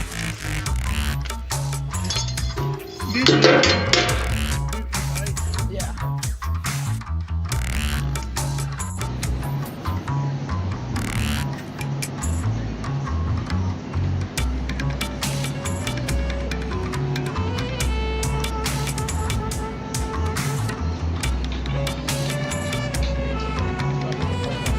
I know. Ice Cube. Well, actually, it's Ice Cube. Yeah, the dude sampled it. Yeah. What? Ice Cube. That's Isley Brothers. Isley Brothers. Yeah. Go ahead, look it up. Oh, before doing, the heads and cameras. Oh yeah, sure.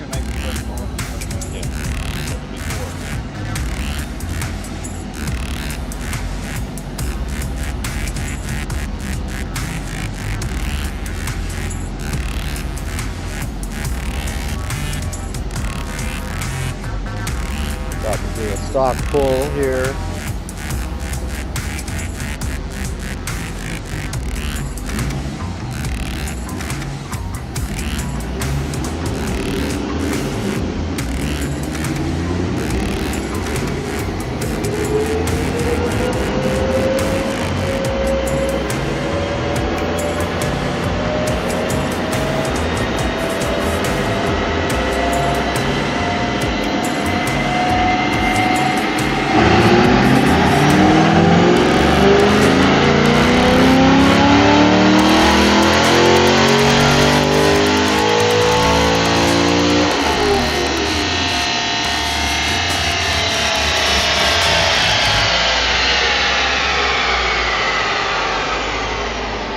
Moment of truth.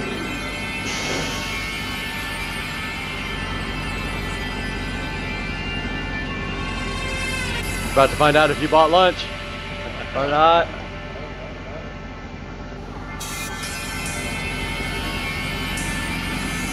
Oh, I only see torque.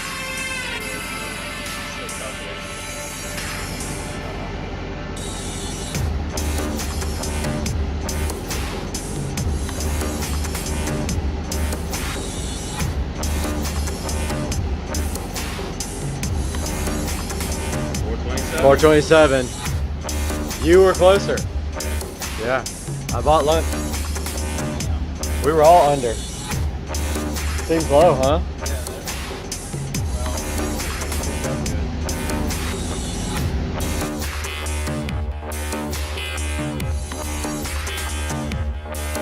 Where are you going, dude? Oh my god, that is cool. Wow. What's up, buddy?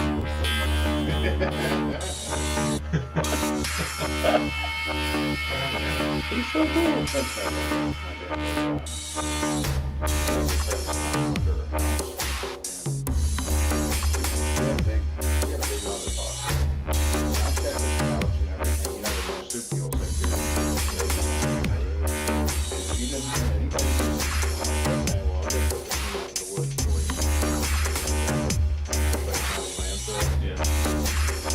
Just made a second run.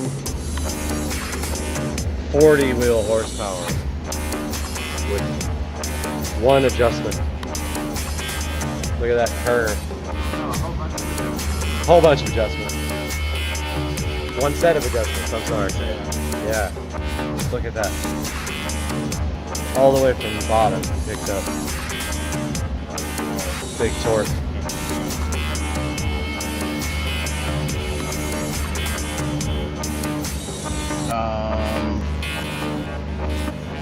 There's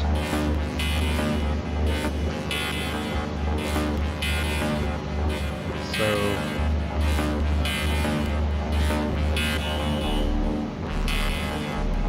made less torque but made more power. No, it picked Right? up 442. Oh, right. Picked up 40. Picked up 40 torque. 40 and 40.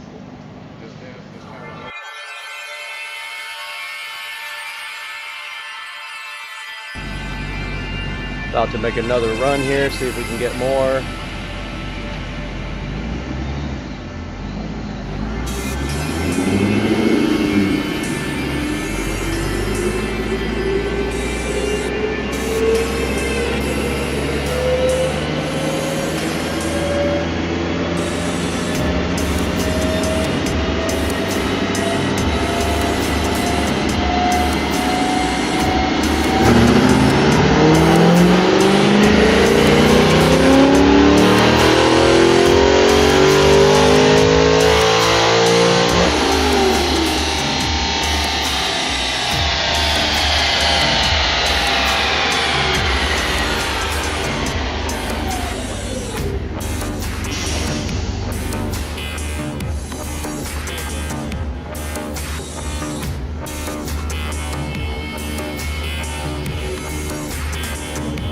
Another horse.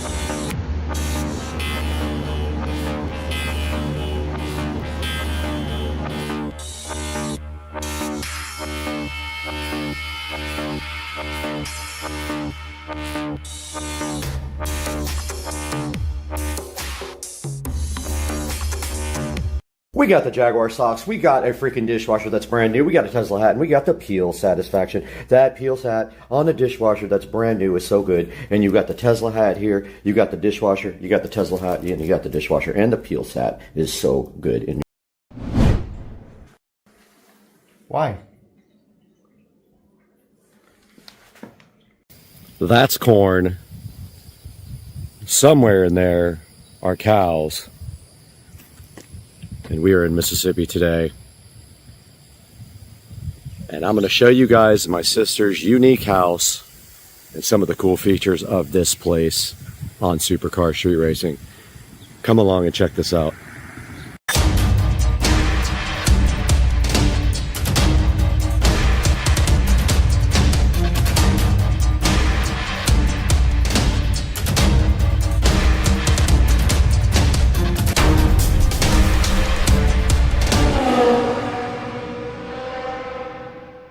Now you can tell already stepping on the porch of my sister's house that she has some unique things out here. Very unique taste in art and furniture, and she collects some really cool things. But I've spent some time on this porch playing guitar with the horn right across the street and the beautiful plants. And you can see here, this is just the beginning of some of the coolest things you'll probably see at a house. Now let's go inside. Hey dude, what are you doing, dude? All right, we step inside the house, and of course there's some really cool older vintage pictures here. I don't know exactly what they are. That says Guadalupe, so that's Mexico. So yeah, some really interesting old photography here. And then of course we are from New Orleans, so down here we have some very cool Mardi Gras stuff there, and we have Bo the cat. And then moving up here, there's some very cool antique lamps here. A very old antique, it looks like an armoire, or I guess you would call it a dresser, more like, and not an armoire. And then on top of that, some vintage photography, and I don't know the significance of this, probably isn't one. The cat is trying to open the door. You're not getting out, dude. Some interesting palm leaves here, a candle, and then some shawls adorning this, and some more old photography back here. But a very cool old dresser here as you enter the front door, and some older looking ornate lights. And then on my right here, some pretty cool artwork. As you can see, it's multi-leveled.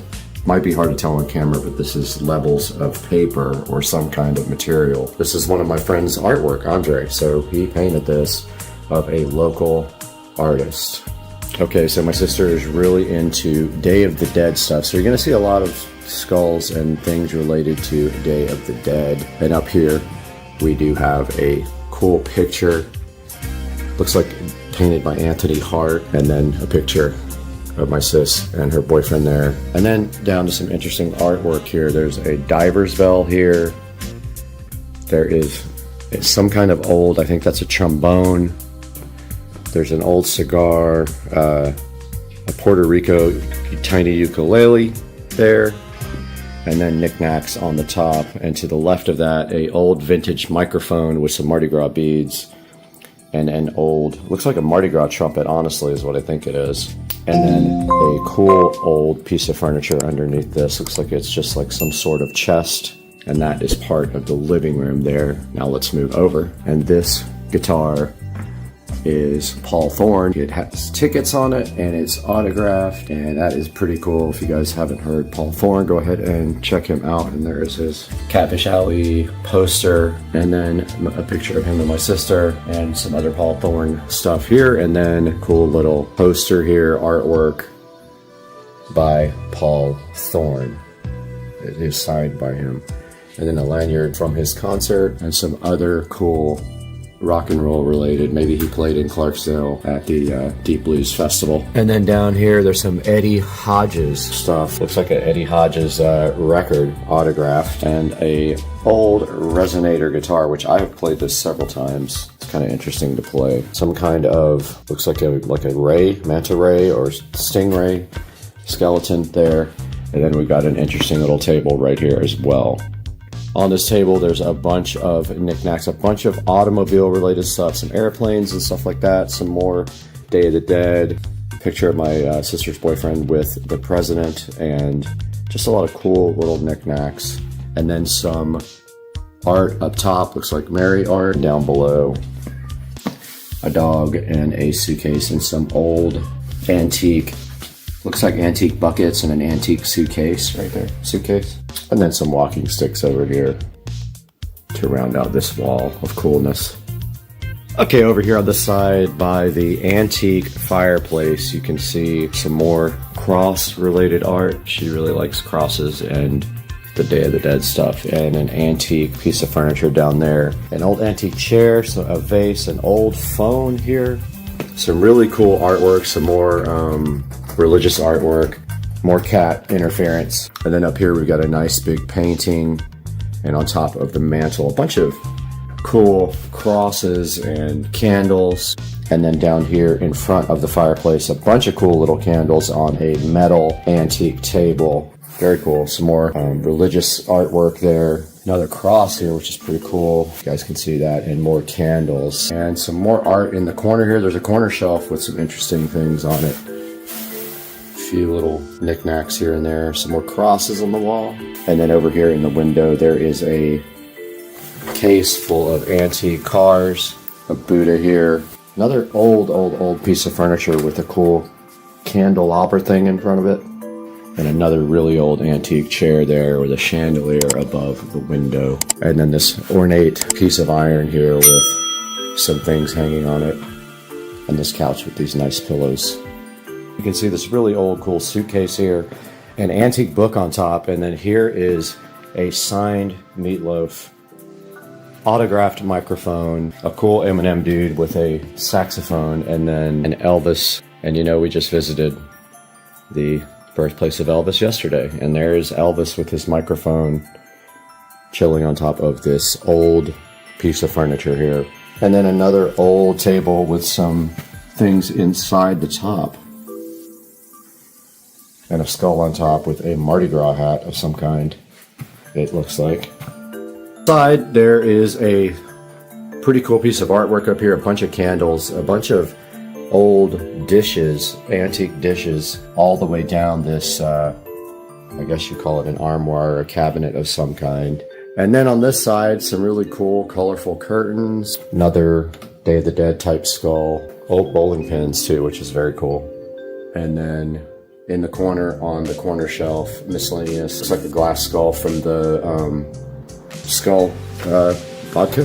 Really cool artwork here. Really cool antique tables. Another pretty cool hanging mirror with some, and she's also a cat lover, if you couldn't tell. The cat's staring at Patricia. And then this, another cool little skull. And these hanging cat ornaments are awesome. Look, these are cool. And then rounding out her cool living room, she has some more neat artwork right here. And then, of course, more cats right there. And an awesome shelf. I like this piece of art here. It says odd on it, and it's got the little Barbie doll head. More religious stuff there. And then all the way down the shelf here, some interesting books. And a really old vintage guitar here with some signatures on it. Okay, in the kitchen here, you can see some really cool antique stuff here. A dulcimer, or a dulcimer, some artwork up there, a neat old phone, and then of course a bunch of skulls and random. There's a llama here for your mama, and then grouper legs.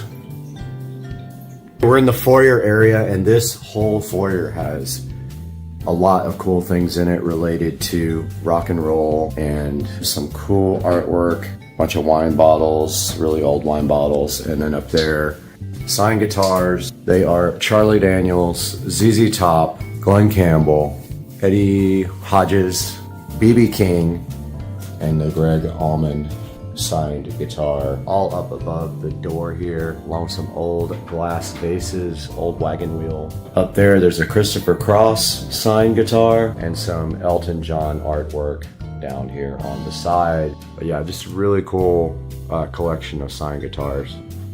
Top of the steps here, some more. But yeah, just a really cool collection of signed guitars. And more music related stuff. And that is a Vince Gill signed guitar right there. And let's take it on upstairs where there's some really interesting artwork. A couple of signed guitars right here, along with a cool metal guitar guy and a bookshelf. And then an old music stand. Right here we got this rock and roll guy that used to be a suit of armor. Now he's all dressed up for Mardi Gras, and he's got his rock and roll record.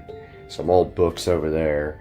A really cool old guitar with a bunch of stickers on it. Just some more random cross artwork, and then of course this cool doll, which is so fascinating. It's like a doll in a wheelchair. This is what happened to baby Jane. I like it. I think it's awesome. And then here in the chair, nice old metal chair with an old helmet in it and another skull. Really cool old door with a voodoo thing on it, and of course more cats. And I love the horse decoration here. This is 11 Spoonfuls signed guitar here. This one is Reba, James Taylor here, and then next to my mess over here, because we have taken over the upstairs. We love this thing. It's like a frog body with a doll head with a foot in the mouth. It's so cool. Over here, Star Wars memorabilia, drums over here, an alligator head, some cool books and dolls, Curious George stuff, Snoopy stuff. And again, I've taken over this area with my suitcase, but very cool mirrors and a shelf here with different types of kind of Day of the Dead stuff. Interesting artwork here. The top here, that reminds me of The Oldest View. If you don't watch Kane Pixels, you should watch The Oldest View. He is very talented. And then interesting baby head inside of a thing. And then again, we took over a lot of this area, so it is messy because we have a blow-up bed chilling in the back here. I thought this probably makes interesting lighting. And then below it, there's a candelabra here with some cool old candles with the fleur-de-lis, because we are from New Orleans. And some interesting artwork here, an old telephone, some art. Same over here, some art there. Some more art up here above on the wall with the disco ball making interesting light in the background.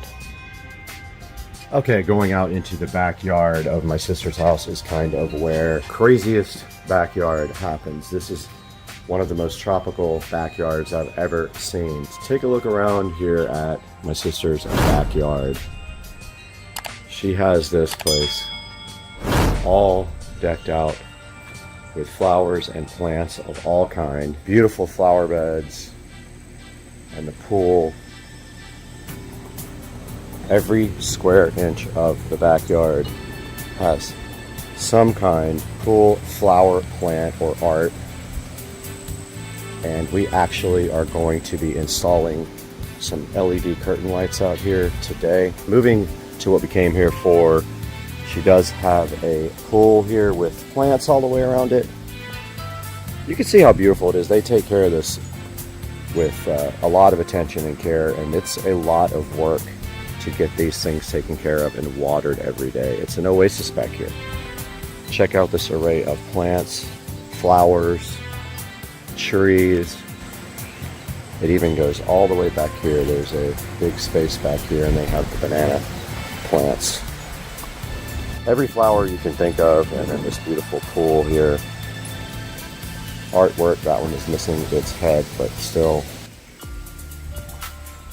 And so yeah, I just wanted to give you guys a little insight into one of the coolest places I've been to. One of the most beautiful backyards I've seen, and this is in Mississippi. Check out that, guys. Just amazing. And I hope you guys enjoyed this, enjoyed a look into this beautiful house, beautiful backyard. And we'll see you guys again soon. Thanks for joining us. Like, subscribe, please. Happy New Year, everybody. Welcome back to the channel. And can you believe that this is actually Florida back here? It is 2023 now. It literally turned 2023 last night. Happy New Year, guys. And this past week, this happened to all the plants. We had 20 to 25 degree weather in Jacksonville, which is very, very weird for the native plants. And a lot of them took a beating. We're going to see if those will come back. But check out the fog back here. And today we got something special because we have a whole box of goodies sitting in here on the counter that we're about to unbox. Welcome back to the channel, guys.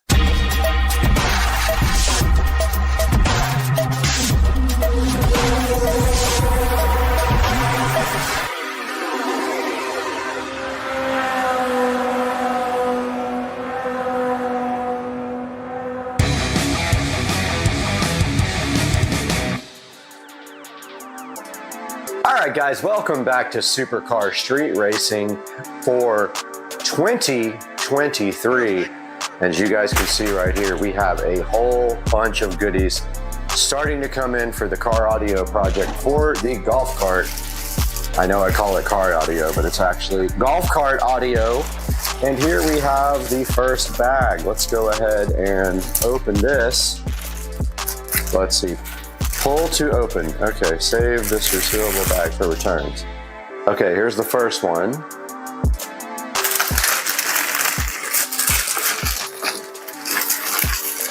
And let's put this aside first. So this is just a bag full of stuff. And the first thing we have here is the Inverter Tech power inverter. Sorry guys, I just woke up. Here's the power inverter, everybody. It is pretty cool looking. It's pretty small, but it weighs a good pound or two. So yeah, definitely adding some weight to the cart with this stereo system, but at the expense of a nice sound system. You can see right here, this guy has a USB port right there. It's got two 110 volt, got a little fan, and then we can hardwire. It says do connect converter red terminal with the red rig terminal cigarette plug cable. Okay, so this is basically if you want to use the cigarette plug cable, or they have little jumper cables here. But what we will do most likely is we could either cut these little alligator clips off, or we can just run our own wiring. And this is the cigarette lighter adapter cable. Yeah. So that is the Invertec 500 watt power inverter for the cart. Comes with a couple of fuses, a little owner's manual, and two types of cables and some instructions on the side there connected to the terminals. Got good reviews on Amazon, so wasn't scared to buy it. Invertec power inverter. Don't know why they tell you it's 35 by 35. I guess that's the size of the packaging. That's the first thing we got here. Perfect. Next on the list, we have some Velcro strips. Needed these to stick the Bluetooth adapter to the epicenter where it is actually going to be installed. Now we got our Y adapter. So what this does is, out of our Bluetooth adapter, we are going to Y out of that because we need to feed RCA to both the epicenter and also the channel 1 and 2 input on the amplifier. So we have some VCE link Y adapters for RCA use. All right, next we have our FOSS power. I believe they're just RCA cables. Let's see. I think these are just RCAs. Yeah, so our FOSS power 3-foot RCA cables that will go from those Y adapters to the epicenter and the Rockville Phenom 5-channel amplifier. So we have the FOSS power RCA cables looking all slick and black, just like the golf cart. It's gonna look great on there, even though they'll probably be covered up with tubing to keep the installation nice and clean, like we like to do in supercar street racing. We're big about the presentation. It's a big box. And we have the Keybaoak. You know, how do you even begin to know how to say that? Keybaoak. So this is a crimping tool with heat shrinking connectors. I've been wanting these for a while because my crimp tool sucks, and also it's not heat shrink either. So this comes with a whole kit, a whole bunch of little connectors. So a bunch of different types of connectors, including round ones and spade connectors, and then you have the ability to heat shrink them, but you first crimp them with this beautiful crimp tool right here. So we will put this to the side. And that is it for the first package, and we have a couple more packages of loveliness to go through. Here is the second package. out. Okay, I probably should open it the same way, huh? Yeah, I messed this one all up. It's still good for returns. Okay, so let's see what's in this package, everybody. This is cool. Okay, so this is just the tubing to dress up the wiring after we get done. There's 2 different sizes and it's got good reviews. And basically you heat the end of it to keep it from fraying, but it's just dress tubing. So there is 2 different sizes here. There's a 1/2 inch and a 1 inch tubing. And that feels like that is it. Nope, see, I almost messed up. We have another package in here. Let's get this to the side first.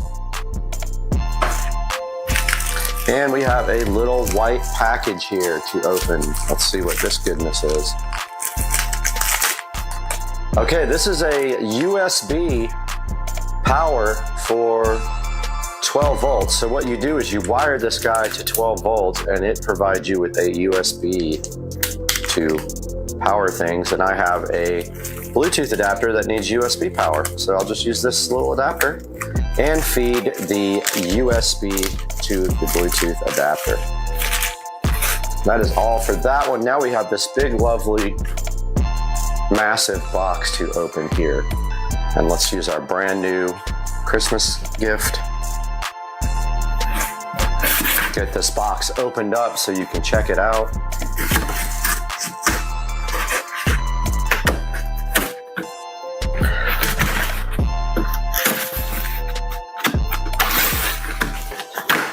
Okay, so nothing super exciting in this box, but it's still something that is necessary. Here is our fiber fill. So fiber fill is used in car audio and home audio to dampen enclosures, basically to make smaller enclosures seem bigger as the effect it has on the audio. And here are our 2 fiber fill packages. Oh, there's one other goodness in here, right here. I don't know what this is. Let's get this knife out and take a look at this goodness. I'm not going to look at the label because I want to be surprised with you guys. Let's get this opened up. Aha! So this is actually the master on-off switch. Comes with a few screws here. It is going to be hooked up to 48 volts. Oh, it's a big old thick daddy.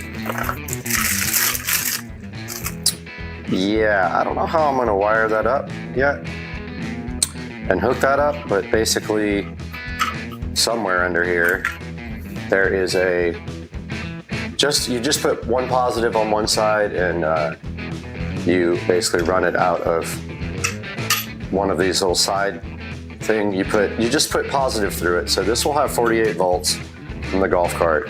And this will actually go feed the 12 volt voltage reducer to power everything on the cart that's going to be 12 volts. So yeah, it's just a master on-off switch. That's on, that's off. We will mount it underneath the seat, close to the batteries. And we still haven't determined all our other mounting locations yet. So now that we have all this stuff unboxed, we can take a look at maybe kind of a mock-up of how this might be connected. So we are back here on Supercar Street Racing, and on my table we have the Rockville Phenom. This is a 5-channel amplifier.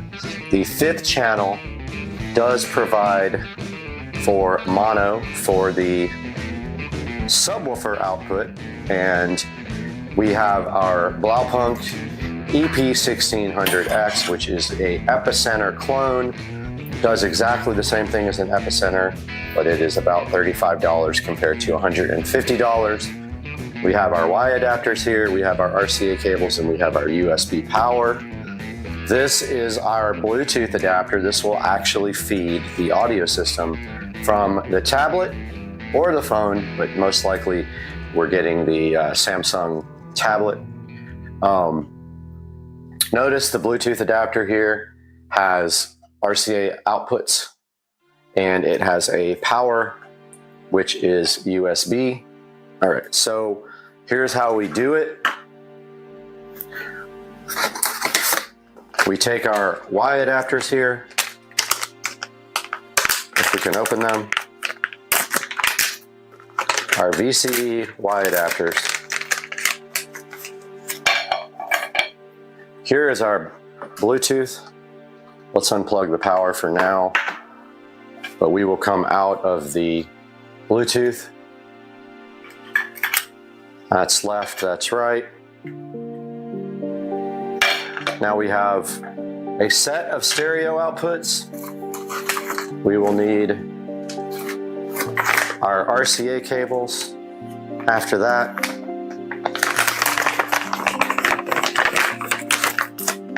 And here are our beautiful black RCA cables. Now what we do is we're not even going to have to take these out of the wrap off of them, because we're just doing a mock-up here, but we got one pair. Let's make sure we get the color right so we don't have backwards audio, reversed audio. And then we have our other pair here. Now if we flip this around for the close-up camera, as you can see here, we have some inputs on the side. We have channel 1, 2, 3, 4, and 5. 1, 2, 3, 4, and 5, 5 being mono. So we will come out of a set of these guys and feed channel 1 and 2, red to right, white to left. Just like that. That's exactly how it's going to be on the card. And then we feed our Blaupunk here, input. And I just realized I forgot a third set of RCA cables. We do have another set here in my garage.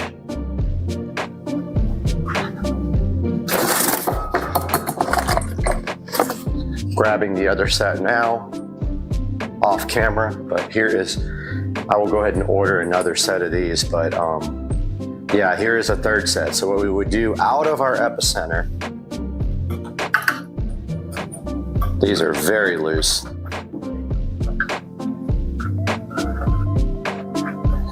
And then we come into channel 5 over here of the amplifier.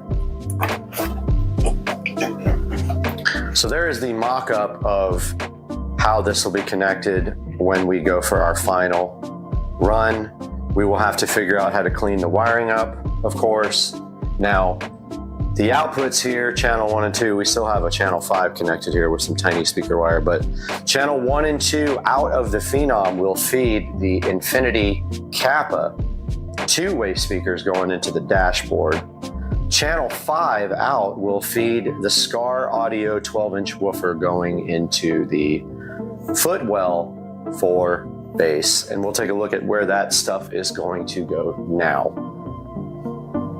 Okay, we are back, and here is the area where the enclosure is going to go. Now, it is wider than that indention part there, so it will actually hang over about maybe an inch or two there. Sorry for my throat issues, but I just woke up. But yeah, the enclosure goes there. It is narrower than where these rails sit, so it'll fit right in there, and I don't have to disassemble anything. Also, my hope is that we have room for mounting things on the back there, even if we have to remove this panel, which we probably will do. That just literally feeds underneath here. This part right here, it feeds. It's just actually no, that goes to the engine compartment. Sorry, this part goes down to where the amplifiers and everything will be mounted. So yeah, we're gonna hopefully mount the inverter back here somewhere. We're going to mount maybe some other little things back there, and then put the enclosure right up against it to hide it. And then we'll permanently wire the inverter to a actual outlet somewhere on the cart. And I'm thinking the best place might be up here somewhere, but I don't know yet. I gotta kind of think that over. I don't want it in plain view, even though it'll be cut off when we don't use it. So that is the current plan for the golf cart. And we're gonna take a look now at that diagram that we created the other day using technology based from Minority Report. And you can see that on the screen. That has all the connections and the design plan and everything for the cart. Once we get everything in, it'll be a few days, probably another week before we get everything in. We can continue, and I hope you guys enjoyed the video, and I hope that you will have a great new year, and please like and subscribe to Supercar Street Racing.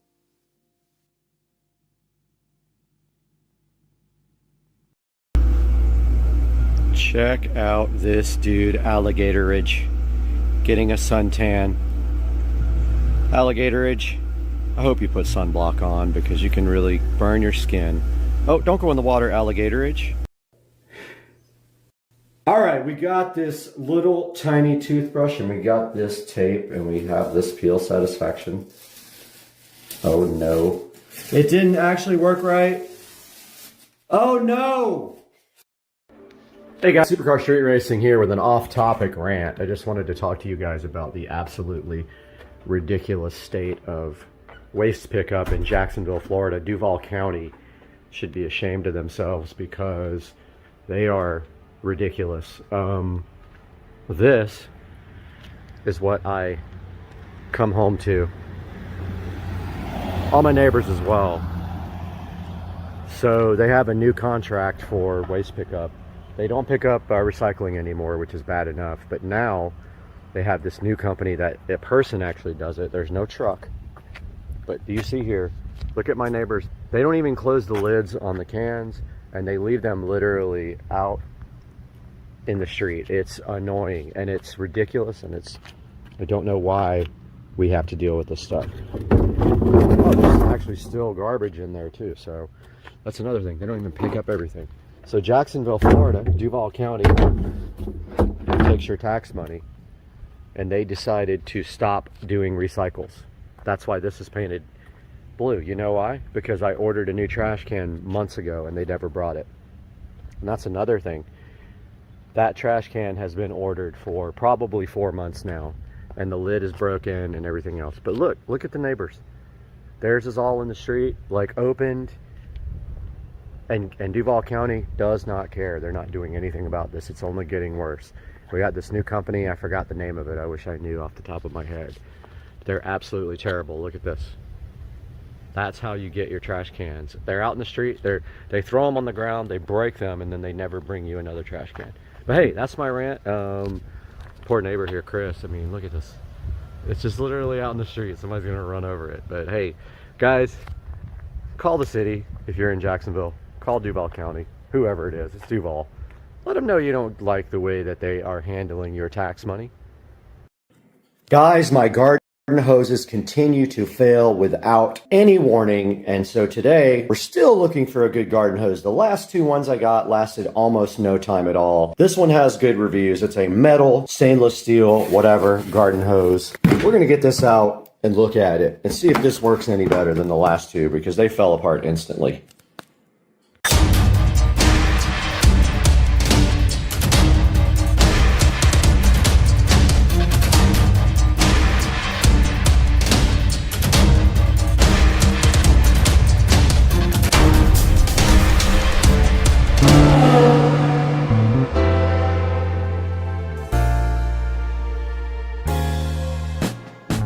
Quest for a garden hose that actually works is still going on. My pool people did not tell me that the hose that's out there is absolute garbage and it's leaking from everywhere. And it was one of those blue hoses that is supposed to be stretchy and then it goes down into a small hole. So we have this metal garden hose that we are going to be taking out of the box right now and looking at. Says it's stainless steel, 50 foot, made of 304, PVC inner tube, top grade connectors, and a leak proof gasket.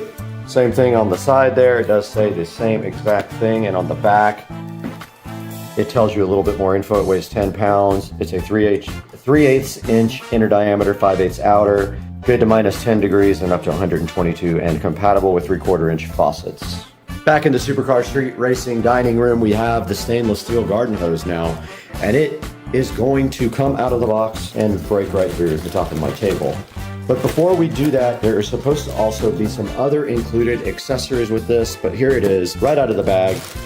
It has a Ziploc bag around it. Let's get it out of that, and right away we have a warranty card, which probably will be worthless to us. Free returns if there is no deliberate damage. There is a code right there to return it, and inside of this nice envelope there's a warranty card, and let's see what that says. So you're supposed to just be able to scan this QR code and go activate the warranty. We will do that later.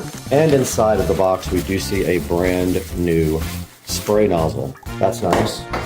And removing the hose from the box, we are left with this nice metal hose with these nice copper ends with some reinforced rubber there. Just a normal spray nozzle is all we have. Let's get this thing outside, get it deployed, and get my pool people happy. Checking the old hose, you can see that's what happens. It sprays right out of here. So we're gonna let the pressure run out of that one and disconnect it and get the other hose.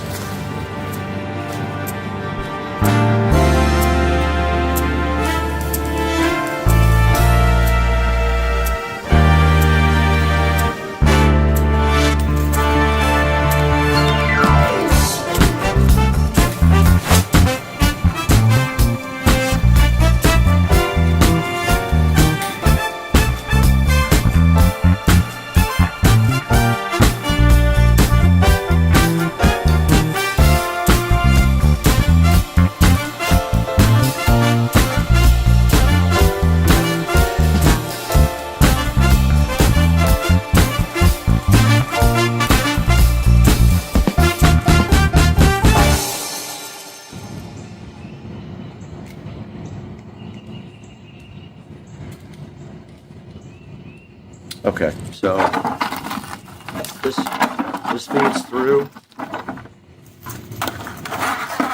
This is our hose pot.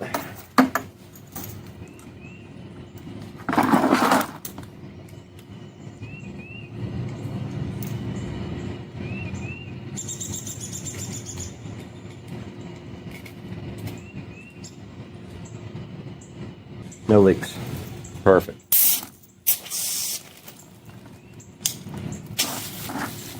Okay, let's go ahead and test our new hose out.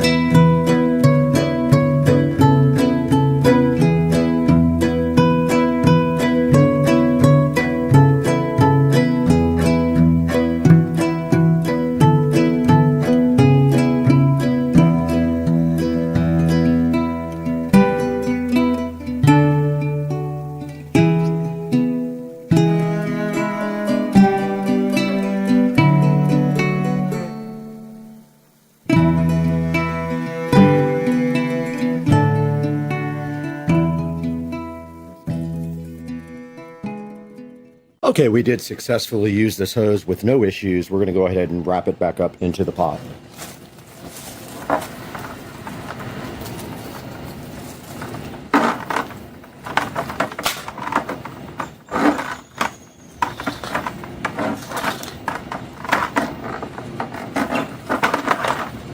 No problem. Now this can be inserted into the trash can.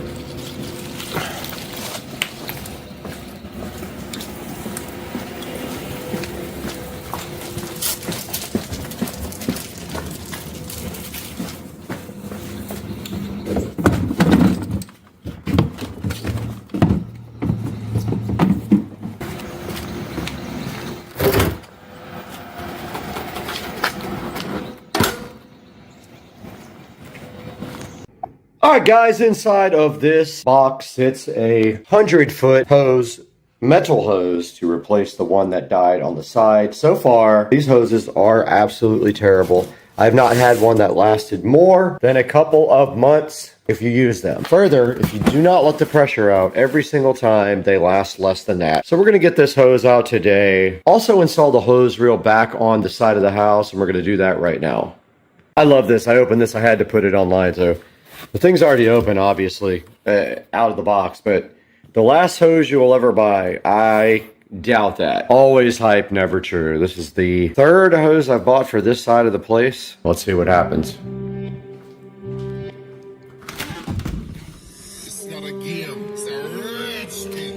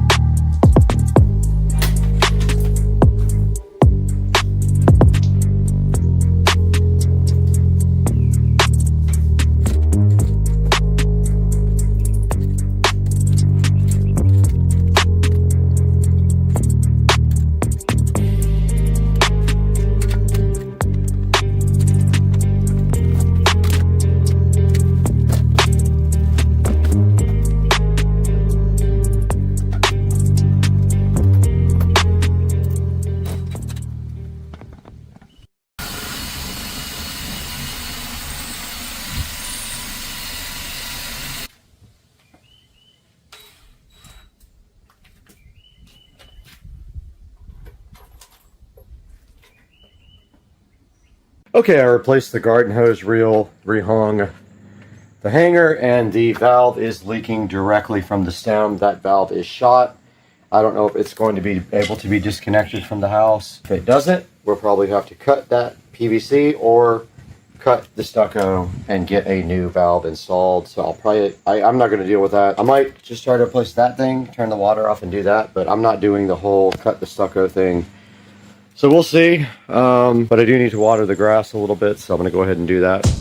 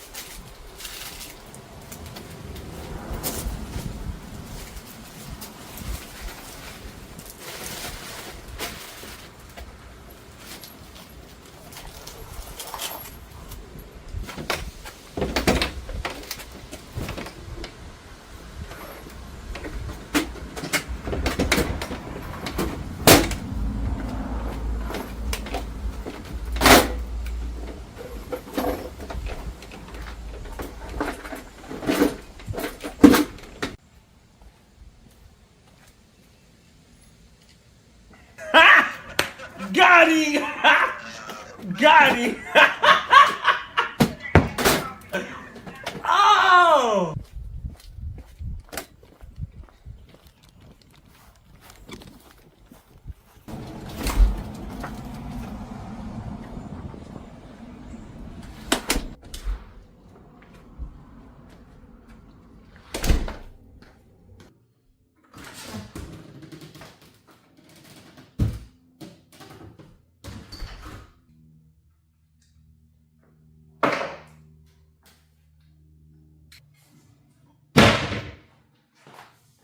Always pick your tools up or they won't be there the next time.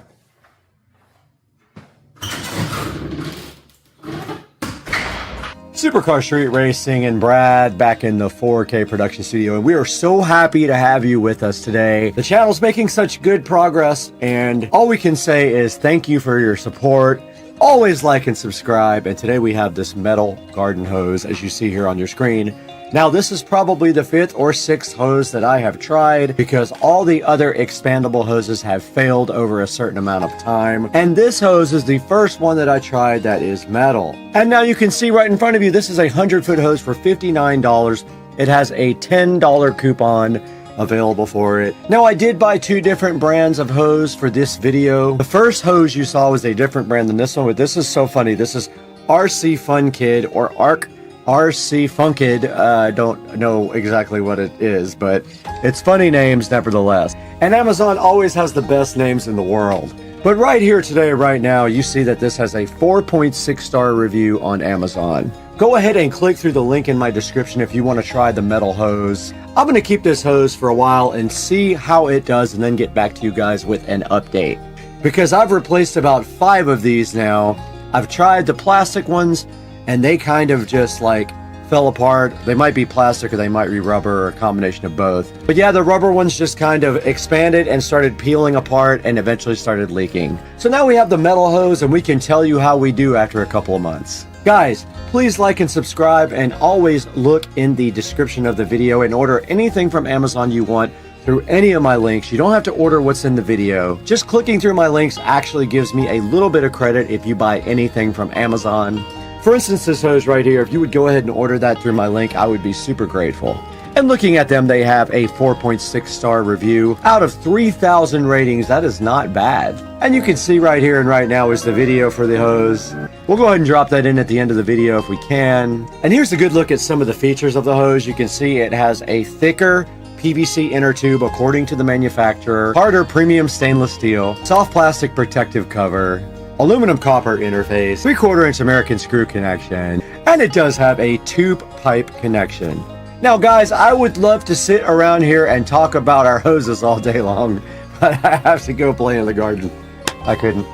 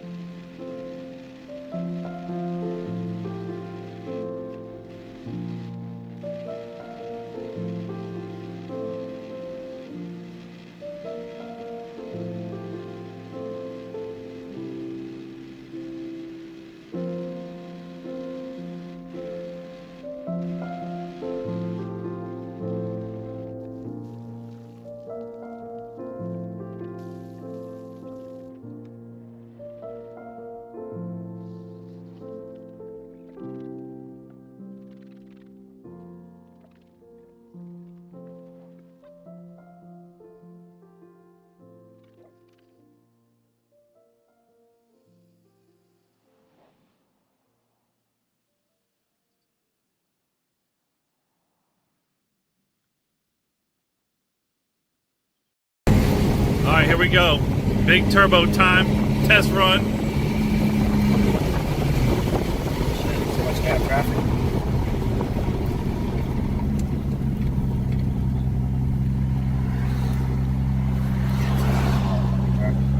Can't do shit.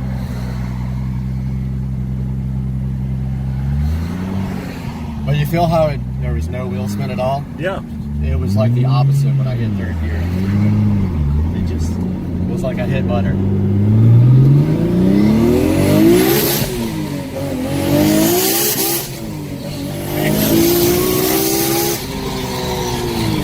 Jesus Christ. Insane.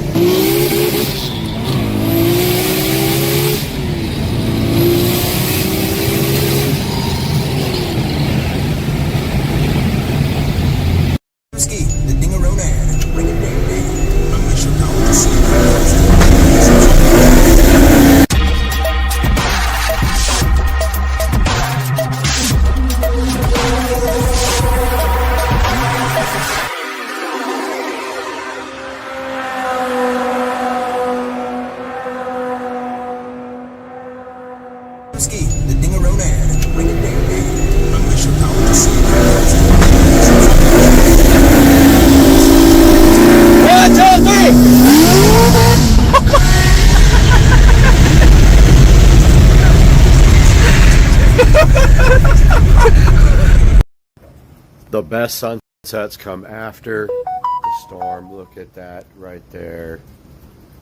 Look at that beautiful sunset over Florida. Goodbye, Hurricane Debbie.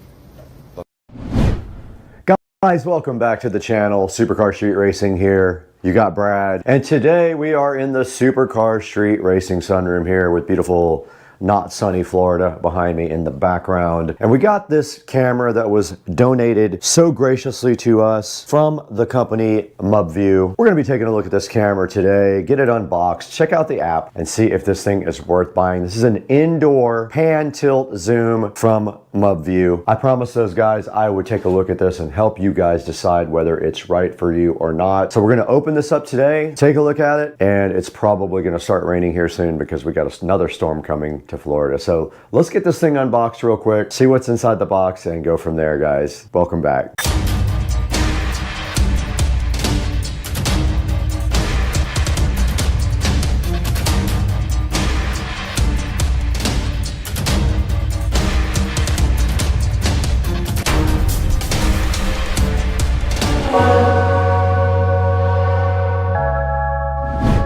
Guys, welcome back to Supercar Street Racing. We're out here in the beautiful SCSR sunroom to show you this MubView pan tilt zoom indoor camera. This is a good look at the box right here. We're gonna get this thing unboxed in a few minutes, but I wanted to go ahead and talk to you about this. Outside of this box, it has a couple of things on it that are interesting. So it says it has two-way audio, so I guess you can talk back and forth to the camera. It has motion detection. It has warning and playback, whatever that means. It does have night vision. It does panoramic views, uses Wi-Fi, and does cloud storage. It has an activity zone, so you can mask off where you want the camera to actually check for activity. It says something about ONVIF. I'm not sure what that is, but we're going to dig into that today when we get inside of the box for the MubView Smart PTZ indoor camera. So let's get this thing opened up now and figure out exactly what's going on, and I'm so happy you guys are here today. All right, a few things on the front of the box also that we didn't check into before.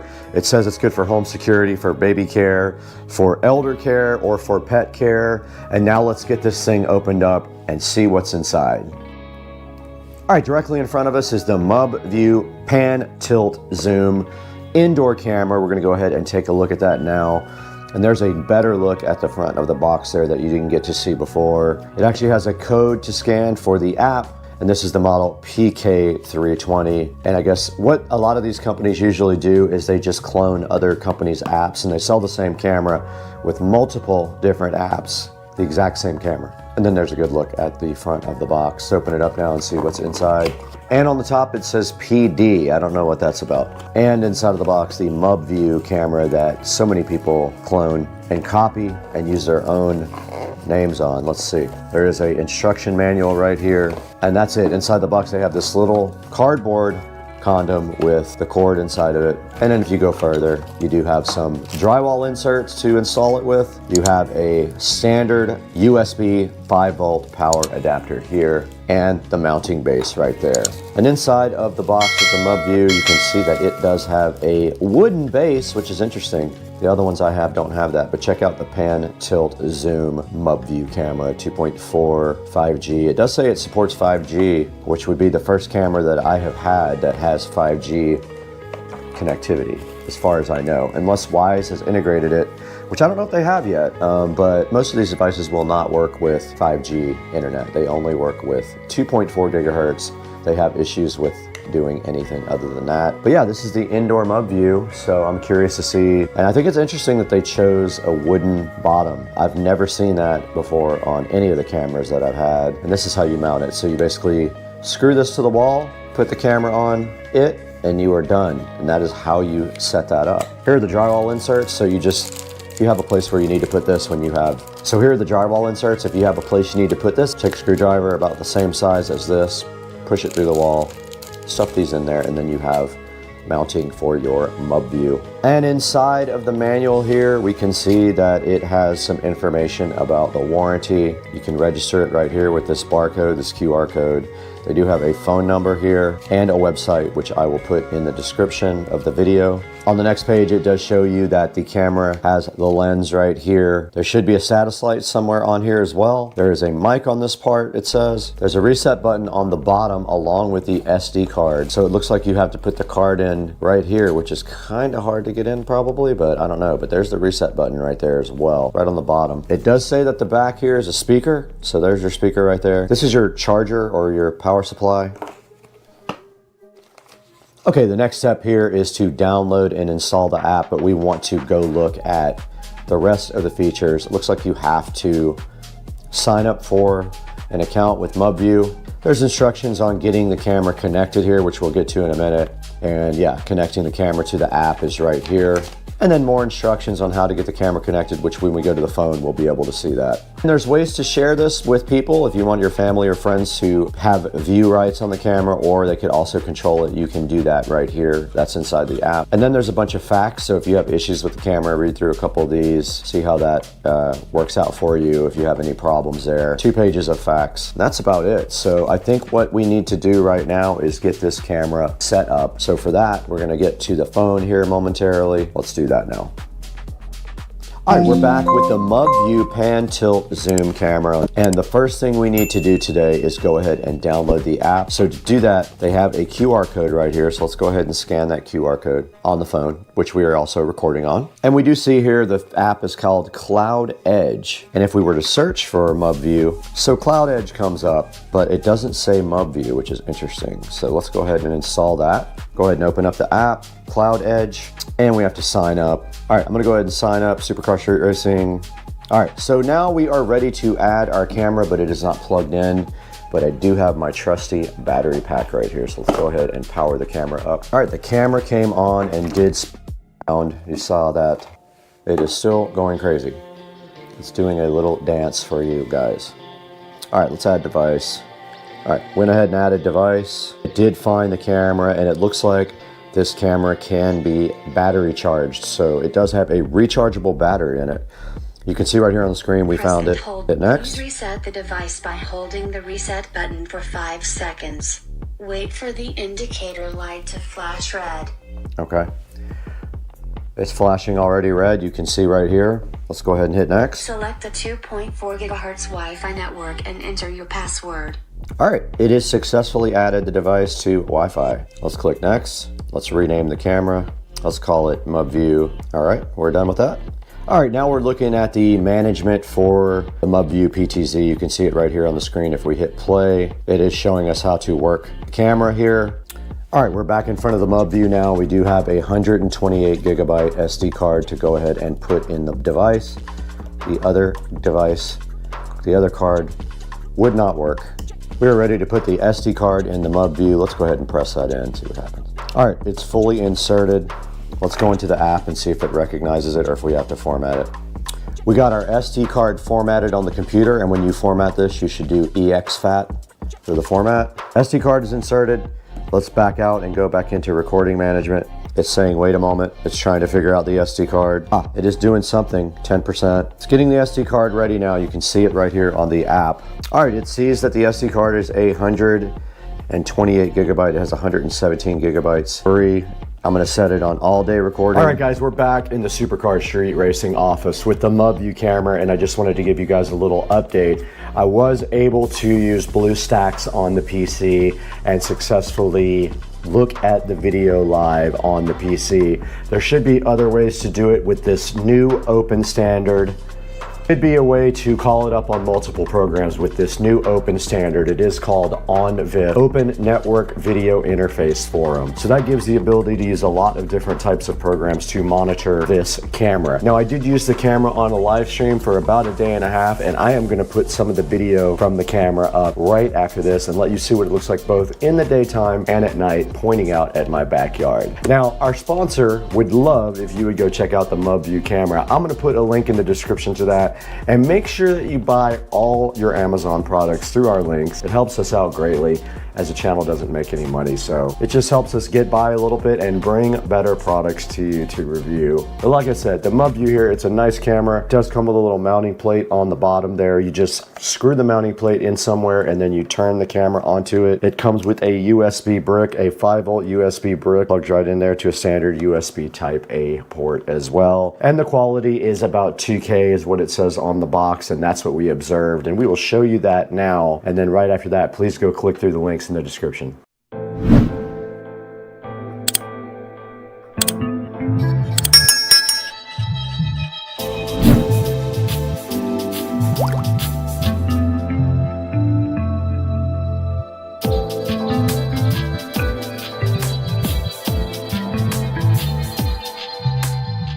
We'll see you next time. Hey everybody, this is Dave, and this is my new Tesla Model 3 2025 in Ultra Red. I think it looks more like candy apple red. I think it's a really good color. The front end has been redesigned, codenamed Highland, and I think it looks really good. I think it takes a lot from the Tesla Roadster. As we come across the side here, really sleek design here. I got the 18-inch Photon wheels, and on the interior, we got the black interior. Coming across the back here, back seats with the screen in the back here. Coming across the back, let's take a look. A lot of space back there. We got a cubby over here, we have a cubby over here, and we have our storage compartment back there. And I'm keeping my mobile charger right there with the adapter. And last but not least, if we go around the front here, inside the Tesla, we can open up the front just to give you an idea of the size of the front in the front. I don't really intend to use the front that much, maybe for some small items if I'm going on a road trip. Pretty minimalist. We've got a washer fluid port here, tow hook, and a emergency release button there in case somebody that's very small happens to get trapped in there. Anyway, I hope you enjoyed the tour of the 2025 Tesla Model 3 in Ultra Red. All right, we're out here. We're Dukes of Duval and Carter. And we're on the beach in Mayport, and we're about to do the craziest burnout. A sand out. A sand out. Let's go. Oh, let's go. Dang. That's it. That's it. That's everything. Mr. Binks, are you sleepy time? He's so sleepy. Are you sleepy time? Oh, you guys, I might have figured this out, and I think we're going to be able to install this now. It was a process, but I am about to try it.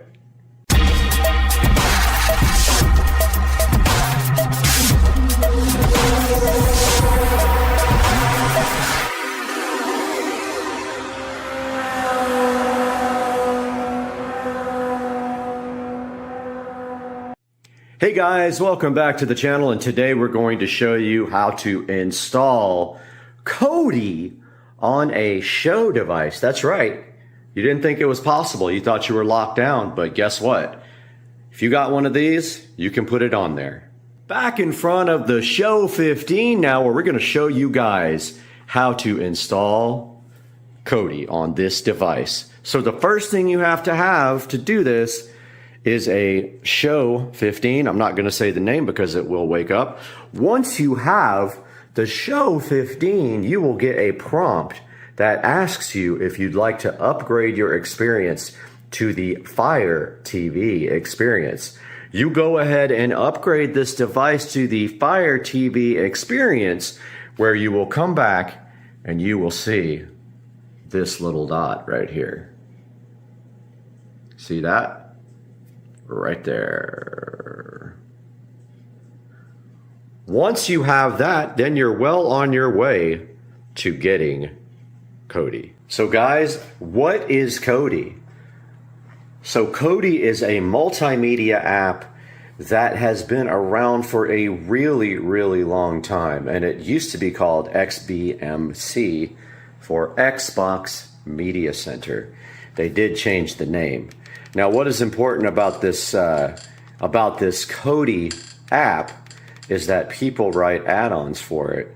And you can actually download add-ons to watch certain things. I won't tell you what, because obviously we're not going to be breaking the law here. But a good app like this might assist you in watching certain things. It has all kinds of apps. You can also actually just play multimedia from a server. You can install apps directly onto Kodi, like YouTube, if you would like. But the important thing is you can install these add-ons. These are video add-ons. And to do that, you have to find the repository and install them from the repository, which I will show you here momentarily. But this is Kodi. All right, let's quickly go over what you have to do to install Kodi on your Echo Show 15. First, you go into the Fire TV. You go ahead and go to Find. And you search for the Developer menu. Developer Tools menu there. Here it is. Go ahead and open that. It pops up this little window. You can just hit the back button on your remote or either on the display remote. You're going to have Toolless installed as well. So go ahead and do that, and you're going to have File Explorer installed as well. When you press on them, you should be able to install them. Now let's go get Kodi TV. So we can hit back button here or back on the remote. So we will need the downloader for that. So back to the home screen. Go to Find.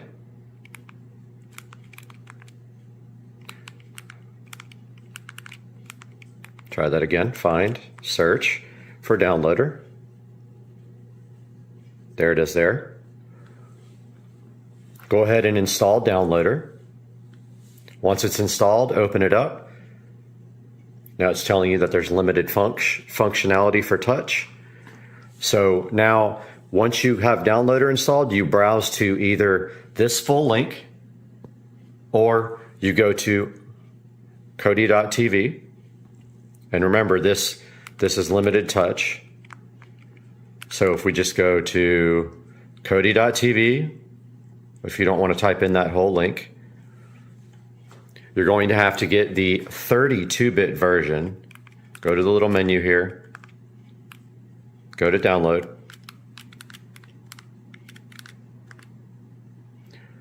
Go to Android, the little Android robot. Get the 32-bit version. The 64-bit version will not work. It will go ahead and download. Once it's done, it's going to attempt to install, which is going to fail. This doesn't work because when you hit settings, it's just going to disappear. So just click done on downloader. Or actually you have to use your remote. Again, the touch doesn't work on a lot of things. Click the home button here or on the screen to get back to your Fire TV mode. Go into your apps. Find your Find your developer tools menu, open that.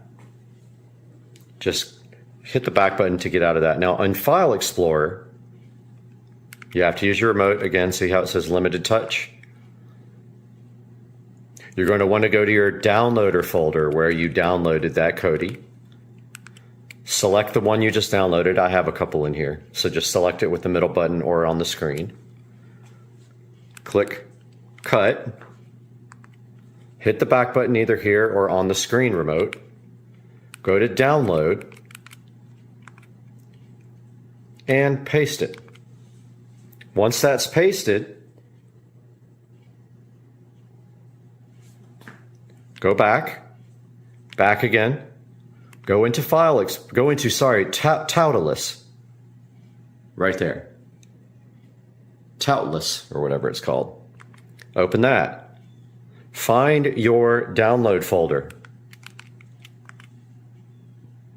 Find the app you just copied. It's one, these are old. I've done it a couple of times now. But open up the Kodi app. It will then say continue, and it will install, and it will finish. And then once it's done, you will see that if you go to the home screen now, and you go to all your apps, you have this wonderful Kodi. There is proof that Kodi works on the Show 15. And then now we will show you how to put a good app like the Crew into this. Okay, now that we have this installed, you're going to want to put something in it. So to do that, you need to get a add-on. So if you go to Settings, File Manager, Add Source, Browse, click enter a name for this, call it Crew,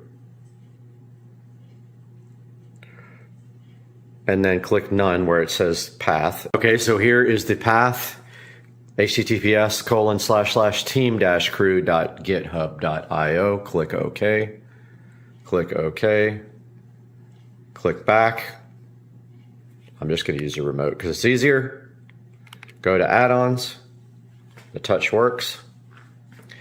Install from zip file. Yes. You'll have to enable unknown sources when it gives you the warning. You can enable unknown sources. Come back here, click on the Crew. There's the repository. It is installing now. There we go, add-on installed. Now install from repository. Click the Crew repo. Click Video Add-ons. Click the Crew, install, and then OK. It is installing now.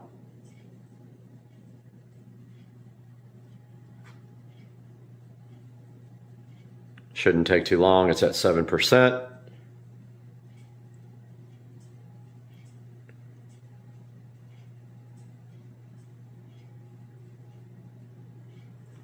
At 20.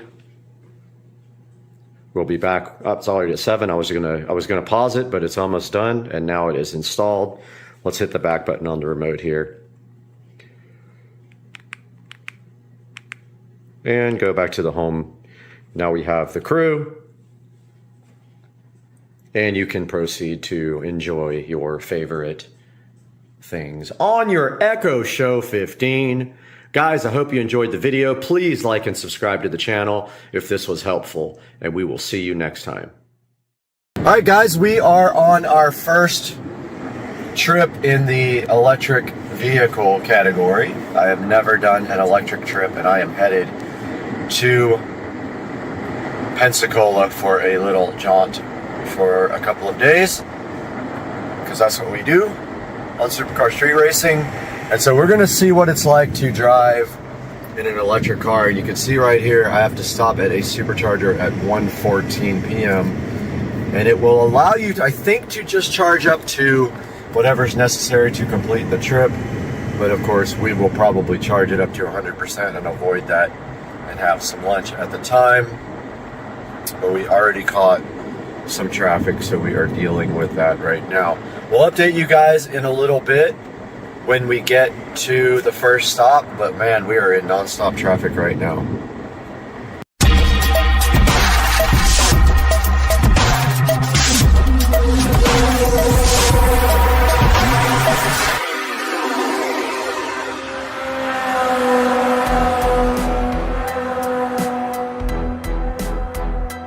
guys, welcome to Supercar Street Racing. Today on the channel, we are going on our first ever trip in an electric vehicle, which will require charging on the way. Stay tuned, this should be fun.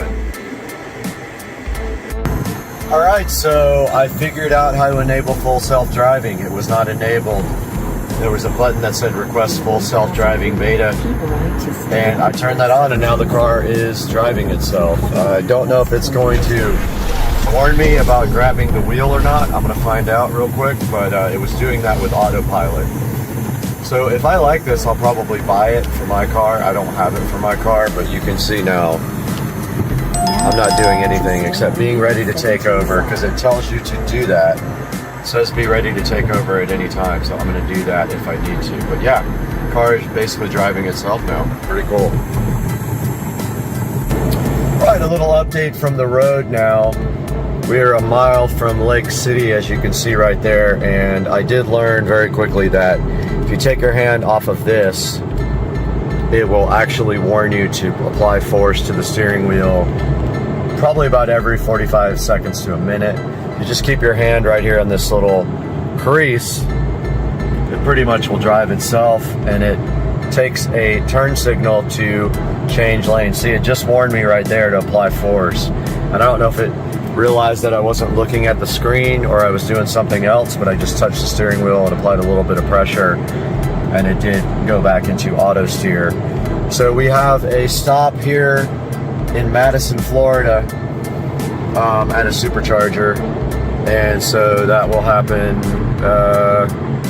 here at about 50 miles.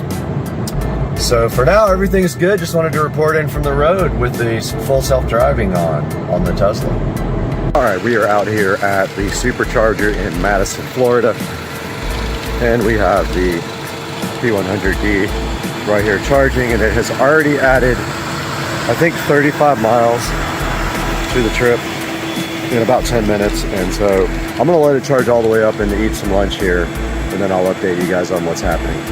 All right, I would say we've been here about 45 minutes and we are up to 90, like with 1% charging, and I'm gonna go ahead and let it top off, even though the last like 10% takes longer. It does say I have enough to get to my destination right here. You can see I'll have 8% when I get there. Just gonna go ahead and let it top off. I'm not in a hurry right now. So that's where we are now with the supercharging. Well, this has officially become the worst trip I've ever been on. I have been sitting in traffic now for an hour. It has not moved. There is some kind of accident way up there, and I looked it up online and there is a fatality. This is not moving at all, and we are in the middle of nowhere. Fortunately, we did charge up, so we're in no danger of losing charge, but there is a lot of traffic backed up right up there, and it has not moved. And people are not even attempting. A couple of cars went over the median to go back. I'm surprised they haven't just redirected everybody back to the last exit and through a different route, but nope, that is what we're dealing with right now. 1 hour of this so far. It's so frustrating. I mean, can they not just clear this out? Come on. Back, guys, I was stuck in that traffic jam for an hour and a half, and it was still going. And I noticed some people starting to cross the median and go back the other way. And I wasn't sure. I saw a bunch of trucks and SUVs do it. I wasn't sure if this car would be able to do it without getting stuck, but then I remembered all-wheel drive, so I just sent it and went right across the median. And the car took me 4 miles backwards and then around the traffic jam. I should have done that an hour before I actually did it. So now we're on the road again to Pensacola, and we are headed to a supercharger where we will have 11% or 12% left, as you can see there on the screen. And that's where we will charge up for the remainder of the Pensacola visit, and also getting back to a supercharger to go home.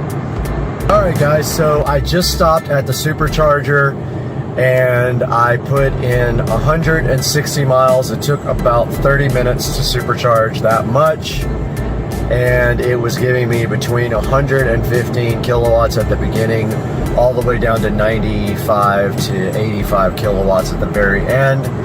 So you can see now we have a range left of 153 miles, which will get us to our destination of Pensacola, Florida. I won't need to supercharge again until I go home to Jacksonville, most likely, and I might find a charger to drop the car off here and max it out while I have nothing going on. So that's our current status. We are about, let's see, 39 minutes from the destination now. Hey guys, and just here with a little update on the trip. And this time on the way home, we are going to follow the suggested route of the navigation system. And as you can see here, right here, and right now, it wants us to stop in Chipley, which is about 80 miles away, and it wants us to charge for 30 minutes, and then it will stop us again in Madison and charge us for another 25 minutes, which should arrive at home at 17% battery charge. So we're gonna do that today on the way back and update you guys when we get to the superchargers and how we are doing on our first road trip back home on a electric vehicle journey. Guys, we just got finished supercharging about 30 minutes ago. It took about 40 minutes to charge, and now we were en route to the next place to supercharge, which is Madison, Florida. And it says we will have 23% battery and need to charge for 25 minutes. It tends to be on the low end of what actually you need, so I'm assuming we'll be there longer, and then after that we will be to the house. So just wanted to give you guys a little update of where we are now on our trip.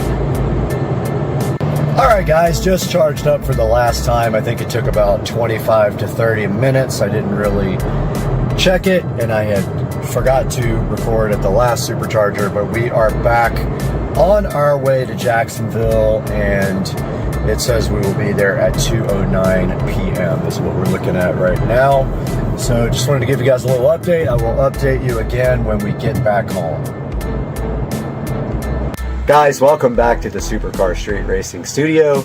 You got Brad here, and that was a look at my first trip in an electric vehicle ever that required charging on the trip.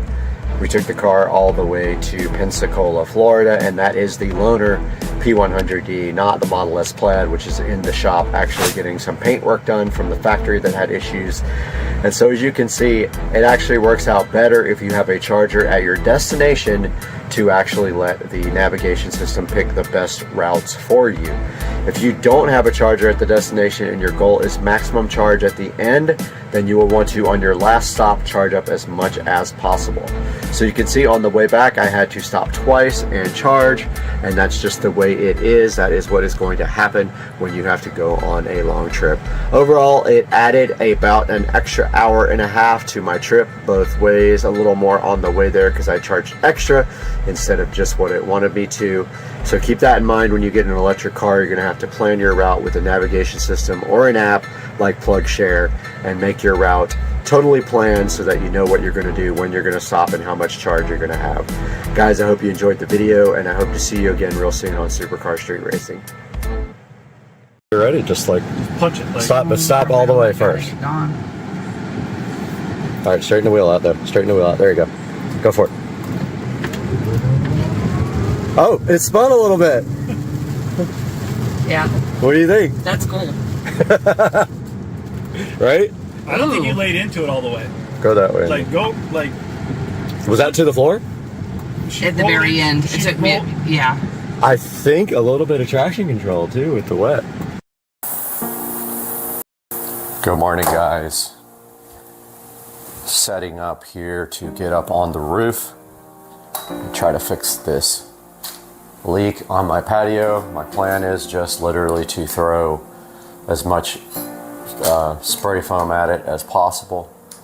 It is in a little area where it's kind of a pocket. I'll show you guys when we get up on the roof. Yeah, I'm going to take you guys with me. We're going to check out this leak on the patio and hopefully get it fixed right now.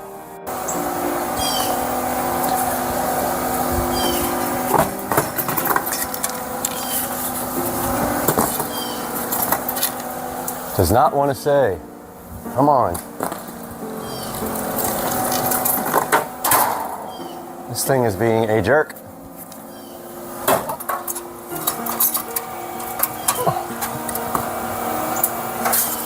Got some supplies to bring up.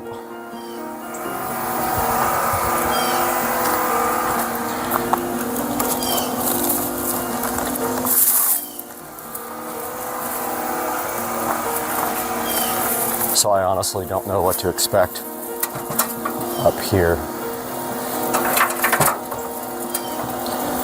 because, and I hate climbing up here on this sketchy ladder. This stuff is not going to stay.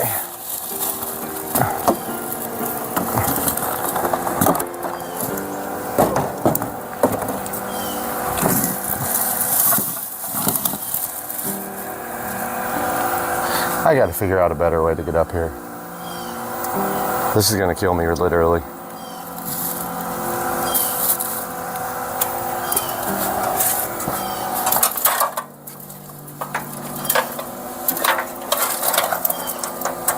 This ladder is the worst thing ever. It has issues. But I'm going to try to do this. It's a lot more sketch than it looks, I promise. No fun. I think this will work, or either this is going to be the video, or I bust my ass on YouTube. My roof really needs to be bleached out. That's my next project. But that's where we're going over there, the patio. Okay guys, I think I figured out what's going on here. Looks like water might be going in right here around this flashing. You can clearly see where the water can go underneath that. I think it's dripping down through there. So I'm gonna give this all a good foam right here. And I will show you guys once I have my foam spray open and ready to go. Put a nice coat right along the edge of the roof there. So here's a little illustration of what was going on the roof. Basically, what was happening is water was flowing down the flashing in the corner of the roof. Now, normally it flows over the top of the flashing and then follows gravity down to the gutters where it will drain. Unfortunately, as you can see here in this picture, water was flowing straight under the flashing and dripping out underneath my patio. And that could be caused by a number of things. Objects hitting the roof, things like that. Animals can do that as well. So all we have to do is seal that area to make that water flow properly again. All right, you see where that also has some problems there. I'm gonna make sure I get this whole area really good. And we got our Walmart spray foam here, perfect for the stuff, and I'll get this open. All right, this stuff is really hard to work with, of course, but I did my best just to kind of seal up around where the flashing was there, and then also not block this flashing so the water can still flow down through this gutter. And I guess once this stuff dries, I'm going to go ahead and clean this gutter out, because it's really not the gutter, the roof. I guess I don't need to start sealing the cracks here. I guess that'll be fine. They haven't ever leaked. So I'm just hoping this runs now right down through there and doesn't pile up here, since I put a big stack of styrofoam right there. Okay guys, it's not the prettiest patch job in the world, but it's there for one reason: to keep that water from getting down in the corner of that patio and allowing it to flow out. I went ahead and put the trash that I found in this gutter over here down at the end, and then I'm going to get out and clean that out once I get down on the ground again. Now the tricky part is getting down. This gutter also leaks in the corner pretty bad. I'm going to go ahead and seal it up with spray foam. Just going to put it like around the inside edge here.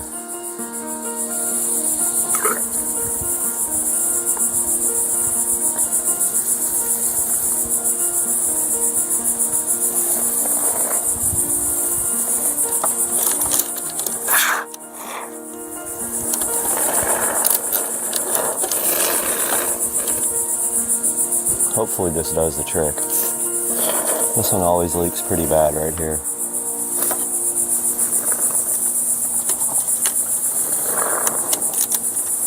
When it rains really hard, it comes out of the cracks down here. where the gutter's split.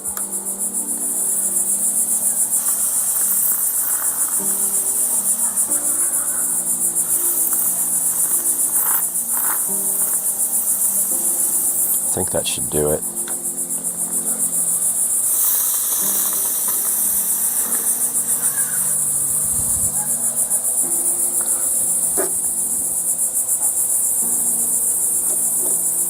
That should be good enough.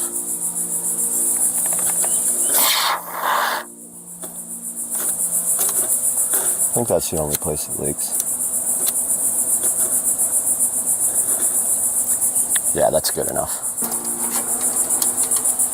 It leaks right out of the corners here, the cracks, even though it's been sealed up several times. I'm not used to not yelling at the microphone since we have a mic now.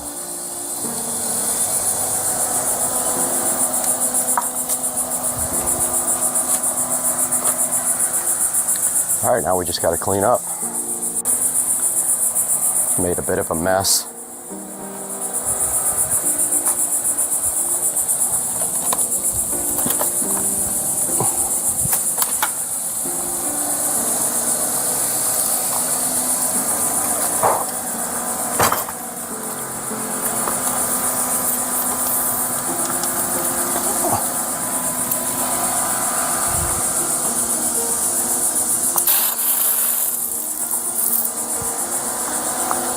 Oh, this hose has got 20 kinks in it.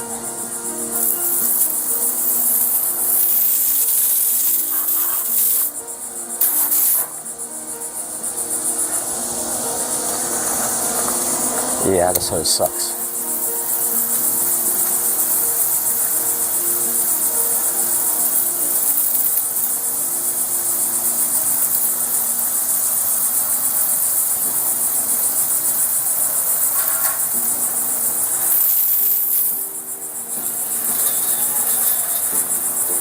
Trying to wash some of the dirt off, at least dilute it a little bit that I trapped in here.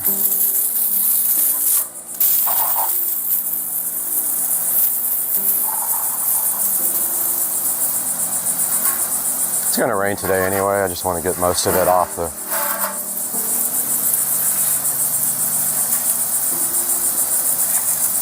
off the pool deck here. I got to redo this hose bad as soon as I get rocks put in this garden.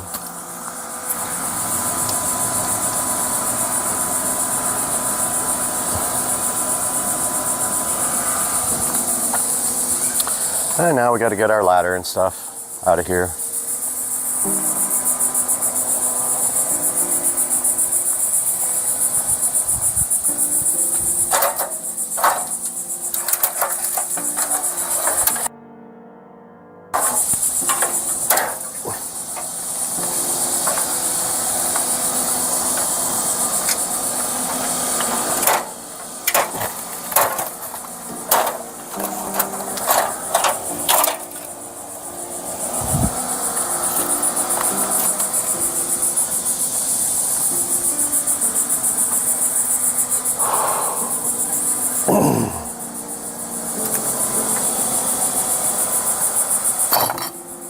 And I think we're just about cleaned up.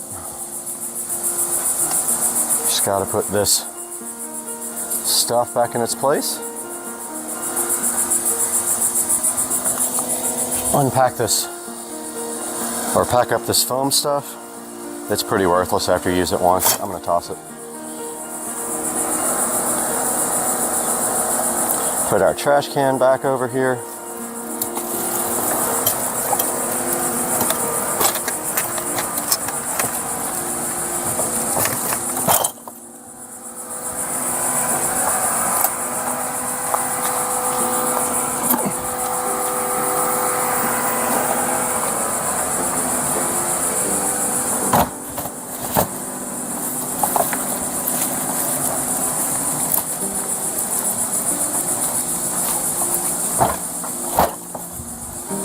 All these guys got to go out on Monday.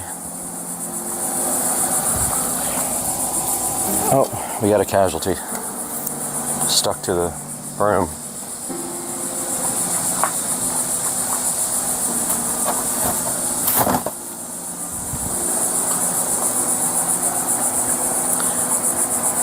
Now heading back to the garage.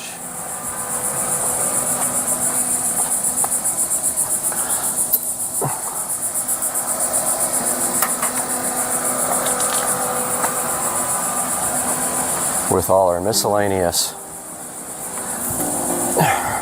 supplies that we used. We'll put this stuff up in the garage. Came out with 2 cans of foam, which I'll eventually use one day. All this trash goes out tomorrow for trash day.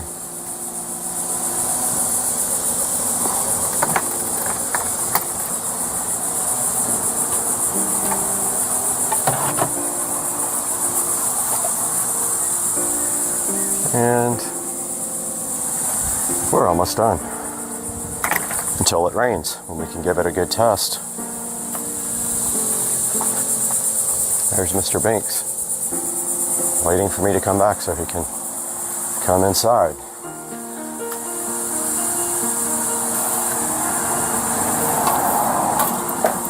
So this towel is going to get washed. This is my broom for the house. And then we have Windex we have to put back. And we have 2 amazing spray cans left. They're only $3, so I'm not going to return them. I'll use these. I will use them eventually. Those 2 can go with the supplies. I know, kitty. And I can't find my other glove. My other glove is somewhere. Not in here. Kitty, I know. Well, apparently I lost a glove. But that's going to do it for today, guys. Hope you enjoyed this video. Little quick video about my leaky patio. See you guys next time. Alright, welcome to the next part of the Avon E90 BMW Android navigation system review. We were talking about MHD. Now, if you own the monitoring code, what is it called? The pack or whatever, you can go here and you can go here. Now that's interesting because that has the gauges on it, and you are able to configure. Oh, a cop just came and was looking at me like, why are you sitting in your car, brother?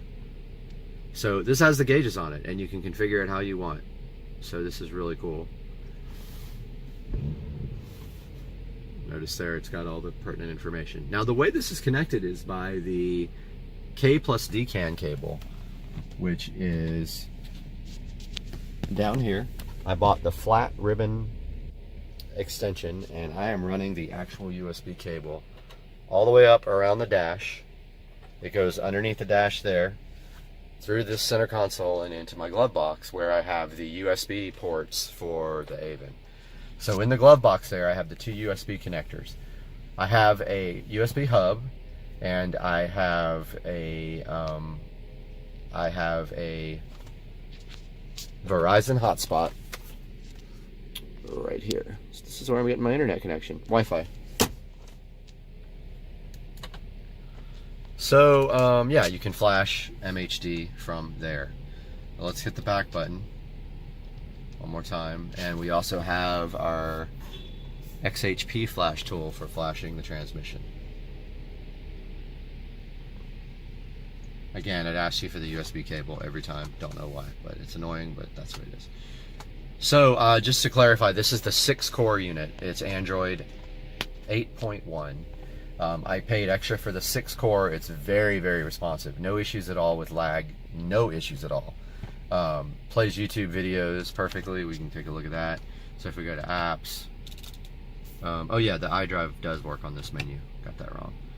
But yeah, if we go into here to apps, and I don't think I have Supercar Street Racing on here. Let's see. Nope, I don't. So I can't show you my app videos, but I can show you anything else. So yeah, here's proof. No, I wait for you under the car. That the videos do work. Now, oh, I forgot to tell you guys one thing before I end this video. The way that this connects into the audio system is via the auxiliary port right here. So you need an auxiliary jack or you need to put one in. That's how the audio gets from the unit to the BMW system. It automatically switches the BMW unit to auxiliary when you turn on the car. You don't have to worry about that, so it's awesome. It does that for you. But yeah, USBs are 2 USB cables in the glove box, and this is the, oh, let's talk about their tech support, which is not very responsive. I've gone a week without an answer, so don't expect tech support to help you. They also have not addressed the problem with it booting to either BMW or the Avon. You can expect a week or more without an answer, so tech support is almost non-existent. So that, if you can deal with the installation hassles and the no tech support, then you will be fine with this thing, and it's awesome. If you have any questions or comments, leave them down below, and thanks for watching.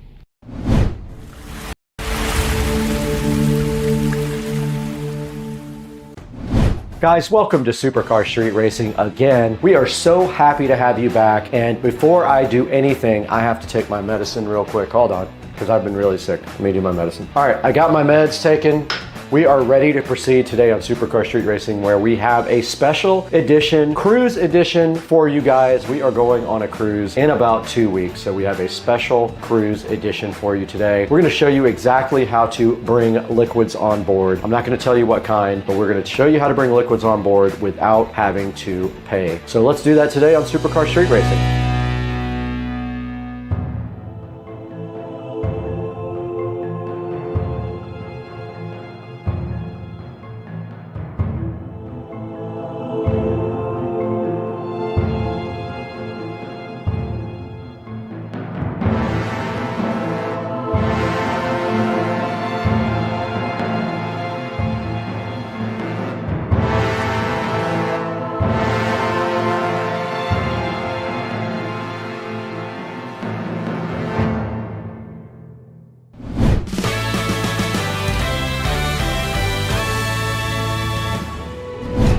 Guys, directly in front of me and also right here in this space is our kit for getting some liquids onto the cruise. Now this kit is called the Smugs. I will have a link in the description, but let me go ahead and preface this by saying this is not illegal. You can do this without going to jail. At the most, they will take yours and take it out of the suitcase, but that has never happened ever to me. So I feel like you're fine. In all reality, I am sitting at a 100% success ratio. This is a new mission for myself and Joe though. We're gonna try this out. We're gonna get this stuff out of the box. We're gonna go ahead and show you how to use it. And we're gonna see when we go on that cruise if this does work the way it's supposed to. Now what we have directly in front of us today is we have 2 Smugs kits right here. And then we have the caps to reseal all of these lovely containers in the Smugs. We also have our liquid water right here and right here. We have 2 different types of water. This one's from Mexico.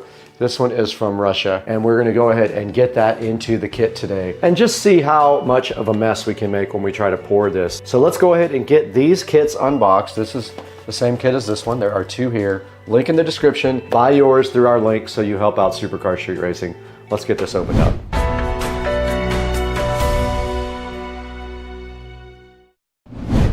Guys, it's been a while since we've been out in Studio A, but we're back again. And today we have a very special sponsorship for you from Dive Blues. Dive Blues was kind enough to send us their cool little turbo handheld fan. This thing is right here. It has 5 speeds and it connects directly to a USB type A port. I've got it connected to the computer right now. And as you can see, you hit the button right here on the back and that is speed 1 and it goes all the way up to speed 5. Check it out. I know you guys can hear that. Now it is outputting a good amount of wind right now. It is very cool. As a matter of fact, this is going to be perfect for the studio. I'm gonna put the Dive Blues fan right here on the desk, and that's how it looks. It's a pretty cool thing, man. It's just a tiny little fan, but man, it does a lot for a USB powered fan. Go ahead and check it out. You'll get your link in the description and a special discount code from Supercar Street Racing. Buy your fan from our official affiliate link and tell them Supercar Street Racing sent you.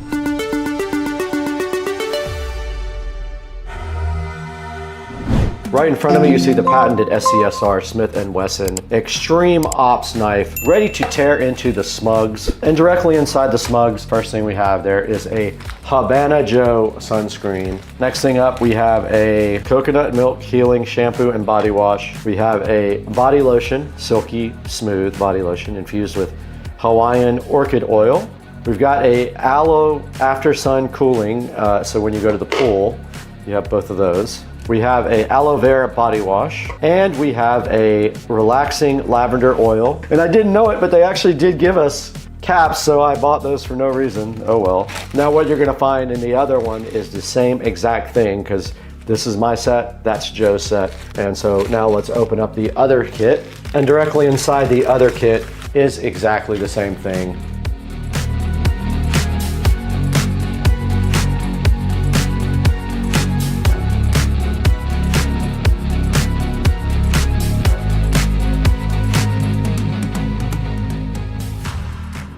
Got our towel here too, and basically all we have to do right here and right now is get this liquid into these containers, and it might be that I need to rinse these out as well. I didn't think about that. Let me rinse this out. Now, which one of these do we use, and how do we know not to fill it up? So this one looks good. This water here is from, well, actually I don't think it is from Russia, but it's Russian style water. How much water will this fit? I can't see through it. We might run out of water.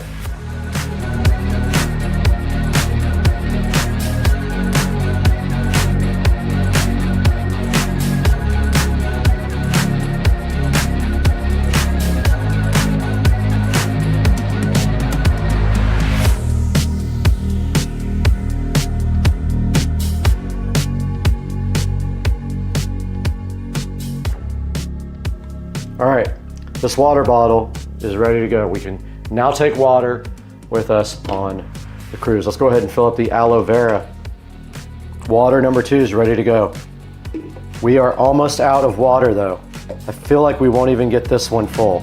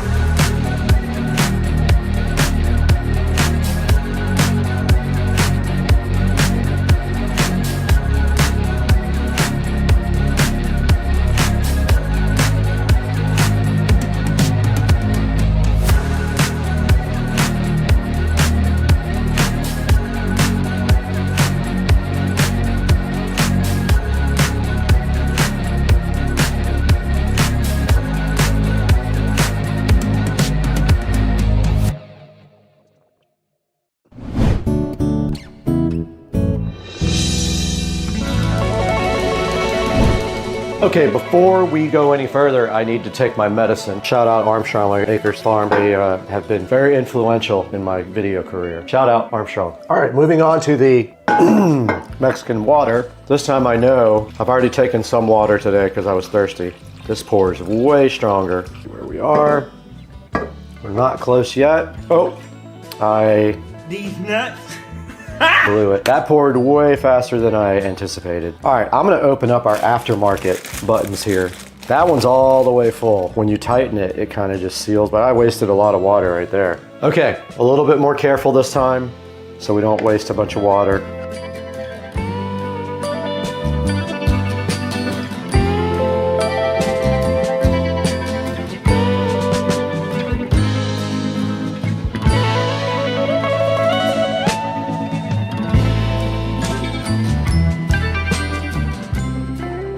Okay, we're right here in front of the smugs, and I'm not going to finish this in front of you because it's boring. But I do want to say that they want you to put these into the caps, not onto the bottles, but it's kind of the same thing. You place them in the caps, and it does say do not try to walk your luggage on with these, only check your baggage, which is what we're going to do. That's not leaking at all. So you fill them up so there's no sloshing, so you fill them all the way up. That one might need a little more liquid. That one does not, so they want you to make sure it's all the way full. Tells you to put them in storage bags, so we're gonna get some gallon Ziploc bags to put those in as well. That way if they leak, it doesn't matter, it leaks directly into the bag. These are to pour in the bottles. Got him!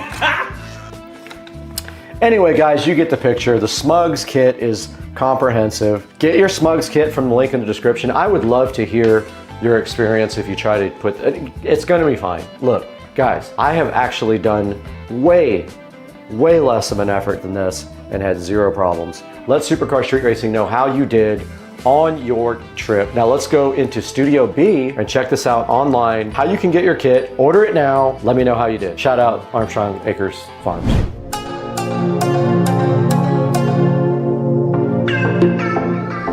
We are right here in front of the Amazon link for the Smugs kit, and this will show you how you can get your water on board. It is $23.49. I bought 2 of them, one for me and Joe. It has a 4.8 star review, so that shows you how good this kit actually